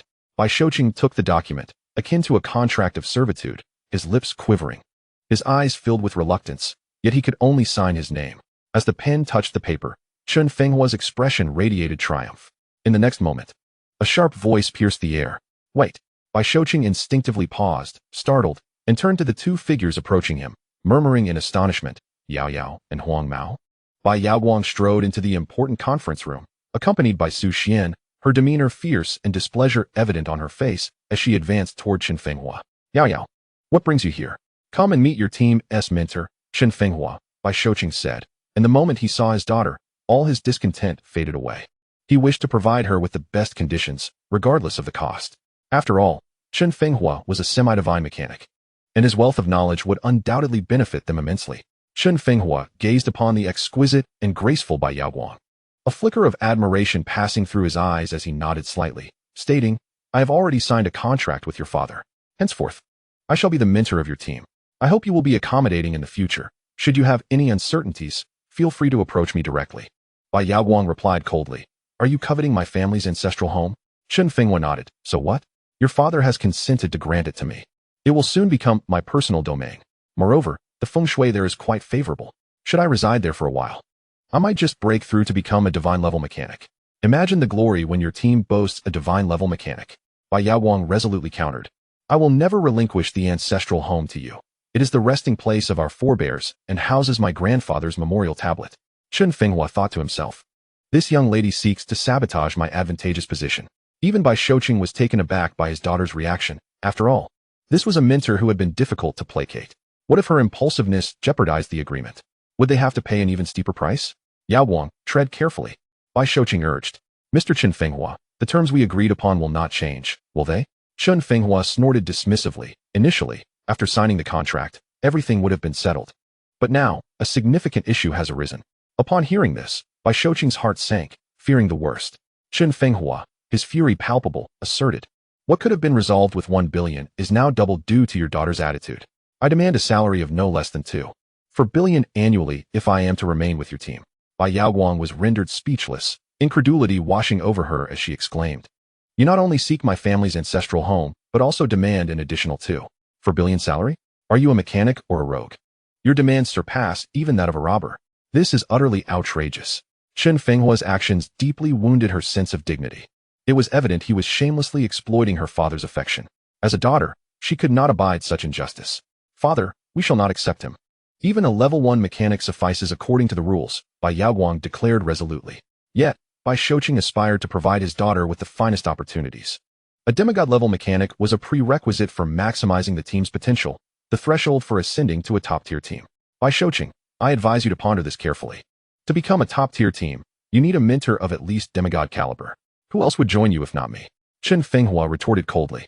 There are currently 5 demigod-level mechanics, or rather, 4, as just days prior. One had successfully ascended to divine-level mechanic.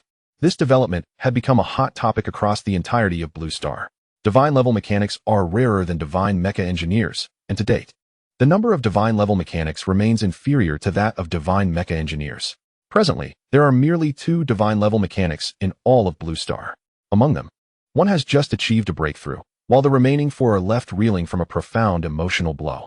They were all once equals, standing on the same level, but suddenly, an extraordinary figure has emerged, ascending to the ranks of a divine mechanical master and soaring to the celestial realm, thus elevating himself above them. How could they possibly come to terms with this?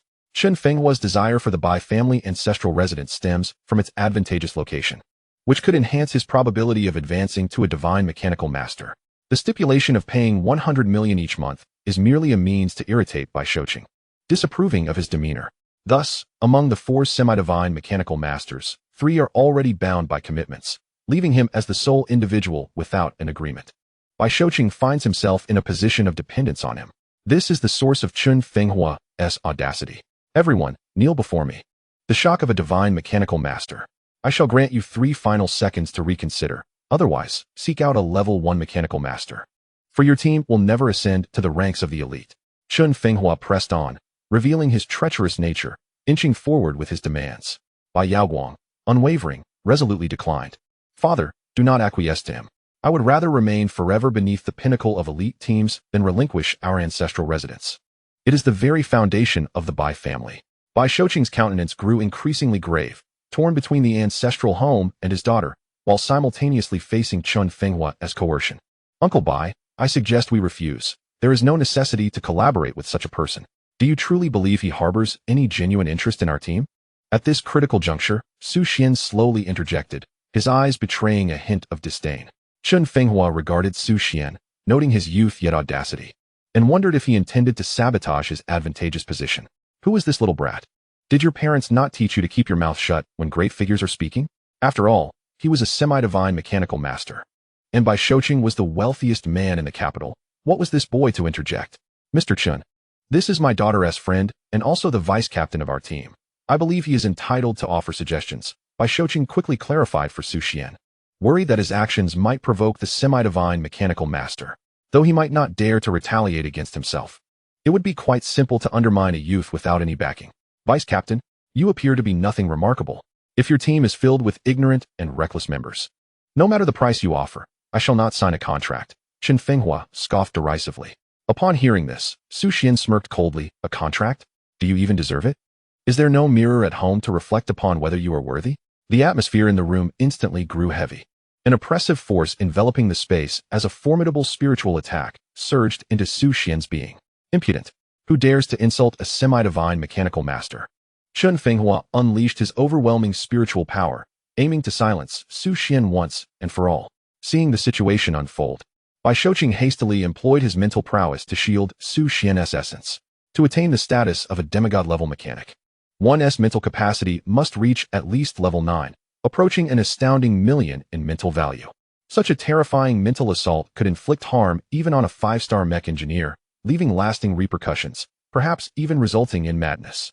If there were to be blame, it would lie in youthful arrogance and ignorance of one's limitations. Today, a lesson shall be imparted, Chen Fenghua declared with fierce indignation. In an instant, Su Xian absorbed Chen Fenghua's colossal mental onslaught, his eyes reflecting disdain as he calmly remarked, a demigod-level mechanic. Is that all you are? You do not truly believe yourself to be formidable, do you? Chen Fenghua, infuriated, pointed a finger at Su Xian and threatened, you insolent brat, dare you repeat that? Bai Xuan, witnessing the escalating confrontation, swiftly intervened to quell the heated exchange. Mr. Chen Fenghua, as a demigod-level mechanic, it is beneath you to quarrel with a child. He speaks without malice. In the next moment, Su Xian added, I spoke with intent. Bai Xuan sensed his persuasion was futile, feeling as though he was merely stoking the flames. Chen Fenghua's face darkened with rage, indignantly exclaiming, Bai Xuan, is this the caliber of your team members? If they all possess such demeanor, no matter the price, I shall never acquiesce. Disaster loomed. Bai Shouqing felt as though the sky had fallen upon him. Having irrevocably offended the only demigod-level mechanic, the aspiration for Yao Yao's team to ascend to the pinnacle of elite status seemed utterly unattainable. Nonetheless, Su Xian remained composed. Smiling as he addressed Bai Shouqing, "Uncle Bai, what is a mere demigod-level mechanic? I could introduce someone far superior." Superior? The only individuals greater than demigod-level mechanics are the divine-level mechanics. It is well known that divine-level mechanics seldom engage in the trivial matters of joining teams. They are preoccupied with more significant endeavors, advancement, upgrading, and transcending the limits of Mechs. The first divine mech engineer publicly declared he would not join any team, a stance unwavering for decades. The second, one could surmise, shares a similar philosophy. Joining a team offers him no advantage. Is he lacking in wealth? Certainly not. Is he short on resources? Even less so. Hence, there exists no rationale for him to join a team. You arrogant little brat. You lack even the qualifications to meet a divine-level mechanic, yet you dare to boast of inviting them to your team? Chen Fenghua found the comment to be the most humorous jest in the world. Even Bai Shouqing couldn't help but advise Su Xian, a young man should exercise restraint. Calamity often arises from careless words, and some things ought not to be said. Only Bai Yaoguang refrained from immediately countering, her eyes glimmering with a hint of anticipation, her demeanor a blend of skepticism and hope. She trusted that a great master would not make idle boasts, since he dared to utter such claims. There must be substantial confidence behind them. The harsh reality remains that divine-level mechanics do not join teams. Su Xian, uninterested in further conversation, swiftly retrieved his phone and dialed a familiar number. Beep. A few seconds later, the call was immediately answered, and the other party's tone was laced with palpable excitement and admiration. "Master, have you called with new research?" Su Xian replied with a stoic expression. "Aokin, Financial International Building. Right now, immediately." Understood. Aokin paused for a moment, but fully complied with Su Xian's command. At the mere mention of Aokin's name, Chen Fenghua and the others were struck with astonishment. This was a figure who had just ascended to the rank of a divine-level mechanic. How could Su Xian possibly be in contact with such a person? Moreover, their interaction exhibited a stance of complete equality, devoid of any signs of reverence or admiration. Was this not astonishing? Ridiculous. Chen Fenghua scoffed, shaking his head. "Don't think that an AI-like appearance and voice can deceive me.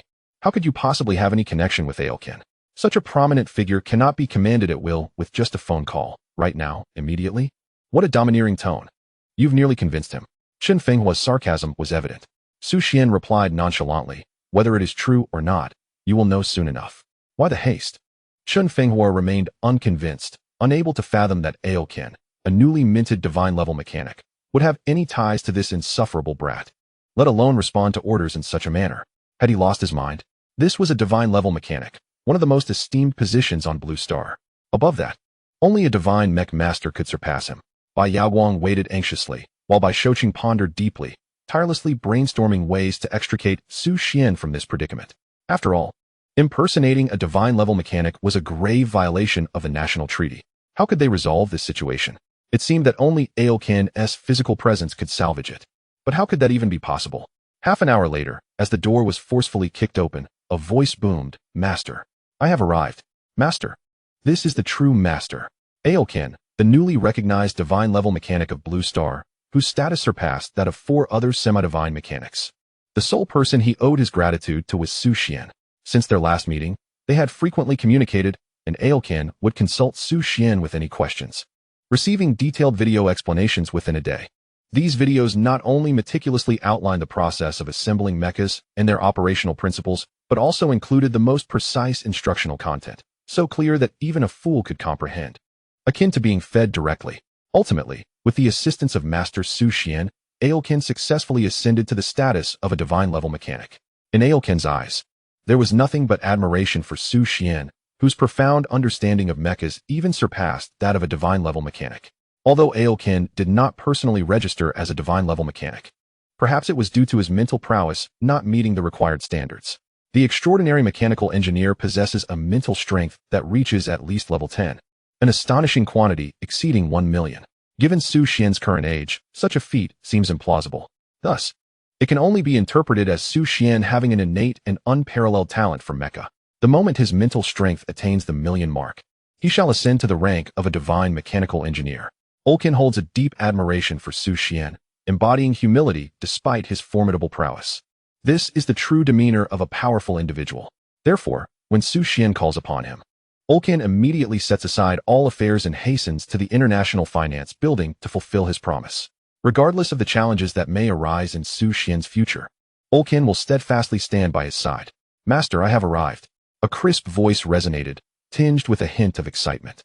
Ulcan appeared before the crowd, his face solemn and grave, each step imbued with a profound steadiness that exuded a subtle, yet palpable pressure. This is the Level 10 Mentalist. This is the Divine Mechanical Engineer. It truly is Ulcan. Chen Fenghua was taken aback, astonished that the newly ascended Divine Mechanical Engineer Ulcan would actually appear at the International Finance Building. It is worth noting that since his elevation to Divine Mechanical Engineer, even he had not been granted the privilege of a casual meeting without prior appointment, requiring time to wait. However, Chen Fenghua considered his relationship with Ulcan to be quite favorable, as they had once collaborated on the construction of the same sixth-generation fighter jet, forging a significant bond of friendship. Could it be that his presence at the International Finance Building was due to him? With this thought, a cold smile crept upon Chen Fenghua's lips. In terms of status, while a demigod mechanical engineer may not compare to a divine mechanical engineer, he is certainly far more significant than the so-called wealthiest in Kyoto. One day in the future, he too might step into the realm of divine mechanical engineers, standing on the same level as Ulcan. How familiar he looks. He resembles Ulcan. Bai Shouqing's eyes widened in disbelief, staring intently at the solemn and imposing Ulcan. His heart stirred with tumultuous waves. It was unimaginable that Su Xian had truly summoned Ulcan. What was their relationship? How could one have ties to a divine mechanical engineer? Could they be relatives? Su Xian bears no Western lineage, being of pure Eastern blood. Perhaps a mentor-student relationship? This seems plausible, given Su Xian's extraordinary talent. He might have caught Ulcan's attention and been taken under his wing for careful tutelage. Yet, this attitude may indicate an even deeper respect from Ulcan. The dynamics may be inverted. Perhaps due to Western civilization's disregard for hierarchical distinctions in mentorship, their relationship resembles that of good friends across generations. He, Bai Yaowang, was witnessing a divine mechanical engineer for the first time, and his emotions were inevitably heightened. However, what shocked him even more was that Su Xian had summoned Ulcan to the scene with just a single phrase. What, then, is his true identity? Is he not a mere mortal? Mr. Ulcan, it has been a long time since we last met. Do you recall our last gathering over drinks? Chen Fenghua displayed a respectful demeanor, humbly stating, it has only been 3 days since we last parted. One must view things with fresh eyes. I never anticipated that you would advance to the esteemed rank of a divine-level mechanic ahead of me. Truly, this is a cause for celebration. Ulcan, radiating warmth, approached with enthusiasm, but unexpectedly bypassed Chen Fenghua to stand before Su Xian, extending his hand with excitement. Ah, Su Xian, you come to Kyoto without a word to me. As your host, I have yet to properly entertain you, and this leaves me at a loss for where to place my dignity. Su Xian smiled lightly. I have been rather occupied of late, particularly with matters concerning the team. We are in need of a mentor. Uncle Bai had initially arranged for a demigod-level mechanic, but... Ulcan's expression grew serious as he promptly inquired, but what? Is there anything I can assist you with? Su Xian elaborated, that demigod-level mechanic is rather arrogant, claiming that no other can join our team aside from himself. This led to some disputes. Ultimately, I had no choice but to ask for your intervention to resolve these issues. Upon hearing this, Ulcan's gaze shifted to Chen Fenghua, revealing a hint of displeasure. Although he had some acquaintance with this individual, there was no affection to speak of. He would undoubtedly side with Master Su Xian without hesitation. Chen Fenghua, you squander the opportunity presented to you. It's no wonder you have yet to ascend to the level of a divine mechanic, Ulcan remarked with derision. To join Su Xian's team is undoubtedly a remarkable opportunity.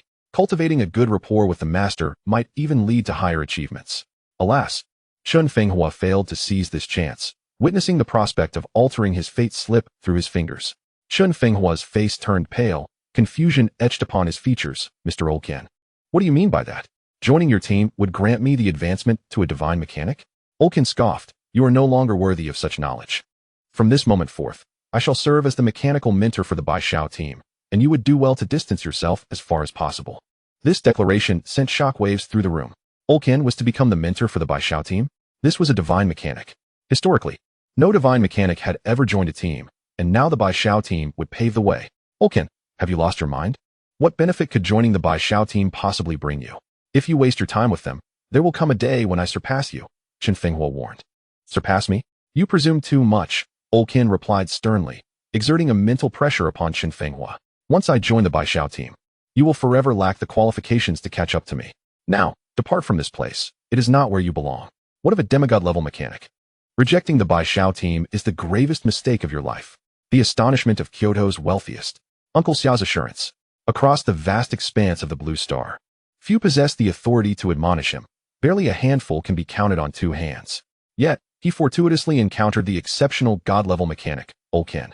Confronted by Ulken's reprimands and humiliation, Chun Fenghua found himself bereft of any grounds for retort. The chasm of power between them was insurmountable. Thus, he retreated in disgrace. This scene left Bai Shouqing utterly astounded. Who could have anticipated witnessing a god-level mechanic chastising a demigod-level mechanic? Regardless of their status, both were figures he could not afford to offend. Remarkably, the god-level mechanic Ulken stood by his side, drawn there by none other than Su Xian, whom he regarded as a mere boy. Allow me to introduce this individual. He is the esteemed owner of the combat team, Bai Shouqing, hailing from the capital of Kyoto. Subsequently, Su Xian smiled and remarked, Uncle Bai, this is Ulken, my friend. From this day forth, he shall be the mentor of our team, and there is no need to seek out other mechanics. Upon hearing this, both individuals felt a surge of intrigue, their thoughts swirling with unspoken considerations. Uncle Bai? Ulken pondered their relationship and then noticed the graceful figure of the young woman, Bai Yaoguang. Instantly grasping the connection, his expression revealing an understanding. So, this was indeed the father-in-law of his master and the mother-in-law as well. My friend, Bai Shouqing, a seasoned veteran in the realm of social intricacies, recognized the significance of Su Xian's camaraderie with a god-level mechanic. Such a bond was extraordinary, perhaps even more intimate than he had initially surmised. Had Su Xian disclosed his relationship with the god-level mechanic sooner, he might have spared himself the embarrassment of declaring a billion to part from his daughter. Mr. Bai, it is a privilege to finally meet you. I have long heard of your legendary exploits in commerce. I must say, upon meeting you in person, your aura truly embodies that of a formidable hero. I am genuinely impressed. Ulken praised, his eyes betraying a hint of envy. Bai Shouqing found himself in awe, realizing that he had attained a level of equality with a god-level mechanic, a status coveted by countless merchants. Mr. Ulken, you flatter me. It is you who embodies the hope for the future of Blue Star, and we all aspire to learn from you. Furthermore, it is a tremendous honor for you to join our team. Ulken smirked, internally critiquing the notion that he was the one honored. However, he refrained from disclosing Su Xian's secrets. Instead, he continued to align with Bai Shouqing's sentiments. Mr. Bai, we can proceed to sign the contract now, he urged eagerly. Bai Shouqing's expression turned serious as he hesitated momentarily. Ulken, feeling anxious, pressed, Mr. Bai, do you harbor any reservations? Bai Shouqing rubbed his hands together and expressed, this is the first instance in human history of hiring a god-level mechanic as a mentor. I am uncertain how to negotiate the price. Please, you may state your terms, and I will do my utmost to accommodate. The demigod-level mechanist commands tens of millions, even billions, every month. What cost must be paid for the 2 remaining god-level mechanists on Blue Star? It is incalculable. Ulken is not in want of wealth or treasures. What he lacks is the formidable support of Su Xian. Mr. Bai, I am a friend of Su Xian. I am already elated to serve as the team's mentor. As for the salary, let us forego that and consider it voluntary service. Bai Shouqing remarked, demigod-level mechanists demand exorbitant sums, while god-level mechanists offer their services unconditionally. What has become of this world? Mr. Ulken, please do not jest. Signing a contract without remuneration is an excessive favor. I fear we may not be able to repay it. For a merchant, integrity is paramount, followed by a long-term strategic vision. The addition of a god-level mechanist could bring boundless advantages to the team, yet such individuals rarely receive opportunities for advancement. This constitutes an inequitable exchange. Bai Shouqing could hardly believe that Ulken would genuinely serve as a mentor without compensation. I am not jesting. I will fulfill my promise. Regardless of the duration of the contract, as long as Su Xian remains in the team, I will unconditionally agree, Ulken stated earnestly, bestowing significant respect upon the mentor. Uncle Bai, since Ulken is unencumbered, let us finalize this matter. Draft a contract for the sake of formality, Su Xian decisively proclaimed. His fluid maneuvering left Bai Shouqing utterly astonished. Securing a god-level mechanist so effortlessly? Excellent. Bai Shouqing swallowed hard and nodded solemnly. Subsequently, he personally prepared a sumptuous meal for Ulken, and the 2 engaged in heartfelt conversation, reveling in camaraderie until they were inebriated. Only upon awakening the next day in Bai Shouqing's sprawling 1,000-square-kilometer villa did they part with respectful farewells. Who would have thought that he would inadvertently become friends with a god-level mechanist? This was indeed absurd. His old companions would scarcely believe it. Bai Shouqing remained enraptured by this dreamlike joy. It is noteworthy that Olkin held him in considerable esteem, a status beyond that of an ordinary merchant. After much contemplation, Bai Shoqing could devise no suitable rationale. Could it be that the issue of the team's civil minter has been resolved, leaving only the military minter? Su Xian had initially hoped to leverage Bai Shoqing's connections, but had underestimated Uncle Bai's influence. However, he could not be blamed. In this era of mech warfare, the status of an ordinary merchant pales in comparison to that of a god-level mechanist. Regardless of his wealth, in Olkin's eyes, it is akin to worthless paper. Now, he must rely on his own efforts to resolve this issue, turning to the only connection he has within the military, General Xia of the White Tiger Legion, a 9-star mechanist. With trepidation, he dialed the phone, feeling uncertain about whether this would be the first time he would proactively reach out to Uncle Xia. Unsure if the latter would acquiesce. "Hello, is this Su Xian?" A robust voice soon resonated from the other end of the line. Su Xian nodded and replied with a smile, "Uncle Xia, it's me." Upon hearing this, General Xia displayed a comforting smile. "You, surprisingly, still remember to call me. I thought you had forgotten about me. From now on, you must keep me informed of everything.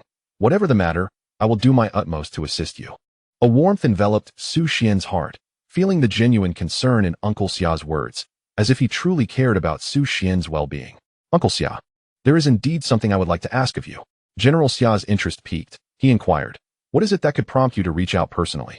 Su Xian recounted the entire situation, expressing his desire to establish a combat team, requiring a military officer mentor, preferably a 9-star mecha master, to meet the qualifications of a top-tier team. "Uncle Xia, is there a way to connect with some 9-star mecha masters? I wish to invite them to be mentors for our team." After a moment of contemplation, General Xia responded earnestly, "All right, I will think of a way to assist you. I am determined to help you make a mark." He continued, "I will do my utmost to arrange this for you.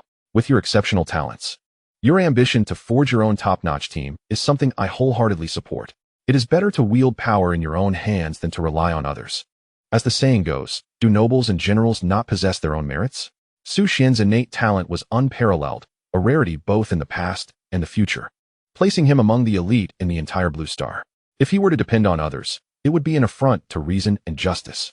He felt immense gratitude towards Uncle Xia for his support, especially knowing that Uncle Xia had not become a military officer mentor for the Supernova team, which included his daughter, yet chose to assist him, a mere nephew without blood ties. "Su Xian, I have a question for you. Be honest with me." Suddenly, Xia Lingyun's tone shifted to one of seriousness. Su Xian was taken aback, his mind racing with possibilities, as he realized that whatever prompted such a personal inquiry from Xia Lingyun must be significant. "Uncle, please, I will speak candidly." After a moment's deliberation, Xia Lingyun slowly asked, "What is your relationship with Bai Yaoguang? Is she exceptionally beautiful and wealthy? Do you have feelings for her, which is why you are forming a team together?" Su Xian replied, "No, uncle, since when did you become so gossipy? I thought it was a matter of great importance, yet it turns out to be trivial romantic concerns." Coughing, Xia Lingyun felt a flush of embarrassment. He did not wish to meddle in youthful matters, yet he feared the situation was veering off course, genuinely concerned that his daughter might end up as the fool. After all, this was a prodigiously gifted potential son-in-law, with such talent, charisma, and character. He was unmatched throughout Blue Star. In truth, Xia Lingyun regarded Su Xian as a prize candidate for his son-in-law, envisioning a bond that would strengthen their family ties. Moreover, he could discern that Xia Yuanqing harbored some feelings for this young man.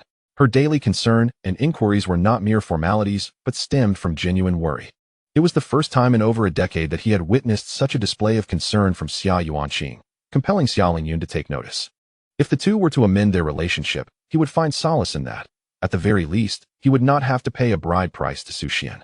Money flowing in from one hand and out through the other was a flawless arrangement. However, now, a dark horse had unexpectedly entered the fray, nearly stealing away his dear nephew's heart. If that happened, with both heart and person gone, it would result in a total loss. Clearing his throat, Su Xian earnestly replied, "Uncle, I truly did not anticipate you would pose such a question. Hence, I shall be candid with you. My current relationship with Miss Yaoguang is that of good friends. We have yet to reach the level you envision." Xia Lingyun exhaled a sigh of relief. Thankfully, they had not arrived at a dead end yet. At the very least, Xia Yuanqing still had a chance to turn the tide. After all, heavenly gifts could never surpass the allure of the moonlight. When Su Xian awoke, the first person he encountered was his own daughter.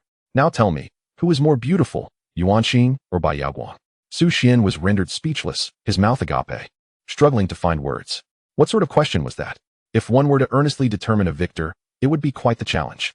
Given that both possessed the beauty deserving of the title of top-tier beauties, one could only say that each had her unique merits. Xia Yuanqing exuded a cool, regal charm, whereas Bai Yaoguang embodied the essence of a sweet and adorable girl, whose words made one's heart race. Dear nephew, it is just the two of us here. No third party is privy to our conversation today. There is no need for you to feel anxious. Simply speak your mind. Su Xian narrowed his eyes and inquired, Uncle, you truly want to divulge this to Xia Yuanqing? Xia Lingyun patted his chest in assurance. This is a secret between us men. It has nothing to do with her. Not even if she is my daughter.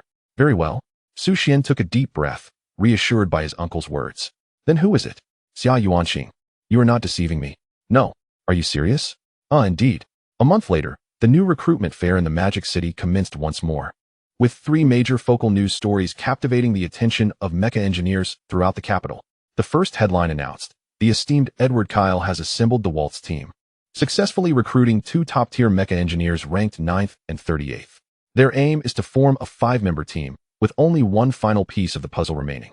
With the current configuration of the Waltz team, they are already poised to ascend into the top 10 of the leaderboard.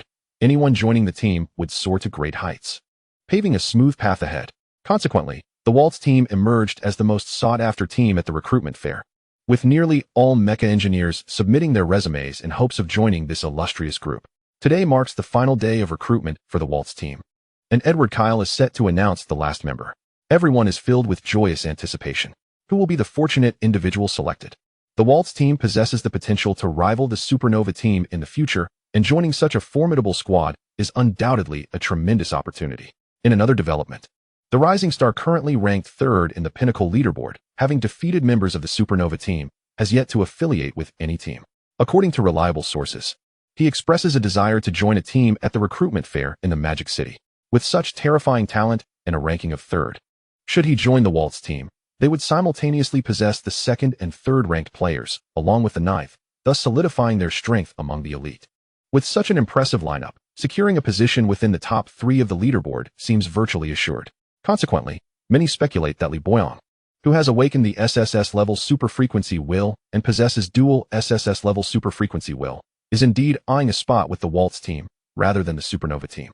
It is well known that after defeating Zhang Hong, Li Boyong received an invitation from the Supernova team, which he coldly declined. Such an absurdity is unparalleled in this world. Rejecting the Supernova team is hardly a sagacious decision. Has Li Boyong lost his mind? Observers concur that only the Waltz team could pose a challenge to him. Therefore, it is evident that Li Boyong's aspirations are directed towards the Waltz team. Edward Kyle shares this sentiment, eagerly awaiting Li Boyong's addition to the Waltz team, hoping to overshadow the Supernova team. Lastly, a significant figure is poised to join the White Owl team today, with announcements set to reverberate throughout the city, as all major screens will showcase the news. The White Owl team is established by the daughter of the wealthiest individual in Kyoto.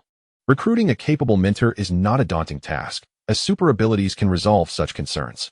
It has been revealed that the semi-divine mechanic Chen Fenghua personally met with Bai Shouqing a few days ago, and the two reportedly reached a private agreement.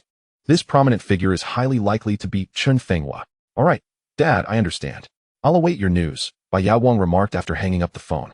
Expressing her frustration, Great One, we already have a divine mechanic in our team. Why must we wait for a specific time to make the announcement?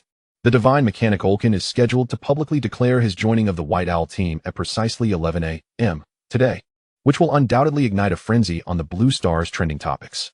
This event marks the first time in history that a divine mechanic has joined a team. Su Xian explained, it's all about generating buzz. Our team lacks notoriety, and it is crucial to create a stir to attract more powerful individuals to join us. At the present recruitment fair, 2 topics dominate the discourse: whether Li Boyong will join the Waltz team and the enigmatic mentor of our White Hawk team. The ability to rank alongside the illustrious Walsey team, which shines brightly, has already garnered significant attention, particularly when everyone assumed that the mysterious mechanic was Chen Fenghua. Leading to a dramatic twist, this is what one might call marketing. Such intrigue brings immense visibility to the team. Currently, the most critical task for the White Hawk team is to build momentum. There is a saying that in chaotic times, heroes emerge. The greater the reputation, the better. It has been said that Li Boyong has awakened a dual SSS super-frequency will, with his talents soaring at an astonishing rate. He is now heralded as the foremost individual beneath the new deity, ranking alongside the second peak, Edward Kale. If these 2 formidable forces were to unite, Would it pose a threat to us? Bai Yaowang expressed her concerns. Su Xian chuckled nonchalantly, stating, with our team's current configuration, we are at least capable of securing a position within the top 10 of the ladder rankings. As for what the future holds, we shall let time reveal it. Every mech master who breaks through their limits has the potential to awaken a superfrequency will, much like Li Boyang, who transitioned from a singular SSS superfrequency will to once again achieving an SSS level after his breakthrough, effortlessly reaching the pinnacle as the third on the entire Blue Star leaderboard. Even the Supernova team must acknowledge such talent. There seems to be some commotion outside. Let us take a look, Bai Yaowang suggested. Grasping Su Xian's hand as they departed from the recruitment room, heading towards the circular ladder to observe the entrance scene. The recruitment fair was an overwhelming sea of humanity, with all eyes fixated on the young man at the center of the crowd. Li Boyang. In recent days, he has been the talk of the town, not only awakening an SSS-level superfrequency will and ascending to the third peak, but also declining an invitation to join the Supernova team. Such illustrious achievements would be enough for an ordinary person to boast about for a lifetime. Yet, he has come to the recruitment fair, seeking to join a particular team. Li Boyang disregarded the first-level teams and ascended directly to the second level via the elevator. Wait, isn't the second level the recruitment area for the Wolsey team? He is indeed heading for the Wolsey team, someone exclaimed. Impressive. To reject the Supernova team and join the Wolsey team is a pathway filled with promise. Now, the Supernova team finally has a worthy opponent, as the Wolsey team gathers two of the top masters, the second and third peaks, capable of shaking the record held by the new deity for months on end. The Wolsey team is poised for an epic enhancement. Do you think Li Boyang might be inclined towards the White Hawk team? After all, she is the daughter of a tycoon, wealthy, beautiful, and possessing an enviable physique. Aligning with her would be the wisest choice, someone speculated. If Li Boyang were to join the White Hawk team, wouldn't he be treated like royalty? The mysterious mechanic of the White Hawk team is likely Chen Fenghua, the only demigod-level mechanic yet to join a team, capable of commanding respect. The White Hawk team has already established itself as a top-tier team, with the pinnacle of 1,000 strong being the best destiny. Amidst the tumult of discussions, various individuals voiced their opinions as Li Boyang approached room 405 step by step. Edward Kier, unable to contain his excitement any longer, led his teammate Su Muin out to greet him.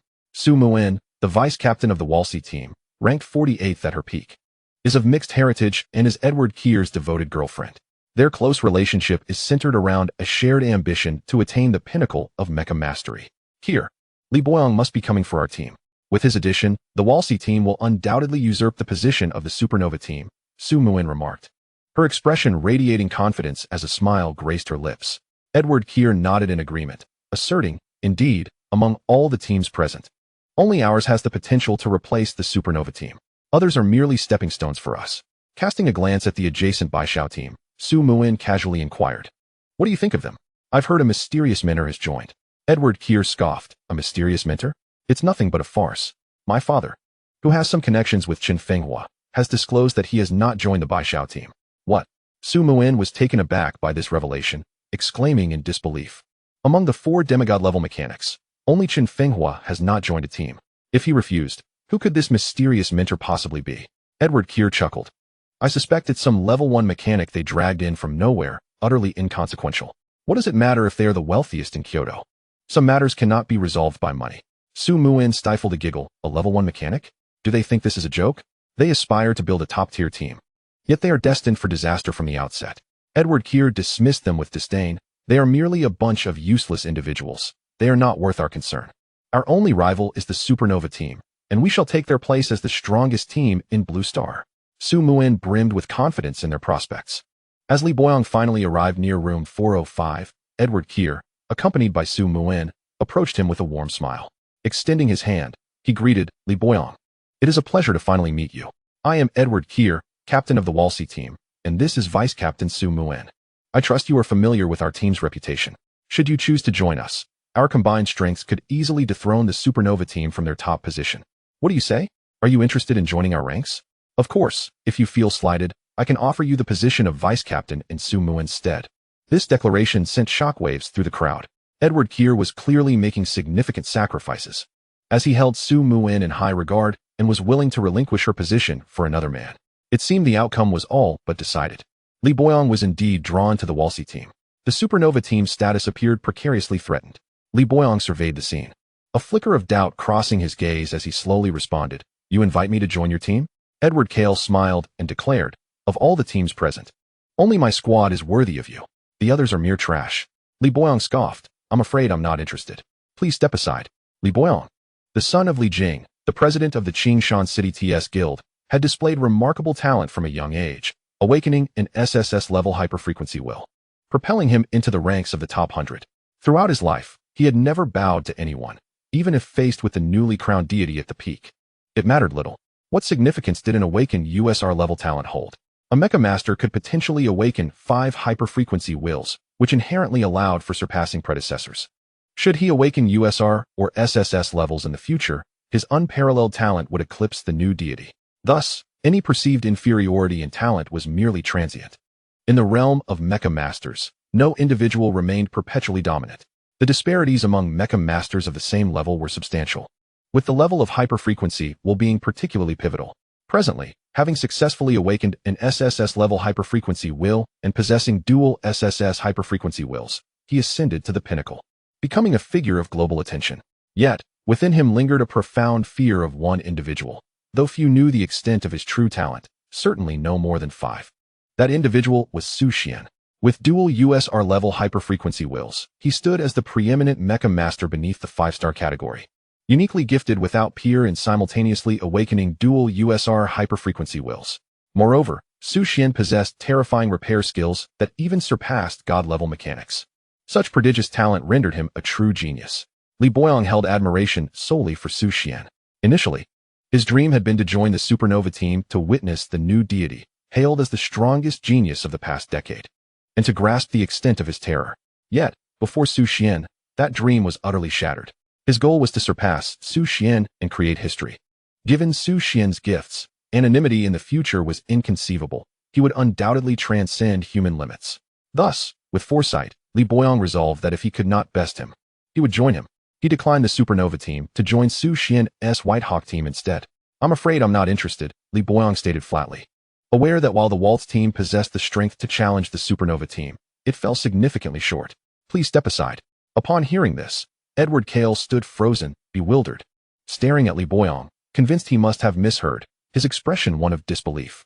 The surrounding crowd mirrored his shock, and an abrupt silence enveloped the space until a sharp gasp broke through. Goodness, what a shock. Li Boyong has actually rejected Edward Kale. He isn't joining the Waltz team. The audacity. Was Li Boyong insane to turn down the Waltz team? Did he harbor a grudge against Edward Kale? What hidden enmity lay between them? Madness. Li Boyong has no reason to reject Edward Kale. Since he declined to join the supernova team, his ambition must lie with the Waltz team. Li Boyong, do we have any grievances between us? Edward Kale, gradually regaining his composure, questioned in bewilderment. He simply could not fathom the rationale behind Li Boyong's refusal. None. Li Boyong replied with a smile. This is, after all, our first encounter. Then why do you refuse me? Edward Kale asked, astonished. Li Boyong calmly stated. You have erred in one of your assertions. Pray tell, Edward Kale inquired. This is not the strongest team, nor is my goal to join the Waltz team. From the very beginning, it has solely been the White Owl team. Li Boyong narrowed his eyes and said earnestly. At that moment, the crowd was once again struck with shock. What is this? The White Owl team? Is Li Boyong serious? The Waltz team comprises the top 100, while the captain of the White Owl team is only ranked among the top 1,000. How could they possibly compare? Edward Kale could only laugh in disbelief, bitterly remarking. Li Boyong, are you jesting with me? The captain of the White Owl team is merely ranked among the top 1,000. You insult me intentionally, do you not? What grievance do I hold against you? There is no need to humiliate me for refusing to join the Waltz team. My talents are no less than yours. Sum Yun pointed an accusatory finger at Li Boyong, fuming. It seems you are deliberately seeking to antagonize us. Even excluding the Waltz team, the White Owl team is not the strongest or most promising team. Are you attempting to insult us all? What is happening? He wishes to join the White Owl team? At this moment, even Bai Yaoguang was perplexed. The peak third-ranked Li Boyong had actually turned down the supernova team and the Waltz team to pursue the White Owl team. How did he come to know that the potential of the White Owl team is boundless? Xuan, do you know him? Are you brothers? Xuan shook his head and nodded. I am acquainted with him, though not well. Our relationship is not yet strong enough for him to consecutively reject 2 top-tier teams in favor of ours. This lad is no simpleton. Bai Yaoguang felt a surge of joy, for the addition of a peak third-ranked powerhouse would indeed bolster the White Owl team. However, there was a lingering sense that their dialogue seemed to mock him. What of the top 1,000? Should he awaken a higher-level super-frequency will in the future, The scales of strength may yet tip in unexpected directions. I have no interest. I do not know you, Li Boyang stated candidly. Edward Kyle felt deeply humiliated by Li Boyang's words and, gritting his teeth in frustration, declared, I shall give you one final opportunity to choose. Will you join the Waltz team? I shall reveal to you a piece of information. The White Owl team lacks a demigod-level mechanic. Possessing only a level 1 mechanic whose capabilities fall far short of those of a true demigod-level mechanic. You must understand the significance of a demigod-level mechanic to a mecha engineer. The mechas of these engineers represent their very essence. A powerful mecha can provide a qualitative leap in combat strength. A level 1 mechanic pales in comparison to a demigod-level mechanic. Without a demigod-level mechanic, one forfeits the eligibility to be a top-tier team. It appears that negotiations have fallen through. Qin Fenghua did not acquiesce, leaving the White Owl team with no choice but to engage a level 1 mechanic, starting off at a disadvantage, which is truly disheartening. It is rather embarrassing for the wealthiest in Kyoto to resort to hiring a level 1 mechanic. To be frank, the Waltz team currently boasts a demigod-level mechanic, along with 2 9-star mecha engineers who have joined as mentors. Edward Kyle urged, if you wish to gain access to richer resources, only our Waltz team can provide that. The White Owl team has nothing to offer. Does the White Owl team lack competent mechanics? Then how do we explain the kneeling of demigod-level mechanic Olcon and seeking mentorship? More importantly, he is poised to break through to a divine-level mechanic within a month. What then of Xuan? Li Boyang regarded him with a look of incredulity, coldly scoffing, so what? So what? So what? I hope everyone will extend their support. Thank you all for reading. The Saint Warriors Legion. To oppress the weak is to be stubborn and unyielding. I hope that when the time comes, you do not find yourself begging to join our team. This opportunity is but once, so seize it well. Edward Kyle's expression darkened further as he threatened. Just as Li Boyang intended to retort, Bai Yaoguang surged forward, pointing an accusing finger at Edward Kyle, admonishing, do I have a feud with you? Why do you constantly belittle the White Owl team? Is there something amiss in your mind? His refusal to join the Waltz team is your issue, not mine. After listening for a considerable time, Bai Yaoguang could no longer contain herself, erupting in a tirade against Edward Kyle's incessant mockery of the White Owl team. As captain, it is her duty to uphold the honor of her team, and she cannot bear to witness their continuous humiliation. Edward Kyle surveyed her, a cold smirk gracing his lips. You are the daughter of Kyoto's wealthiest, the captain of the White Owl team? Huh, your talent is evident to all. How formidable can a team built around you truly be? This is a fact. Why the urgency? Bai Yaoguang, indignant, countered. Are you implying that our White Owl team is inferior to yours? Pray tell, in what ways does the Waltz team surpass us? While the Waltz team comprises top-tier contenders, the White Owl team is not to be underestimated. Su Xian has defeated the former pinnacle third-ranked Zhang Hong, and with the addition of the spiritual clan Saintess, Kalina, although her strength may not be overwhelming, her ranking within the top 1,000 is certainly justifiable. Most importantly, the White Owl team boasts the inclusion of a divine-level mechanic. Edward Kyle, in his ignorance, mockingly proclaimed, personnel configuration, mentor allocation, what could you possibly surpass in our team? Even if given a century, the Waltz team remains an insurmountable chasm for you. Bai Yaoguang merely scoffed, ignorance. You believe your personnel configuration is superior? Your mentor allocation? Have I struck a nerve? With a knowing smile, Edward Kyle replied, I am aware that Qin Fenghua has rejected your team, and the other 3 esteemed individuals are already committed. What do you have to surpass us? Bai Yaoguang, gritting her teeth, retorted, dare to wager? If our mechanical mentor surpasses yours, you must kneel and apologize. Do you dare? Edward Kyle's expression abruptly shifted. He had not anticipated Bai Yaoguang's audacity. Kneeling to apologize would require a prowess beyond that of a demigod-level mechanic. Only a divine mechanic would suffice. Could the mechanic backing the Bai Xiao team be a divine one? Historically, there has never been a record of a divine mechanic joining a team. And given that Bai Xiao team could not even secure Qin Fenghua, how could they possibly manage a divine mechanic? Was this not a delusion? After a moment of hesitation, Edward Kyle nodded. Very well. I accept your challenge. You had better have a divine mechanic, or even your father's intervention will be futile. You shall pay the price. Today, I shall teach you the first lesson, the cost of arrogance. Bai Yaoguang glanced at the time. Only 30 seconds remained until the announcement, and a mischievous smile emerged on her lips. Just wait. Calm and unperturbed, Edward Kyle was untroubled by any potential outcome. Xingu, my father has sent me to seek your favor, and I greatly admire you. I wish to join the Bai Xiao team. May I have this honor? Li Boyang approached Su Xian humbly, his demeanor cautious. Su Xian nodded. You have awakened the double SSS overclocking will. Quite impressive. You are qualified to join our team. Li Boyang, brimming with excitement, rubbed his hands together, and expressed his gratitude. Thank you, Xian Gu, for this opportunity. I assure you, I will perform admirably.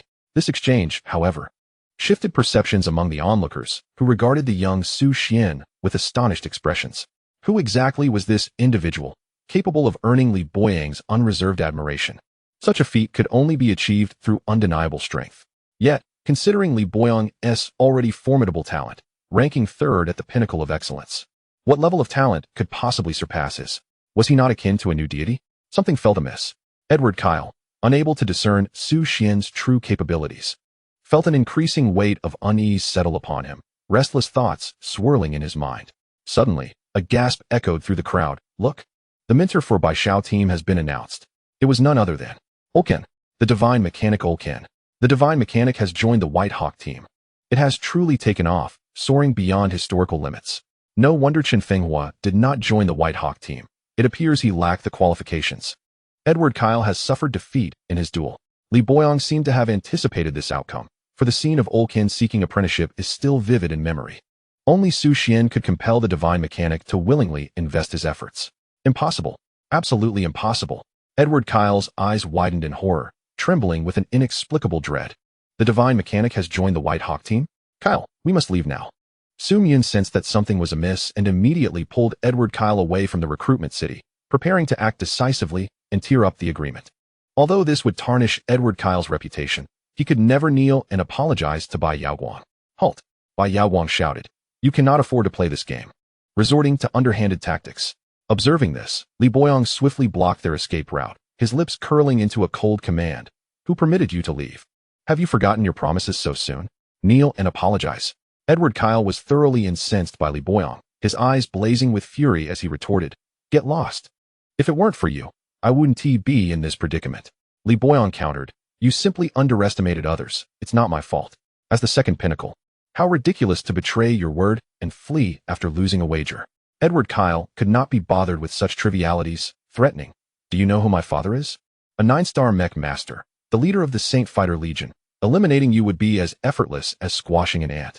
Be wise and step aside. Li Boyang felt a tremor of fear, yet he understood that Su Xian was watching nearby, and retreating was not an option. He had to perform admirably. I told you. Apologize. Edward Kyle glared at Li Boyang, the tension between them palpable. The second pinnacle versus the third pinnacle. Neither held absolute confidence in overcoming the other, unless it involved the Saint Fighter Legion. In the next moment, rows of Saint Fighter Mechs entered the city. Resembling deities forged from steel, marching with synchronized and awe-inspiring steps, golden patterns emblazoned upon their chests. The foremost mech was imposing, its energy thrusters emitting a brilliant flaming tail, akin to a blazing meteor streaking across the sky. As it moved, the surrounding space seemed to warp, a formidable aura sweeping through the area like a storm. The vice commander of the Saint Fighter bowed to Edward Kyle, respectfully stating, Young master, have you encountered any difficulties? Do you require my assistance? Edward Kyle fixed his gaze on Li Boyang, coldly stating, Try touching me again and see what happens. The vice commander, Right Xinfeng, versus the Saint Fighter Legion. The Saint Fighter Legion, one of the 12 legions of the Blue Star. The commander of the 9-star Mecha division, Edward Ryan, is the father of Edward Kyle, commanding a legion composed of tens of thousands of mecha soldiers, among whom the most formidable are the 12 golden-level mecha masters, each possessing the combat prowess of an 8-star mecha master. Leading the patrol through the city is none other than Gemini Jack. Beneath the golden level are the silver-level mecha masters, all endowed with the capabilities of 7-star mecha masters, followed by the bronze level, who possess the strength of 6-star mecha masters. Jack slightly bowed and addressed Edward Kyle with respect, inquiring, May I ask if you are facing any troubles? Is there anything I can assist you with? With just a glance, the dozens of silver-level 7-star mecha masters behind him unleashed an overwhelming aura, sweeping across the scene like a tidal wave. Edward Kyle displayed a satisfied expression when he turned his gaze back to Li Boyang. A hint of disdain curled at the corners of his mouth. Li Boyang, should you dare to obstruct me again, I shall make you realize that flowers bloom in a different shade of red. You think camaraderie will shield you in this world? Even if you stand up for them, you cannot contend with me. Step aside, and do so obediently. Edward Kyle's arrogance is well-founded, for his father is the commander of the Saint Seiya Legion, one of the guardians of this planet, wielding unparalleled power and commanding thousands of elite mecha warriors. What is Li Boyang, after all? Li Boyong felt trepidation but refrained from displaying any fierce or violent countenance. Boy, while I have yet to unleash my wrath, you had better step aside, Jack threatened. Otherwise, I shall have you imprisoned for disrupting the order of the capital. Upon hearing this, Li Boyang's face turned as pale as snow. Prison is a place no one wishes to inhabit, yet retreating would leave him unable to explain himself to Su Xian. He found himself in a dilemma, caught between advancing and retreating. Disrupting order, you say? What order is truly being disrupted? At a critical moment, Su Xian stepped forward, placing himself in front of Li Boyong and meeting Jack's gaze with a hint of contempt, calmly stating, had it not been for Edward Kyle's breach of contract, would we have needed to intervene? Why do you not arrest Edward instead, and why attack the victim? Is there no sense of justice left? No rule of law? Jack sneered coldly. Your tongue is quite sharp for one so young. Who is the officer here, you or I? Must you pass judgment on right and wrong? I shall count down from 3. If you do not take him away, this matter will be resolved in my favor. Otherwise, I will charge you with obstructing law enforcement and have you imprisoned. Edward Kyle looked pleased, urging, hurry and step aside. I have already given you a chance. Bai Yaoguang, fearful that Su Xian might truly be imprisoned, hastily grasped his arm, attempting to distance him from Jack, saying with concern, Great One, let us not pursue this further. It is quite all right. Su Xian remained expressionless, his demeanor utterly calm. As the final second ticked away, Jack waved his hand, and the dozens of silver-level 7-star Mecha masters moved in unison, unleashing their ferocious might as they floated towards Su Xian, advancing step by step. Given the opportunity, one finds no use in confinement, where one must repent. Su Xian prepared to summon a Mech for resistance. In a moment of dire urgency, a crimson flame Mech descended like a fallen star, enveloped in a torrent of searing heat and boundless majesty, plummeting from the vast sky. Its body blazed with intense flames, akin to the sun tearing through darkness at dawn, its brilliance so piercing that it was nearly impossible to behold. Upon its emergence, an overwhelming, palpable pressure surged forth like a raging tide, causing dozens of Mechs to tremble slightly under this tangible force, their movements becoming sluggish as if ensnared by invisible giants. The metallic shells flickered with ethereal light, seemingly exerting every effort to resist this absolute intimidation descending from above. Then, dozens of white tiger Mechs appeared suddenly, as if stepping forth from the depths of a frigid winter. They exuded a chilling aura, their murderous intent sharp as ice blades, slicing through the air with abandon. The Mechs' eyes glimmered with a ghostly blue light, their metal exteriors contorting as if twisted by the intensity of their lethal resolve, poised to devour at any moment. Each step they took rattled the ground, stirring the dust around them and amplifying the sense of impending bloodshed, heralding an approaching tempest of violence, where shadows of death and devastation loomed. Imprison us? How audacious of your saint warriors! The crimson flame Mech bellowed, shaking the heavens.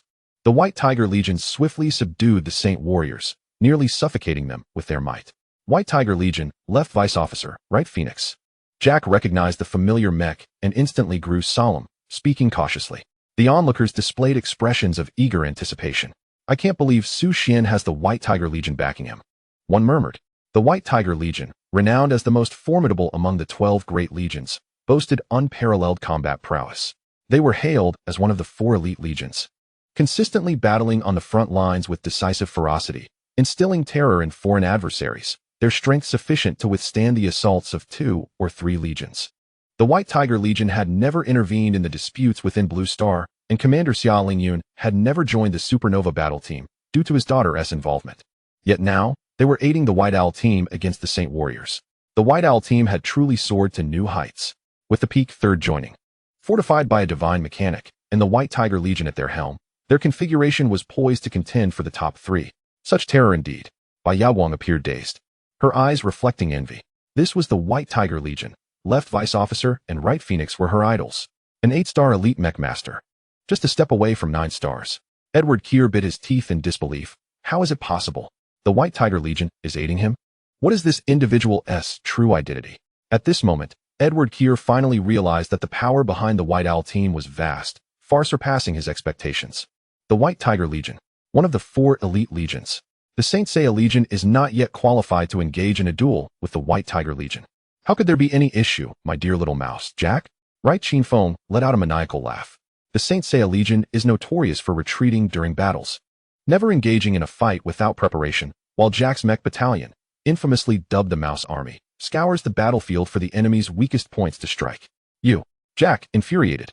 glared at the woman inside the crimson flame mech, feeling utterly powerless. What? Do you still wish to fight? Right Qinfeng extended the right arm of her mech, gripping Jack's Saint Seiya mech by the shoulder and following it up with a powerful shoulder throw, slamming him to the ground. Bang!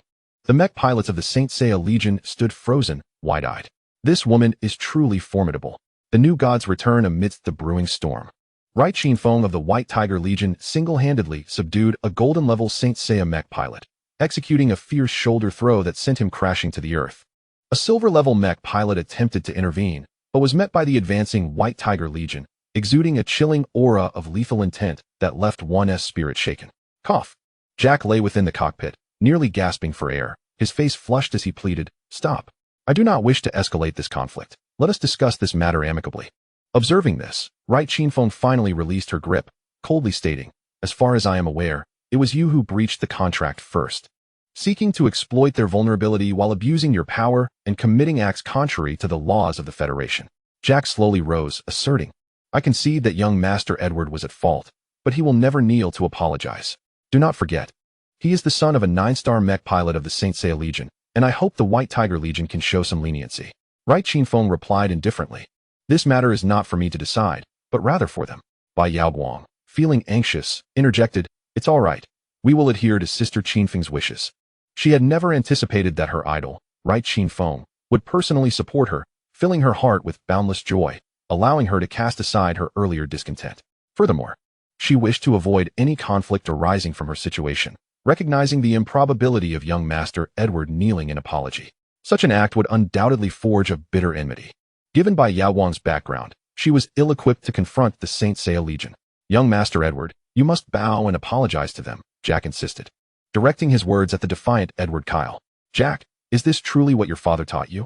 To force me into a bowing apology?" Edward Kyle had initially believed the Saint Seiya Legion would back him up against the opposition.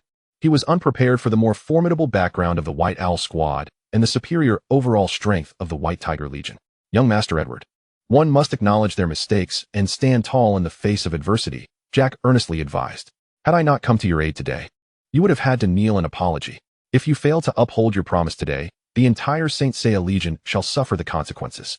Do you wish to witness the Saint Seiya Legion being subdued by the White Tiger Legion? Lord Edward, the captain, will be displeased." As Edward Kyle recalled his father's visage, a wave of trepidation washed over him. Gritting his teeth in reluctant submission, he bowed apologetically to the members of the White Owl Brigade, uttering, "I sincerely apologize. I shall reflect profoundly on my actions and seek your forgiveness." "Very well. Compose a 5,000-word essay, contemplating your mistakes and how you shall amend them. I will personally review your progress in a month," Su Xian quipped with a teasing smile. "All right."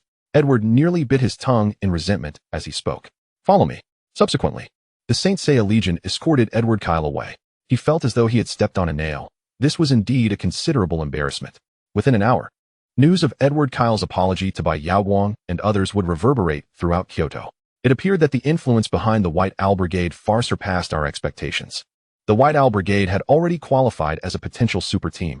The paramount concern now was personnel configuration. The onlookers buzzed with excitement. "I wish to join the White Owl Brigade. I too desire to join the White Owl Brigade." With a divine mechanical engineer and the backing of the White Tiger Legion, their resources and status were unparalleled. The elite on the pinnacle leaderboard eagerly submitted their applications. Su Xian hastily remarked, "Left Deputy Officer, Sister Qinfeng, may I have a word?" Soon, they retreated to a quieter locale. "Sister Qinfeng, this is our second meeting, is it not?" Su Xian pondered, recalling their initial encounter through a projector, standing behind Uncle Xia with a solemn expression that exuded an air of aloofness. In reality, she was indeed an elegant woman of 32, radiating a noble grace. With a beautiful visage, fair-skinned, and strikingly refined features that were captivating. Right Qinfeng regarded Su Xian with admiration, extending her hand with a smile. "The captain often speaks of you, praising your potential. Surely, you shall one day succeed the leaders of the 12 legions. I shall seek your support in the future." "You jest, sister. By the time I ascend to the captaincy, you may have already surpassed the rank of a 9-star mech master," Su Xian replied earnestly. Then shifted the conversation with curiosity. "Sister Qinfeng, how did you know I was in peril at the recruitment city? Your arrival was impeccably timed, especially in that critical second when the White Tiger Legion appeared as if forewarned." Right Qinfeng elucidated, "On your first day in Kyoto, The captain instructed me to observe your movements to protect you from nefarious individuals who might pose a threat to your life. Thus, I have ensured your covert protection. I had thought the Saint Seiya Legion would not dare to act against you, yet they proved to be a band of lunatics, leaving me no choice but to reveal my identity. The captain will certainly penalize me. Xuan, filled with remorse, clasped his hands and said, "This matter is entirely my fault for dragging Sister Qingfeng into it. When the time comes, I will explain the situation to the captain. He should understand your actions." Yu Qingfeng gently ruffled Su Xian's hair and smiled. "It's heartwarming to see my brother care for me. Fear not, the captain is a good person. He merely enforces discipline during battles, and anyone who errs must face consequences." Su Xian understood this well, otherwise, the White Tiger Legion could not have gained such a formidable reputation, instilling fear in many. "Well, I must return to report. The Saint Warrior Legion is known for its timidity outwardly and its internal strife. I fear they may take actions against you." Yu Qingfeng chuckled and said, "Brother Su Xian, when we meet next, do treat me to a meal." Of course, Su Xian nodded. With a resounding blast, he watched as Yu Qingfeng piloted her mech away. Exiting the alley, he encountered Bai Yaoguang, who approached with curiosity, asking, "Su Xian, you know Sister Yu Qingfeng? Where is she? Could you introduce us?" Su Xian replied, "She has returned to report, perhaps next time." Bai Yaoguang nodded eagerly. "You must introduce us next time." At the Nova Battle Team base, Zhang Heng, Xia Yuanqing, Aobon, Audrey, and Chun Wenlong stood poised, quietly awaiting further instructions. What is the sudden call for assembly about? Is there a mission? Everyone has gathered. Could it be that something significant has occurred? Rumors suggest that the new god has returned. In an instant, the atmosphere was electrified. He, the genius who has dominated the pinnacle rankings, has finally returned. Zhang Ruoqing's plan. Time to reclaim our honor. The new god, having awakened his USR-level talent, has transcended to the fourth-tier Mech master, reigning at the pinnacle for 12 cycles. With an accumulated time of over a year, no one could challenge his position. Now, the new god has surpassed the 5-star Mech master rank, is a level 6 psychic, pilots the 4th-generation Imperial Divine Mech, and has awakened the USR-level SSS grade superfrequency will, earning the title of the strongest prodigy of our era. The new god, whose real name is Zhang Ruoqing, is 20 years old. He frequently embarks on special missions, possessing extensive combat experience. His demeanor is somewhat aloof, and his appearance is unremarkable, at least not unattractive. Coupled with his exceptional talent, he has garnered a significant following, even establishing a support group.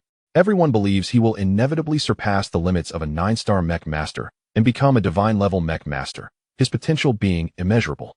Zhang Ruoqing has returned. One wonders what gains he has made this time, as each return sees his strength ascend to new heights, remarked Chun Wenlong in admiration.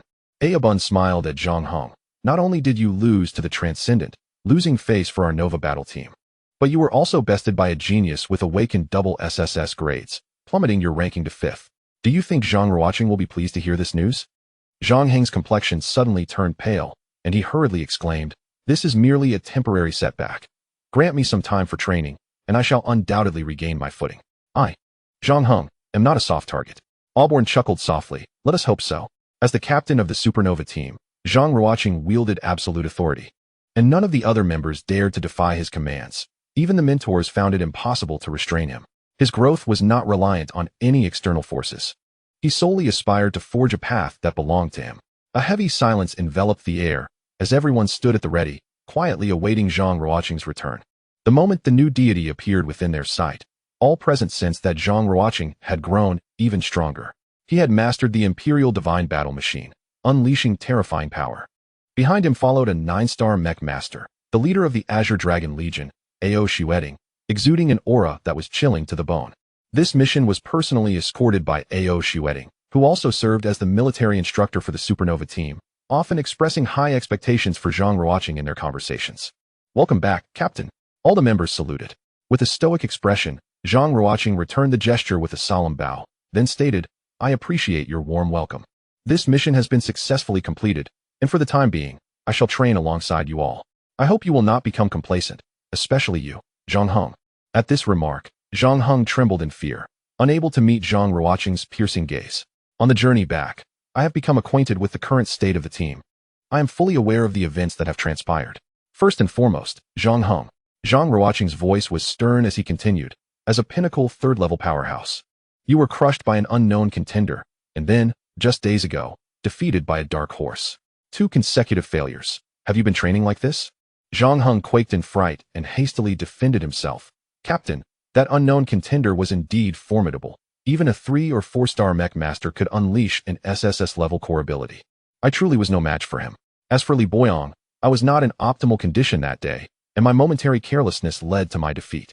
If given another chance, I would never lose to him. Zhang Ruoqing scoffed coldly. A loss is a loss. Do not seek excuses. Your mindset fundamentally contradicts the team's directives. Do you think the enemy will grant you a moment of regret? Even a single mistake on the interstellar battlefield could cost you your life 1,000 times over. The entire assembly fell silent under the weight of his reprimand.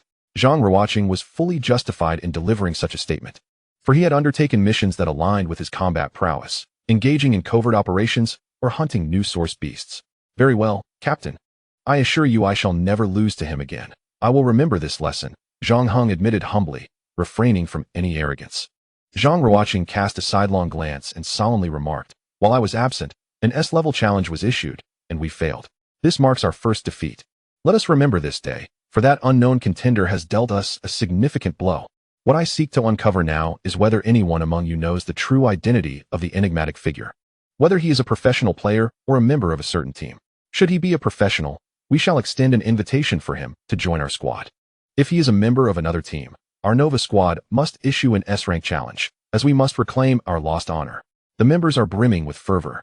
Our previous challenge ended in failure, owing to the absence of our ace, Xuan, who was caught off guard by the professional player. However, with Zhang Ruoqing's return to the team, he shall personally lead them into battle, and the outcome will surely differ. Historically, the Nova squad has issued 3 S-rank challenges, all of which resulted in triumphant victories, allowing us to seize the opponent's points. Challenges between teams can leverage points from the ladder rankings as stakes, which is a cornerstone of the Nova squad's enduring legacy. What if our points are insufficient? We simply initiate a challenge to seize the points from our rivals. All teams are akin to laborers, periodically harvesting points from others, maintaining a steep ranking through diligent training. Thus, every member of the Nova squad is a seasoned combat expert. The professional player is closely associated with by Yao Guang, and I suspect she may possess knowledge of the mysterious identity. Recently, Audrey utilized her computer to scour for information, and her pupils abruptly dilated in astonishment as she exclaimed, "Ah, this is..." The other members were taken aback, and Orban quipped, "Sister, what is going on? Have you uncovered the identity of that professional player?" Audrey, covering her delicate lips in shock, pointed at the screen and exclaimed, "No, look at this." The other members gathered around, intently focused on the screen. Kyoto's wealthiest, by Yao Guang, establishes the White Owl Squad. Breaking news. Legendary mechanic Olkan joins the White Owl Squad. Shocking. Conflict erupts between the Saint Warrior Legion and the White Tiger Legion in the recruitment city. Explosive. The newly crowned peak player Li Boyong joins the White Owl Squad. Chilling implications. Is there a mysterious benefactor backing the White Owl Squad, with a legendary mechanic on board? Will the next military official be Summer Lingyun from the White Tiger Legion? Revealing. The White Owl Squad is officially registered today. With military official Summer Lingyun from the White Tiger Legion, legendary mechanic Olkan, and captained by Yao Guang. An avalanche of news left everyone dazzled. Each piece enough to send shockwaves through the heart. By Yao Guang, the young lady of Kyoto's elite, establishing a squad? Is this for real? The White Owl Squad is officially formed. A call from General Xia. By Yao Guang, the daughter of the wealthiest man in Kyoto, possesses exceptional talent. Yet she has not reached the pinnacle, nor does she have experience in managing a squad. She is a complete novice. Is her newly formed squad merely a venture of a wealthy heir? Ultimately, it may lead to losses in the billions, forcing her to return home to inherit the family fortune. To persuade a legendary mechanic to join the team, one must pay a considerable price. Audrey turned to Xia Yuanqing with surprise and inquired, "Sister Yuanqing, isn't the 9-star mech master Xia Lingyun your father? How could he possibly join the White Hawk team? He previously declared his refusal to join any team for training purposes. What has changed?" The other members gazed at Xia Yuanqing with curiosity, seemingly awaiting her response. This matter was also unclear to Xia Yuanqing, who explained, "I do not know either. He has not disclosed anything about his affairs to me. I only learned today that he has joined the White Hawk team." Audrey asked, "Could it be that Uncle Xia is hiding something from you?" Suddenly, Alban pondered. Since Bai Yaoguang dares to establish a team, he must possess substantial confidence, likely aided by that enigmatic figure, who, with his strength, could easily rank among the top 3. The thought sent shivers down their spines, as if they had discovered a crucial lead. Zhang Heng eagerly stated, "Let us check the member list of the White Hawk team." Audrey shook her head. "I lack the necessary permissions. I am not qualified to access the member lists of other teams. Zhang Ruoqing turned to the 9-star mech master A.O. Xuan and asked, Teacher, is there a way to obtain the list of their registered members? A.O. Xuan contemplated for a moment before nodding. There is a method, but it will take some time and connections. Typically, one would need to contact senior personnel from the TS Guild or the Federal Second-Class Inspection Office, as they possess the authority to mobilize resources. Zhang Ruoqing replied, Teacher, I entrust this matter to you. Since they dared to issue an S-level challenge to us, they must be prepared to face overwhelming defeat. I have returned, and I will not allow our team to be trampled upon. A.O. Xuan agreed. I will expedite the acquisition of the White Hawk team member list. You all should focus on training. When the time comes, we will issue an S-level challenge to the White Hawk team and reclaim our lost honor. Zhang Ruoqing solemnly nodded. Then I will leave this to you, teacher. He then called out to all the members. Did everyone hear that? In 10 days, we will issue an S-level challenge to the White Hawk team, aiming to crush their spirit and regain our respect. With me here, you need not fear. We cannot afford to lose. Of course, during this period, I will personally train you, initiating simulated battles. The members erupted with enthusiasm, as if invigorated by a surge of adrenaline. It had been a long time since anyone could stir such fervor in them, especially with Zhang Ruoqing leading the charge. This would undoubtedly be a heart-pounding challenge. Regardless of the process, the ultimate victory would belong to their Nova team.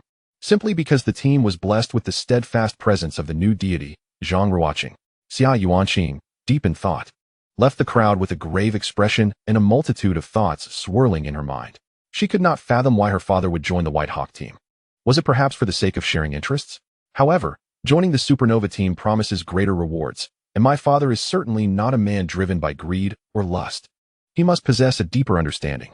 Moreover, how could Li Boyong possibly join the White Hawk team? When we first met in Qingshan City, he unequivocally expressed his desire to join the Supernova team. Within just 3 or 4 months, what could have led to such a drastic change of heart, compelling him to align himself with the White Hawk team? What enchantment does the White Hawk team hold that draws both my father and Li Boyong to it? In 10 days, I shall uncover the truth. Father, I am eager to see what secrets you have concealed from me. Xia Yuanqing clenched her delicate, fair fingers and gritted her silver teeth as she spoke. The White Hawk team's base, located in the heart of the city, is a realm crowned with prosperity and glory. The exterior of the base resembles a colossal interstellar vessel from the future, with its streamlined metal shell reflecting a cold, yet captivating sheen under the sunlight.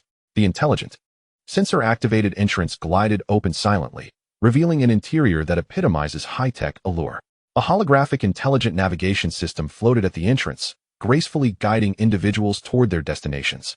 The central control system functions like a cerebral mastermind, meticulously regulating the base's temperature, humidity, lighting, and the operation of various devices. The experimental area is equipped with the most advanced quantum computers, capable of processing vast amounts of data instantaneously, while nearby. Devices such as gene sequencers and high-energy particle accelerators represent the forefront of technological advancement. The leisure area boasts intelligent massage chairs and virtual reality entertainment pods, allowing individuals to unwind amidst their demanding research endeavors. The conference room features intelligent glass walls that can seamlessly switch between transparent and frosted states at the touch of a button, complete with real-time translation and automatic meeting minutes generation. Yesterday, the White Hawk team was officially registered, with the following members: Military Mentor Xiao Lingyun, Civilian Mentor Olken, Captain by Yao Guang, Peak 1000 strong, Vice Captain Su Xian, Peak 100 strong, Member Kalina, Saintess of the Spirit Race, and Member Li Boyong, Peak 3rd. What an immense base! This is Li Boyang's first experience joining such a grand and luxurious facility, surpassing even the Supernova team he had previously visited in terms of sophistication. Bai Yaowang explained. Many of the intelligent systems and design concepts are the result of collaboration between the divine mechanic Olkin and our member, the spirit race Saintess Kalina. A base crafted by a divine mechanic and the esteemed Kalina, a cosmic darling, is undoubtedly one of a kind, infused with a multitude of futuristic technological elements. Each area is allocated its own rooms and private training spaces. Once you have made your selections, please inform me accordingly, Bai Yaowang said with excitement, clearly satisfied with the current outcome. Captain, I am immensely grateful for your willingness to overlook my background and permit my inclusion in the White Hawk team. I shall regard this place as my second home and endeavor to repay your kindness. Kalina, an exquisite and elegant young woman, said with her hands clasped together in sincere reverence. Bai Yaowang shyly waved her hand and stated, our team does not concern itself with race. Moreover, You are the victims. In our Federation, there is no racial discrimination. Thank you. She playfully licked her delicate pink tongue and smiled. So what do you think? Isn't it impressive, oh great one? Xuan nodded in acknowledgement. No wonder it cost a staggering billion. Of course, I, by Yaoguang, am never short of money. Our team's goal is to reach the pinnacle of the ladder rankings. Suddenly, Xuan's phone buzzed. Excuse me, I need to take this call. Bai Yaoguang squinted and pouted. All right then. He moved to a quiet area, and the next moment, he heard, Xuan, having only me as your military mentor is surely insufficient. So I wish to take you to the royal banquet, where you will find formidable individuals, not unlike myself. In his room, Xuan sat cross-legged, as if transcending the mundane world. The surroundings were enveloped in profound silence, with only his gentle breathing resonating, steady and elongated, seemingly in perfect harmony with the tranquil space. His eyes gently closed, his countenance as serene as water. Within this haven of peace, even his thoughts seemed to settle. The interplay of light and shadow in the room quietly danced around him, as if guarding this tranquility, reluctant to disturb him in the slightest. Suddenly, a tempest surged within his mental realm, the intangible mental force breaking free from its restraints like a dragon unleashed from its shackles, violently shattering layers of confinement. In an instant, a formidable power emanated from him as the epicenter, rippling outward, causing the air in the room to tremble with this newfound energy. The once silent space began to pulse with subtle waves. The candlelight on the table flickered erratically, and the walls seemed to quiver slightly, bearing witness to this momentous breakthrough in his mental prowess. Host, Bai Xian, Star Level, 3-star Mecha Master. Level 2 Mental Master, Soul Power, 856, Mental Energy, 3120, Mecha, White Emperor Fighter, 3rd Generation, Overclocked Will, USR Hundredfold Amplification, USR Hundredfold Diminution, Core Abilities, SS-level Tactical Missiles, SS-level Drone Swarm, SS-level Psychic Shield, Function, one-click assembly, one-click repair. Having cultivated to this point, he had successfully transcended into a 4-star Mecha Master and a Level 4 Mental Master. If he were to utilize the Hundredfold Amplification, he would reach an astonishing realm. After a moment of contemplation, Xuan resolved to upgrade his core abilities anew. Now that he had joined the White Owl team, he would receive substantial resources each month, allowing him to allocate at least 50 million star coins, more than enough to upgrade and replace all 3 core skills. He activated the Overclocked Will for Hundredfold Diminution, followed by the Hundredfold Amplification.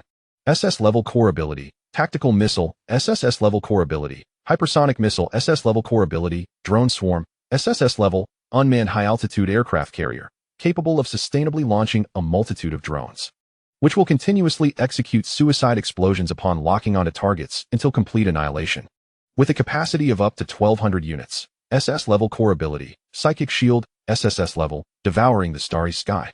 Upon activation, an invisible black hole forms around the user, capable of absorbing substantial physical damage. The greater the mental strength, the more potent the absorption capability, and at a certain threshold, it can consume the starry sky itself. The triumvirate of top-tier core abilities has successfully transcended into SSS core abilities, resulting in a dramatic surge in Xuan's combat prowess, integrating both offense and defense into a flawless entity. Upon successfully equipping the SSS-level Devouring the Starry Sky, the system prompted that he could further equip the SSS-level Quantum Computing, which, when utilized in battle, could merge into a brand new Ultra SSS-level ability, Dimensional Strike. Dimensional Strike allows for an in-depth analysis of the enemy's capabilities, identifying countermeasures, ultimately enabling the user to consume the opponent's abilities, executing a high-dimensional dimensional strike. This ability is remarkably formidable, reminiscent of the settings in the Blue Star anime Xiong Lian. Xuan received an unexpected delight, swiftly equipping Quantum Computing, ultimately acquiring the core ability Dimensional Strike, which became his true trump card. Tomorrow marks the appointed time with Uncle Xia for the monarch's feast. What could it entail? Xuan narrowed his eyes, a glint of brilliance igniting within. The following day, Xuan was to board the interstellar train to the Heavenly Palace domain, the base of the White Tiger Legion. Upon arriving at the station, he was greeted by an expansive and profound cosmic vista. The nebulae shimmered and intertwined, resembling a dreamlike veil dancing in the darkness. The cold metallic platform emanated a chilling glimmer in the dim light. The train, akin to a silver dragon, roared into view, and as soon as it came to a halt, he strode purposefully aboard. Inside the carriage, the light was cool yet gentle, and he found a seat by the window, settling in comfortably. As the train commenced its journey, The stars outside zipped by like flowing light, with occasional asteroid belts sparkling with mysterious glimmers, akin to the dazzling gems scattered across the cosmos. Xuan gently closed his eyes, seemingly replenishing his energy while mentally outlining the various matters awaiting him upon his arrival at the White Tiger Legion. The train sped through the infinite universe, resembling a tether that seamlessly connected the stars, steadily transporting him towards the revered White Tiger Legion that inspired awe in countless souls. Several hours later, at the Heavenly Palace domain, in the vast expanse of the training ground, the Mecha soldiers descended upon the world like gods of war forged from steel. Towering and formidable Mechs roared to life amid thunderous sounds, executing synchronized movements. They first stepped forward with heavy metallic feet, each footfall stirring a slight cloud of dust. As if the very earth trembled beneath them, they swiftly transitioned into a running posture, the joints of the Mecha's legs emitting ethereal blue flames, propelling their massive forms forward with astonishing speed. The firearm simulation device mounted on the arm intermittently flickered with light, executing precise, shooting motions in accordance with a predetermined program. Simulated beams of lasers sliced through the air, accompanied by thunderous sound effects that left distinct trails of energy in their wake. Within the cockpit of the Mech, soldiers exhibited resolute gazes akin to hawks, closely monitoring the training scenarios through their displays. Their muscles were taut, as if they were one with the Mech, with each command swiftly transmitted through their nerve endings, commanding these steel behemoths to showcase unparalleled combat prowess and a spirit of collaboration on the training ground. Xuan, it has been a while. I did not expect you to accompany the general to the royal feast, Xuan remarked, personally coming to greet the youth. Extending his hand with a smile, Xuan offered a respectful salute and politely inquired, Deputy Officer Xuan, could you enlighten me about the royal feast? I am still unfamiliar with what it entails, and our battle team is currently lacking a military instructor. Xuan expressed his regret, saying, if I were to break through to a 9-star Mech Master, I would certainly join your White Owl battle team. Unfortunately, my abilities are insufficient. As for the royal feast, it is held once every 5 years by the Blue Star Legion. The leaders of the 12 major legions may apply to participate, where a divine Mech Master will stabilize the situation, allowing legion leaders to spar with one another and for promising juniors to compete, essentially serving as a platform for combat exchange. In the past decade, our team leader has not participated in the previous 2 royal feasts. This time, it is only because of you that he is attending. I truly envy you. The team leader treats you exceptionally well, as if you were his own son. Xuan was deeply moved by these words, simultaneously astonished that the royal feast not only included the commanders of the major legions, but also divine Mech Masters. Currently, there are only 5 divine Mech Masters existing on Blue Star, regarded as strategic assets capable of deterring foreign races from taking rash actions. Each one of them is a figure of considerable renown. Clearly, the significance of the royal feast is indeed remarkable. After a brief exchange of pleasantries, Xuan greatly admired Xuan character, finding his demeanor and approach to be exceedingly pleasant. Soon, they encountered Xiaolingyun, who approached Xuan with a beaming smile. Arms wide open, dear nephew, you have finally arrived. The divine Mech Masters and the royal feast. We have eagerly awaited your presence. Xiaolingyun hurriedly embraced Xuan, engaging in warm exchanges while observing him with the gaze of a stern yet affectionate father, devoid of the imposing aura of the White Tiger Legion's commander, instead radiating a sense of pride and comfort in his eyes. Commander, I shall take my leave for now. I still need to train the soldiers later, Xuan said, a hint of envy in his eyes as he shook his head. Clearing his throat, Xiaolingyun's face flushed slightly as he realized his momentary lapse in composure, quickly nodding and stating, during my absence, all matters in the military shall be entrusted to you and Yu Qingfeng. With that, he turned to Xuan and said in a serious tone, time is of the essence. We must prepare to head to the Dragon Demon's ruins. Curiously, Xuan inquired, what is the Dragon Demon's ruins? The dragon ruins represent an advanced species known as the New Source Beasts, renowned for their formidable strength. Subsequently, they were domesticated by foreign tribes, leaving only a scarce number scattered throughout the cosmos, each possessing terrifying power comparable to that of an 8th-level Mecha Master. Xiaolingyun elucidated that the human race later recognized the significance of the Dragon Cave, transforming it into a temporary stronghold and renaming it the Dragon Ruins. Xuan's understanding was suddenly illuminated. Following General Xia, he approached the transportation array, stepping into the shimmering portal that radiated a ghostly light. In an instant, a fierce wind howled, as if an invisible hand stirred the surrounding air, turning it icy and piercing. The runes upon the transportation array flickered with enigmatic brilliance, resembling ancient stars in motion, as if the whispers of long-buried secrets echoed through time. As the array activated, a radiant glow surged forth, enveloping the protagonist in a dazzling sphere of light. Time seemed to stretch for approximately 3 minutes, as if traversing the river of time within the passage of the array.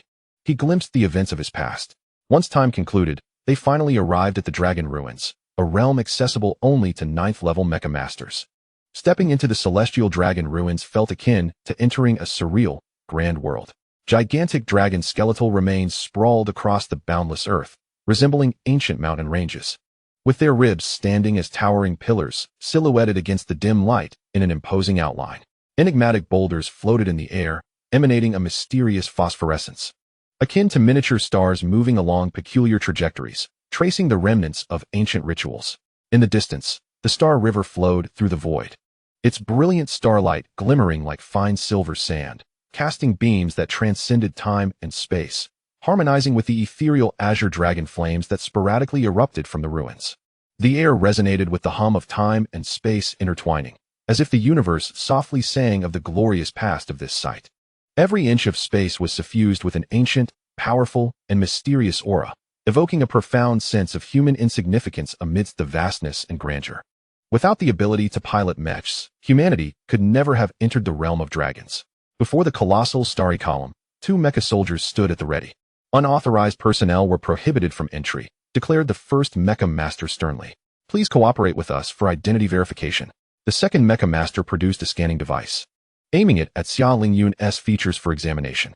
Xia Lingyun, White Tiger Legion's Xia Lingyun. It was none other than the illustrious General Xia, who was known for rarely attending royal banquets. The first Mecha master gasped in astonishment, his gaze fixed upon the middle-aged man, revealing a deep admiration. General Xia, may we take a photo together? I would like to keep it as a memento, the second Mecha master eagerly inquired. After a moment's contemplation, Xia Lingyun agreed, recognizing that it would not take much time. Thereafter, the 2 guarding Mecha masters began to alternate in capturing photographs. The renowned leader of the White Tiger Legion had arrived, and this royal banquet was finally bustling with excitement. There are a total of 12 Legion commanders, with 8 participating in this session, marking the largest scale in recent years. As attendance is not mandatory, some commanders may opt out of the royal feast due to the lack of suitable representatives. In previous sessions, the number of commanders was typically around 5 or 6, making this gathering the most populous to date. It is said that the host this time is the oldest of the divine Mech masters, whose abilities remain shrouded in mystery, apart from adversaries. No one knows the nature of his awakened hyperfrequency will. Most attendees are drawn by the legendary Mech master, and Hypersonic, who is the oldest and longest living among his kind. At the remarkable age of 250, once humans surpass their limits, they experience a significant enhancement in physical and mental faculties, alongside an extended lifespan. Typically, divine Mech masters can live up to 300 years. Thank you, General Xia. You may proceed, he said.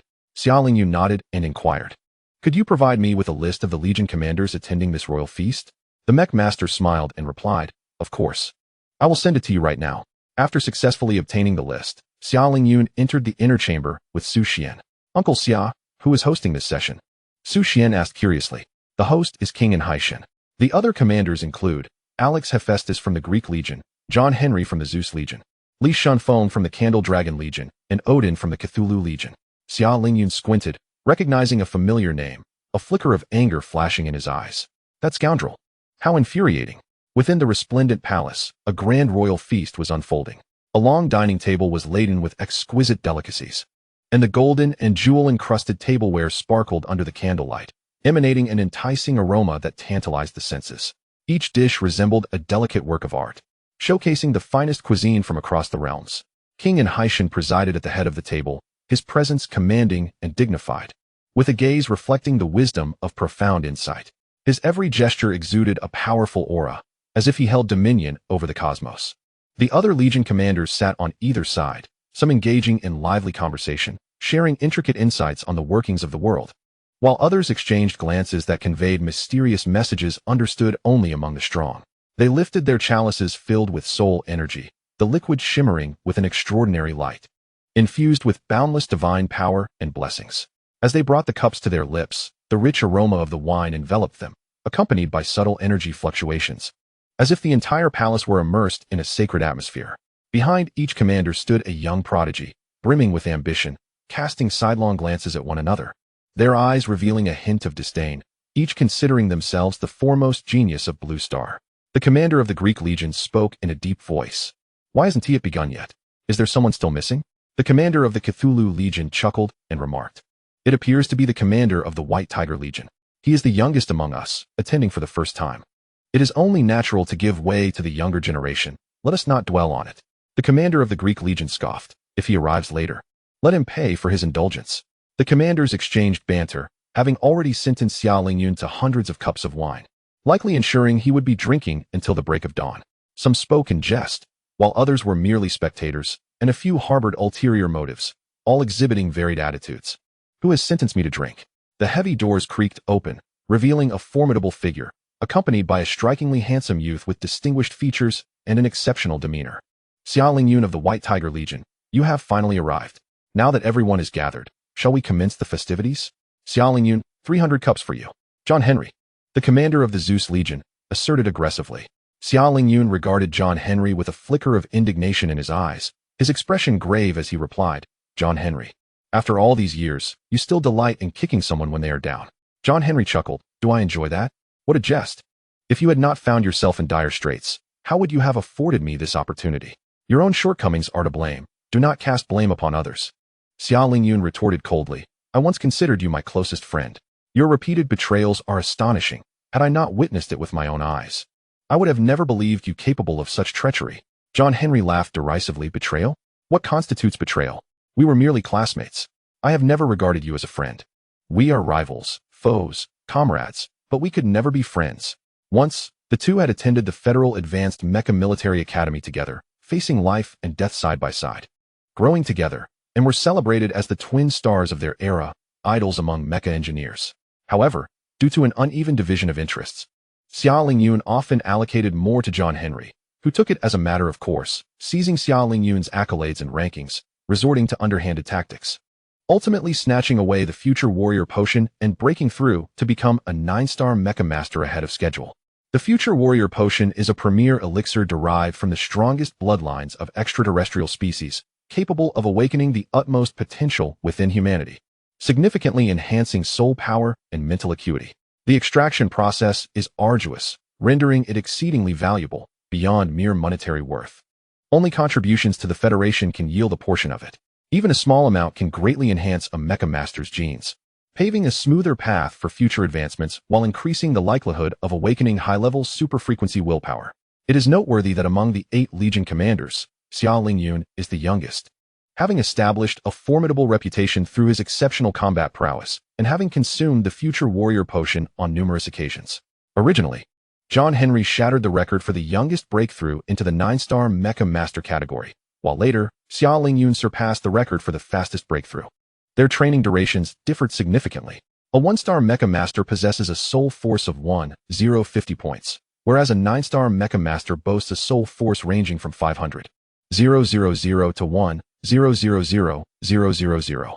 To transcend into the realm of 9-star Mecha Masters and attain a soul force of 1 million, one must surpass the formidable threshold of 500,000 soul force. Consequently, as one progresses, the challenges become increasingly daunting. It is not uncommon for individuals to find themselves stagnating at 7 stars or even 8 stars for their entire lives, such as the vast disparity between each tier. Therefore, a God-class Mecha Master is typically at least 180 years old, with the oldest, the Ocean King, reaching the age of 250. The onlookers were acutely aware of the animosity between the two and refrained from interjecting, their faces betraying expressions of intrigue. Indeed, John Henry had erred in his conduct, and several among them had fallen victim to his deceit on more than one occasion. His character alone was enough to earn him disdain. Yet, this individual possessed formidable strength, ranking among the top 5 of 12 Legion commanders, rendering the others mere challengers. Thus, they could only harbor silent indignation. Have you all said enough? The Ocean King, seated at the head of the table, spoke in a deep voice, his expression inscrutable. Upon hearing this, the two men promptly sealed their lips. For the God-class Mecha Master represented the ultimate foundation of Blue Star, both in prowess and prestige, far beyond their reach unless they too managed to ascend to the God class. Uncle Xia, this is the Ocean King, the God-class Mecha Master? Su Xian observed the Ocean King closely, noting his subtle transformations, his height exceeding 2 meters.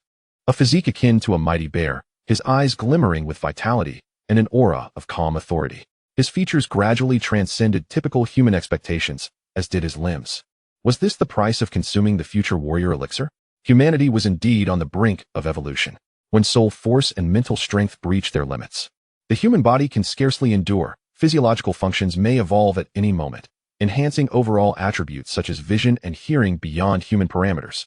In terms of sheer strength, the Ocean King could obliterate hundreds of adults with a single punch, and that was without summoning a mecha.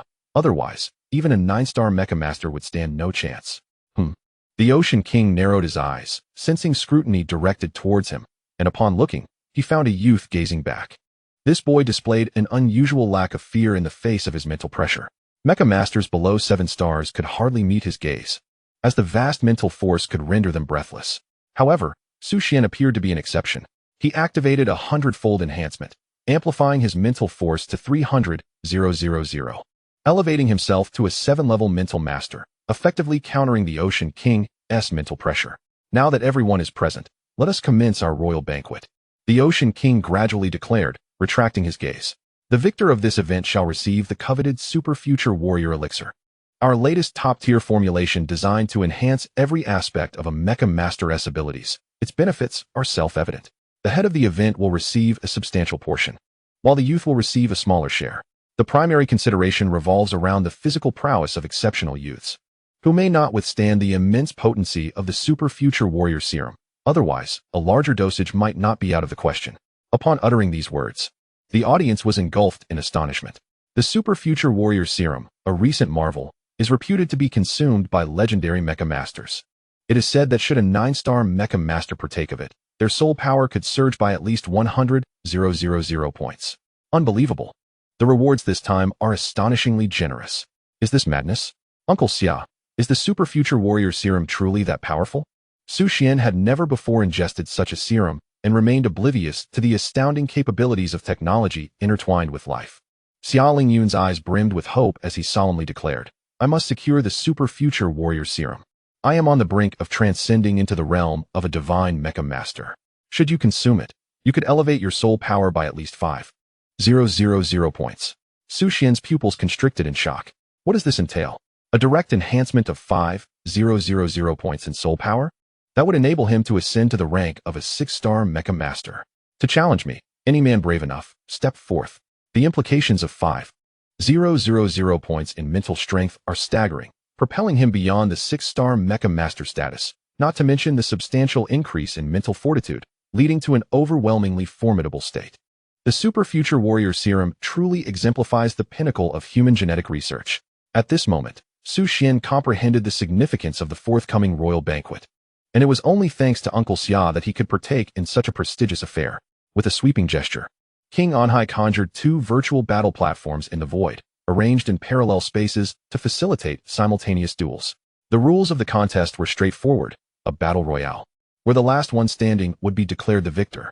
Rest assured, there is no risk of being left behind. After each match, your damaged mecha will automatically restore, and your mental acuity will return to its peak.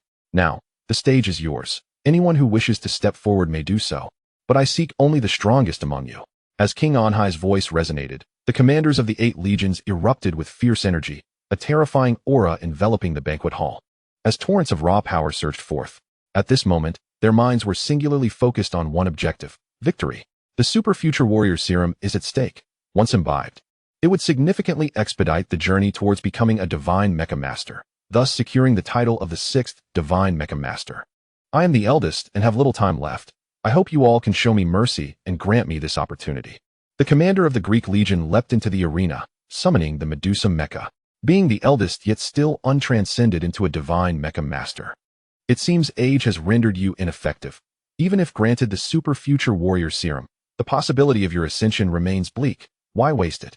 The commander of the Saint Warrior Legion bellowed, commanding his fighter mecha into the arena as both sides prepared for confrontation.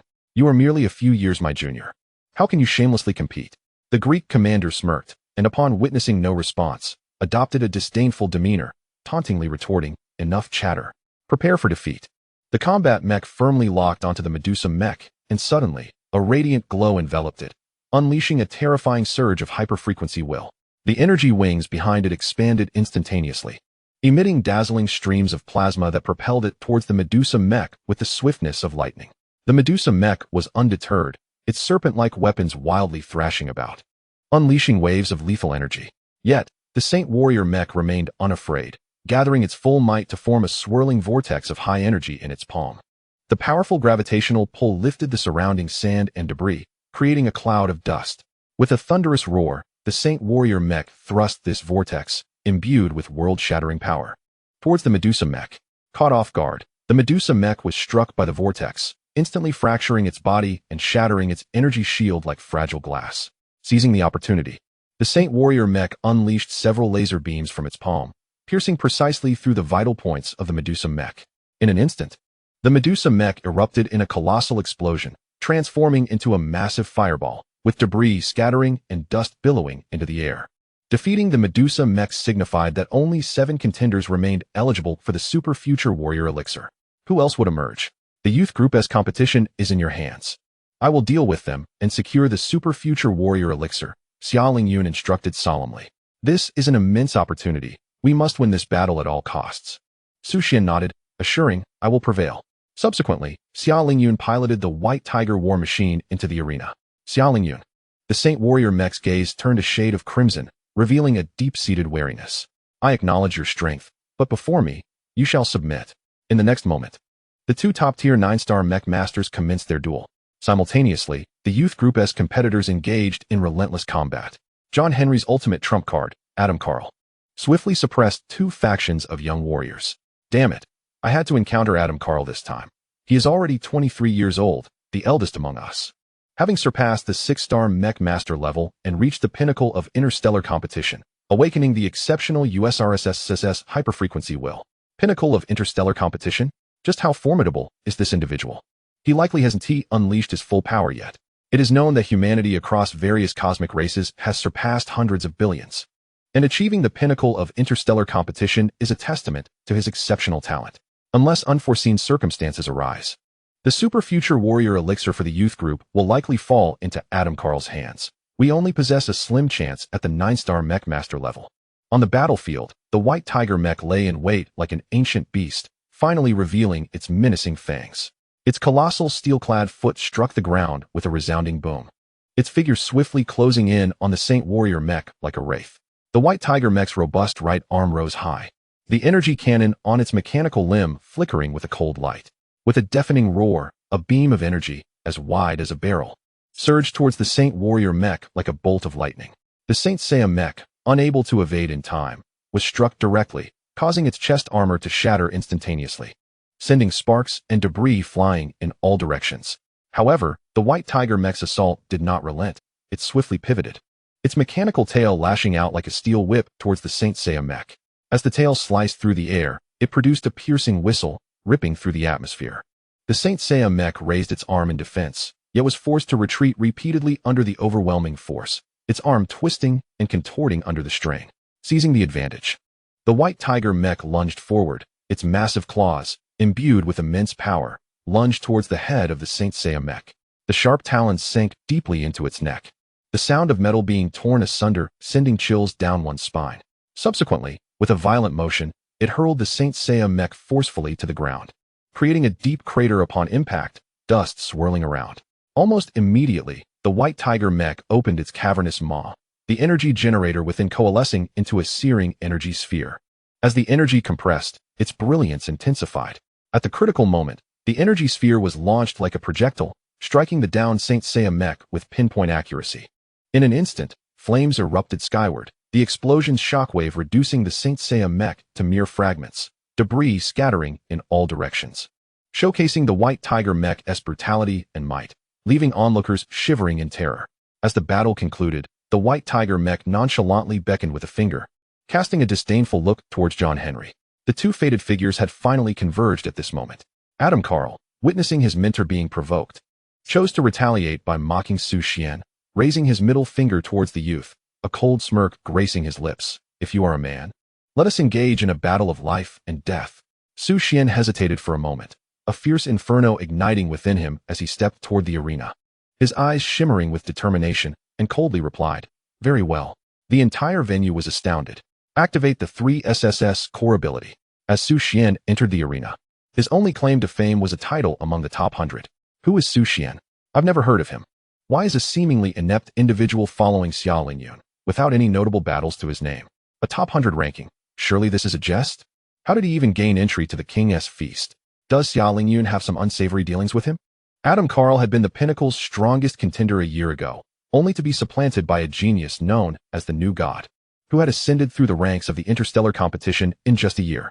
On High King, it seems your bottle of Super Future Soldier Serum is intended for Adam Carl. No one here stands a chance against him, a Legion commander remarked with a chuckle.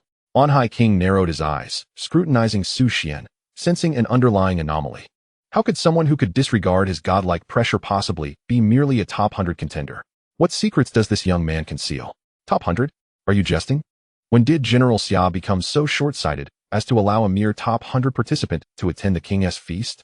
Adam Carl displayed a disdainful expression, having expected his teacher's rival to possess remarkable strength, yet feeling utterly uninterested. Is that all? Xuan remarked, his face impassive. What does it matter if you are among the top 100?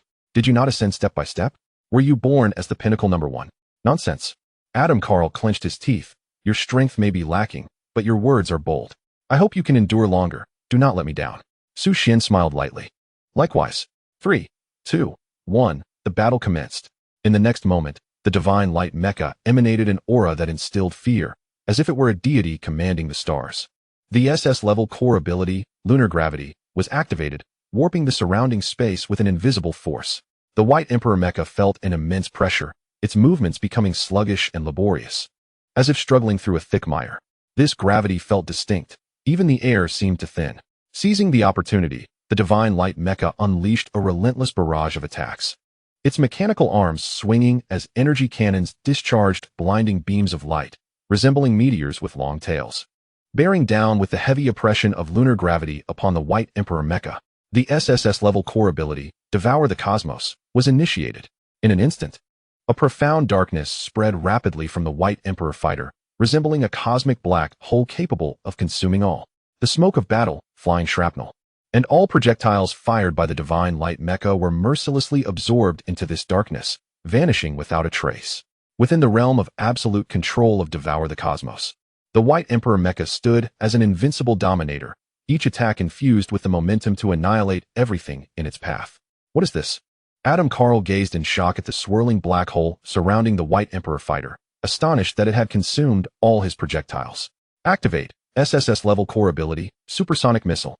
Xuan shouted. In that instant, the fighter's engine erupted with dazzling blue and white light, the body trembling violently as if it were a ferocious beast on the verge of breaking free. With a deafening roar, a projectile imbued with destructive power surged forth at an unimaginable speed, compressing the air in its wake, creating visible rings of white shock waves, slicing through the battlefield space and racing toward the divine light Mecha. Code. What on earth? SSS-level core ability, Supersonic Ballistic. How could he be equipped with such a terrifying capability?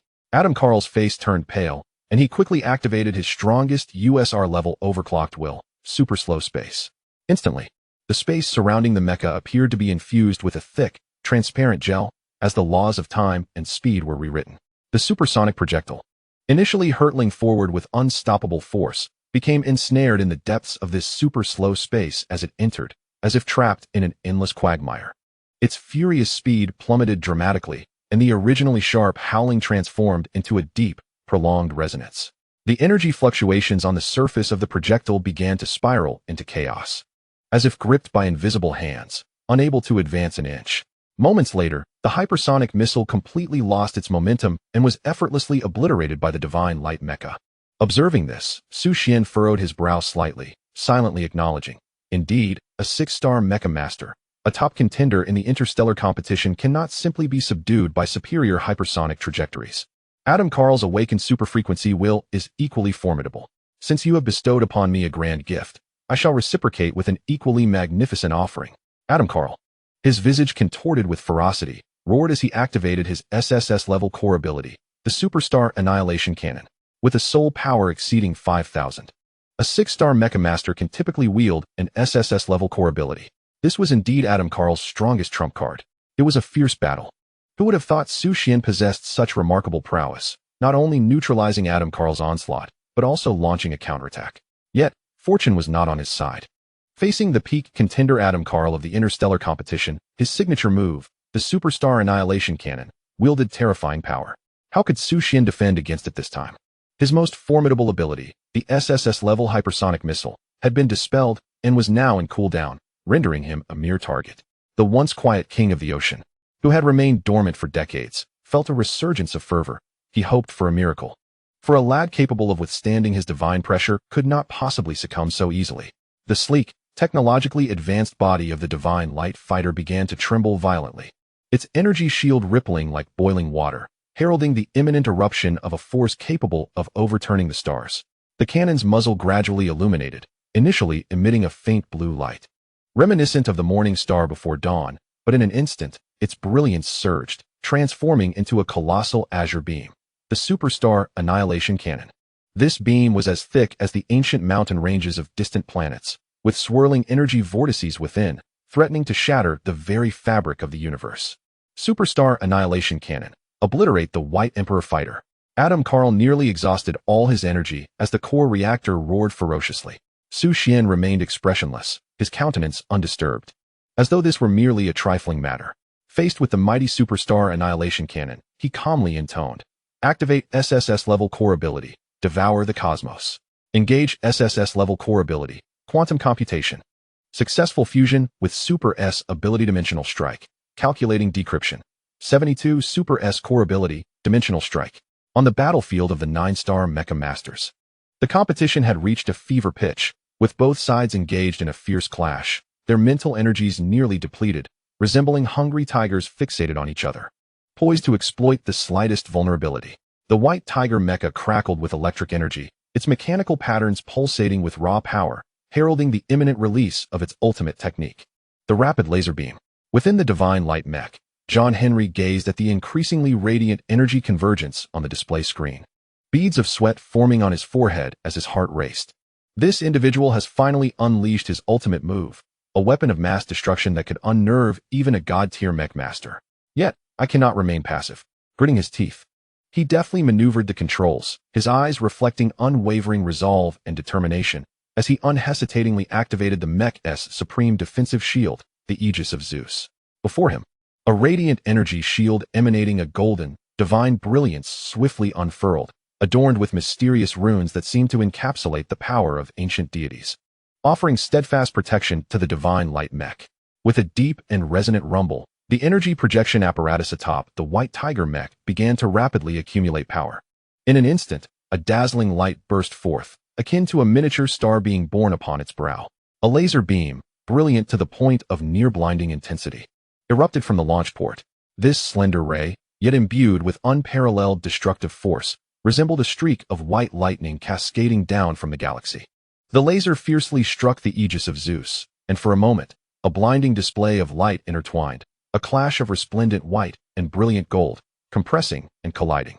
Wherever the light reached, the ground was gouged into deep furrows, and the surrounding air crackled with ionization, as if the entire battlefield had succumbed to a tempestuous feast of light and electricity. John Henry fixed his gaze upon the shield, now developing fissures, his hands turning pale from exertion, the tension within him surging. Damn it, I will not be defeated. However, the might of the White Tiger mech's ultimate laser was overwhelmingly formidable, relentlessly battering the Aegis of Zeus. Gradually, the golden shield began to fracture, its brilliance flickering like a candle in the wind. With a sharp, crystalline shatter, the Aegis of Zeus finally succumbed to the strain, collapsing in a cacophony. In that moment of vulnerability, the divine light mech was directly pierced by the ferocious laser, its body contorting and deforming, internal components and circuits melting and exploding under the intense heat, flames and thick smoke erupting from every crevice. Such power. Truly, the commander of the White Tiger Legion is formidable. John Henry is no match for Xiaoling Yun. In terms of combat experience and mental fortitude, John Henry falls short, and losing to Xiaoling Yun is no disgrace. Among the 8 Legion leaders, aside from the general who did not attend, there are few who can rival Xiaoling Yun. The royal realm will not partake, yet he happens to face this challenge. How unfortunate. King Anhai praised, stating that with Xiaoling Yun's innate talent, it is entirely plausible for him to ascend to the realm of god-tier Mech Master before turning 200. Now, after consuming the Super Soldier Serum, he may achieve a breakthrough even more swiftly. The onlookers gazed upon him with envy. As their contest reached its conclusion, the youth division's competition was also nearing its finale. Adam Carl unleashed the most powerful SSS-grade superstellar annihilation cannon, directing it towards the White Emperor Mech. As the luminous beam of the superstar annihilation cannon gathered its radiant energy, it seemed poised to obliterate everything beneath its terrifying power. Yet, in that fleeting moment of launch, an enigmatic energy barrier from the enemy's defense system activated, stubbornly resisting and dispersing the energy beam. It was as if an invisible force devoured the light, dimming it gradually until it was utterly extinguished. Consequently, the divine light Mecha, subjected to this formidable counterforce, experienced a catastrophic power failure, plunging into a profound and eerie silence. This spectacle left everyone present utterly astonished, their expressions revealing a profound shock. What transpired? Where had Adam Carl's SSS-class superstar annihilation cannon gone? Why had it fallen silent? What had just occurred? Something was amiss. Xuan was undoubtedly more than a mere top contender. The sheer prowess of that hypersonic missile alone could propel him into the top 10. Not to mention the terrifying energy absorption. This time, he had directly rendered Adam Carl's superstar annihilation cannon obsolete. What kind of formidable superfrequency did he conceal? How had he achieved this? The leaders of the 8 legions had never witnessed such a scene. An SSS-class core ability falling silent could not possibly be attributed to Adam Carl himself, could it? Thus, the issue must lie with Xuan. He had undoubtedly employed some extraordinary capability to erase the superstar annihilation cannon. What kind of perverse ability could this be? An Ultra-S-class ability. Xiaolingyun squinted, recalling Xuan's USR-class superfrequency will, and suddenly felt a profound shock within. He understood that dual USR-class superfrequency wills were astonishing, yet this was beyond any comprehension. Intriguing. A glimmer of insight flickered in the eyes of Anhai Wang as he uncovered the truth. His curiosity about Xuan's superfrequency will intensifying. Having consecutively utilized 3 SSS core abilities, how had he accomplished such feats? In the cockpit, Adam Carl roared in impotent fury, frantically searching for the cause of the annihilation. Yet he was met with a string of erroneous codes. Xuan let out a cold laugh and declared, "It is time for you to depart." Activating the SSS-class core ability, Unmanned Aircraft Carrier, the vessel appeared in the sky, emanating a chilling aura. As its doors opened wide, a swarm of drones surged forth like a dark cloud, racing toward the divine light Mecha. With unwavering determination, the drones accelerated, their bodies flashing with ominous light, each carrying lethal explosive devices. As they closed in, the swarm enveloped the divine light Mecha, with drone after drone charging toward their target, culminating in a series of resplendent, yet tragically catastrophic explosions. The flames intertwined with smoke, and the deafening roars echoed incessantly. Under the relentless barrage of suicide bombings, the divine light Mecha gradually succumbed to its inability to resist. Even the unique lunar environment could not contain the swarming hordes of drones. Boom, boom, boom. Amidst the rising clouds of dust, the culmination of this explosion was akin to the beauty of art. The entire arena fell into stunned silence. As if time had frozen at that very moment, an endless solitude coupled with invincibility. Xuan gazed at the remaining geniuses and calmly inquired, "Is there anyone else?" Super Future Warrior Potion. The hope of breaking through to 6 stars. Is there anyone else? With but a single utterance, a profound silence enveloped the surroundings, leaving no one daring to respond. The leaders of the 7 major legions, each bringing forth their top-tier prodigies, renowned 6-star mecha masters from the interstellar competition, awakened with 3S-level or higher hyperfrequency will, were confronted by an unexpected dark horse, suffocating them with pressure. Adam Carl, arguably the most competitive genius, once held the title of the strongest at the pinnacle, but now, having awakened a perfect hyperfrequency will, was mercilessly crushed. No attack proved effective. He was even annihilated. As the SSS-class superstellar annihilation cannon malfunctioned, ultimately falling beneath the unmanned aerial mothership. One must ask, among those present, how many could withstand the might of the unmanned aerial mothership and hypersonic projectiles? Even his mysterious ability to devour the cosmos had its defenses shattered. This individual exuded the aura of a formidable hero. The overwhelming pressure was palpable as Xiaolingyun triumphed over John Henry. And the youth he brought forth defeated Adam Carl, a double victory that left all in awe of their prowess. Following this battle, John Henry completely lost his qualification to rival Xiaolingyun. Once the Super Future Warrior Potion was consumed, the gap between them would widen even further. Enough. How can we continue fighting? With such monstrous abilities, who could possibly prevail? Numerous legion leaders lamented their overwhelming strength, feeling utterly powerless. It was indeed unfortunate to encounter the White Tiger Legion's Xia at this royal banquet. Very well. King Anhai waved his hand, bringing this contest to a close. Undoubtedly, the victors of the two groups were determined. While Xia fell slightly short, Su Xian dominated with absolute superiority, suppressing the seven prodigies. This duo was truly astonishingly powerful. Xia and Su Xian emerged victorious, and 2 vials of the Super Future Warrior Potion were presented to them. The next moment, 2 vials of varying capacities appeared before them, their transparent white containers cradling golden liquid, emanating a warm, intense heat that exuded a terrifying aura. King Anhai elaborated. The primary component within is derived from the blood of a magic dragon, combined with the potent flesh of formidable beings from the cosmos, ultimately synthesized to create the most suitable potion for human evolution. Upon hearing this, the crowd was left in utter astonishment. The inclusion of magic dragon blood? No wonder it was so exorbitantly priced. Such a treasure. Xia held the vial in his hand, unable to part with it, his eyes shimmering with intense brilliance, yearning to consume it immediately to experience its profound effects. However, in the presence of the crowd, he felt reluctant. After all, King Anhai was still awaiting his attention. Thus, he decided to secure the Super Future Warrior Potion in his possession, intending to savor it slowly at home, determined to swiftly transcend into a god-tier mech master. What an immense power! Su Xian could directly perceive the potency contained within the potion, pulsating like a beating heart, radiating a fervent heat. Merely 50 milliliters of this elixir could unleash terrifying strength. Quickly, put it away, Xia urged. This is a treasure of incalculable worth.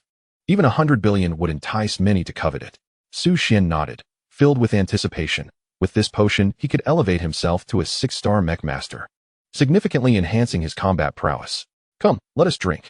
Let us congratulate Xia on Su Xian's victory. King Anhai proclaimed grandly, raising his goblet with exuberance. Drink. What does it matter? Life is but a fleeting moment. Let us indulge. General Xia, might you spare me half a vial? I would do anything for you. One general jested. General Xia, I only need a third. I would even offer my wife in exchange, chimed another in playful banter. Only John Henry seethed with jealousy, his teeth gritting in frustration. Curse Xia, this was rightfully mine. Why must you exist? This was supposed to be my era. He loathed that he had to share the same epoch with Xia, wishing fervently that he were not born in the same time. Hours later, as the banquet neared its conclusion, generals from various legions began to depart from the Demon King's ruins, returning to the Blue Star military base.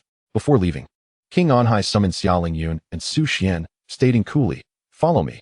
There are matters I wish to discuss." The two exchanged glances. An invitation from a god-tier mech master was not something to be declined. Very well, Xia replied with a respectful nod. Subsequently, they followed King Anhai to a secluded area.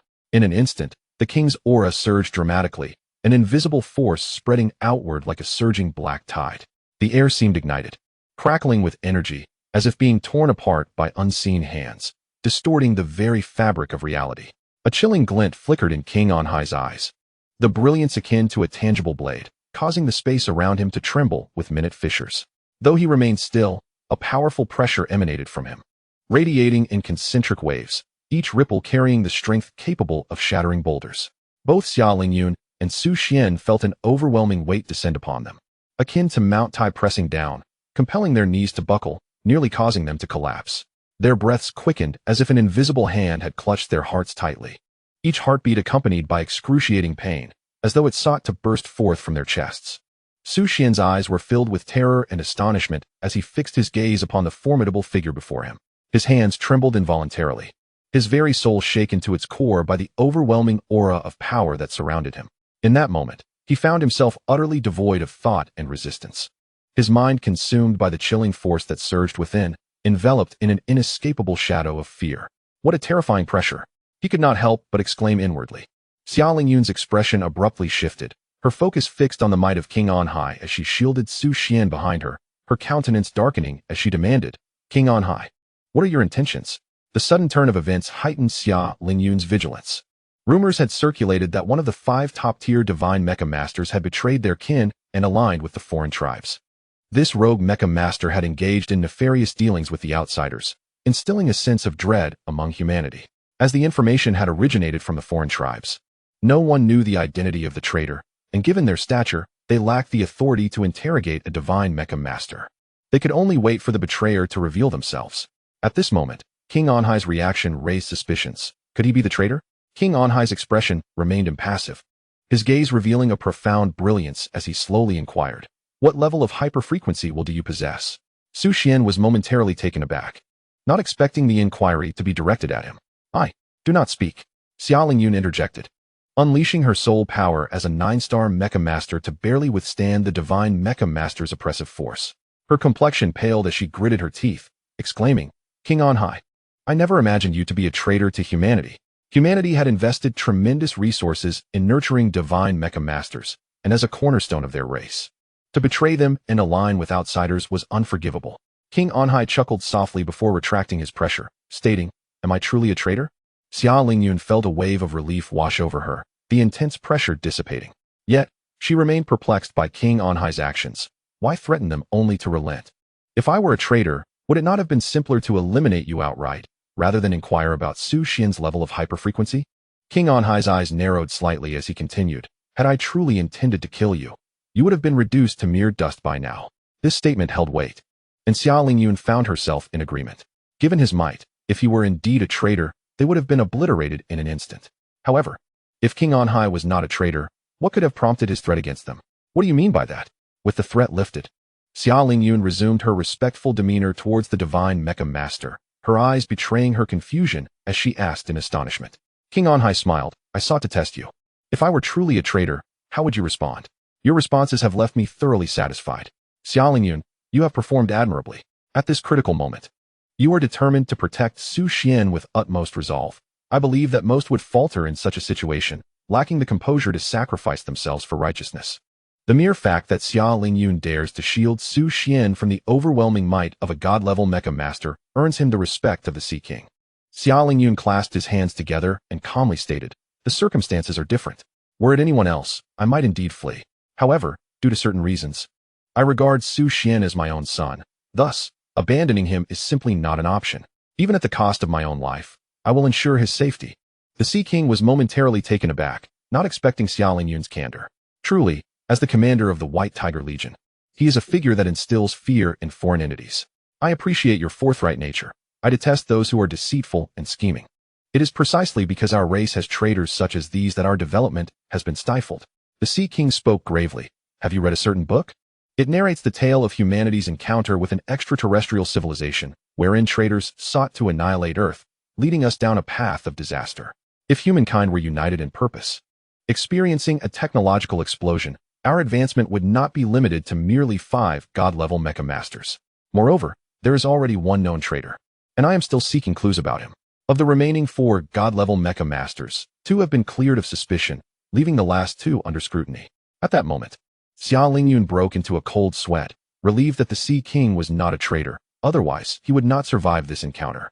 Missing even a final farewell to his daughter, the situation for humanity grows ever more dire. We must accelerate technological advancement and increase the number of Mecha Masters to enhance our overall combat capabilities in preparation for the impending cosmic tide. Xia Lingyun understood well the necessity for human progress. Thus he aspired to swiftly break through using the Super Future Warrior Serum. "Since you have passed the trial, I shall not be remiss in rewarding you," the Sea King declared, retrieving a vial of 150 milliliters of Super Future Warrior Serum from the virtual space. He handed it to Xia Lingyun, saying, "This was originally meant for me. However, having already ascended to the level of a god-level Mecha Master, it holds little value for me. The key lies in enhancing your combat strength. Hence, I present it to you." Xia Lingyun's heart trembled. This was indeed a 150 milliliter vial of the Super Future Warrior Serum. He hesitated, reluctant to accept such an invaluable gift.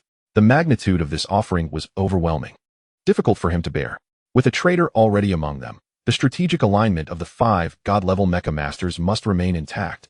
Thus, a swift breakthrough in your realm is imperative, the Sea King stated solemnly, for it pertains to the fate of humanity. Xia Lingyun dared not be ambiguous. He solemnly accepted the treasure from the Sea King, bowing respectfully and declaring, "I shall not disappoint you. Remember the words you spoke today." King Onhai nodded in satisfaction, finally turning to Su Xian with an approving expression and remarked, "Young man, you are quite impressive. Your talent and character are both exceptional. I firmly believe that you will undoubtedly transcend to the rank of a god-level Mecha Master in the future, perhaps becoming humanity's ultimate trump card. As long as I draw breath, You have my assurance that no foreign threats shall reach you. However, you have already acquired the Super Future Warrior Elixir, and continued consumption may lead to adverse effects on your body. At present, I cannot offer you anything further. Xuan respectfully clasped his hands together and expressed his gratitude, saying, I am deeply appreciative of your care, King on high. If only the human race were filled with individuals of your profound understanding. Even foreign entities would quail at our presence. At that moment, Xia Lingyun's eyes brightened as she exclaimed, one of our objectives this time is to recruit a 9-star Mecha Master into the White Owl battle team. She then elaborated on the reasoning behind attending the royal feast. Upon hearing this, King Onhai couldn't help but smile wryly, realizing the cause of their endeavor. If Xia Lingyun were to be excluded, the other Legion commanders would eagerly vie to join the White Owl battle team, given the chance to relinquish the Super Future Warrior Elixir. After pondering for a moment, King Onhai slowly replied, I could indeed join the White Owl battle team, for my primary mission is to safeguard Blue Star. In the absence of large-scale foreign assaults, I generally find myself unoccupied. A God-level Mecha Master is tasked with defending Blue Star, while a 9-star Mecha Master must lead the Mecha practitioners into battle, requiring further honing to attain the God-level status. Comparatively, I have more time to spare. Senior, are you truly willing to join the White Owl battle team? Su Xian asked incredulously. King Onhai nodded, stating, a gentleman's word is his bond. Su Xian was overwhelmed with joy, never anticipating such a bountiful outcome. Not only did he obtain the Super Future Warrior Elixir, but now a God-level Mecha Master would also join the White Owl battle team. What an extraordinary concept. Presently, the White Owl battle team boasted both a God-level mechanic and a God-level Mecha Master. It could be said that they possessed the most formidable background among all teams, rendering them truly invincible. At the Supernova battle team base, the atmosphere was tense as they prepared for the day designated for issuing an S-level challenge to the White Owl battle team, led personally by Captain Zhang Ruoqing. It was time for retribution. Is the challenge underway? Let's assemble. The base of the Supernova battle team echoed with the sound of alarm bells, prompting all members to gather urgently in the conference room, their expressions grave. Zhang Heng, Audrey, Orban, Xia Yuanqing, and Chun Wenlong stood poised, as Captain Zhang Ruoqing strode into view with determined steps. The others were taken aback, with Zhang Heng unable to contain his astonishment, exclaiming, Captain, you have broken through to the 6-star Mecha Master level. Prior to this, Zhang Ruoqing had been at the 5-star level, and in just a brief span of days, he had ascended to 6 stars, significantly enhancing his combat prowess. Zhang Ruoqing nodded and remarked, it is merely the accumulation of time and effort. This time, I have refurbished my core abilities. No one on the pinnacle leaderboard can rival me. With my presence, defeat is an impossibility. The new god spoke with unwavering confidence. As it stands, Zhang Ruoqing is the only one to have transcended the 6-star Mecha Master rank, while the majority of others remain stuck at the 4 or 5-star levels. With the captain having broken through to 6 stars, what can they possibly use to contend? Regardless of the formidable nature of the Tongtian generation, they shall all kneel before us. Zhang Heng clenched his fists, resolute in his desire to redeem past grievances. His target is Li Boyan. While the matters concerning the Tongtian generation will be left to the captain to resolve, the rest are mere trifles, incapable of posing a threat. We have awaited this day for far too long. Our previous defeat left a profound impact on us. This time, Aoban enthusiastically declared, I shall reclaim all that was lost. Aoban has ascended to the 6th rank. Yuanqing, have you uncovered the identity of that Tongtian generation individual? Audrey inquired curiously. No, my father refuses to divulge anything.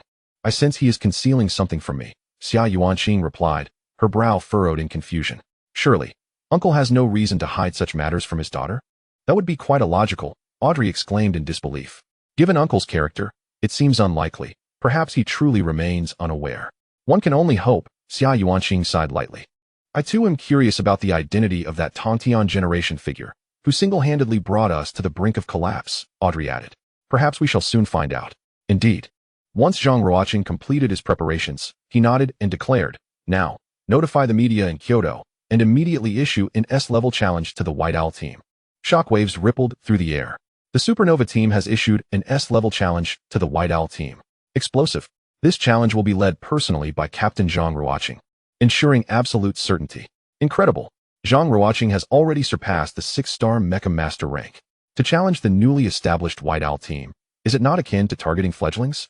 Why bully the newcomers? Absurd. The truth behind the Supernova team's challenge to the White Owl team is, astonishingly, rooted in a man. Wild tales.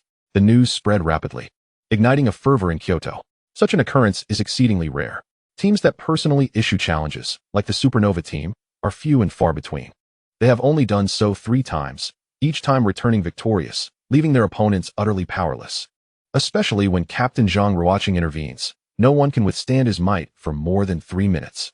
More importantly, this marks the very first time in the history of the Supernova team that an S-level challenge has been issued, a matter of life and death. Prompting speculation, could there be a conflict between them? The Supernova team, having consistently held the top position on the team ladder, personally targets the newly formed White Owl team. A fact that is bound to send shockwaves throughout the city.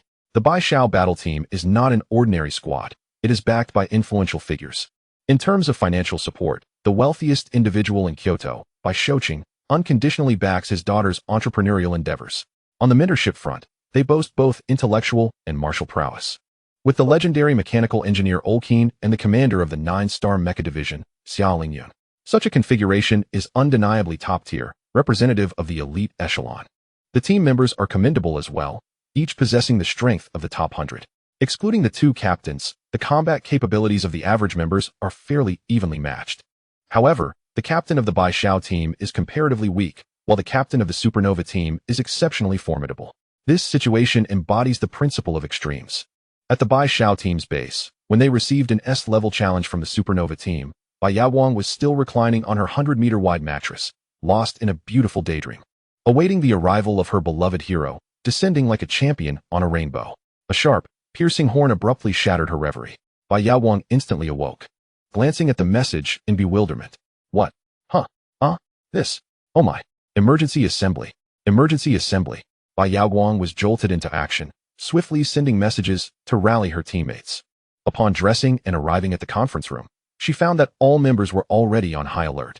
In fact, there were only a few present, Karina and Li Boyong. One was consumed by vengeance, tirelessly honing her combat skills in the training room, while the other strived to become a source of pride for his father through rigorous training. Bai Yaoguang felt a twinge of guilt, clearing her throat before speaking. I assume you are all aware of the S-level challenge issued to us by the Supernova team. Li Boyong nodded gravely. This time, Captain Zhang Ruoqing is personally leading the team, which means he will be participating in the battle. Our situation is quite perilous. Indeed, Bai Yaoguang replied, her frustration palpable. It's unfortunate that Master Su Xian has yet to return. It has been over 10 days since he left, and no one knows what he is up to. I wish to join the battle as well, but my mecha has yet to be completed, Karina lamented. At that moment, the door to the conference room swung open, and Olkeen entered, stating, Karina, your spirit mecha has been completed. You may bind your identity and summon it via the virtual engine shortly. During this time, the legendary engineer Olkeen had been personally enhancing the mechas for everyone, particularly focusing on Karina, who required a new construction, which took a bit longer. However, it was perfectly timed to coincide with this challenge. There is one more thing. Do not lose hope. I know where Su Xian has gone. Now that the King's feast has concluded, he should be returning shortly. Olkeen added. His words undoubtedly served as a morale booster for everyone. As long as Su Xian was on his way back, matters would simplify. With Su Xian's extraordinary talent, there was no need to fear Zhang Ruoqing. Li Boyong is one of the few individuals privy to Su Xian's true talents, which is why he is willing to follow him. All right. Bai Yaoguang mustered her courage and encouraged everyone. Our task ahead is to eliminate as many of the opposing members as possible while buying time. We must await the return of the great Su Xian. Meanwhile, the grand screen of the luxurious shopping mall in Kyoto announced that the #1 team on the ladder, the Supernova team, had issued an S-class challenge to the Bai Xiao team, broadcasting the event in real time. The entire city of Kyoto was abuzz, with onlookers displaying expressions of anticipation akin to spectators of a fierce battle. Can you believe it? This time, Zhang Ruoqing is personally leading the charge. What does the Bai Xiao team stand to gain? Their defeat seems inevitable. The only question is how devastating it will be. Bai Yaoguang, the captain of the Bai Xiao team, was merely at the pinnacle of the top 1,000. How could she possibly compete with Zhang Ruoqing? Wasn't he that a touch presumptuous? This match seemed devoid of suspense. According to insider information, the confrontation arose after Bai Yaoguang's background provoked the Supernova team, leading to the acquisition of an S-class challenge. Is that true? Prior to this, the Supernova team had already suffered a defeat in an S-class challenge, which implies that their members could not secure a victory. Why would I deceive you? The latter rankings can confirm that the Supernova team experienced a failure in an S-class challenge. That loss occurred because Zhang Ruoqing was on a mission, leaving an opening. That makes sense. In the International Financial Building, Bai Shouqing reassured, "Do not worry, my friend. Trust in my daughter's team. With the assistance of Master Olkan and General Xiao Lingyun, they will hold their own." After hanging up, his expression darkened, and he muttered curses under his breath. "A bunch of gloating fools. Don't think I'm unaware of your thoughts." The clash between the Supernova team and the Bai Xiao team had become the centerpiece of a betting frenzy among Kyoto's affluent. Most wagered on the Supernova team, anticipating a crushing victory led by Zhang Ruoqing, leaving no room for resistance. Only a few, with a sense of desperation and the hope for substantial returns, dared to bet on the Bai Xiao team. Now, they were calling in to witness the spectacle. Bai Shouqing was well aware of this. Yet, their words rang true. Overcoming a team led by Zhang Ruoqing was an arduous task. Holding the top position was no mere facade. It required genuine prowess.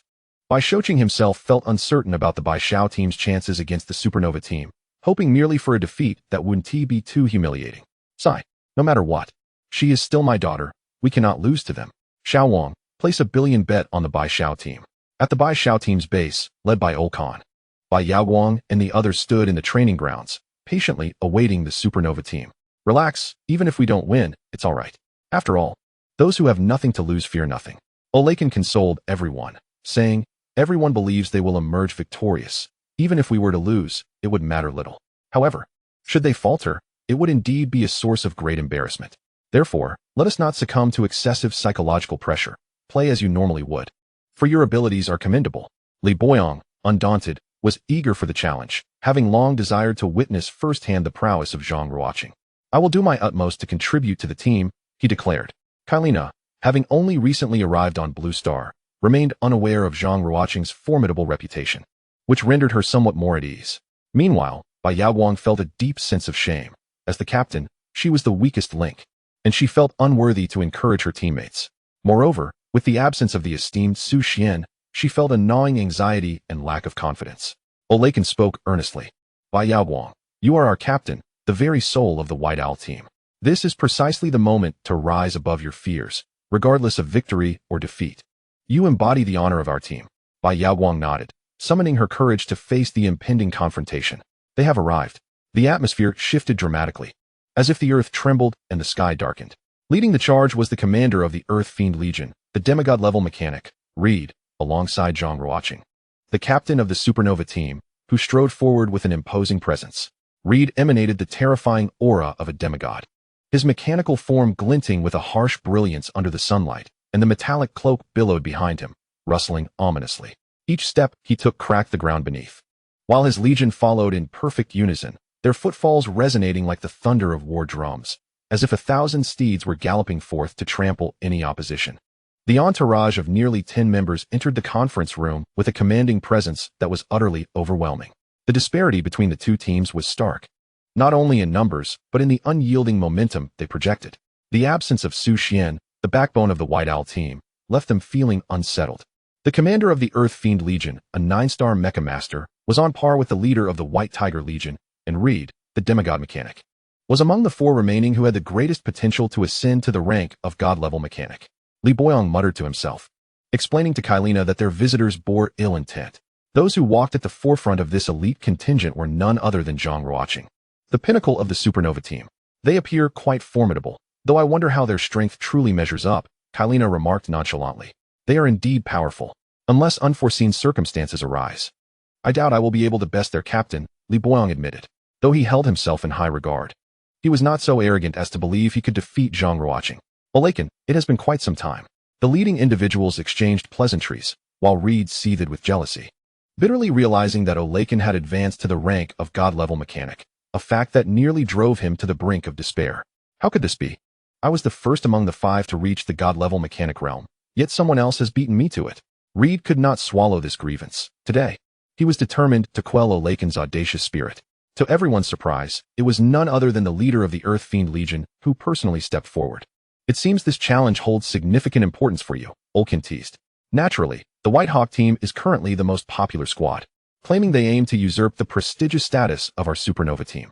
How could we not take it seriously?" The leader of the Earth Fiend Legion chuckled. "Those are merely fabrications propagated by the media. What caliber of team is the Supernova? Our White Hawk team has only recently been established, so naturally, we lack the confidence to compete." Olkan's expression remained impassive, though inwardly he felt a twinge of uncertainty. Red spoke bluntly. We recognize the prowess of your White Hawk team, which is precisely why we have come to challenge you today. We hope you will indulge us in a spirited match. Play. You. Bai Yaowang clenched her silver teeth in frustration. We are not your playthings. But the thought that Su Xian had yet to return made her swallow her indignation. At that moment, among the members of the Supernova team, Xia Yuanqing scrutinized the members of the White Hawk team, and, with a grave expression, inquired, Do you have another member? Bai Yaowang nodded. He has gone on a mission. Xia Yuanqing asked anxiously, What is his name? Bai Yaowang hesitated for a moment before slowly replying, Su Xian. Upon hearing the name, Xia Yuanqing was struck dumb, falling into a deep silence as if the world around her had fallen still. That name replayed in her mind, bringing forth memories of their first meeting, where he appeared bewildered and seemingly oblivious to the world, with her being the one to impart knowledge to him. Later, when they parted ways, she experienced her first defeat and confided in him, only to realize in the end that she had been the fool. The one who had bested her was none other than Su Xian. From that point on, he had concealed the truth from her. Everything suddenly made sense. No wonder her father had been so evasive. Unwilling to disclose the reality of the situation, he had known all along, leaving her in the dark. Father. And Su Xian. Xia Yuanqing pouted, her eyes slightly reddening, overwhelmed by the painful sensation of betrayal from those close to her. It was infuriating to realize that she could have been informed, yet was deliberately excluded. How could this be? He even formed a team with some ambiguous woman and chose to stand up for her, all while deceiving his closest friends. That despicable scoundrel. The more she pondered, the more her anger festered, her teeth grinding in frustration. If only Su Xian were in front of her, she would undoubtedly unleash her pent-up fury upon him. How do you know him? Bai Yaowang scrutinized Xia Yuanqing with caution. She was a striking beauty, exuding an impressive aura. And even Bai Yaowang found herself momentarily captivated. How could such a stunning girl possibly know the great Su Xian? Given her expression, was there a chance he had mistreated her? Yes, Xia Yuanqing pouted. But from now on, I will no longer acknowledge him. Humph. Goodness, such a stubborn Sundara. Bai Yaowang shook her head, reminiscent of her former self. Yet before Su Xian's charm, she found herself unable to maintain such a facade. Yuanqing, do you know that Tong Tian Dai? Audrey asked in astonishment. Xia Yuanqing nodded. I no longer know him. I thought so. They can't possibly be the same person. Audrey seemed to recall someone who had captured Xia Yuanqing's heart. No, don't say such nonsense. Xia Yuanqing huffed lightly. Zhang Heng stepped forward, stating, I know that among you, Tong Tian Dai is the most formidable, capable of overwhelming me at that time, and now his strength has reached an even higher echelon, at least ranking among the top 2. However, last time, you challenged us while our captain was absent, and now your main combat force is not present, which conveniently offsets our previous defeat. Without Tong Tian Dai, it would be futile. These minor Karami are hardly worth Zhang Ruoqing's intervention. Let's just enjoy the spectacle, Orban chuckled. Zhang Heng patted his chest, declaring, I alone am sufficient. This time, I must redeem myself. Who wishes to take the stage first? Feel free. The three exchanged glances, and Li Boyong stepped forward, saying, He is my former subordinate. I have experience defeating him, so let me take this one. Bai Yaowang nodded, good luck. Thus, the first battle commenced. Bai Shao Battle Team versus Supernova Battle Team. Participants, Li Boyong versus Zhang Heng. Mecha, Silver War Wolf versus Shunshao Mecha. Xia Yuanqing, surprisingly, knew Tong Tian Dai from Bai Shao Battle Team. Their conversation confirmed that Supernova Battle Team had indeed lost to Bai Shao Battle Team. Tong Tian Dai, whose name was Su Xian, was the young man previously seen beside Bai Yaowang, unexpectedly possessing not only striking looks, but also terrifying strength. In the clash between Li Boyong and Zhang Heng, both piloted close combat mechas, rendering them evenly matched. It remained uncertain who would emerge victorious this time. Zhang Heng had a chance to redeem himself, and he would undoubtedly give it his all. My instincts suggested that Zhang Heng had the upper hand. The mecha engineers of Kyoto were abuzz with discussion, the excitement unprecedented. As the historical rivalry between the two teams trended on social media, making it a sensational spectacle. Zhang Heng will be fine, right? Trust him. He has waited long for this opportunity. All right. 3, 2, 1, battle commence. In an instant, the world dimmed as the winds stirred ominously. The Shunshao Mecha appeared as if an ancient war god had descended, surrounded by flickering lightning, each arc seemingly poised to tear the heavens asunder. With a thunderous roar, it advanced with heavy yet powerful strides, each step causing the earth to tremble, as if announcing its arrival to the world. Dust and debris flew in its wake, powerful energy radiating outward like ripples, nearly solidifying the surrounding air. Li Boyong, what of your previous victory? This time, I demand you recognize the true disparity. The silver war wolf moved with grace, its metallic sheen glistening under the light, resembling a resplendent deity of war. It raised its fusion laser sword high, the blade pulsating with destructive energy, dazzling enough to cleave through the stars. The sharp tip of the sword pointed directly at the divine sky Mecha, powerful waves of energy radiating outward from the blade center. The air crackled with ionization, as if this singular gesture had declared an absolute challenge and fearless declaration of war against the divine sky Mecha. The overwhelming aura transformed the very heavens and the earth, creating a tense atmosphere that was palpable, a confrontation on the brink of eruption. Enough talk, let us engage. The divine sky Mecha, akin to an enraged thunder god descending, had its core operating at a frenzied pace, unleashing an unfathomable power of thunder. Thick bolts of lightning roared forth like furious dragons, cascading down upon the silver Mecha with apocalyptic force. The air was saturated with a pungent scent of ozone, each crack of thunder threatening to shatter the very fabric of space. The silver war wolf did not dare to exhibit any sign of weakness, swiftly raising its energy shield. The surface of the shield shimmered, displaying a kaleidoscope of colors, resembling an indomitable fortress, staunchly resisting the onslaught of thunder. Each lightning strike that collided with the shield sent forth rippling waves of energy, accompanied by a deafening roar. Simultaneously, the silver war wolf did not merely adopt a defensive stance. Amidst the barrage, it wielded its nuclear fusion laser sword. As the blade sliced through the air, it cleaved the void itself. The searing laser beam, propelled by an unwavering momentum, cut through the thunder, retaliating against the divine sky Mecha. The energy fluctuations of the sword intertwined with the surrounding thunderous forces, colliding and tearing apart, erupting into a dazzling display of light and chaotic energy, as if to consume both in this fierce clash. Activating multiple core abilities. Thunder Shield, Tempest Catastrophe, Blizzard Thunder. Zhang Heng roared in frustration, launching a frenzied assault. Die? What madness! To unleash so many abilities simultaneously. Are you not afraid of the core reactor exploding? Li Boyong exclaimed in shock, hastily placing the silver war wolf into a defensive posture. Kill. Spirit Clan Kalina. The divine sky war machine abruptly activated its multiple core abilities, enveloped instantly in a brilliant azure lightning aura. This was the Thunder Shield, with powerful currents crackling, as if placing it under the absolute dominion of thunder. Its defensive capabilities soaring while each pulsating arc seemed capable of ionizing the air. Then, raising its arms skyward, it summoned the Tempest Catastrophe. In an instant, dark clouds gathered, and countless bolts of lightning, as thick as water barrels, struck down upon the silver Mecha like enraged dragons. The ferocious power of thunder caused the very earth to tremble, leaving scorched ground in its wake. Subsequently, the divine sky Mecha invoked the Blizzard Thunder, a bone-chilling blizzard intertwined with thunderous might howled forth. Snowflakes shimmering with an eerie blue light under the illumination of lightning, surging toward the silver Mecha with overwhelming force. Coldness and fury intertwined, as if everything were to be frozen beneath the majesty of this thunderous presence. Upon witnessing this, the silver war wolf immediately reinforced its defenses with all its strength. The energy shield on its surface suddenly radiated with brilliance. What was once transparent now appeared as solid as substance, shimmering with a metallic sheen. Layers upon layers of energy patterns emerged, continuously swirling and intertwining, constructing an impregnable defense. Simultaneously, the internal structure of the silver mech rapidly adjusted, with the alloy framework fitting seamlessly and the core energy stabilizing output, ready to confront the tempestuous assault of the Xinshao mech with utmost vigor. With a thunderous roar, a tremendous explosion erupted within the arena. Smoke enveloped the area, obscuring the events that unfolded inside. Li Boyong and Zhang Heng, both possessing comparable talents and levels, were now faced with a contest of sheer tenacity. Zhang Heng, having previously fallen to Tantian Dai, was dethroned from his former glory by Li Boyong, losing his esteemed position. Today presented him with a chance to reclaim his honor, and his determination surpassed all. Indeed, in this confrontation, Zhang Heng of the Supernova team emerges victorious, while Li Boyang is rendered incapacitated. The first battle was a resounding success. Zhang Heng decisively defeated Li Boyong, restoring his reputation. This time, he had come prepared. Having learned from past mistakes, how could Li Boyong possibly stand against him? Faced with Zhang Heng's provocation, Li Boyong was at a loss for words.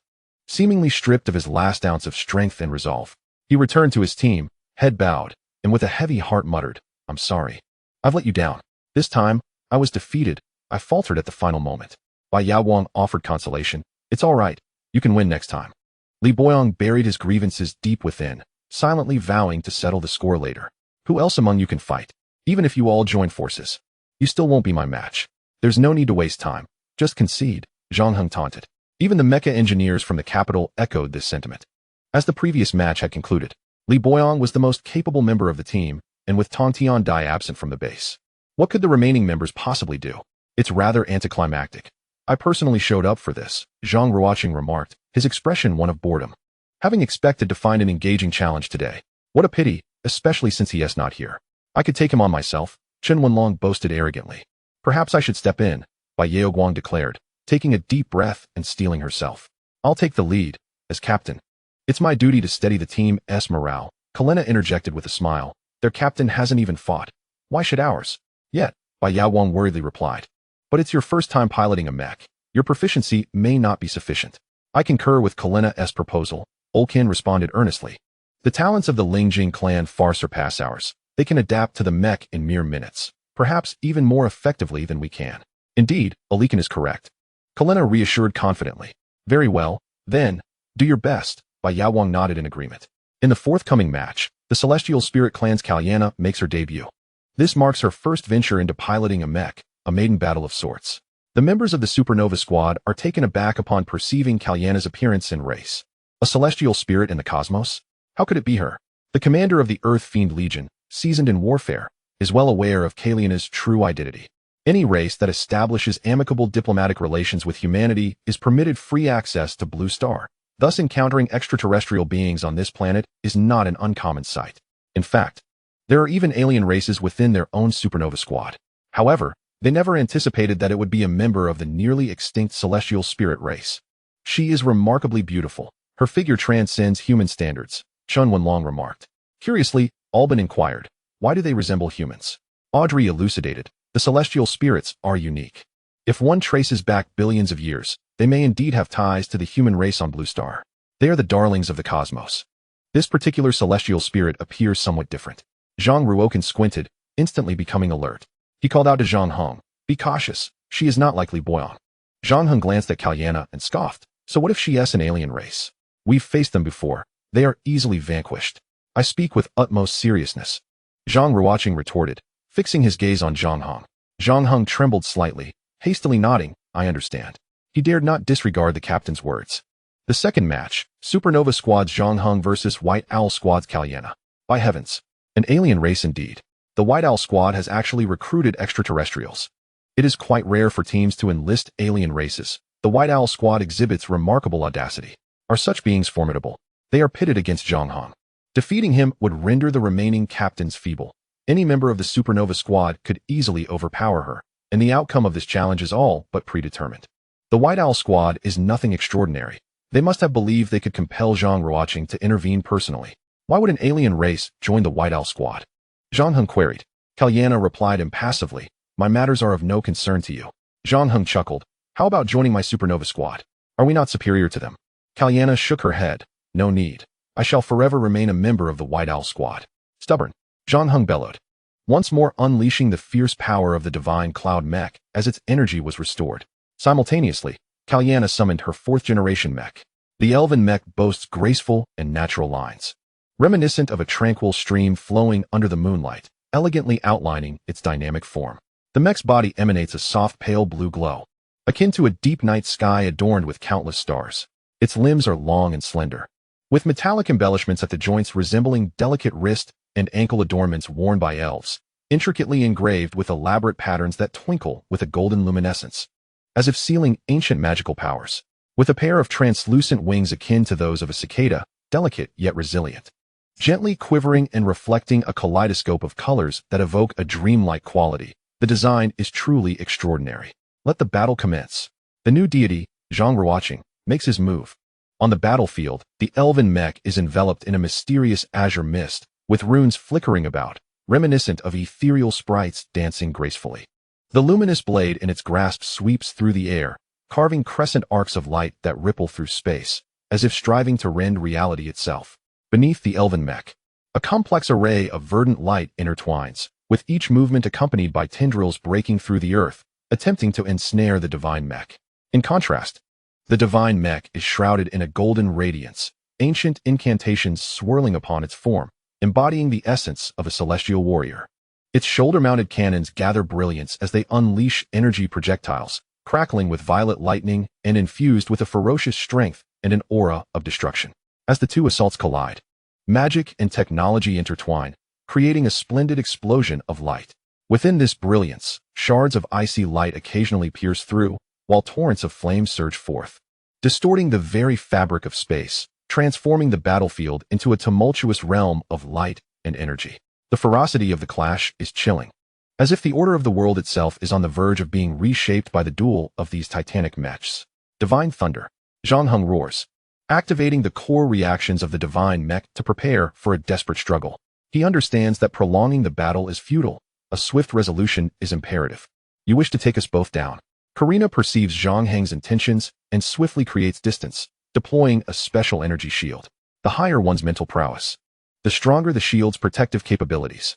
The psychic strength of the spirit race surpasses that of any human. They can even siphon the mental energy of all present for their own use, a testament to their cosmic worth.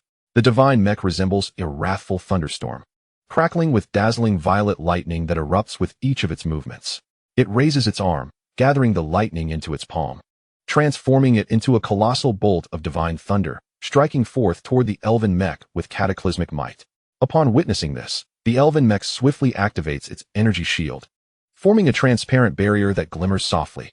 The divine thunder crashes against the shield, unleashing a blinding radiance akin to the explosion of a sun as powerful currents surge, striving to breach the barrier's confines. Yet, the energy shield of the elven mech displays astonishing resilience, akin to an unfathomable vortex, absorbing the onslaught of thunderous power. Subsequently, the consumed energy circulates rapidly within the shield, compressing, as the core of the elven mech emanates an eerie glow, seemingly undergoing a mysterious transformation. Moments later, the energy shield violently expels an even more ferocious torrent of energy, intermingled with distorted lightning, surging back toward the divine mech with unyielding force. The force of the backlash surged through the air, causing it to hiss and crackle as if scorched, while the ground was furrowed with deep ravines. The divine sky mecha, caught off guard, was struck head-on by this overwhelming force, instantly engulfed by a blinding radiance. Its armor emitted a mournful wail under the tremendous impact, parts scattering in all directions as the machine trembled violently, on the verge of disintegration amid this terrifying backlash. Boom! The divine sky mecha was rendered incapable of battle.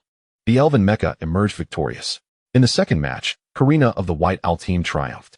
Zhang Heng faced defeat, finding himself utterly powerless against Karina. The strength of that backlash was insurmountable.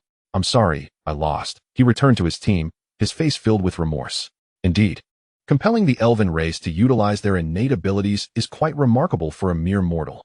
"Only thus can you pique my interest," Zhang Ruoqing remarked with a smile, dismissing Karina's prowess. "The potency of that mental force is simply extraordinary. I could feel its effects even from the sidelines. For those with weaker mental fortitude, focusing on battle would prove exceedingly challenging," Audrey analyzed seriously. It appears that the White Owl team is not entirely devoid of merit, with Li Boyong and Karina among them. "They are indeed forces to be reckoned with in the top 5, Chun Wenlong observed, his tone cautious. "Fortunately, our captain took the initiative, otherwise we would have been at risk of a disastrous defeat," he added. "Enough. Speak less if you have nothing of substance to say. What of Karina? She is inconsequential." Orban replied coldly. "Even without the captain's intervention, we would still secure victory. This match is mine to win." "Very well, if you believe you can handle it," Chun Wenlong retorted defiantly. "Enough," Zhang Ruoqing interjected sternly. "This woman does possess some skill, but it is not sufficient to warrant my involvement. Orban, you shall be the one to triumph over her." "Understood." In the third match, the Supernova team fields Orban. The White Owl team is remarkably formidable. The elven race has joined their ranks, and their combat prowess is truly terrifying. What an impressive talent. Even Zhang Heng was no match for them. With the strength of the White Owl team, they could easily secure a place among the top 5 on the ladder. No wonder Zhang Ruoqing leads personally. Isn't there someone named Tong Tiandai? Why hasn't he fought? Like a turtle withdrawing its head, how could he possibly contend with Zhang Ruoqing? The pinnacle of strength and an unbeaten legend. Indeed, should they falter, the White Owl team would find it difficult to hold their heads high.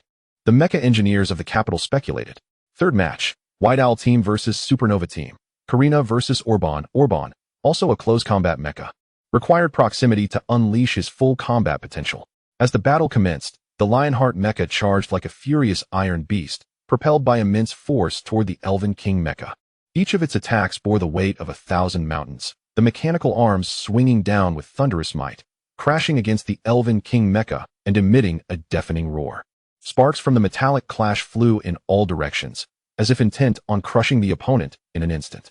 However, just as the Lionheart mech was basking in its triumph, the Elven King mech suddenly unleashed its psychic intimidation ability. In an instant, a formless yet formidable mental force surged towards the Lionheart mech like a tumultuous undercurrent, attempting to disrupt its core control system. The movements of the Lionheart mech instantly slowed, its attack rhythm thrown into disarray, and its once ferocious onslaught faltered, plunging into a brief state of chaos and struggle. Yet, the Lionheart mech was far from an easy adversary. It swiftly recalibrated, utilizing its powerful propulsion system to emit a searing stream of energy from its legs, creating distance from the Elven King mech and striving to escape the perilous range of mental control. Subsequently, its entire arsenal activated, with missile launchers and laser cannons locking onto their target, poised for action. With a command, countless missiles, trailing long tails of fire, and beams of light filled with destructive brilliance, cascaded towards the Elven King mech like a torrential downpour, illuminating the battlefield as bright as day. The Elven mech resorted to its previous tactic, once again employing the same method to counter the Lionheart fighter. Bang, bang, bang. Cardiana defeats Orban. Though this outcome was anticipated, it still struck a blow to each member of the Supernova team. After all, who could have foreseen that there was not only the formidable Tongtian Dai, but also another entity capable of rivaling the top three? Cardiana's emergence had utterly disrupted their plans. Zhang Heng and Orban had both suffered consecutive defeats.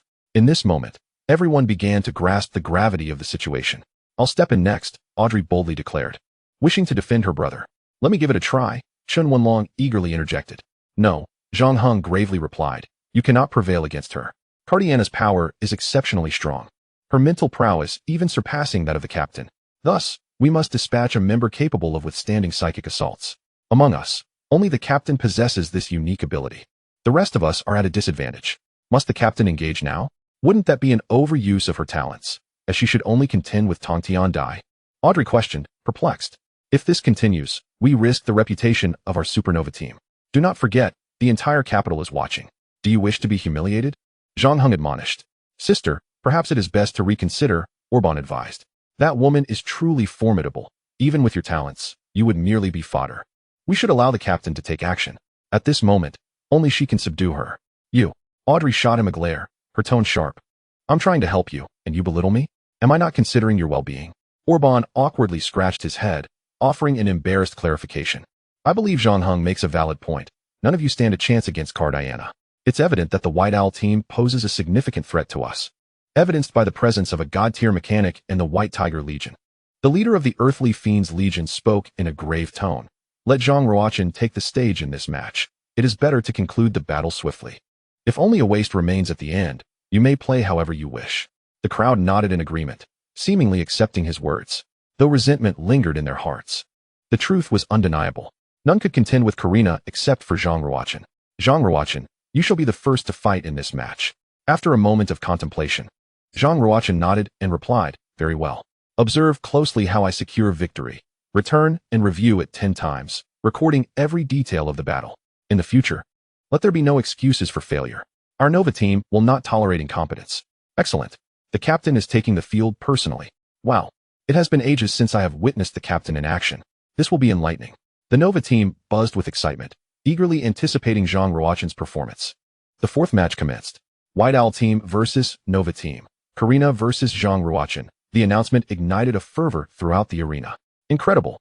Zhang Ruochen is personally stepping into the fray. He has finally made his appearance. With the other members unable to compete, we have lost face for too long. Now seems the perfect time.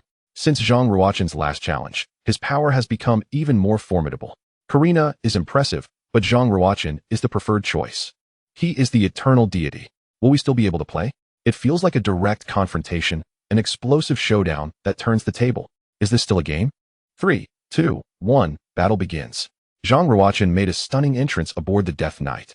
The Death Knight emerged like a steel demon clawing its way from the depths of hell, its form resembling an imposing black fortress, utterly indomitable. Its head bore the visage of a menacing skull, with two ghostly green electronic eyes flickering like wraiths, exuding an aura of death. Its arms resembled colossal scythes of the Grim Reaper, glinting blades that seemed capable of effortlessly tearing apart the fabric of time and space. The legs were akin to thick black iron pillars, each movement resonating like thunder rolling across the earth, freezing the surrounding air in a moment of oppressive dread. Embodying death itself, coldly surveying everything before it, poised to drag its adversary into an abyss of eternal darkness. Supernova descent. Xuan Ruochen unleashed his overwhelming willpower. In an instant, the sky appeared to be stirred by an invisible colossal hand, winds shifting, dark clouds roiling like turbulent seas. The stars resembled burning boulders, trailing blinding and despairing tales of light, crashing down like the drums of doom. Meteorites fell like rain, each one akin to a waning sun, weaving a melody of death through the intertwining flames and light, surging towards the elven mech. Within the arena, every breath of air ignited with this annihilating aura. The scorching winds like the breath of the Grim Reaper, howling as they swept through. The brilliance was blinding, yet it illuminated the profound fear and despair in the eyes of the spectators, as if the apocalypse had arrived, leaving them in utter desolation. Countless meteors plummeted around the elven mech, only to be shattered by the terrifying force of consumption. My Ultrastar meteorite can be deployed throughout the arena, automatically locking onto its target with a surge of psychic energy. No matter how desperately one struggles, resistance is futile, ultimately leading to a slow demise, Xuan Ruochen stated expressionlessly. Kalyana let out a cold laugh, devouring all the meteors, and then utilized the backlash force to rain-fuse them with tremendous kinetic energy, launching them towards the Reaper mech with ferocity. Once again employing this formidable technique, it was truly monstrous. Zhang Heng gritted his teeth in frustration. This tactic would certainly be ineffective against Xuan Ruochen, Albin remarked seriously. Indeed, as Albin predicted, the overwhelming meteors seemed to have lost their target, exploding aimlessly in the arena like headless flies. The Reaper mech flickered in and out of visibility. This scene left the onlookers in utter disbelief. What is happening? Bai Yaowang exclaimed in shock. Li Boyong swallowed hard, gasping. Why do all the attacks appear to have lost their aim? Olaken pondered for a moment before explaining. This is indicative of a certain special ability, akin to the stealth aircraft of the old era. The mech's targeting mechanism relies on radar to detect information about the opponent to accurately lock onto them. Once the radar ceases to function, it signifies that long-range attacks will be ineffective, forcing a shift to close combat. Does that mean it can annihilate all long-range attacks? Bai Yaowang stared in astonishment. Theoretically, yes. Olaken conceded, praising Xuan Ruochen as the pinnacle of excellence, truly remarkable in his capabilities. Meanwhile, Kalyana seemed to recognize the gravity of the situation, promptly canceling her long-range assault and summoning the elven sword to prepare for close combat. The elven mech moved gracefully, its sword shimmering with a cold light under the radiance. Resembling arrows of stars falling from the night sky, it pivoted, the sword fluidly following, rushing forth with the swiftness of a tempest. Exuding a fierce momentum as it aimed for the Reaper mech, the blade sliced through the darkness like a lightning bolt, swift and precise, targeting the vital components of the Reaper mech, as if seeking to cleave the very soul of this steel behemoth, each strike causing the surrounding air to tremble. Submit to me, defeat, proclaimed the new god, the invincible Xuan Ruochen. The Reaper Knight shattered like broken stars, its remnants scattering chaotically through the air. The once formidable body now in disarray. Parts tumbled in the currents, falling and fracturing, twisted metal frames glinting with a cold sheen. As if narrating the tale of past grandeur juxtaposed with the current devastation, the scent of death permeating this fractured expanse. This spectacle left everyone in a state of confusion. What is happening? The dismembered Reaper Knight. Does this signify that Xuan Ruochen has lost his combat capabilities, defeated by Kalyana? Who is Kalyana? An obscure figure who had not even broken into the top 100 at the pinnacle, merely a race fleeing to Blue Star. Yet now, she had brought the pinnacle first to his knees in a cataclysmic explosion. How could this be possible? Is the world going mad? She has won. Karina has triumphed. Bai Yaowang exclaimed, her eyes wide with disbelief, her heart racing with excitement. Xuan Ruochen has been defeated? Li Boyong found it difficult to accept. The entire process had been unnaturally smooth, raising suspicions that Xuan Ruochen might have thrown the match. Yet, it seemed unnecessary. What motive could he possibly have? It was utterly implausible. Given Xuan Ruochen's prowess, it was inconceivable that he could not evade Karina's recent assault, almost as if he had been waiting for that precise moment. Olkin appeared to discern something, his expression grave. As a god-tier mechanic and a 7-star mecha master, He possessed profound insight into Zhang Ruoqing's capabilities and the energy system of the Death Knight, which should have been sufficient to resist. It made no sense at all. They simply could not comprehend it, with only Bai Yaowang reveling in the atmosphere of joy. This is madness. The Death Knight is shattered. What a joke. Zhang Ruoqing made no effort to resist. It must be a conspiracy. The capitalists have taken control of the supernova team, aiming to elevate the White Owl team to divine status. Indeed, it must be a conspiracy. The White Owl team undoubtedly possesses the strength.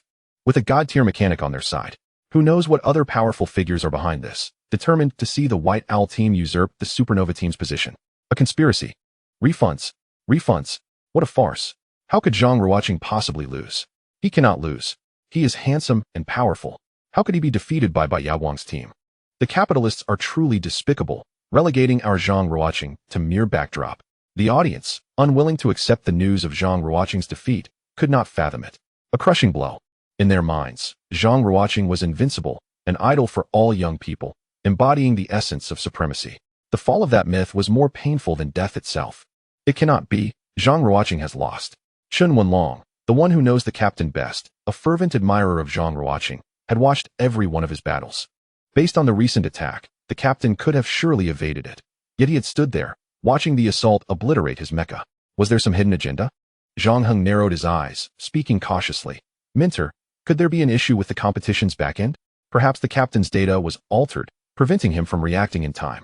The leader of the Earth Fiend Legion said solemnly, impossible, such a thing could not occur. It would be exposed afterward, leading to the self-destruction of the White Owl team. The demigod mechanic concurred. If the backend data had indeed been altered, Zhang Ruoqing would have responded in time.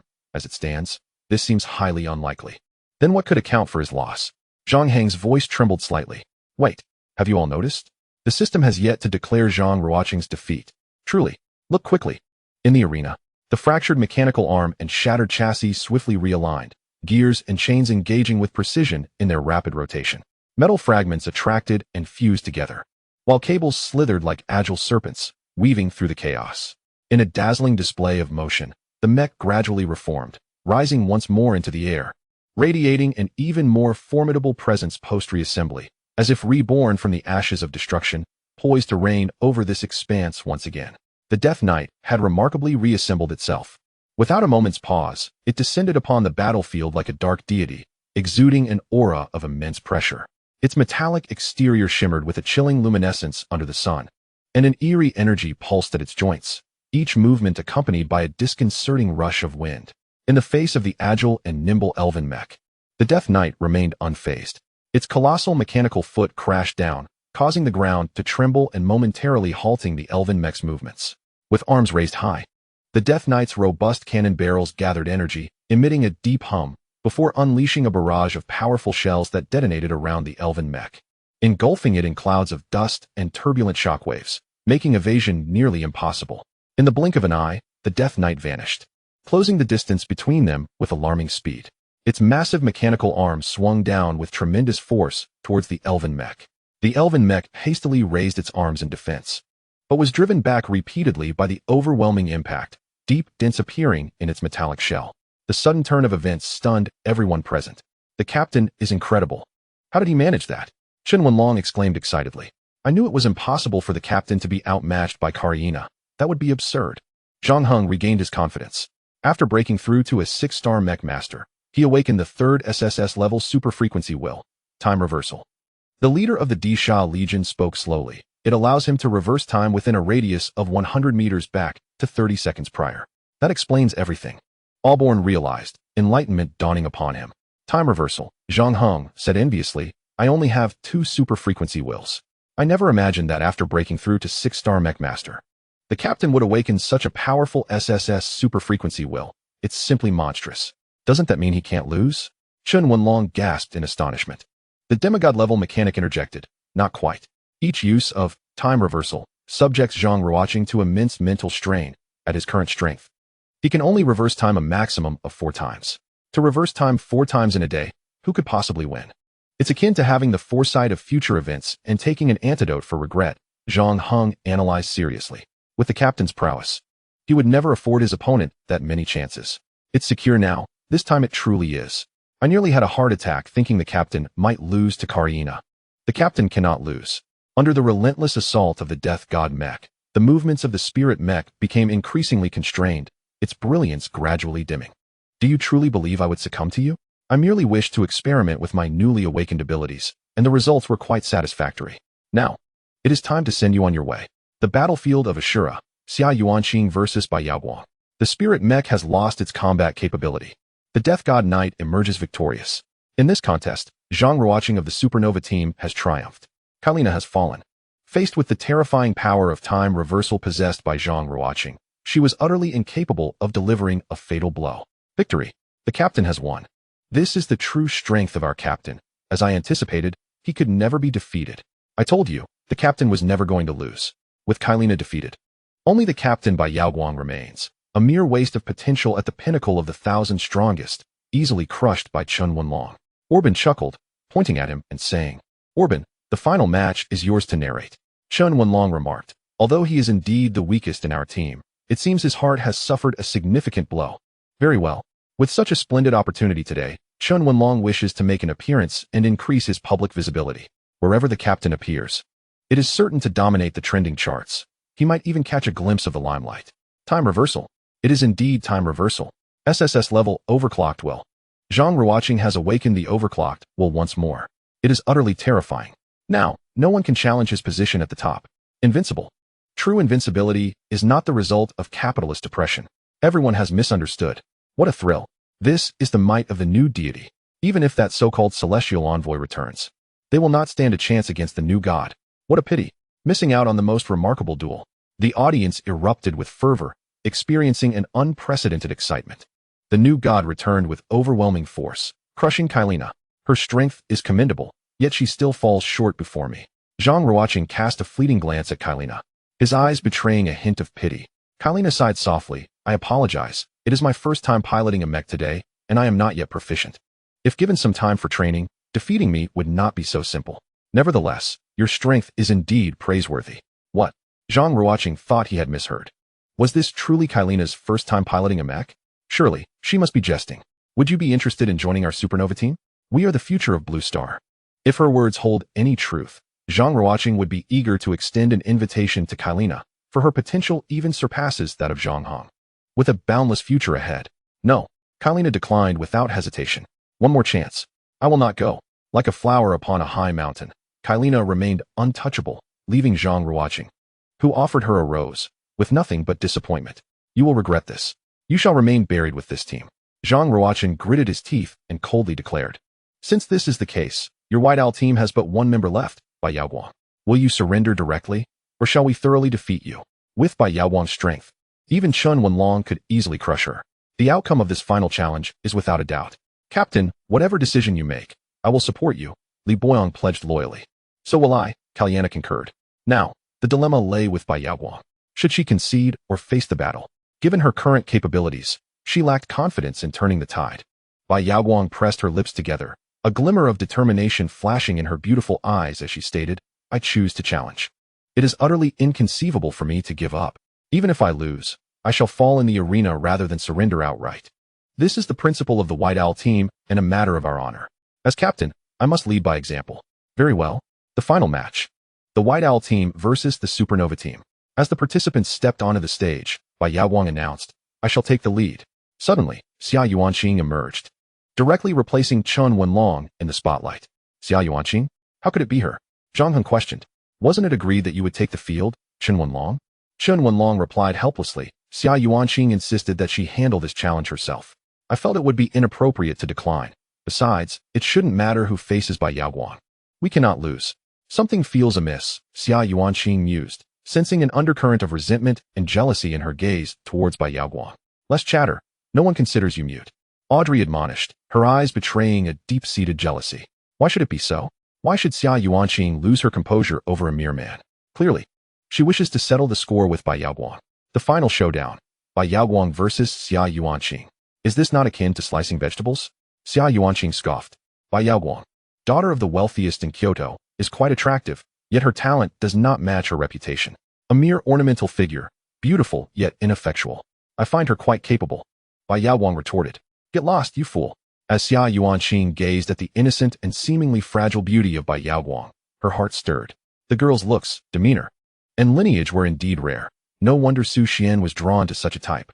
Otherwise, why would he conceal his involvement with the White Owl team and even step in to defeat her, leaving behind a psychological scar? To stand up for the girl he favored must have been quite a spectacle, yet regrettably, she remained as mere backdrop to Xia Yuanqing. A hint of jealousy flickered in the young woman's eyes. Unaware of the narrative entwining Xuan and Xia Yuanqing, Bai Yaowang felt uncomfortable under Xia's scrutiny and tentatively inquired, "Do you dislike me? I believe this is our first meeting." Xia Yuanqing spoke with a stoic expression. "Do I dislike you? No. I should actually resent myself for the lack of affection from others." Bai Yaowang asserted confidently, "That is impossible. With your striking beauty and superior talent, how could anyone not be drawn to you?" Xia Yuanqing replied with a bitter smile, "I do not wish for everyone's affection. I simply yearn for the regard of those I hold dear.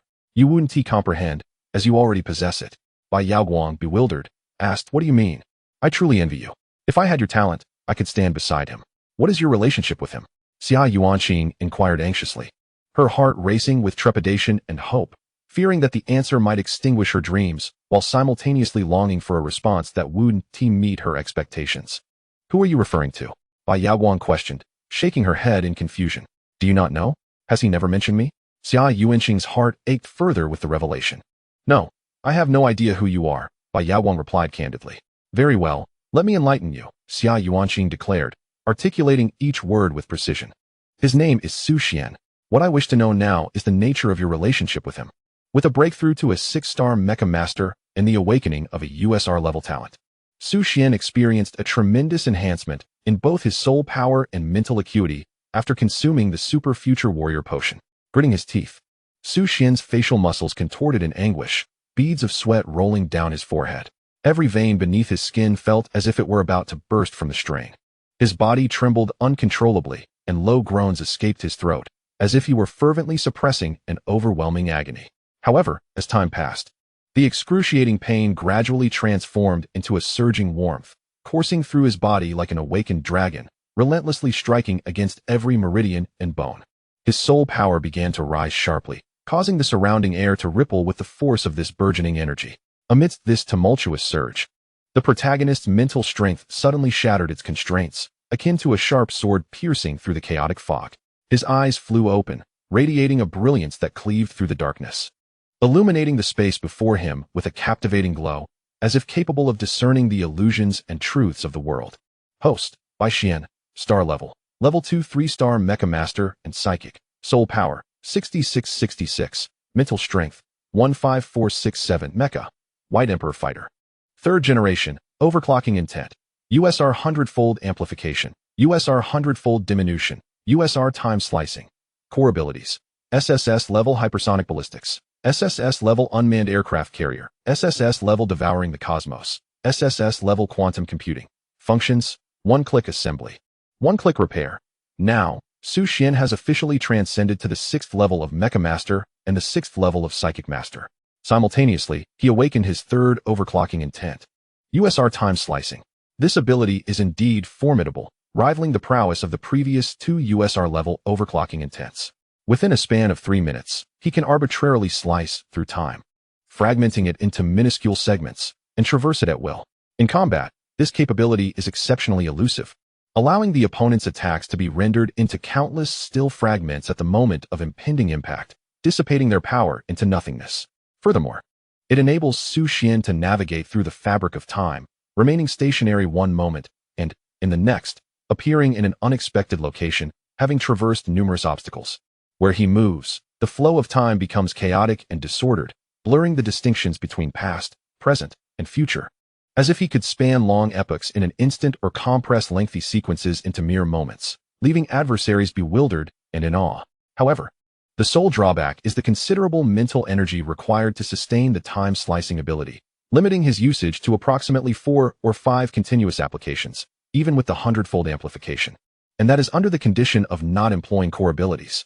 For ordinary prodigies awakening time-slicing, it is likely that only those reaching beyond the 6th level of Psychic Master could barely wield it. This is the reason for his reputation as an emerging talent. Fortunately, Xuan's awakening of 3 USR-level overclocking intents allows him to meet basic combat needs. Today, he truly stands unparalleled in the world. Upon concluding his seclusion, General Xia Lingyun awaited at the entrance alongside King Anhai, indicating they had engaged in prolonged conversation. Thank you, King Anhai, for your invaluable guidance. Your teachings have greatly accelerated my progress toward the realm of divine Mecha Master, Xia Lingyun respectfully remarked, bowing slightly. King Anhai waved his hand, saying, as fellow members of the human race, we are both of Huaxia. Mutual assistance is only natural, no need for thanks. You must also strive to ascend to the realm of divine Mecha Master swiftly. It is crucial for identifying the infiltrator and filling the vacancy of divine Mecha Masters. Our external foes are ever watchful, and we cannot afford to lack strategic Mecha Masters. I will endeavor to do so, Xia Lingyun replied gravely, nodding his head. Congratulations on your breakthrough. King Anhai smiled, glancing at the newly emerged Su Xian, unable to suppress a grin as he slowly said, your aura is even more formidable than before, and your soul power has significantly increased. Excellent. The Super Future Warrior elixir you have ingested is the optimal choice. Anhai Wang has overpraised him. The lad is merely performing at a normal level, Su Xian humbly remarked. Well done, young man. You truly bring me pride. Achieving the rank of a 6-star Mecha Master at such a young age, Xia Lingyun said, patting the boy's shoulder with a look of satisfaction. Su Xian felt a bit bashful from the praise. At that moment, Xia Lingyun's expression shifted abruptly as she exclaimed, oh no, something has happened. Su Xian's heart sank, and he quickly inquired, what is it? Look at the messages, Xia Lingyun urged.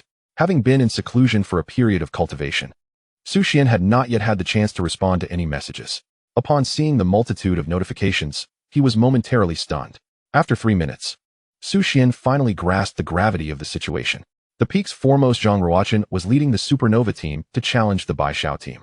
Bai Yao Wang was seeking assistance, while Xia Yuanqing was questioning him. Ultimately, the moment had arrived. The truth could no longer be concealed. Su Xian could hardly fathom what it would be like to confront both of them simultaneously. How should he handle this? As for Zhang Ruochen, he had not regarded him as a significant threat. Before consuming the Super Future Warrior elixir, he might have posed a considerable challenge. But after awakening the third super frequency will upon his breakthrough, being invincible within the same realm was no jest. What did it matter that he was the peak's foremost? He could easily be defeated. Now, what truly terrified him was Xia Yuanqing. Uncle Xia, you must save me, Su Xian pleaded, displaying a pitiful expression towards Xia Lingyun. Xia Lingyun shuddered, consumed by fear. How could he explain to Xia Yuanqing the matter he had concealed from her? It was a headache. I, too, am like a clay Buddha crossing the river, unable to ensure my own safety. Uncle Xia, Su Xian, they were both unfortunate souls in the same predicament. Why should they require prior acquaintance? What was destined to come would indeed arrive. What must be faced should be confronted. The way to conquer fear is to face it directly. What connection do I have with the great Su Xian? Bai Yao Wang paused for a moment, re-evaluating the imposing beauty before her, feeling a twinge of caution and anxiety, her gaze reflecting a growing concern for the future. A woman's intuition warned her that Xia Yuanqing could very well be her greatest rival on the path to her own success. However, judging by the current circumstances, it seemed Su Xian had not made any lifelong promises to Xia Yuanqing, or else she would not display such jealousy and envy. Understanding this made it easier to respond. It was simple to handle Xia Yuanqing. In this silent battle, victory belonged to her. The relationship you have envisioned is just as you imagined. Bai Yao Wang's few concise words left Xia Yuanqing astounded for a century. Could it truly be so? Upon hearing those words, Xia Yuanqing's pupils constricted, her heart sinking as if she had lost all means and strength. Meanwhile, Bai Yao Wang remained undaunted, unaware of the turmoil in Xia Yuanqing's mind. When the time comes to inquire, what concern is it of mine? They themselves are unaware of her true thoughts. At long last, Su Xian has arrived. The final match, White Owl Team versus Supernova Team, Bai Yao Wang versus Xia Yuanqing 3, 2, 1, the battle commences. Neither side engages in excessive banter. An unspoken understanding lingers, each harboring a silent determination. Bai Yao Wang initially lacked confidence, yet due to Xia Yuanqing's unique connection with Su Xian, she was unwilling to concede easily. Even if victory eluded her, she was determined to showcase her prowess. Xia Yuanqing, a 5-star mech master, faced off against Bai Yao Wang, a 4-star mech master. One an archer, the other a mage. Both were ill-equipped for close combat. They began by creating distance, wary of each other's potential close-range assaults. The atmosphere between them felt oddly charged. Was this truly their first encounter? It felt as if there was animosity. Zhang Heng sensed the subtle tension. What do you know, you foul man? Audrey smirked, curiosity dancing in her eyes, increasingly intrigued by Su Xian. What manner of individual could captivate the daughters of both the wealthiest in Kyoto and a 9-star general? What charm did he possess that could incite rivalry between these two beautiful maidens? Am I a foul man? Audrey, please clarify your words. Zhang Heng retorted, sniffing himself in annoyance. I bathe daily. How could I possibly smell? Zhang Heng, speak to my sister with more respect, Orban interjected, angered at Zhang Heng's tone toward his sister. You big man, so petty. Are you two siblings intent on bullying me? Zhang Heng's expression darkened. Silence. And focus on the match, Zhang Ruoqing commanded coldly. The others fell silent. There was no doubt that Sister Yuanqing would emerge victorious. It was a simple matter for a top 100 player to face a top 1,000. Chen Wenlong chuckled in agreement, as this was the consensus among the spectators. On the battlefield, the Starry Queen initiated the assault, unleashing her SS-level core ability, Starfall. She slowly raised her arms, palms skyward, as a powerful gravitational field rapidly expanded from her center. In an instant, countless meteors from the depths of the cosmos were drawn from their orbits by this mysterious and formidable force, hurtling towards their target with destructive intent. These meteors varied in size, some as large as houses, others resembling towering hills, their surfaces ablaze with fierce flames, trailing long tails like a resplendent, yet lethal waterfall of stars cascading downwards. As the meteors approached, the surrounding space warped and distorted under the intense heat and pressure, as if about to be consumed by the fury emanating from the depths of the universe. The Phoenix Knight invoked hyperfrequency will and temporal power, using a localized wormhole to evade the onslaught of meteors, finding refuge in a blind spot. Once the starfall erupted, its power would be akin to the arrival of the apocalypse. A tremendous surge of energy erupted from the center, sweeping outward like tumultuous waves, mercilessly obliterating everything in its path. Such was the extent of its prowess. Xia Yuanqing let out a faint smile, her gaze flickering with a hint of astonishment as she shifted into serious mode, activating her SSS-level core ability. The metallic sheen of the Phoenix Knight shimmered in the dim light, exuding a chilling aura of oppression. It slowly raised the grotesquely designed sniper rifle in its grasp, mysterious patterns subtly emerging on its surface, as if ancient runes whispered the power of annihilation. As the Phoenix Knight initiated its core ability, the Shadow Dragon Sniper, a dense shroud of black energy enveloped the rifle, swirling like ink in water, twisting and coiling as if alive, subtly outlining the menacing silhouette of a shadowy dragon. The dragon's eyes glimmered with an eerie red light, fixated on its adversary ahead, as if poised to consume them in the next instant. The Phoenix Knight knelt on one knee, its posture as steadfast as a mountain, while the mechanical joints emitted faint clicks, signaling the buildup of formidable power. Through the sniper's scope, its gaze was piercing. Every movement of the enemy was laid bare before it. At that moment, the world seemed to fall silent, save for the sniper rifle, resonating with a deep rumble, biding its time to deliver a fatal blow, as if preparing to unleash a somber symphony from the depths of darkness. With a thunderous crack, Bai Yawang had no time to react, barely catching a glimpse of her target before sensing imminent danger. Her expression turned to one of terror as the sound of a violent explosion reached her ears. In the next instant, the powerful sniper bullet struck the critical point of her mech with pinpoint accuracy, shattering the metallic shell of its limbs like broken glass, revealing the intricate, sparking circuitry and mechanical structure within. The joints of the Starry Queen had twisted and deformed beyond recognition, metallic fragments scattered around, rendering it unable to support its heavy form, forcing it to half kneel on the ground, trembling uncontrollably. Its arms hung limply, the severed ends flickering with sparks of electricity. Once capable of wielding the power of the stars, those hands now lay lifeless. The energy shield had long since dissipated, and the cockpit glass was riddled with cracks, faintly revealing the dwindling breath of the Mech's pilot. The hum of the core energy source grew weaker, as if lamenting the impending fall. A single, decisive strike. The Starry Queen piloted by Bai Yaoguang was left with but a breath of life. Everyone accepted this outcome with resignation. Bai Yaoguang could not hope to triumph over Xia Yuanqing. She lacked the strength. How ruthless, a one-hit kill, Zhang Heng remarked, unable to contain his astonishment. It's a complete annihilation, starting with the Shadow Dragon Sniper, leaving no room for survival. Zhang Heng, do you have a girlfriend? Audrey shot him a glance. No. Why do you ask? Zhang Heng gazed at the golden-haired, blue-eyed Audrey, slowly nodding as he remarked, You possess a pleasing appearance and a commendable figure. Were you to pursue me, I might reluctantly acquiesce.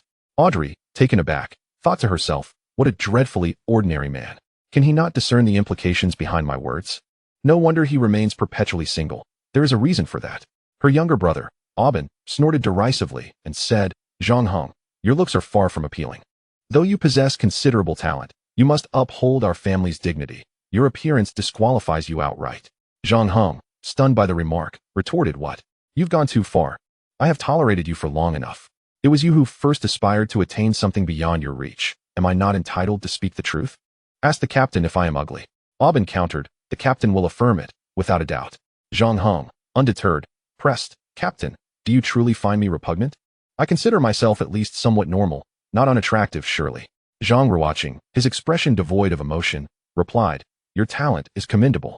You need not fret about this trivial matter. Aubin burst into laughter, leaving Zhang Heng feeling despondent. As the final match concluded, it signified that if no member of the White Owl team continued to compete, they would achieve a resounding victory over the Supernova team. How mundane. Your strength is so limited, Zhang Ruoqing expressed, his interest waning. In the next moment, a powerful, resonant voice echoed throughout the venue. Who dares to belittle the White Owl? Step forth. I demand a gift. The appearance of Su Xian was nothing short of electrifying. Step forth. The voice was so familiar, stirring a wave of astonishment among the crowd. Those acquainted with the speaker understood the weight of the proclamation. Who possessed the audacity to utter such domineering words? Uninformed onlookers might mistake him for a mere braggart, yet all members of the Supernova team were present, including the pinnacle of excellence, Zhang Ruoqing. This formidable assembly was capable of overwhelming global teams. Who would dare to act arrogantly in Zhang Ruoqing's presence? The pinnacle of excellence was the ultimate answer. The owner of the voice appeared as a youthful figure, strikingly handsome, exuding an exceptional aura. His brows hinted at extraordinary lineage, and a powerful presence subtly radiated from him. Accompanying him was a middle-aged man, tall and upright like a pine tree, emanating an aura of inherent authority. His deep-set eyes, akin to cold stars, sparkled with determination and resolve, as if capable of perceiving every shift in the battlefield. It was Su Xian. He had finally returned. Bai Yaoguang exclaimed in delight, as though she had grasped at the last straw, her eyes glimmering with intense anticipation as she hurried towards the young man. Su Xian, alongside Xia Yuan, felt her heart race, her pupils dilating as she stood frozen, taken aback. Despite her mental preparation, she found it hard to accept the reality. The deception involving Su Xian and her father had left her in turmoil. Was she to be considered an outsider? That was General Xiao Lingyun, commander of the White Tiger Legion, exuding an indomitable spirit, seemingly closer to becoming a divine Mecha master. A deep breath escaped Orban's lips as he spoke slowly. So this is the legendary Tongtian Dai. He appears even younger than us, likely just turned 19, while we have already crossed the threshold of 20. Zhang Heng remarked with a tinge of envy. It is worth noting that Zhang Ruoqing, the reigning champion, is already 21 and has only now achieved such greatness.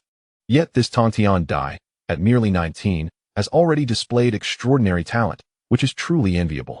How unfair, and he is so handsome as well. Orban raised an eyebrow, deliberately teasing. Zhang Heng, what window did God close on you? Why is it unjust, bestowing you with talent while robbing you of your looks? You. Zhang Heng nearly clashed with Orban, and had it not been for Zhang Ruoqing's intervention, he would have surely taught Orban a lesson for his incessant provocations. You brat. Mark my words. When the captain is on duty, you had better sleep with one eye open, or who knows what might happen. What? Orban felt a chill run down his spine, staring at Zhang Heng in disbelief. He had not expected such a threat, and fear surged within him. Damn, how careless. Silence. Zhang Ruoqing commanded coldly. Meanwhile, the scene shifted back to Su Xian. He had finally returned to the White Owl Squad's base just in the nick of time. Thankfully, he arrived before it was too late. Otherwise, the squad's reputation would have been utterly tarnished. He would never allow such a thing to transpire. Su Xian, you're finally back, Bai Yaoguang exclaimed, momentarily forgetting the situation as she excitedly embraced Su Xian, nearly pressing their faces together.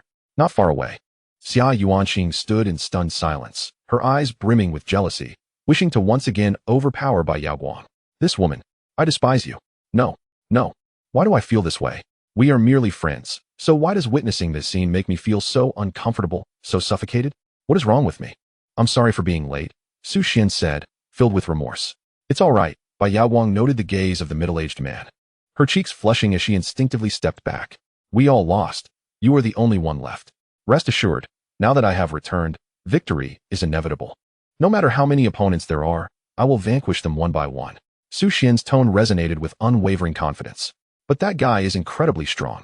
He has awakened a formidable hyper-frequency will, and even Kaliana is no match for him, Bai Yaoguang expressed her concern.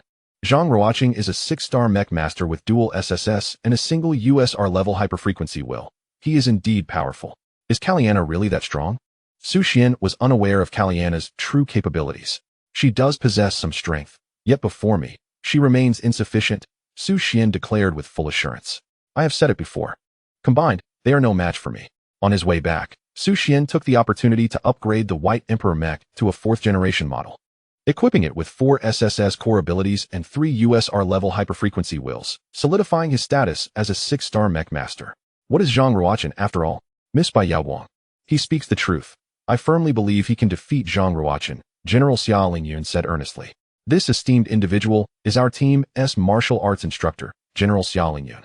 I have long admired your reputation, yet today marks our first encounter, Bai Yaoguang remarked with a look of astonishment. It's nothing. I will come by often in the future. Feel free to consult me whenever you have questions, Xia Lingyun said nonchalantly. Soon after, the group reconvened. Su Xian glanced at the dazed Xia Yuanqing, feeling a twinge of guilt and a shiver of apprehension. As if he could sense the young woman's feelings of injustice and discomfort, leaving him at a loss for words. I don't care, you should go comfort her. I have already offended her for your sake. Only you can resolve this matter, Xia Lingyun said, clearly frightened. At that moment, Su Xian had no choice but to muster his courage. No, Bai Yaoguang grasped Su Xian's arm, not wanting him to approach Xia Yuanqing, resembling a timid little rabbit. Su Xian nodded, reassuring her, don't worry, I'll speak with her for a while. Very well, Bai Yaoguang replied helplessly. As Su Xian stepped closer to Xia Yuanqing, the atmosphere grew increasingly strange. Everyone present was at a loss, their eyes fixed on the two, enveloped in silence. This feels rather odd. Long time no see, Xia Yuanqing. Su Xian finally broke the silence. Long time no see. Xia Yuanqing turned slightly away, avoiding the boy's gaze, her lips curving downwards, clearly displeased. Su Xian fell silent, uncertain of how to begin, his mind in turmoil. Xia Yuanqing, sensing the weight of unspoken words, struggled to find her voice. Don't you have anything to say? She inquired. Su Xian replied, yes, I acknowledge my mistake in this matter. I was inconsiderate and want to hide anything from you again. I apologize. Oh, I'm not concerned about whether you kept secrets from me. We are friends, aren't we? Xia Yuanqing retorted stubbornly. Indeed, we are friends, Su Xian smiled. You thick-headed fool. Xia Yuanqing felt her anger rise. The more she looked at Su Xian, the more irritated she became. Then go ahead and hit me. Let out your frustration, she challenged, standing tall with her chest out. Why would I hit you?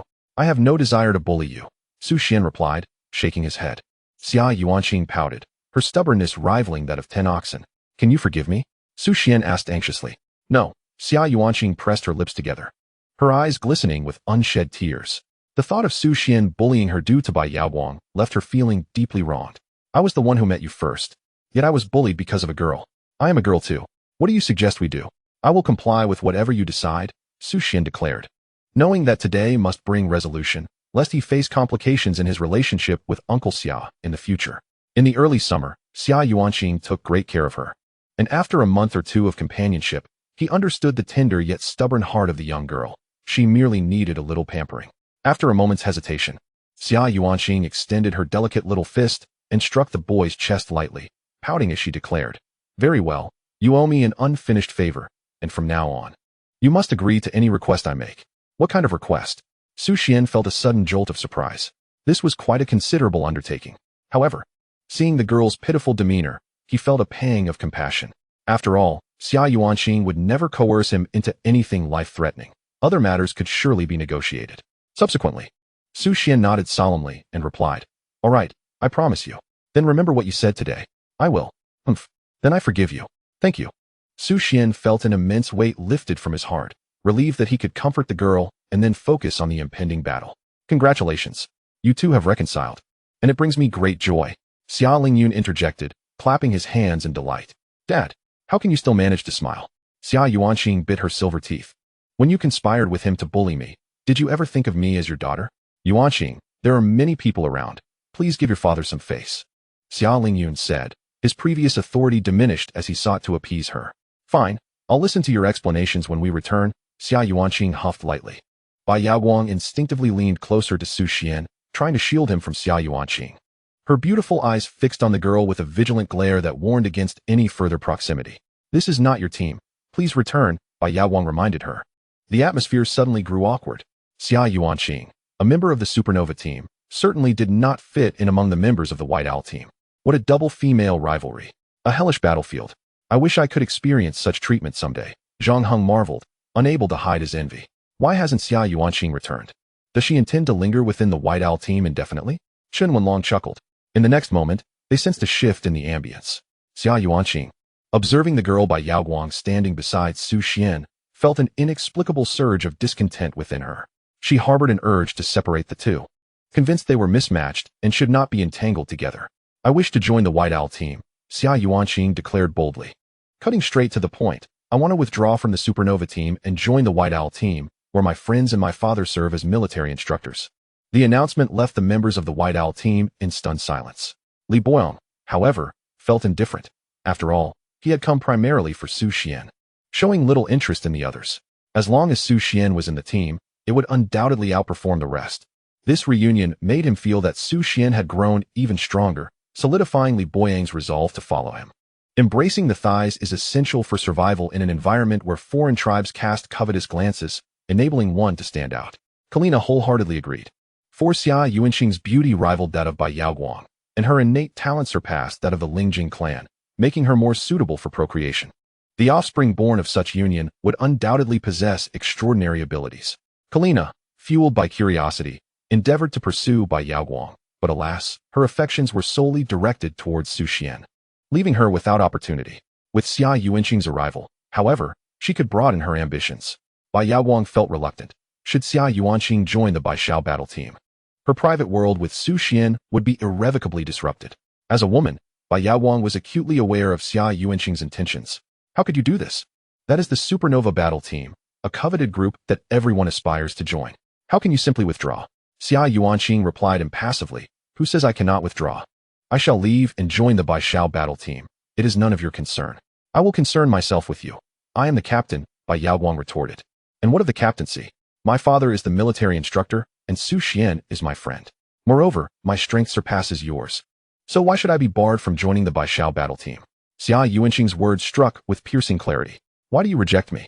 Why suppress me? Do you harbor animosity towards me? No, do not speak recklessly, Bai Yaoguang protested, unwilling to be unjustly labeled and tarnish her reputation among others. She continued, ask the others. If half agree to your joining, I will acquiesce. Kalina was the first to raise her hand, and after a moment's hesitation, Li Boyong, glancing at Su Xian, slowly lifted his arm. Bai Yaoguang immediately voiced her refusal. Now, all eyes were on Su Xian. If he declined, the vote would be tied, and Xia Yuanqing could not join the Baishao battle team. Conversely, if he consented, she would smoothly integrate into the team. The weight of the decision bore down upon Su Xian, causing him to break into a cold sweat. On one side stood Bai Yaoguang, and on the other, Xia Yuanqing, both of whom he dared not offend. Yet, he felt a greater sense of obligation towards Xia Yuanqing. Logically speaking, Xia Yuanqing met all the criteria for joining the Baishao battle team, especially with her father being an instructor there. There was no reasonable grounds for her exclusion. Thus, he raised his arm in agreement. Humph, you have finally shown some sense. Xia Yuanqing's long-awaited smile illuminated her face, as if she had secured a hard-fought victory. Turning, the news of Xia Yuanqing's joining the Baishao battle team reached the Supernova battle team. In that moment, the members seemed to be struck by an invisible current, their bodies stiffening abruptly. Their eyes widened in disbelief, filled with astonishment. The entire team fell into a profound silence, the only sounds being the weighty, rapid breaths intermingling with erratic heartbeats, permeating the air with tension and shock that lingered long after. Is Xia Yuanqing truly considering leaving the Supernova team to join the White Owl team? This cannot be a jest. Audrey, the sole confidant of Xia Yuanqing, rushed forward and confronted her, inquiring, Yuanqing, are you genuinely intending to withdraw from the Supernova team and align with the White Owl team? Regrettably, Xia Yuanqing found herself unable to meet Audrey's gaze, fearful of witnessing her disappointment. Is it because of him? Audrey pressed on. Daisy, it's not as you perceive. My decision to join the White Owl team is due to my father. Xia Yuanqing reluctantly fabricated a plausible excuse. However, Audrey was not naive. She understood the underlying thoughts of Xia Yuanqing. When General Xia Lingyun had joined the White Owl team, Xia Yuanqing had not expressed any desire to follow suit. Now, seeing Su Xian, she made such a request. If this is your wish, I wish you well, Audrey replied, unwilling to compel Xia Yuanqing. As everyone possesses the right to make their own choices, and she had no authority to pressure her into actions she detested. Moreover, the courage to pursue love is indeed a commendable endeavor. Xia Yuanqing, are you truly intent on joining the White Owl team? Zhang Ruoqing's voice was cold. It was a blow to his pride to witness such a betrayal before his eyes. Xia Yuanqing's actions implied that Zhang Ruoqing was inferior to Bai Yaoguang and Su Xian. Yes, she replied, her expression devoid of emotion. Do you not regret this? Zhang Ruoqing remarked indifferently. If he loses to me later, you shall forever remain beneath the heel of the supernova team. Do you accept that? Yes, Xia Yuanqing answered resolutely. All right. Zhang Ruoqing was nearly consumed by frustration. Could it be that Xia Yuanqing had truly lost her senses by joining the White Owl team? This was madness, with Zhang Ruoqing's prowess. Defeating Su Xian should be effortless. A warrior charging forth for love. Little did I expect my goddess to become a love-stricken fool. No, Xia Yuanqing is truly confused. The audience buzzed with speculation. No one could have anticipated that Xia Yuanqing would join the White Owl team. If Su Xian were to be defeated, the White Owl team would face utter defeat. This was the true final battle. At that moment, the number of watching mecha pilots surged. As anticipation for this clash reached its zenith, everyone was eager to discover whether the formidable Tian Dai, capable of issuing an S-rank challenge to the supernova team, could triumph over Zhang Ruoqing. Over 90% of the audience believed Zhang Ruoqing would emerge victorious. After all, his reputation was immense. Everyone recognized him. Yet few knew who Su Xian was. What fallen prodigy from a remote valley dared to be compared with the chosen one? The wealthiest man in the capital, Bai Shouqing.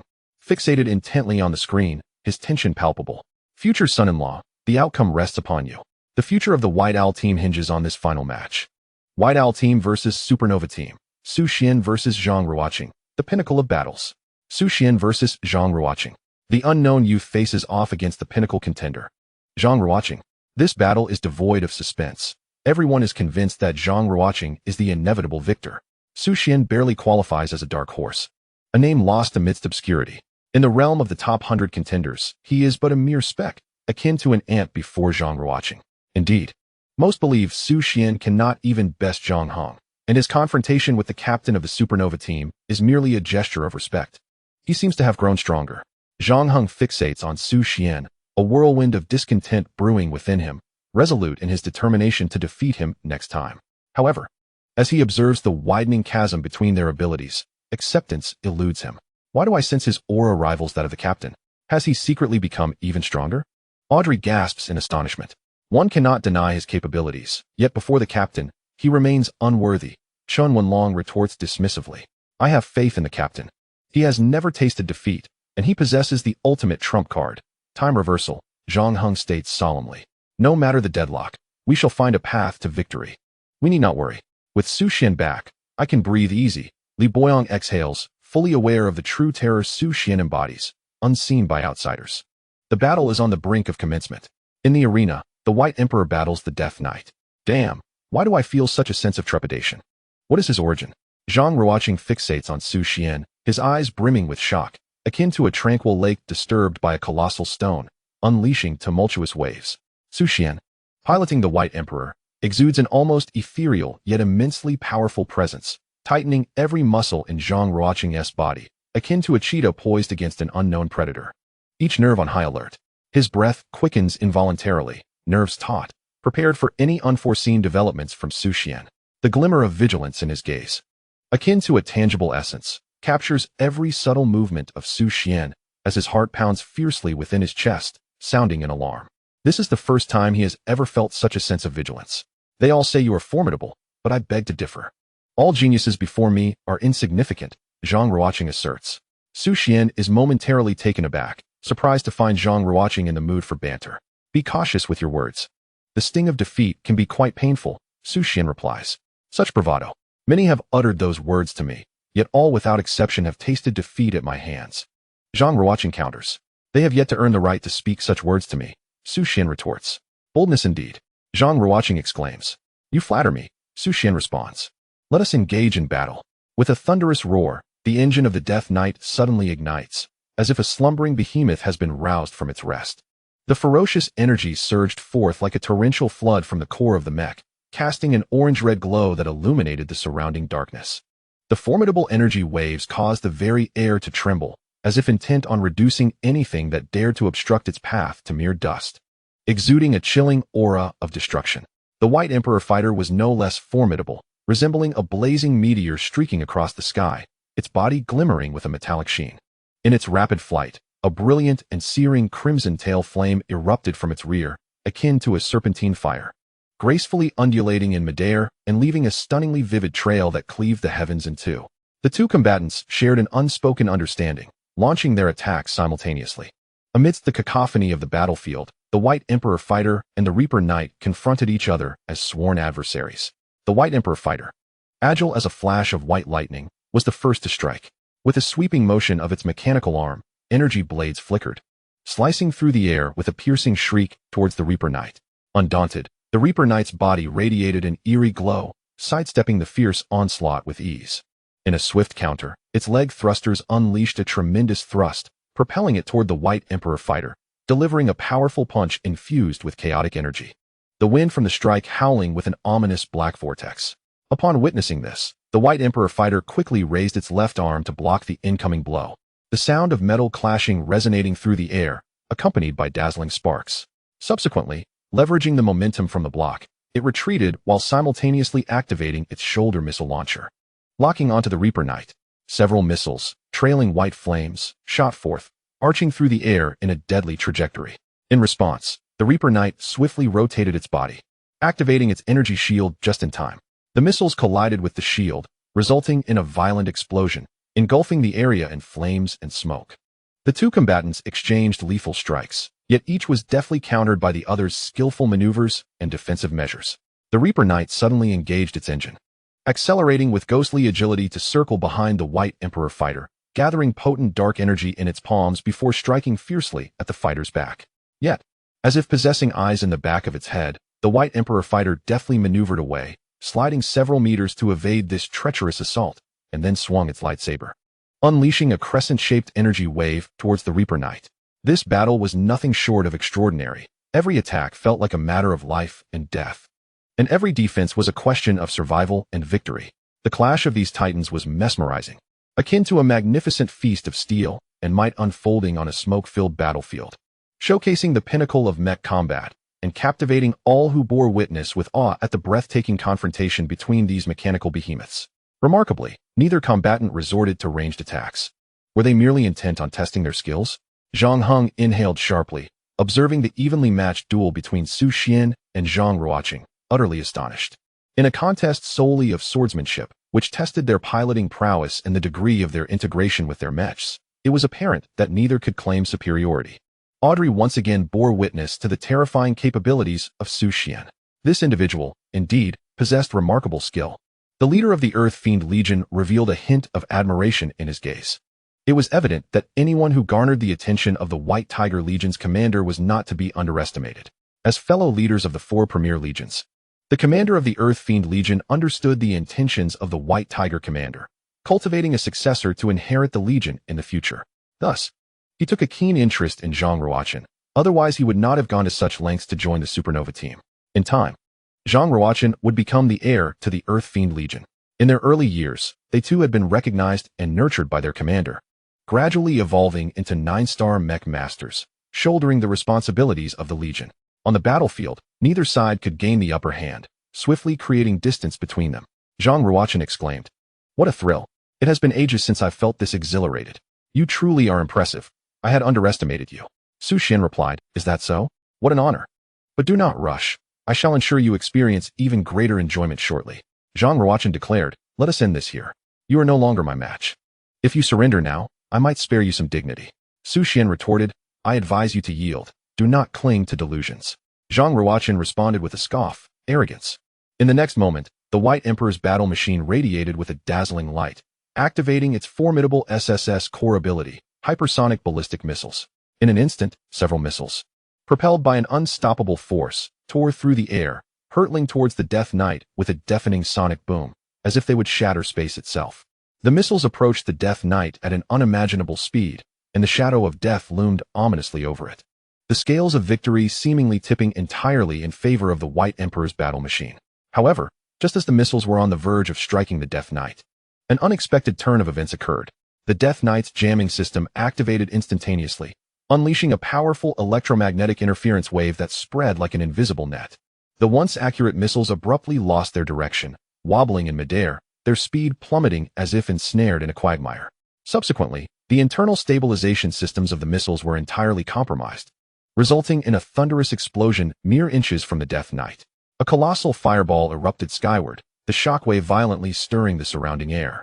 Yet the Death Knight narrowly evaded disaster at the edge of this self-detonation storm, leaving the White Emperor's battle machine momentarily stunned and bewildered by the unforeseen occurrence. What was this? Xuan encountered such a situation for the first time. In that instant, the missiles seemed to have lost their course, evidently subjected to some form of special interference. What to do? Even Xuan found himself in a similar predicament, unable to strike with the hypersonic missiles. Bai Yaoguang was instantly thrown into a state of panic, feeling the tension rise. Zhang Ruoqin's jamming radar system was indeed formidable, capable of affecting even hypersonic missiles. Likely due to his overclocked will, Li Boyong thoughtfully analyzed. Do not panic. We have yet to unleash our true attacks. Both are still in the probing phase. The leader of the White Tiger Legion, Xia Lingyun, spoke with a piercing gaze. The method to crack this is quite simple. We merely need to approach a little closer to launch, before the radar can interfere. At hypersonic speed, if we lock onto the target at the moment of missile launch, the ensuing inertia will ensure a hit.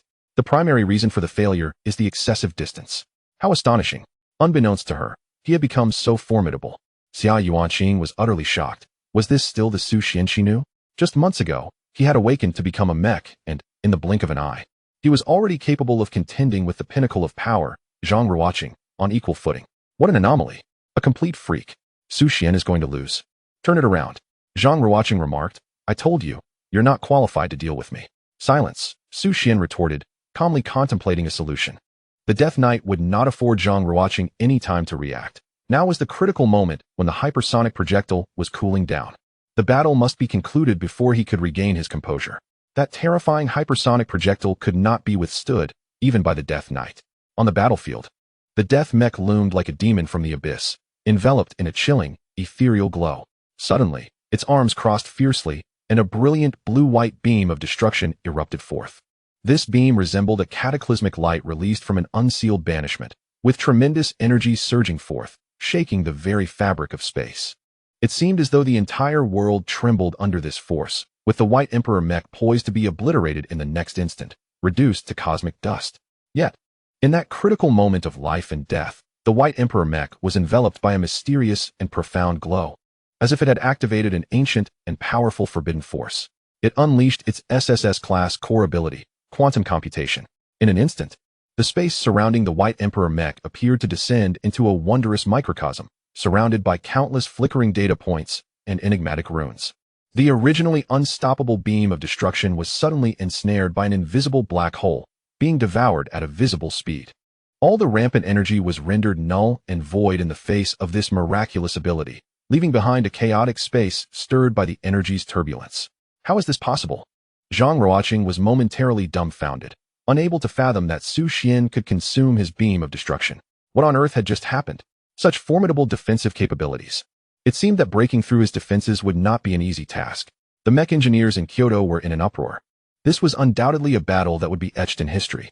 The two sides exchanged blows with remarkable skill. Wow, Xuan is truly impressive. Even that hypersonic projectile could place him among the top 10. Such terrifying prowess. In physical combat, he was not at all inferior to Zhang Ruoqing. His strength was truly monstrous, a genuine dark horse. Their clash was evenly matched. This was the epitome of youthful talent. How old could he possibly be? 2 years younger than Zhang Ruoqing. How fortunate that Zhang Ruoqing is so formidable. Had it been Zhang Heng or others, they would likely have succumbed. It is no wonder he could issue a challenge to the Supernova team and emerge victorious. Before the screen, Bai Shouqing observed the comments of netizens. His heart blossoming with joy, akin to the contentment of a proud father, suddenly feeling optimistic about Xuan. This lad possesses genuine talent. Far from being just a mere youth. The more he watched, the more he appreciated him. However, he was too appealing to the ladies. The situation with Xia Yuanqing posed a significant crisis for Bai Yaoguang. Should she fail to handle it, the consequences would be catastrophic. In the arena, during the cooldown period of his abilities, Xuan seized the opportunity to swiftly close the distance between them. Zhang Ruoqing remained unconcerned. He could not believe Xuan possessed the means to annihilate him. At most, It would be a close-quarters confrontation unless he had a weapon comparable to a hypersonic ballistic missile. The White Emperor mech resembled a fortress of war. And amidst the mechanical roars, it gradually opened its mysterious and formidable weapon bay. A massive unmanned aircraft carrier slowly emerged, its cold metallic shell glinting with a chilling sheen under the sun. With a command issued, the carrier's bay doors swung open, releasing a swarm of drones like a horde of silver arrows, rushing towards the death god mech. In an instant, the sky was obscured by the multitude of aircraft, the roar of engines causing one's eardrums to ache. What is this? Zhang Ruoqing was left dumbfounded, unable to fathom that Su Xian indeed possessed such a devastating weapon. An overwhelming surge of energy emanating forth. He promptly activated his radar jamming system. The death god mech, not to be outdone, swiftly engaged its powerful radar interference system. In an instant, invisible electromagnetic waves spread unchecked through the air, causing some drones to falter, their bodies violently shaking like disoriented birds, spiraling and plummeting to the ground, raising clouds of dust. Nevertheless, the remaining drones, armed with advanced intelligence systems and resilient collective will, adeptly adjusted their flight paths, evading interference and continuing their advance.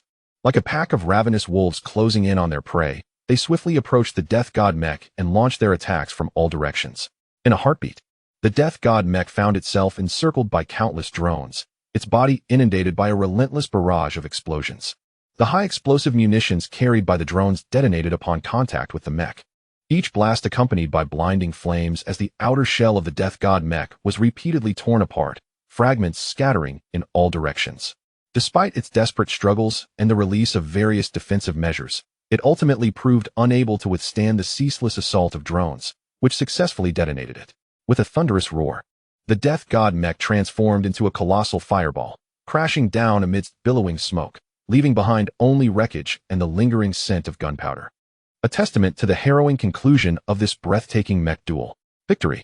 Su Xian let out a sigh of relief as he witnessed the Death Knight disintegrate into ashes amidst the explosion's fiery glow. Undoubtedly, this battle belonged to him. Zhang Heng, with a hint of anxiety, remarked that if they could anticipate Su Xian's next move, they could swiftly resolve the conflict. Little did they expect that they would force the captain to employ time reversal. Chen Wenlong expressed his astonishment. The match was not yet over. Kali Ina called out to Su Xian, attempting to alert the young man. However, Su Xian remained unresponsive. At this moment, Su Xian sensed something amiss. The declaration of victory had not yet been made. This meant that Zhang Ruoqing's gaze sharpened, and with a flourish of his hands, he unleashed the wondrous power of time reversal. In an instant, the surrounding space seemed to flow backward, and the shattered fragments of the Death Knight's mech appeared to be summoned, slowly rising amidst a resplendent glow, reassembling, coalescing, and reshaping into its former formidable and fearsome visage. Before the White Emperor mech could react adequately, Zhang Ruoqing surged forth like a bolt of black lightning into the fray. Without hesitation, he launched an assault, raising the enormous scythe of the Death Knight mech, which gleamed with a chilling, piercing brilliance, exuding an aura of inevitable demise, and struck toward the White Emperor mech with blinding speed. A sharp crack echoed as if space itself had been cleaved by this strike. The White Emperor mech's sturdy head was severed in an instant, soaring into the air. The cut was smooth as glass, devoid of any hesitation, and the once mighty White Emperor mech collapsed with a thunderous crash, stripped of its combat capability. Zhang Ruoqing stood resolutely on the battlefield, resembling a harbinger of death, emanating a chilling presence. In a mere 3 seconds, the tides of battle had turned. It was almost instantaneous, as the head of the White Emperor fighter plummeted to the ground, losing its sense of direction. Henceforth, it could only become a helpless prey. Visual systems compromised. Unable to acquire vision. Warning. Power systems are failing. A cacophony of alarm sirens flooded the cockpit. Su Xian paused, revealing an expression of astonishment. Was this time reversal? Everyone present was left in a state of shock. Although they were aware of Zhang Ruoqing's trump card, time reversal, witnessing its execution with such finesse for the first time was remarkable. It was almost seamless, as the time reversal reconfigured the mech, leading to an immediate counterattack. The power system of the Death Knight mech surged to its peak, catching everyone off guard. The moment the head of the White Emperor fighter fell, Zhang Heng felt a surge of excitement. He clenched his fists and exhaled deeply, as if he were the one reaping victory over Su Xian on the battlefield, reveling in the triumph. With the visual systems damaged, they were now blind. How could they fight? What could they use to counter the captain? This young man was still too inexperienced. Although he possessed some skill, His lack of practical experience rendered him ill-equipped to handle the current situation. Xuan long smiled faintly, seemingly finding a measure of solace. It appears I have overthought the situation. Audrey exhaled in relief, having previously believed that Su Xian possessed formidable capabilities, almost overpowering Zhang Ruoqing. Now, however, the tide of battle had completely turned. Without the visual system of the White Emperor fighter jet, what could it possibly use to contend against the Death Knight? What a farce. How could this be happening? Bai Yaoguang's face flushed crimson, seemingly foreseeing an unfortunate conclusion. No, it cannot be. Su Xian should not fall so easily. For reasons unknown, Li Boyong remained steadfast in his conviction that Su Xian could not possibly lose, which is why he chose to follow him. As long as the power system remained intact, there was always a chance for resistance. Master Olcan, what are your thoughts? The commander of the White Tiger Legion jested with a smile. Olcan replied with an air of indifference. Master Su Xian cannot lose with his prowess. He simply chooses not to reveal it. When he decides to seize victory in this match, the outcome is already predetermined. You seem quite confident in him, Xiaoling Yu noted. Not having registered Olcan's reference to Su Xian, though he too was willing to place his trust in him. This match has only just begun. Su Xian's gaze ignited with a flicker of brilliance. Time reversal? I possess that capability as well, and at a higher level. Activate USR-class superfrequency while time slicing. Grant me a reversal of time and space. Su Xian, victory shall be yours. His eyes shimmered like the depths of the cosmos, suddenly bursting forth with radiance. His entire presence surging like a tumultuous tidal wave, ascending with thunderous might. Under the resolute drive of the USR-class superfrequency while time slicing, he launched an audacious strike. In that instant, time and space shattered like a colossal glass mirror struck by a hammer, fragments of past and future luminous shadows cascading forth. Akin to scrolls unfurling in a vast expanse, revealing the transformations of time, love and hate, and the ethereal dreams of the future. All laid out amidst the chaotic whirlpool of time. Su Xian's form darted like lightning, resembling a brilliant meteor cleaving through the night, soaring freely through the tangled web of time. His presence was nimble and ethereal, as if performing an unparalleled dance across the fabric of time. Each movement was as light as a dragonfly skimming the water, traversing the endless river of years. The illusory visions of the future became mere stepping stones beneath his feet, allowing him to tread confidently toward any temporal destination of his heart's desire. Gazing at the scenes unfolding before him, Su Xian felt a profound sense of awe. Is this what supreme superfrequency will and time slicing entails? The ability to command every moment of the past 10 minutes, to intervene at will. A subtle smile crept upon his lips, revealing a trace of cold amusement. He then selected the most opportune moment to reverse the tide of the battle. Within the arena, it was as if an invisible giant hand had manipulated the hands of time, and the chaotic magnetic field was thrown into disarray, a mysterious and formidable force rippling outward. Enveloped by this power, everything was drawn into the whirlpool of time's reverse flow. In an instant, the shattered fragments of the Mech retraced their path as if played in reverse. The swirling dust coalesced anew, and the dissipated energy glimmers converged in reverse. The entire world resembled a film being rewound, mercilessly retreating to the moment when Zhang Ruoqing's Mech was obliterated. With a resounding boom, the explosion erupted once more. Akin to a blooming flower of sin, where twisted flames and metallic shards intertwined to create a grotesque tableau. In that moment, the explosion seemed to be imbued with life, transforming into a meticulously crafted piece of art, albeit one steeped in destruction and despair. Zhang Ruoqing found himself at the heart of this nightmarish scene, his gaze filled with confusion and dread. His eyes wandered, seemingly in search of something, yet appeared to have been wrenched of its soul by the sudden upheaval. Those wide eyes were inscribed with helplessness and uncertainty, akin to a cornered beast facing an unknown terror and a cruel fate in this disordered continuum of time. Boom. What on earth has transpired? Why does it seem as if time has retreated once more? Zhang hung fixated on the unfolding events within the arena, his expression a portrait of profound shock. The White Emperor Mech remained unscathed, while the Death Knight was shattered into pieces. The explosion hung in the air, all components engulfed in roaring flames, leaving only a pile of wreckage. Did the captain not utilize time reversal? How could time regress again to the very moment of being struck by the missile? Auerban appeared bewildered, seemingly struggling to grasp the situation. Could it be that the captain's own time reversal triggered the current predicament? Are you foolish? You had already severed the head of the White Emperor Mech, yet chose to rewind to the moment of your own misfortune. Only a fool would do such a thing. But how else could one explain this? Could it be Su Xian, employing a similar method to reverse the flow of time? Upon uttering this thought, the members of the Nova team fell into stunned silence, each grappling with the astonishing truth that lay before them. Xuan had already exhibited extraordinary prowess, and now had awakened the ability to forcibly reverse time, an ability that rivaled, if not surpassed, Zhang Ruochen's. This implied that Zhang Ruochen was being thoroughly outclassed, lacking even a moment to catch his breath. Who exactly is Zhang Ruochen? A new deity, the pinnacle of genius. Yet now, he found himself dominated by an obscure youth. How could they come to terms with this? Not only the members of the Nova team, but those of the White Owl team as well. Ah, Bai Yaoguang exclaimed with excitement. Her beautiful eyes fixed intently on Xuan, her gaze brimming with expectation and admiration. This is the great Xuan. He will not lose. He is the strongest of the young prodigies. Wow, Brother Su is truly formidable, Li Boyong remarked with a faint smile. He has awakened a third superfrequency will, a devastating weapon capable of time reversal. Now Zhang Ruochen's only advantage has vanished. What remarkable young men. But Xuan outshines them all, Kariana gasped in awe. Such a clever boy, hiding his true capabilities.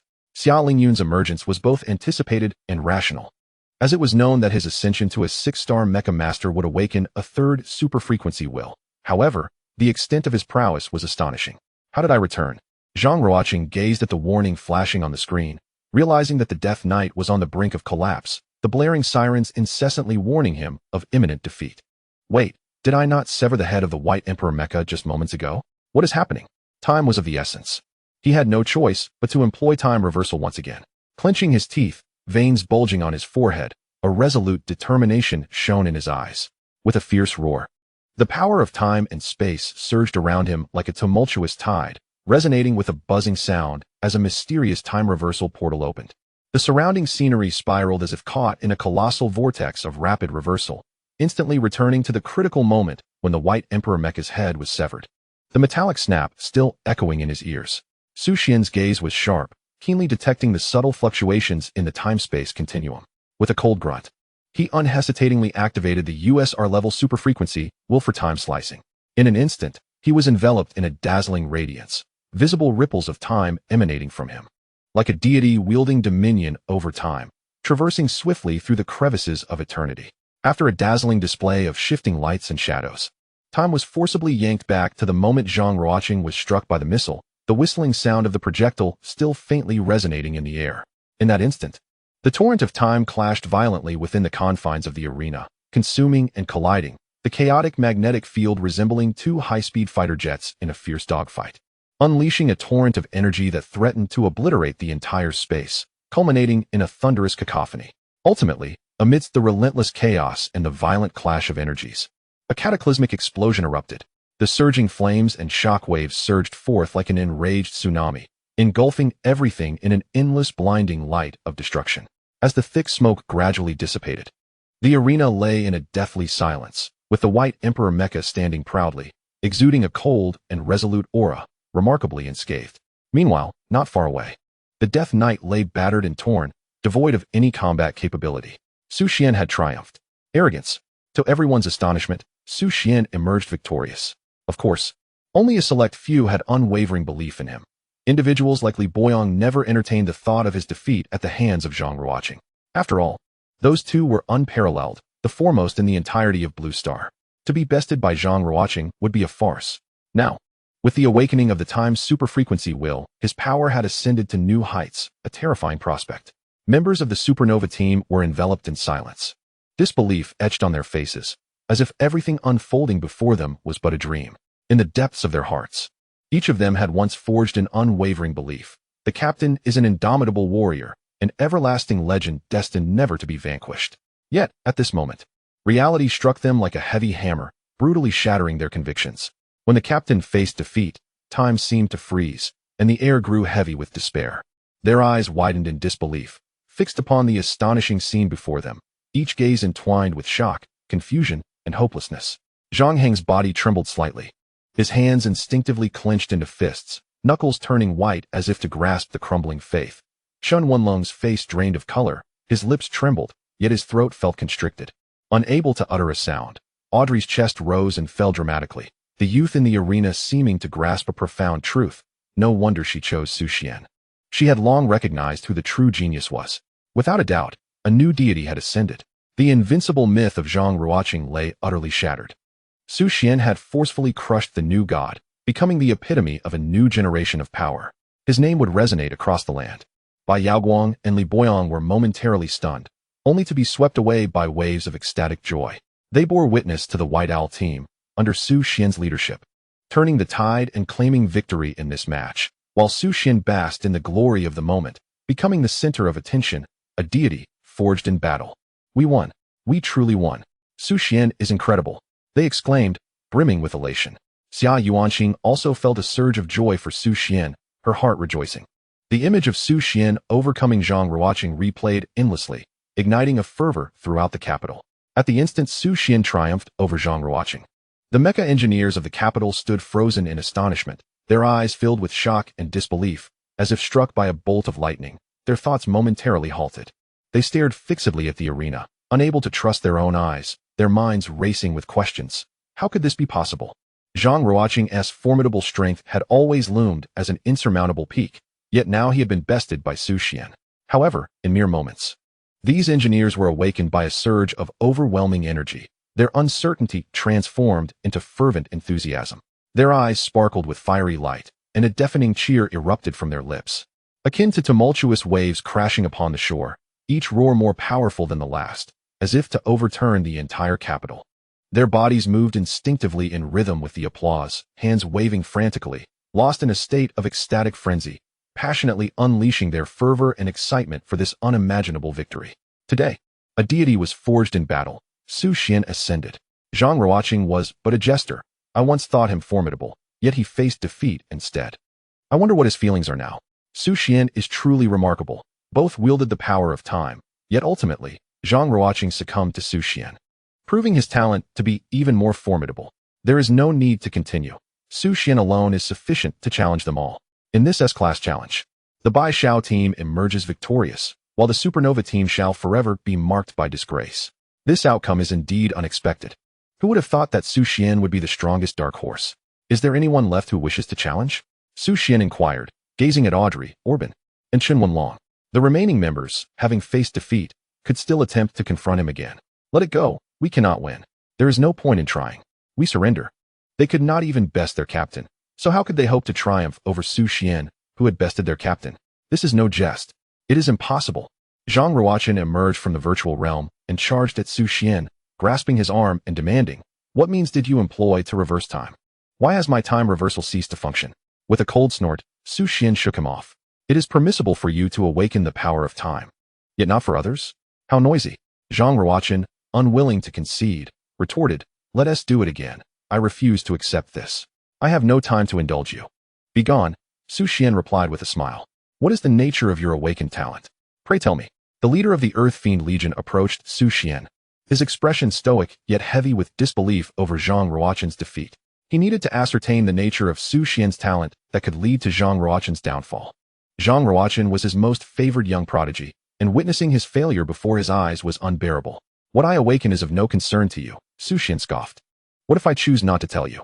Do not force my hand." The leader of the Earth Fiend Legion threatened, his gaze darkening as he pressed closer, seeking to corner Su Xian. "Fear not. I shall not inform others. I merely wish to understand the talent you possess that defeated Zhang Ruoqing. Do you not see? I have already stated it is the power of time.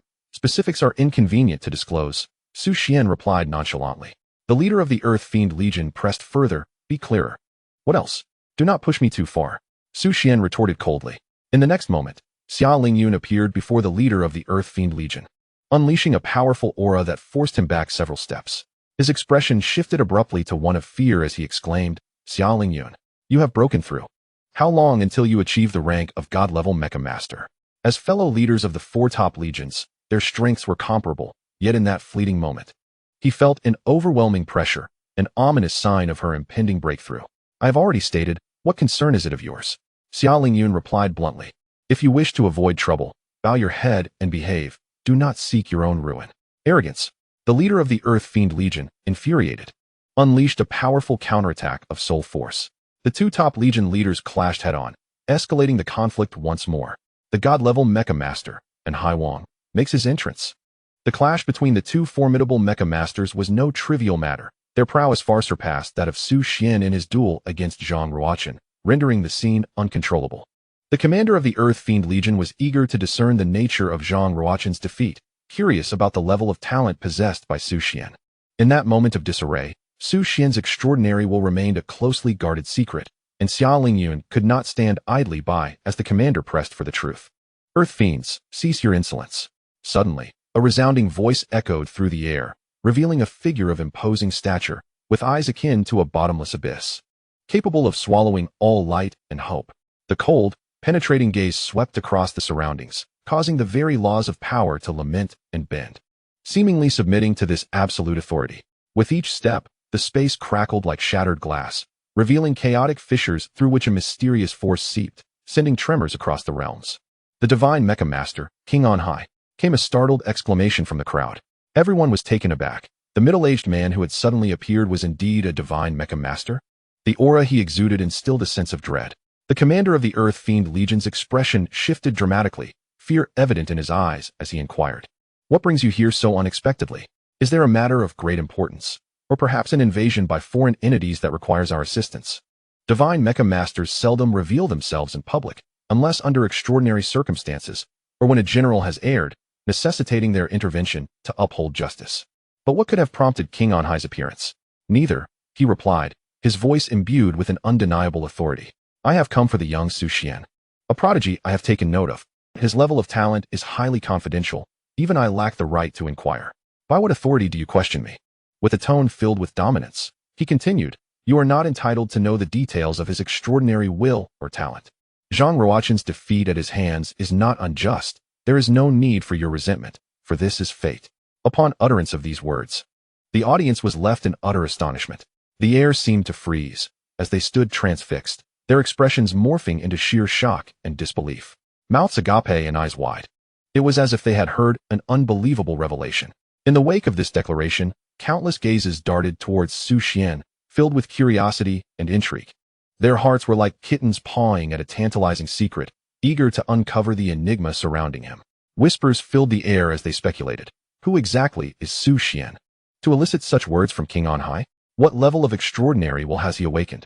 Each individual pondered deeply, attempting to piece together a coherent answer from their past encounters with Su Xian, yet it was in vain.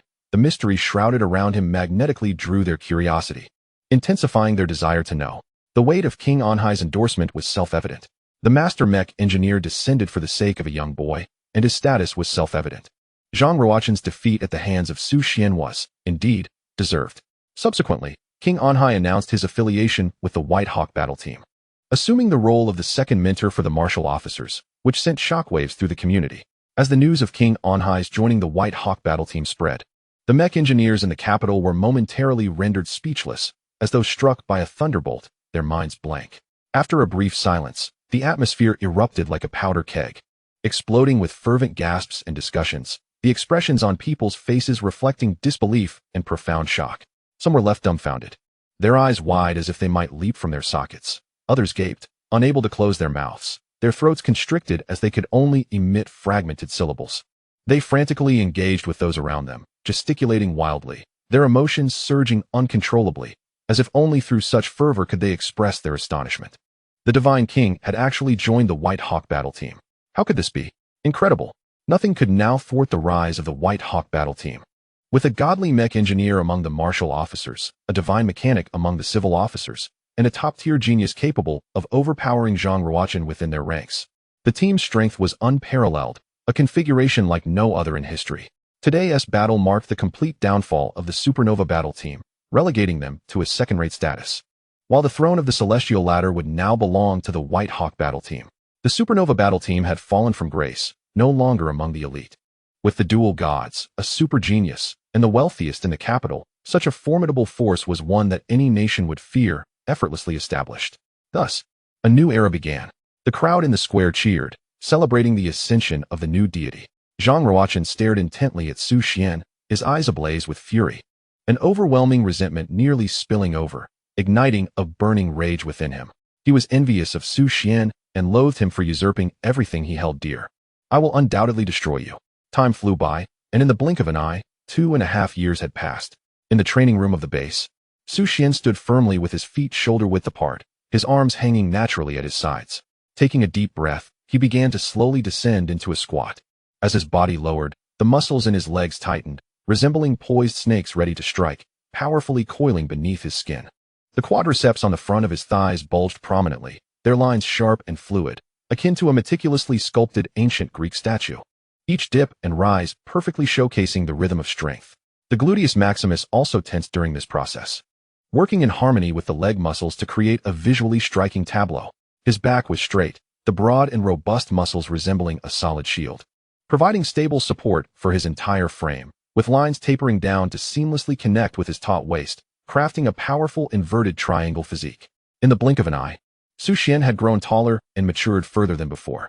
Today, I have successfully completed 1,000 sets of push-ups, 1,000 sets of sit-ups, and 1,000 sets of squat jumps, earning 24 points of soul power for every 3 sets accomplished. Furthermore, meditating for 1 minute grants 5 points of mental strength, with a maximum duration of 8 hours, accumulating up to 40 points of mental strength.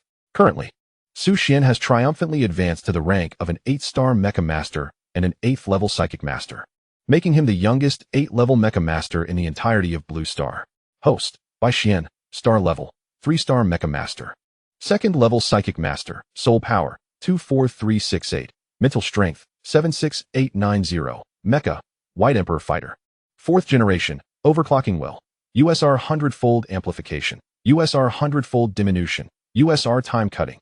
Core Abilities: SSS Class Hypersonic Ballistics, SSS Class Unmanned Aircraft Carrier, SSS Class Devouring the Cosmos, SSS Class Quantum Computing, SSS Class Radar Stealth, SSS Class A1 Drone Control, SSS Class B2 Drone Control. Functionality: One-click assembly, one-click repair. With the advancement to 8-star Mecha Master, Su Xian's overall prowess has significantly escalated. The White Emperor has ascended to the 4th generation Mecha, now equipped with multiple SSS class core abilities, as well as 2 unmanned combat mechas, the SSS class A1 and B2 drone controls. These 4th generation mechas require no human operation, as they are commanded by artificial intelligence, exhibiting precision that surpasses that of humans. After all, human calculations cannot compete with those of artificial intelligence. Moreover, Su Xian has the capability to synchronize control over 2 mechas, executing triple precision strikes, resulting in exponentially increased lethality. Additionally, he possesses a stealth radar system capable of cloaking radar locks, rendering the opponent's targeting systems ineffective. At present, Su Xian's combat power has ascended to a terrifying realm, granting him the ability to contend even with 9-star Mecha Masters. The only drawback is that after his breakthrough to the 8-star Mecha Master, he should have awakened his 4th overclocking will, yet it remains dormant. Su Xian is uncertain what the issue may be and hopes that he will soon awaken this 4th overclocking will. What level could it possibly be? After concluding his training for the day, Su Xian stretched his arms and proceeded to the bathroom for a shower. Half an hour later, as Su Xian donned his clothes and prepared to venture out, he encountered a man and a woman standing before him. The pair bore an uncanny resemblance to each other, the only distinction being their hairstyles, one sporting long hair and the other with a short cut. Their appearances were remarkably vibrant. Gongsun Yu and Gongsun Min, a pair of twins, possessed features akin to a mirrored reflection. Their eyes sparkled with hidden stars, their noses elegantly sculpted, lips reminiscent of cherries, skin as fair as snow, and hair as dark as satin. Standing together, they appeared as though they were copies of one another, unless one were to spend time in their presence. It would be exceedingly difficult to discern who was Yu and who was Min. Their striking resemblance was akin to twin blossoms blooming in spring, both radiating beauty and embodying the enchanting charm of their twin nature. A year ago, I joined the White Hawk Squadron as a new member. Currently, the White Hawk Squadron comprises 7 members, each possessing exceptional talent and strength, with some ranking among the top 10 in the realm of Mecha Masters. The duo's most remarkable trait lies in their ability to pilot the same mecha, synergistically harnessing their combined soul power and mental fortitude, achieving results equivalent to an impressive 11. Their combat prowess is formidable, instilling fear even in the likes of Su Xian. The twins operate in perfect harmony, one focusing on offense while the other concentrates on defense, their minds working in concert. In previous friendly matches, they have narrowly secured victories on several occasions, almost facing defeat. Maneuvering a mecha is akin to dancing with a colossal steel beast, and their task of dual control elevates the challenge multifold. Each command must be conveyed to the mecha's sensory system through minute fluctuations in their heart rates. This necessitates that their hearts function like precise clocks, ticking in perfect unison. A slight increase in one's heart rate could cause the Mecha's left arm to overextend, while a minor decrease in the other's could result in a sluggish right leg. Throughout the extensive history of Blue Star, only a handful of twins have successfully overcome this obstacle. They must not only find rapport through their blood ties, but also achieve a profound spiritual connection. This endeavor transcends the simplistic notion of 1 + 1 equating to 2. It demands that two hearts meld into one, making every breath and heartbeat a shared rhythm, thereby allowing the Mecha to respond with seamless precision. Otherwise, the Mecha amounts to nothing more than a heap of scrap metal, incapable of unleashing its true potential. Captain Bai has sent me to inquire if you will attend today's routine meeting. Gong's son Yu gazed at Su Xian's graceful and handsome figure, momentarily lost in thought.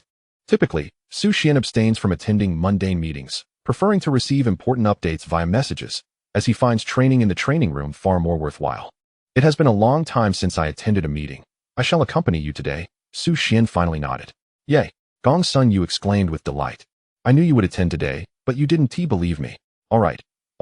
You're impressive. You're handsome. Gong's son Min retorted with a pout. We look alike. If you praise me, aren't you praising yourself? So shameless. Gong's son Yu chuckled. The two engaged in playful banter, their camaraderie evident, undeterred by trivial matters. Upon arriving at the conference room, they found Bai Yaowang, Kaliana, and Li Boyong waiting for some time, joined by the newly arrived Su Xian, along with the Gongsun siblings. However, they were still missing Xia Yuanqing. Wow, Su Xian is attending the meeting today? Bai Yaowang exclaimed in excitement.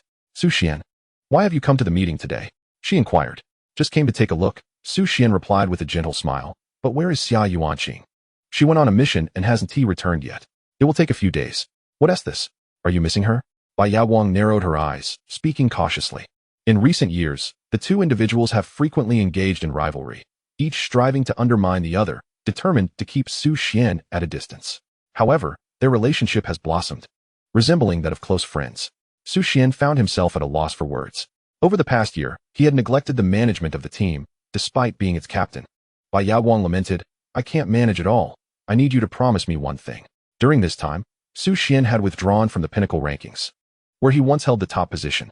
Eventually, the lack of interest led him to prioritize participating in the Star League, relinquishing his spot in the pinnacle competition.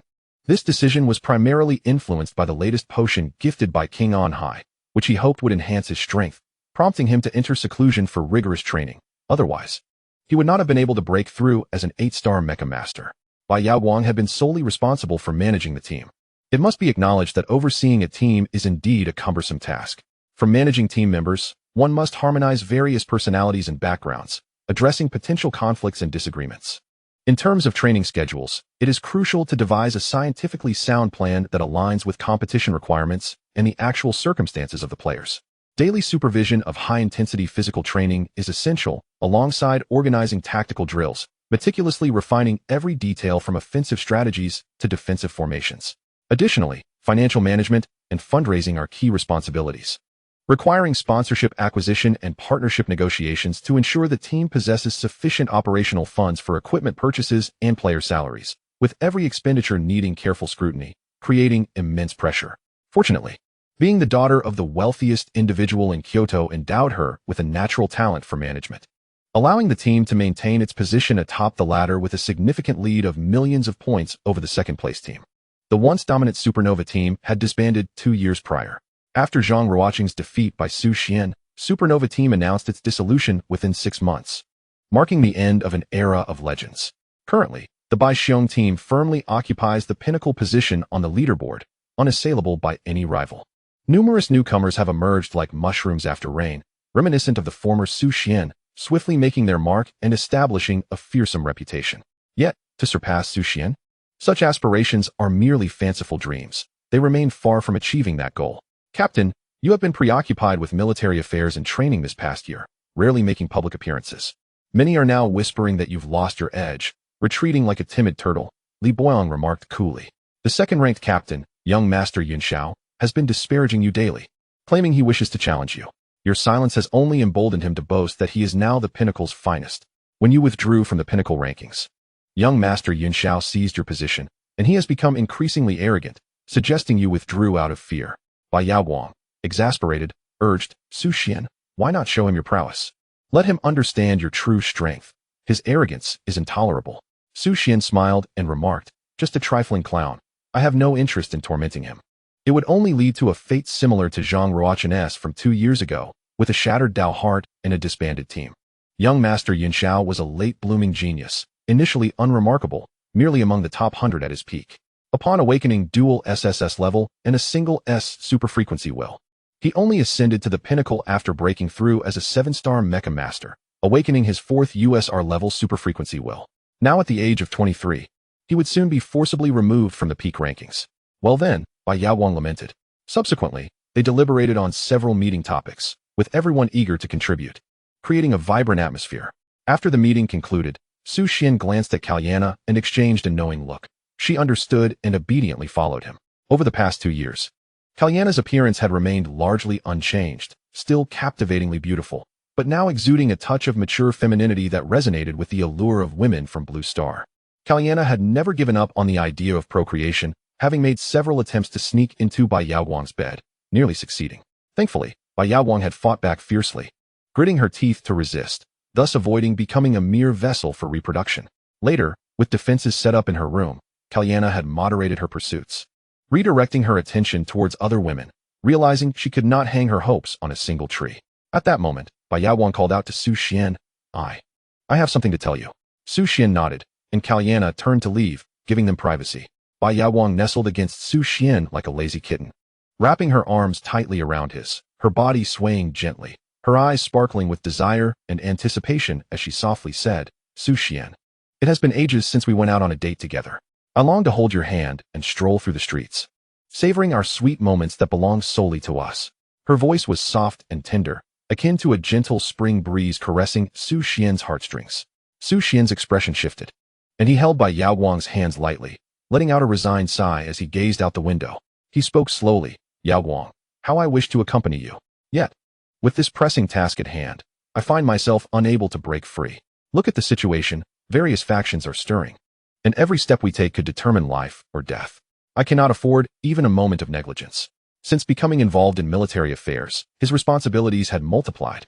An irresolute yet pained look flickered in his eyes, his brow slightly furrowed, as if he felt profound guilt for not being able to fulfill Bai Yaowang's wishes. Upon hearing this, Bai Yaowang pouted, tears shimmering in her eyes, her voice tinged with a hint of grievance. I knew it. To you, the mission will always hold greater importance than I do. It is always like this. I simply wish for more time together. Is that too much to ask? The teardrops, as large as pearls, swirled in her eyes, stubbornly refusing to fall. Under the sunlight, they sparkled like fragmented crystals, causing Xuan's heart to ache with empathy. In a rush, Xuan embraced Bai Yaowang, gently stroking her long hair, soothing her with tenderness. Yaowang, please do not say such things. In my heart, you are of utmost importance. This task is merely temporary. Once I have completed it, I will devote my time to you, taking you wherever your heart desires, making up for the time I owe you. You must trust me, will you? Bai Yaowang leaned against Xuan's embrace, stifling her sobs as she nodded. Then you must keep your word. Do not make me wait too long. Xuan gently kissed her forehead, solemnly promising, certainly. Wait for me. With that, he turned and departed, leaving behind a silhouette, unable to suppress a sigh, truly a beauty full of emotions. If I were to choose between Bai Yaowang and Xia Yuanqin, I would find it difficult to provide an immediate answer. Karina, let us leave. Thus, Xuan led Karina to the teleportation array, preparing to reach the station of the White Tiger Legion. His expression was stern as he tightly grasped Karina's hand, stepping resolutely into the shimmering portal of mysterious light. In an instant, the surrounding space distorted and transformed, the howling winds enveloping the two of them. With a flash of light, their figures vanished from the spot, racing towards the station of the White Tiger Legion, leaving behind the lingering magical fluctuations in the air. 3 minutes later, they successfully arrived at the White Tiger Legion. The station appeared shrouded in a layer of chilling frost, with tents arranged in a neat yet austere manner. The military banners rustling fiercely in the wind, resembling a low, resonant battle cry. The soldiers stood tall as pines, their armor glinting with a cold sheen, their gazes resolute and vigilant, while the messengers hurried through, their expressions taut, the air thick with tension and gravity. As if the storm of war could engulf this place at any moment. Commander Xuan, you have finally arrived. Everyone has been waiting for you. The general is in a meeting. Zhuo Qingfeng stood there, His figure slightly stooped, the passage of time etching fine lines upon his face like a delicate web. His once raven hair was now predominantly streaked with silver, resembling a light dusting of frost, and the spark in his eyes no longer held the sharpness of yore, revealing a hint of fatigue and weariness, as if the relentless current of time had further aged him. In the past 6 months, encounters with foreign tribes have become increasingly frequent. What is it? The general is in a meeting. Xuan raised an eyebrow, sensing something amiss. Xuan lowered his voice. There will be significant developments. The higher-ups are coordinating a unified command. I have received news in advance. It should be addressed in the meeting. Xuan's mind stirred. 8-star commander, Black Tiger Legion. At merely 21 years of age, Xuan had already surpassed the 8-star Mecha Master realm, a remarkable feat within the Blue Star. Renowned as the youngest Mecha Master, this achievement was also a product of the era's advancements. On one hand, the initial scarcity of soul power made it easier to meet the criteria for promotion. On the other hand, technological progress facilitated breakthroughs through the consumption of 2 doses of the Super Future Warrior Serum. Any individual could achieve such elevation. In the past, such serums were but a dream, and one could only engage in diligent training. This is the fruit of human technological advancement. In this vast and boundless cosmos, humanity appears as but a grain of sand within the immense sea, yet harbors boundless potential for flourishing development. Technology, as the sharp blade guiding humanity forward, must evolve at an ever-accelerating pace. Only in this manner can we erect formidable barriers in the face of the capricious interstellar landscape, resisting the surging tides of foreign invasions. Recently, the subtle maneuvers of extraterrestrial races have become increasingly frequent, akin to flickering will-o'-the-wisps in the darkness, instilling a sense of unease. They either covertly observe humanity's interstellar routes or quietly disrupt the transmission signals of communication satellites. Such actions undoubtedly serve as probes and provocations against humanity's sphere of existence. It is evident that these behaviors stem from their deep-seated apprehension regarding the astonishingly rapid advancement of human technology. Humanity has achieved significant breakthroughs in the realm of aerospace, with the successful development of novel engines drastically reducing the time costs of interstellar travel, resulting in a geometric acceleration of the exploration and development of interstellar resources. The swift evolution of artificial intelligence has enabled intelligent robots to undertake complex tasks in perilous space environments, greatly enhancing humanity's command over outer space. These technological achievements shine like beams of brilliant light, illuminating humanity's journey toward the stars, yet they also pierce the eyes of foreign entities, compelling them to stir in the shadows, waiting for the opportune moment to strike. Consequently, encounters with extraterrestrials have become increasingly frequent. Let us proceed inside, said Xuan, guiding Xuan to the conference room. Casting a glance at the solemn Karina behind him, he added gravely, given the exceptional circumstances, this individual beside you is an alien and cannot enter. Confidentiality is imperative. Xuan explained. She belongs to the Lingjing tribe, a race nearly exterminated by extraterrestrials, and now stands alongside humanity on equal footing. I trust she will not divulge any secrets. Xuan, caught in a dilemma, remarked. Those not of our kind may harbor treachery. What if she is coerced by the aliens? He then expressed his apologies to Karina, feeling remorseful for the necessity of adherence to military orders. Commander, you may proceed with your discussion. I shall inspect the troops, Karina said, waving her hand in understanding before turning to leave. Xuan, acknowledging her departure, followed Xuan into the conference room. Within the interstellar military hierarchy, the position of Legion Commander bears immense responsibility. By convention, one must attain the exceptional caliber of a 9-star Mech Master to hold such a role. Within the structure of a Legion, 8-star Mech Masters constitute a vital backbone, with their numbers typically ranging from 30 to 50. Armed with exquisite mech control skills, they undertake crucial combat command and assault missions, serving as a solid guarantee of the Legion's combat effectiveness. In terms of scale, a conventional Legion usually comprises around 200,000 personnel, with the White Tiger Legion as a prime example, boasting a strength of 280,000 troops. Within its ranks, there are 48-star commanders, each overseeing approximately 7,000 Mech Masters.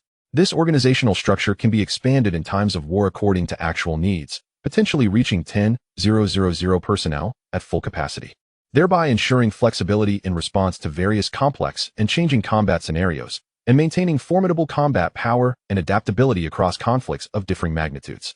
It is imperative to note that when a Legion expands beyond its established strength, the additional military expenditures incurred must be borne by the Legion itself. This regulation aims to encourage the Legion to judiciously plan its troop development, ensuring the effective utilization of military resources. It simultaneously incentivizes the Legion to balance the optimization of resources while maintaining combat effectiveness, thereby achieving a harmonious development of military and economic benefits. In the conference room, the atmosphere was as heavy as a tangible lead weight, pressing down on every inch of space. Dozens of commanders sat upright, resembling towering pines, meticulously arranged in their seats. Clad in crisp military uniforms, their faces reflected seriousness and concentration, their eyes fixed intently ahead, exuding an aura of lethal resolve honed from countless battles. Bracing for the impending storm of uncertainty, the commander of the White Tiger Legion, Xuan, occupied the foremost position at the conference table. His resolute visage resembled a sky shrouded by thick clouds, his expression gravely somber. Once bright and piercing, his eyes now appeared fathomless, concealing boundless worries and decisive thoughts. His tightly pressed lips resembled a sealed gateway of secrets, evoking a palpable sense that a momentous event weighed heavily on his heart. Poised to unleash tumultuous waves that would impact the entire White Tiger Legion, Xuan, the youngest among the 40 commanders, was greeted with urgency. Xuan, you have arrived. Please take your seat. In the hierarchy of the White Tiger Legion, he ranked just below the esteemed left and right arms, Feng and Feng. General. Xuan nodded in acknowledgement. Xuan pronounced gravely, now that everyone is present, I shall be succinct. Pay close attention and maintain vigilance. The content of this meeting must not be leaked to anyone. Simply execute the orders given. White Tiger, White Tiger, White Tiger, White Tiger. The commanders chanted the name of the White Tiger Legion, their inner flames of fervor ablaze. Initially, the combat mission was the Godslaying Project, coordinated by 3 supreme mech masters overseeing the operations of 8 major legions, with our White Tiger Legion being one among them. In recent years, the tumultuous changes within the cosmos have sparked trepidation. The invasions and provocations by foreign entities against humanity have surged like a relentless tide, becoming increasingly ferocious and rampant. Their methods have grown increasingly sinister, launching a malevolent conspiracy to stifle technological advancement. Ruthlessly targeting the brilliant minds of humanity, the scientists, unleashing a relentless campaign of extermination in a bid to sever the lifeblood of human progress. Simultaneously, they have unscrupulously sowed seeds of panic within the human realm, allowing fear to spread like a virus, eroding the very defenses of the human spirit. Among these alien races, the Cartel Divine Clan stands out as the most vicious predator, harboring grand ambitions and plotting a horrifying, unprecedented massacre of humanity. The ominous shadow of bloodshed seems to loom in the darkness, threatening the very existence of humankind. At this critical juncture of life and death, humanity shall not resign itself to despair. With unwavering resolve, we have chosen a preemptive strategy to carve a fissure of light before darkness descends. Thus, a resolute and courageous plan to vanquish the deities emerged, embodying the hopes and fury of humanity, aimed squarely at the cartel pantheon and other foreign invaders. An exhilarating interstellar war is on the brink of unfolding, with the fate of humanity hanging by a thread. Only through a desperate struggle can survival and dignity be sought. During this historically significant meeting, the atmosphere was as heavy as the clouds before a tempest. Each face was etched with the weight of numerous missions and pressures. Yet, amidst this somber ambience, some individuals' eyes sparkled with the light of anticipation, a yearning for the impending counteroffensive. This marks the first time in human history that such a grand counterattack is being initiated, signifying a monumental breakthrough in human strength and heralding humanity's advance towards loftier aspirations. The flames of vengeance burned fiercely within their hearts, fueled by an unwavering belief in victory, as they prepare to embark on this journey fraught with challenges and hope. Following the meeting, dozens of commanders returned to their encampments to ready themselves for the final battle. This time, it was a fight to the death, with no retreat possible. Humanity must prevail. This victory is imperative to instill dread in the hearts of foreign adversaries. The plan is set for 5 days hence, with the 6th day heralding the call to arms for humanity's counteroffensive. Xuan deliberately retained Xuan for a private conversation. He gazed quietly at the youthful and promising Xuan, his eyes slightly reddening, and a wave of complex emotions surged within him. Every gesture and expression of Xuan seemed to overlap with the memories of a dear friend long past.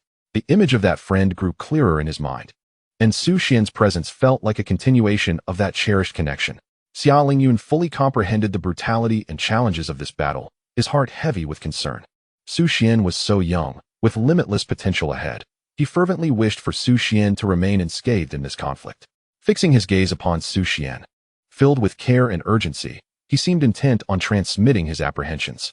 With a slight tremor in his lips, he earnestly said, Xuan, you must take care of yourself. I do not wish to see any harm come to you. You carry our hopes and cannot afford any misstep. Xuan's talent is legendary. A beacon of hope for humanity. Once he steps into the realm of a god-level mech master, he will lead humanity to firmly establish its footing in the cosmos, ensuring 5 centuries of glorious peace. Xuan nodded in acknowledgement. Thank you, Uncle Xia, for your continued support. I will look after myself, and you must do the same. Soon, you will be a god-level mech master. Should any danger arise, remember to inform me promptly. Xia Lingyun's lips curled up slightly, adopting a teasing tone as he replied.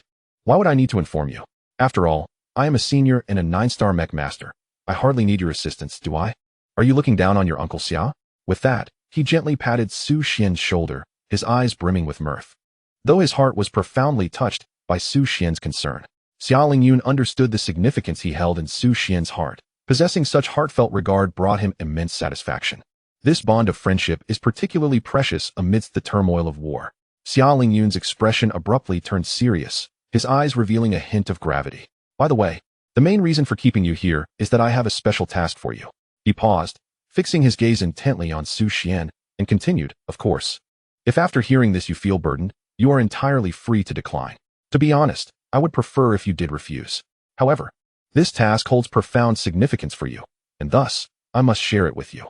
Xuan's previously calm visage now bore a slight furrow of concern, akin to ripples forming on a lake's surface after a gentle breeze. The depth and brightness of his eyes shimmered with intense curiosity, reminiscent of twinkling stars in the night sky. He leaned forward, wholly attentive and exceedingly earnest, as he gazed at Xia Lingyun, as if attempting to penetrate the depths of the other's soul to uncover the secrets concealed within. He awaited Xia Lingyun to continue his narrative in silence. Noticing Xuan's focused demeanor, Xia Lingyun drew a deep breath, seemingly striving to steady his slightly anxious emotions. He then spoke slowly. Do you remember Vesta? Upon hearing those 3 syllables, Xuan's heart jolted as if struck by a sudden lightning bolt. The name Vesta was all too familiar and burdensome for him. How could he ever forget Vesta? It was, after all, the place where his father ultimately fell. The mere thought of it caused his eyes to redden slightly, a surge of indescribable sorrow swelling within him. To this day, his father's cold body lay alone on Vesta,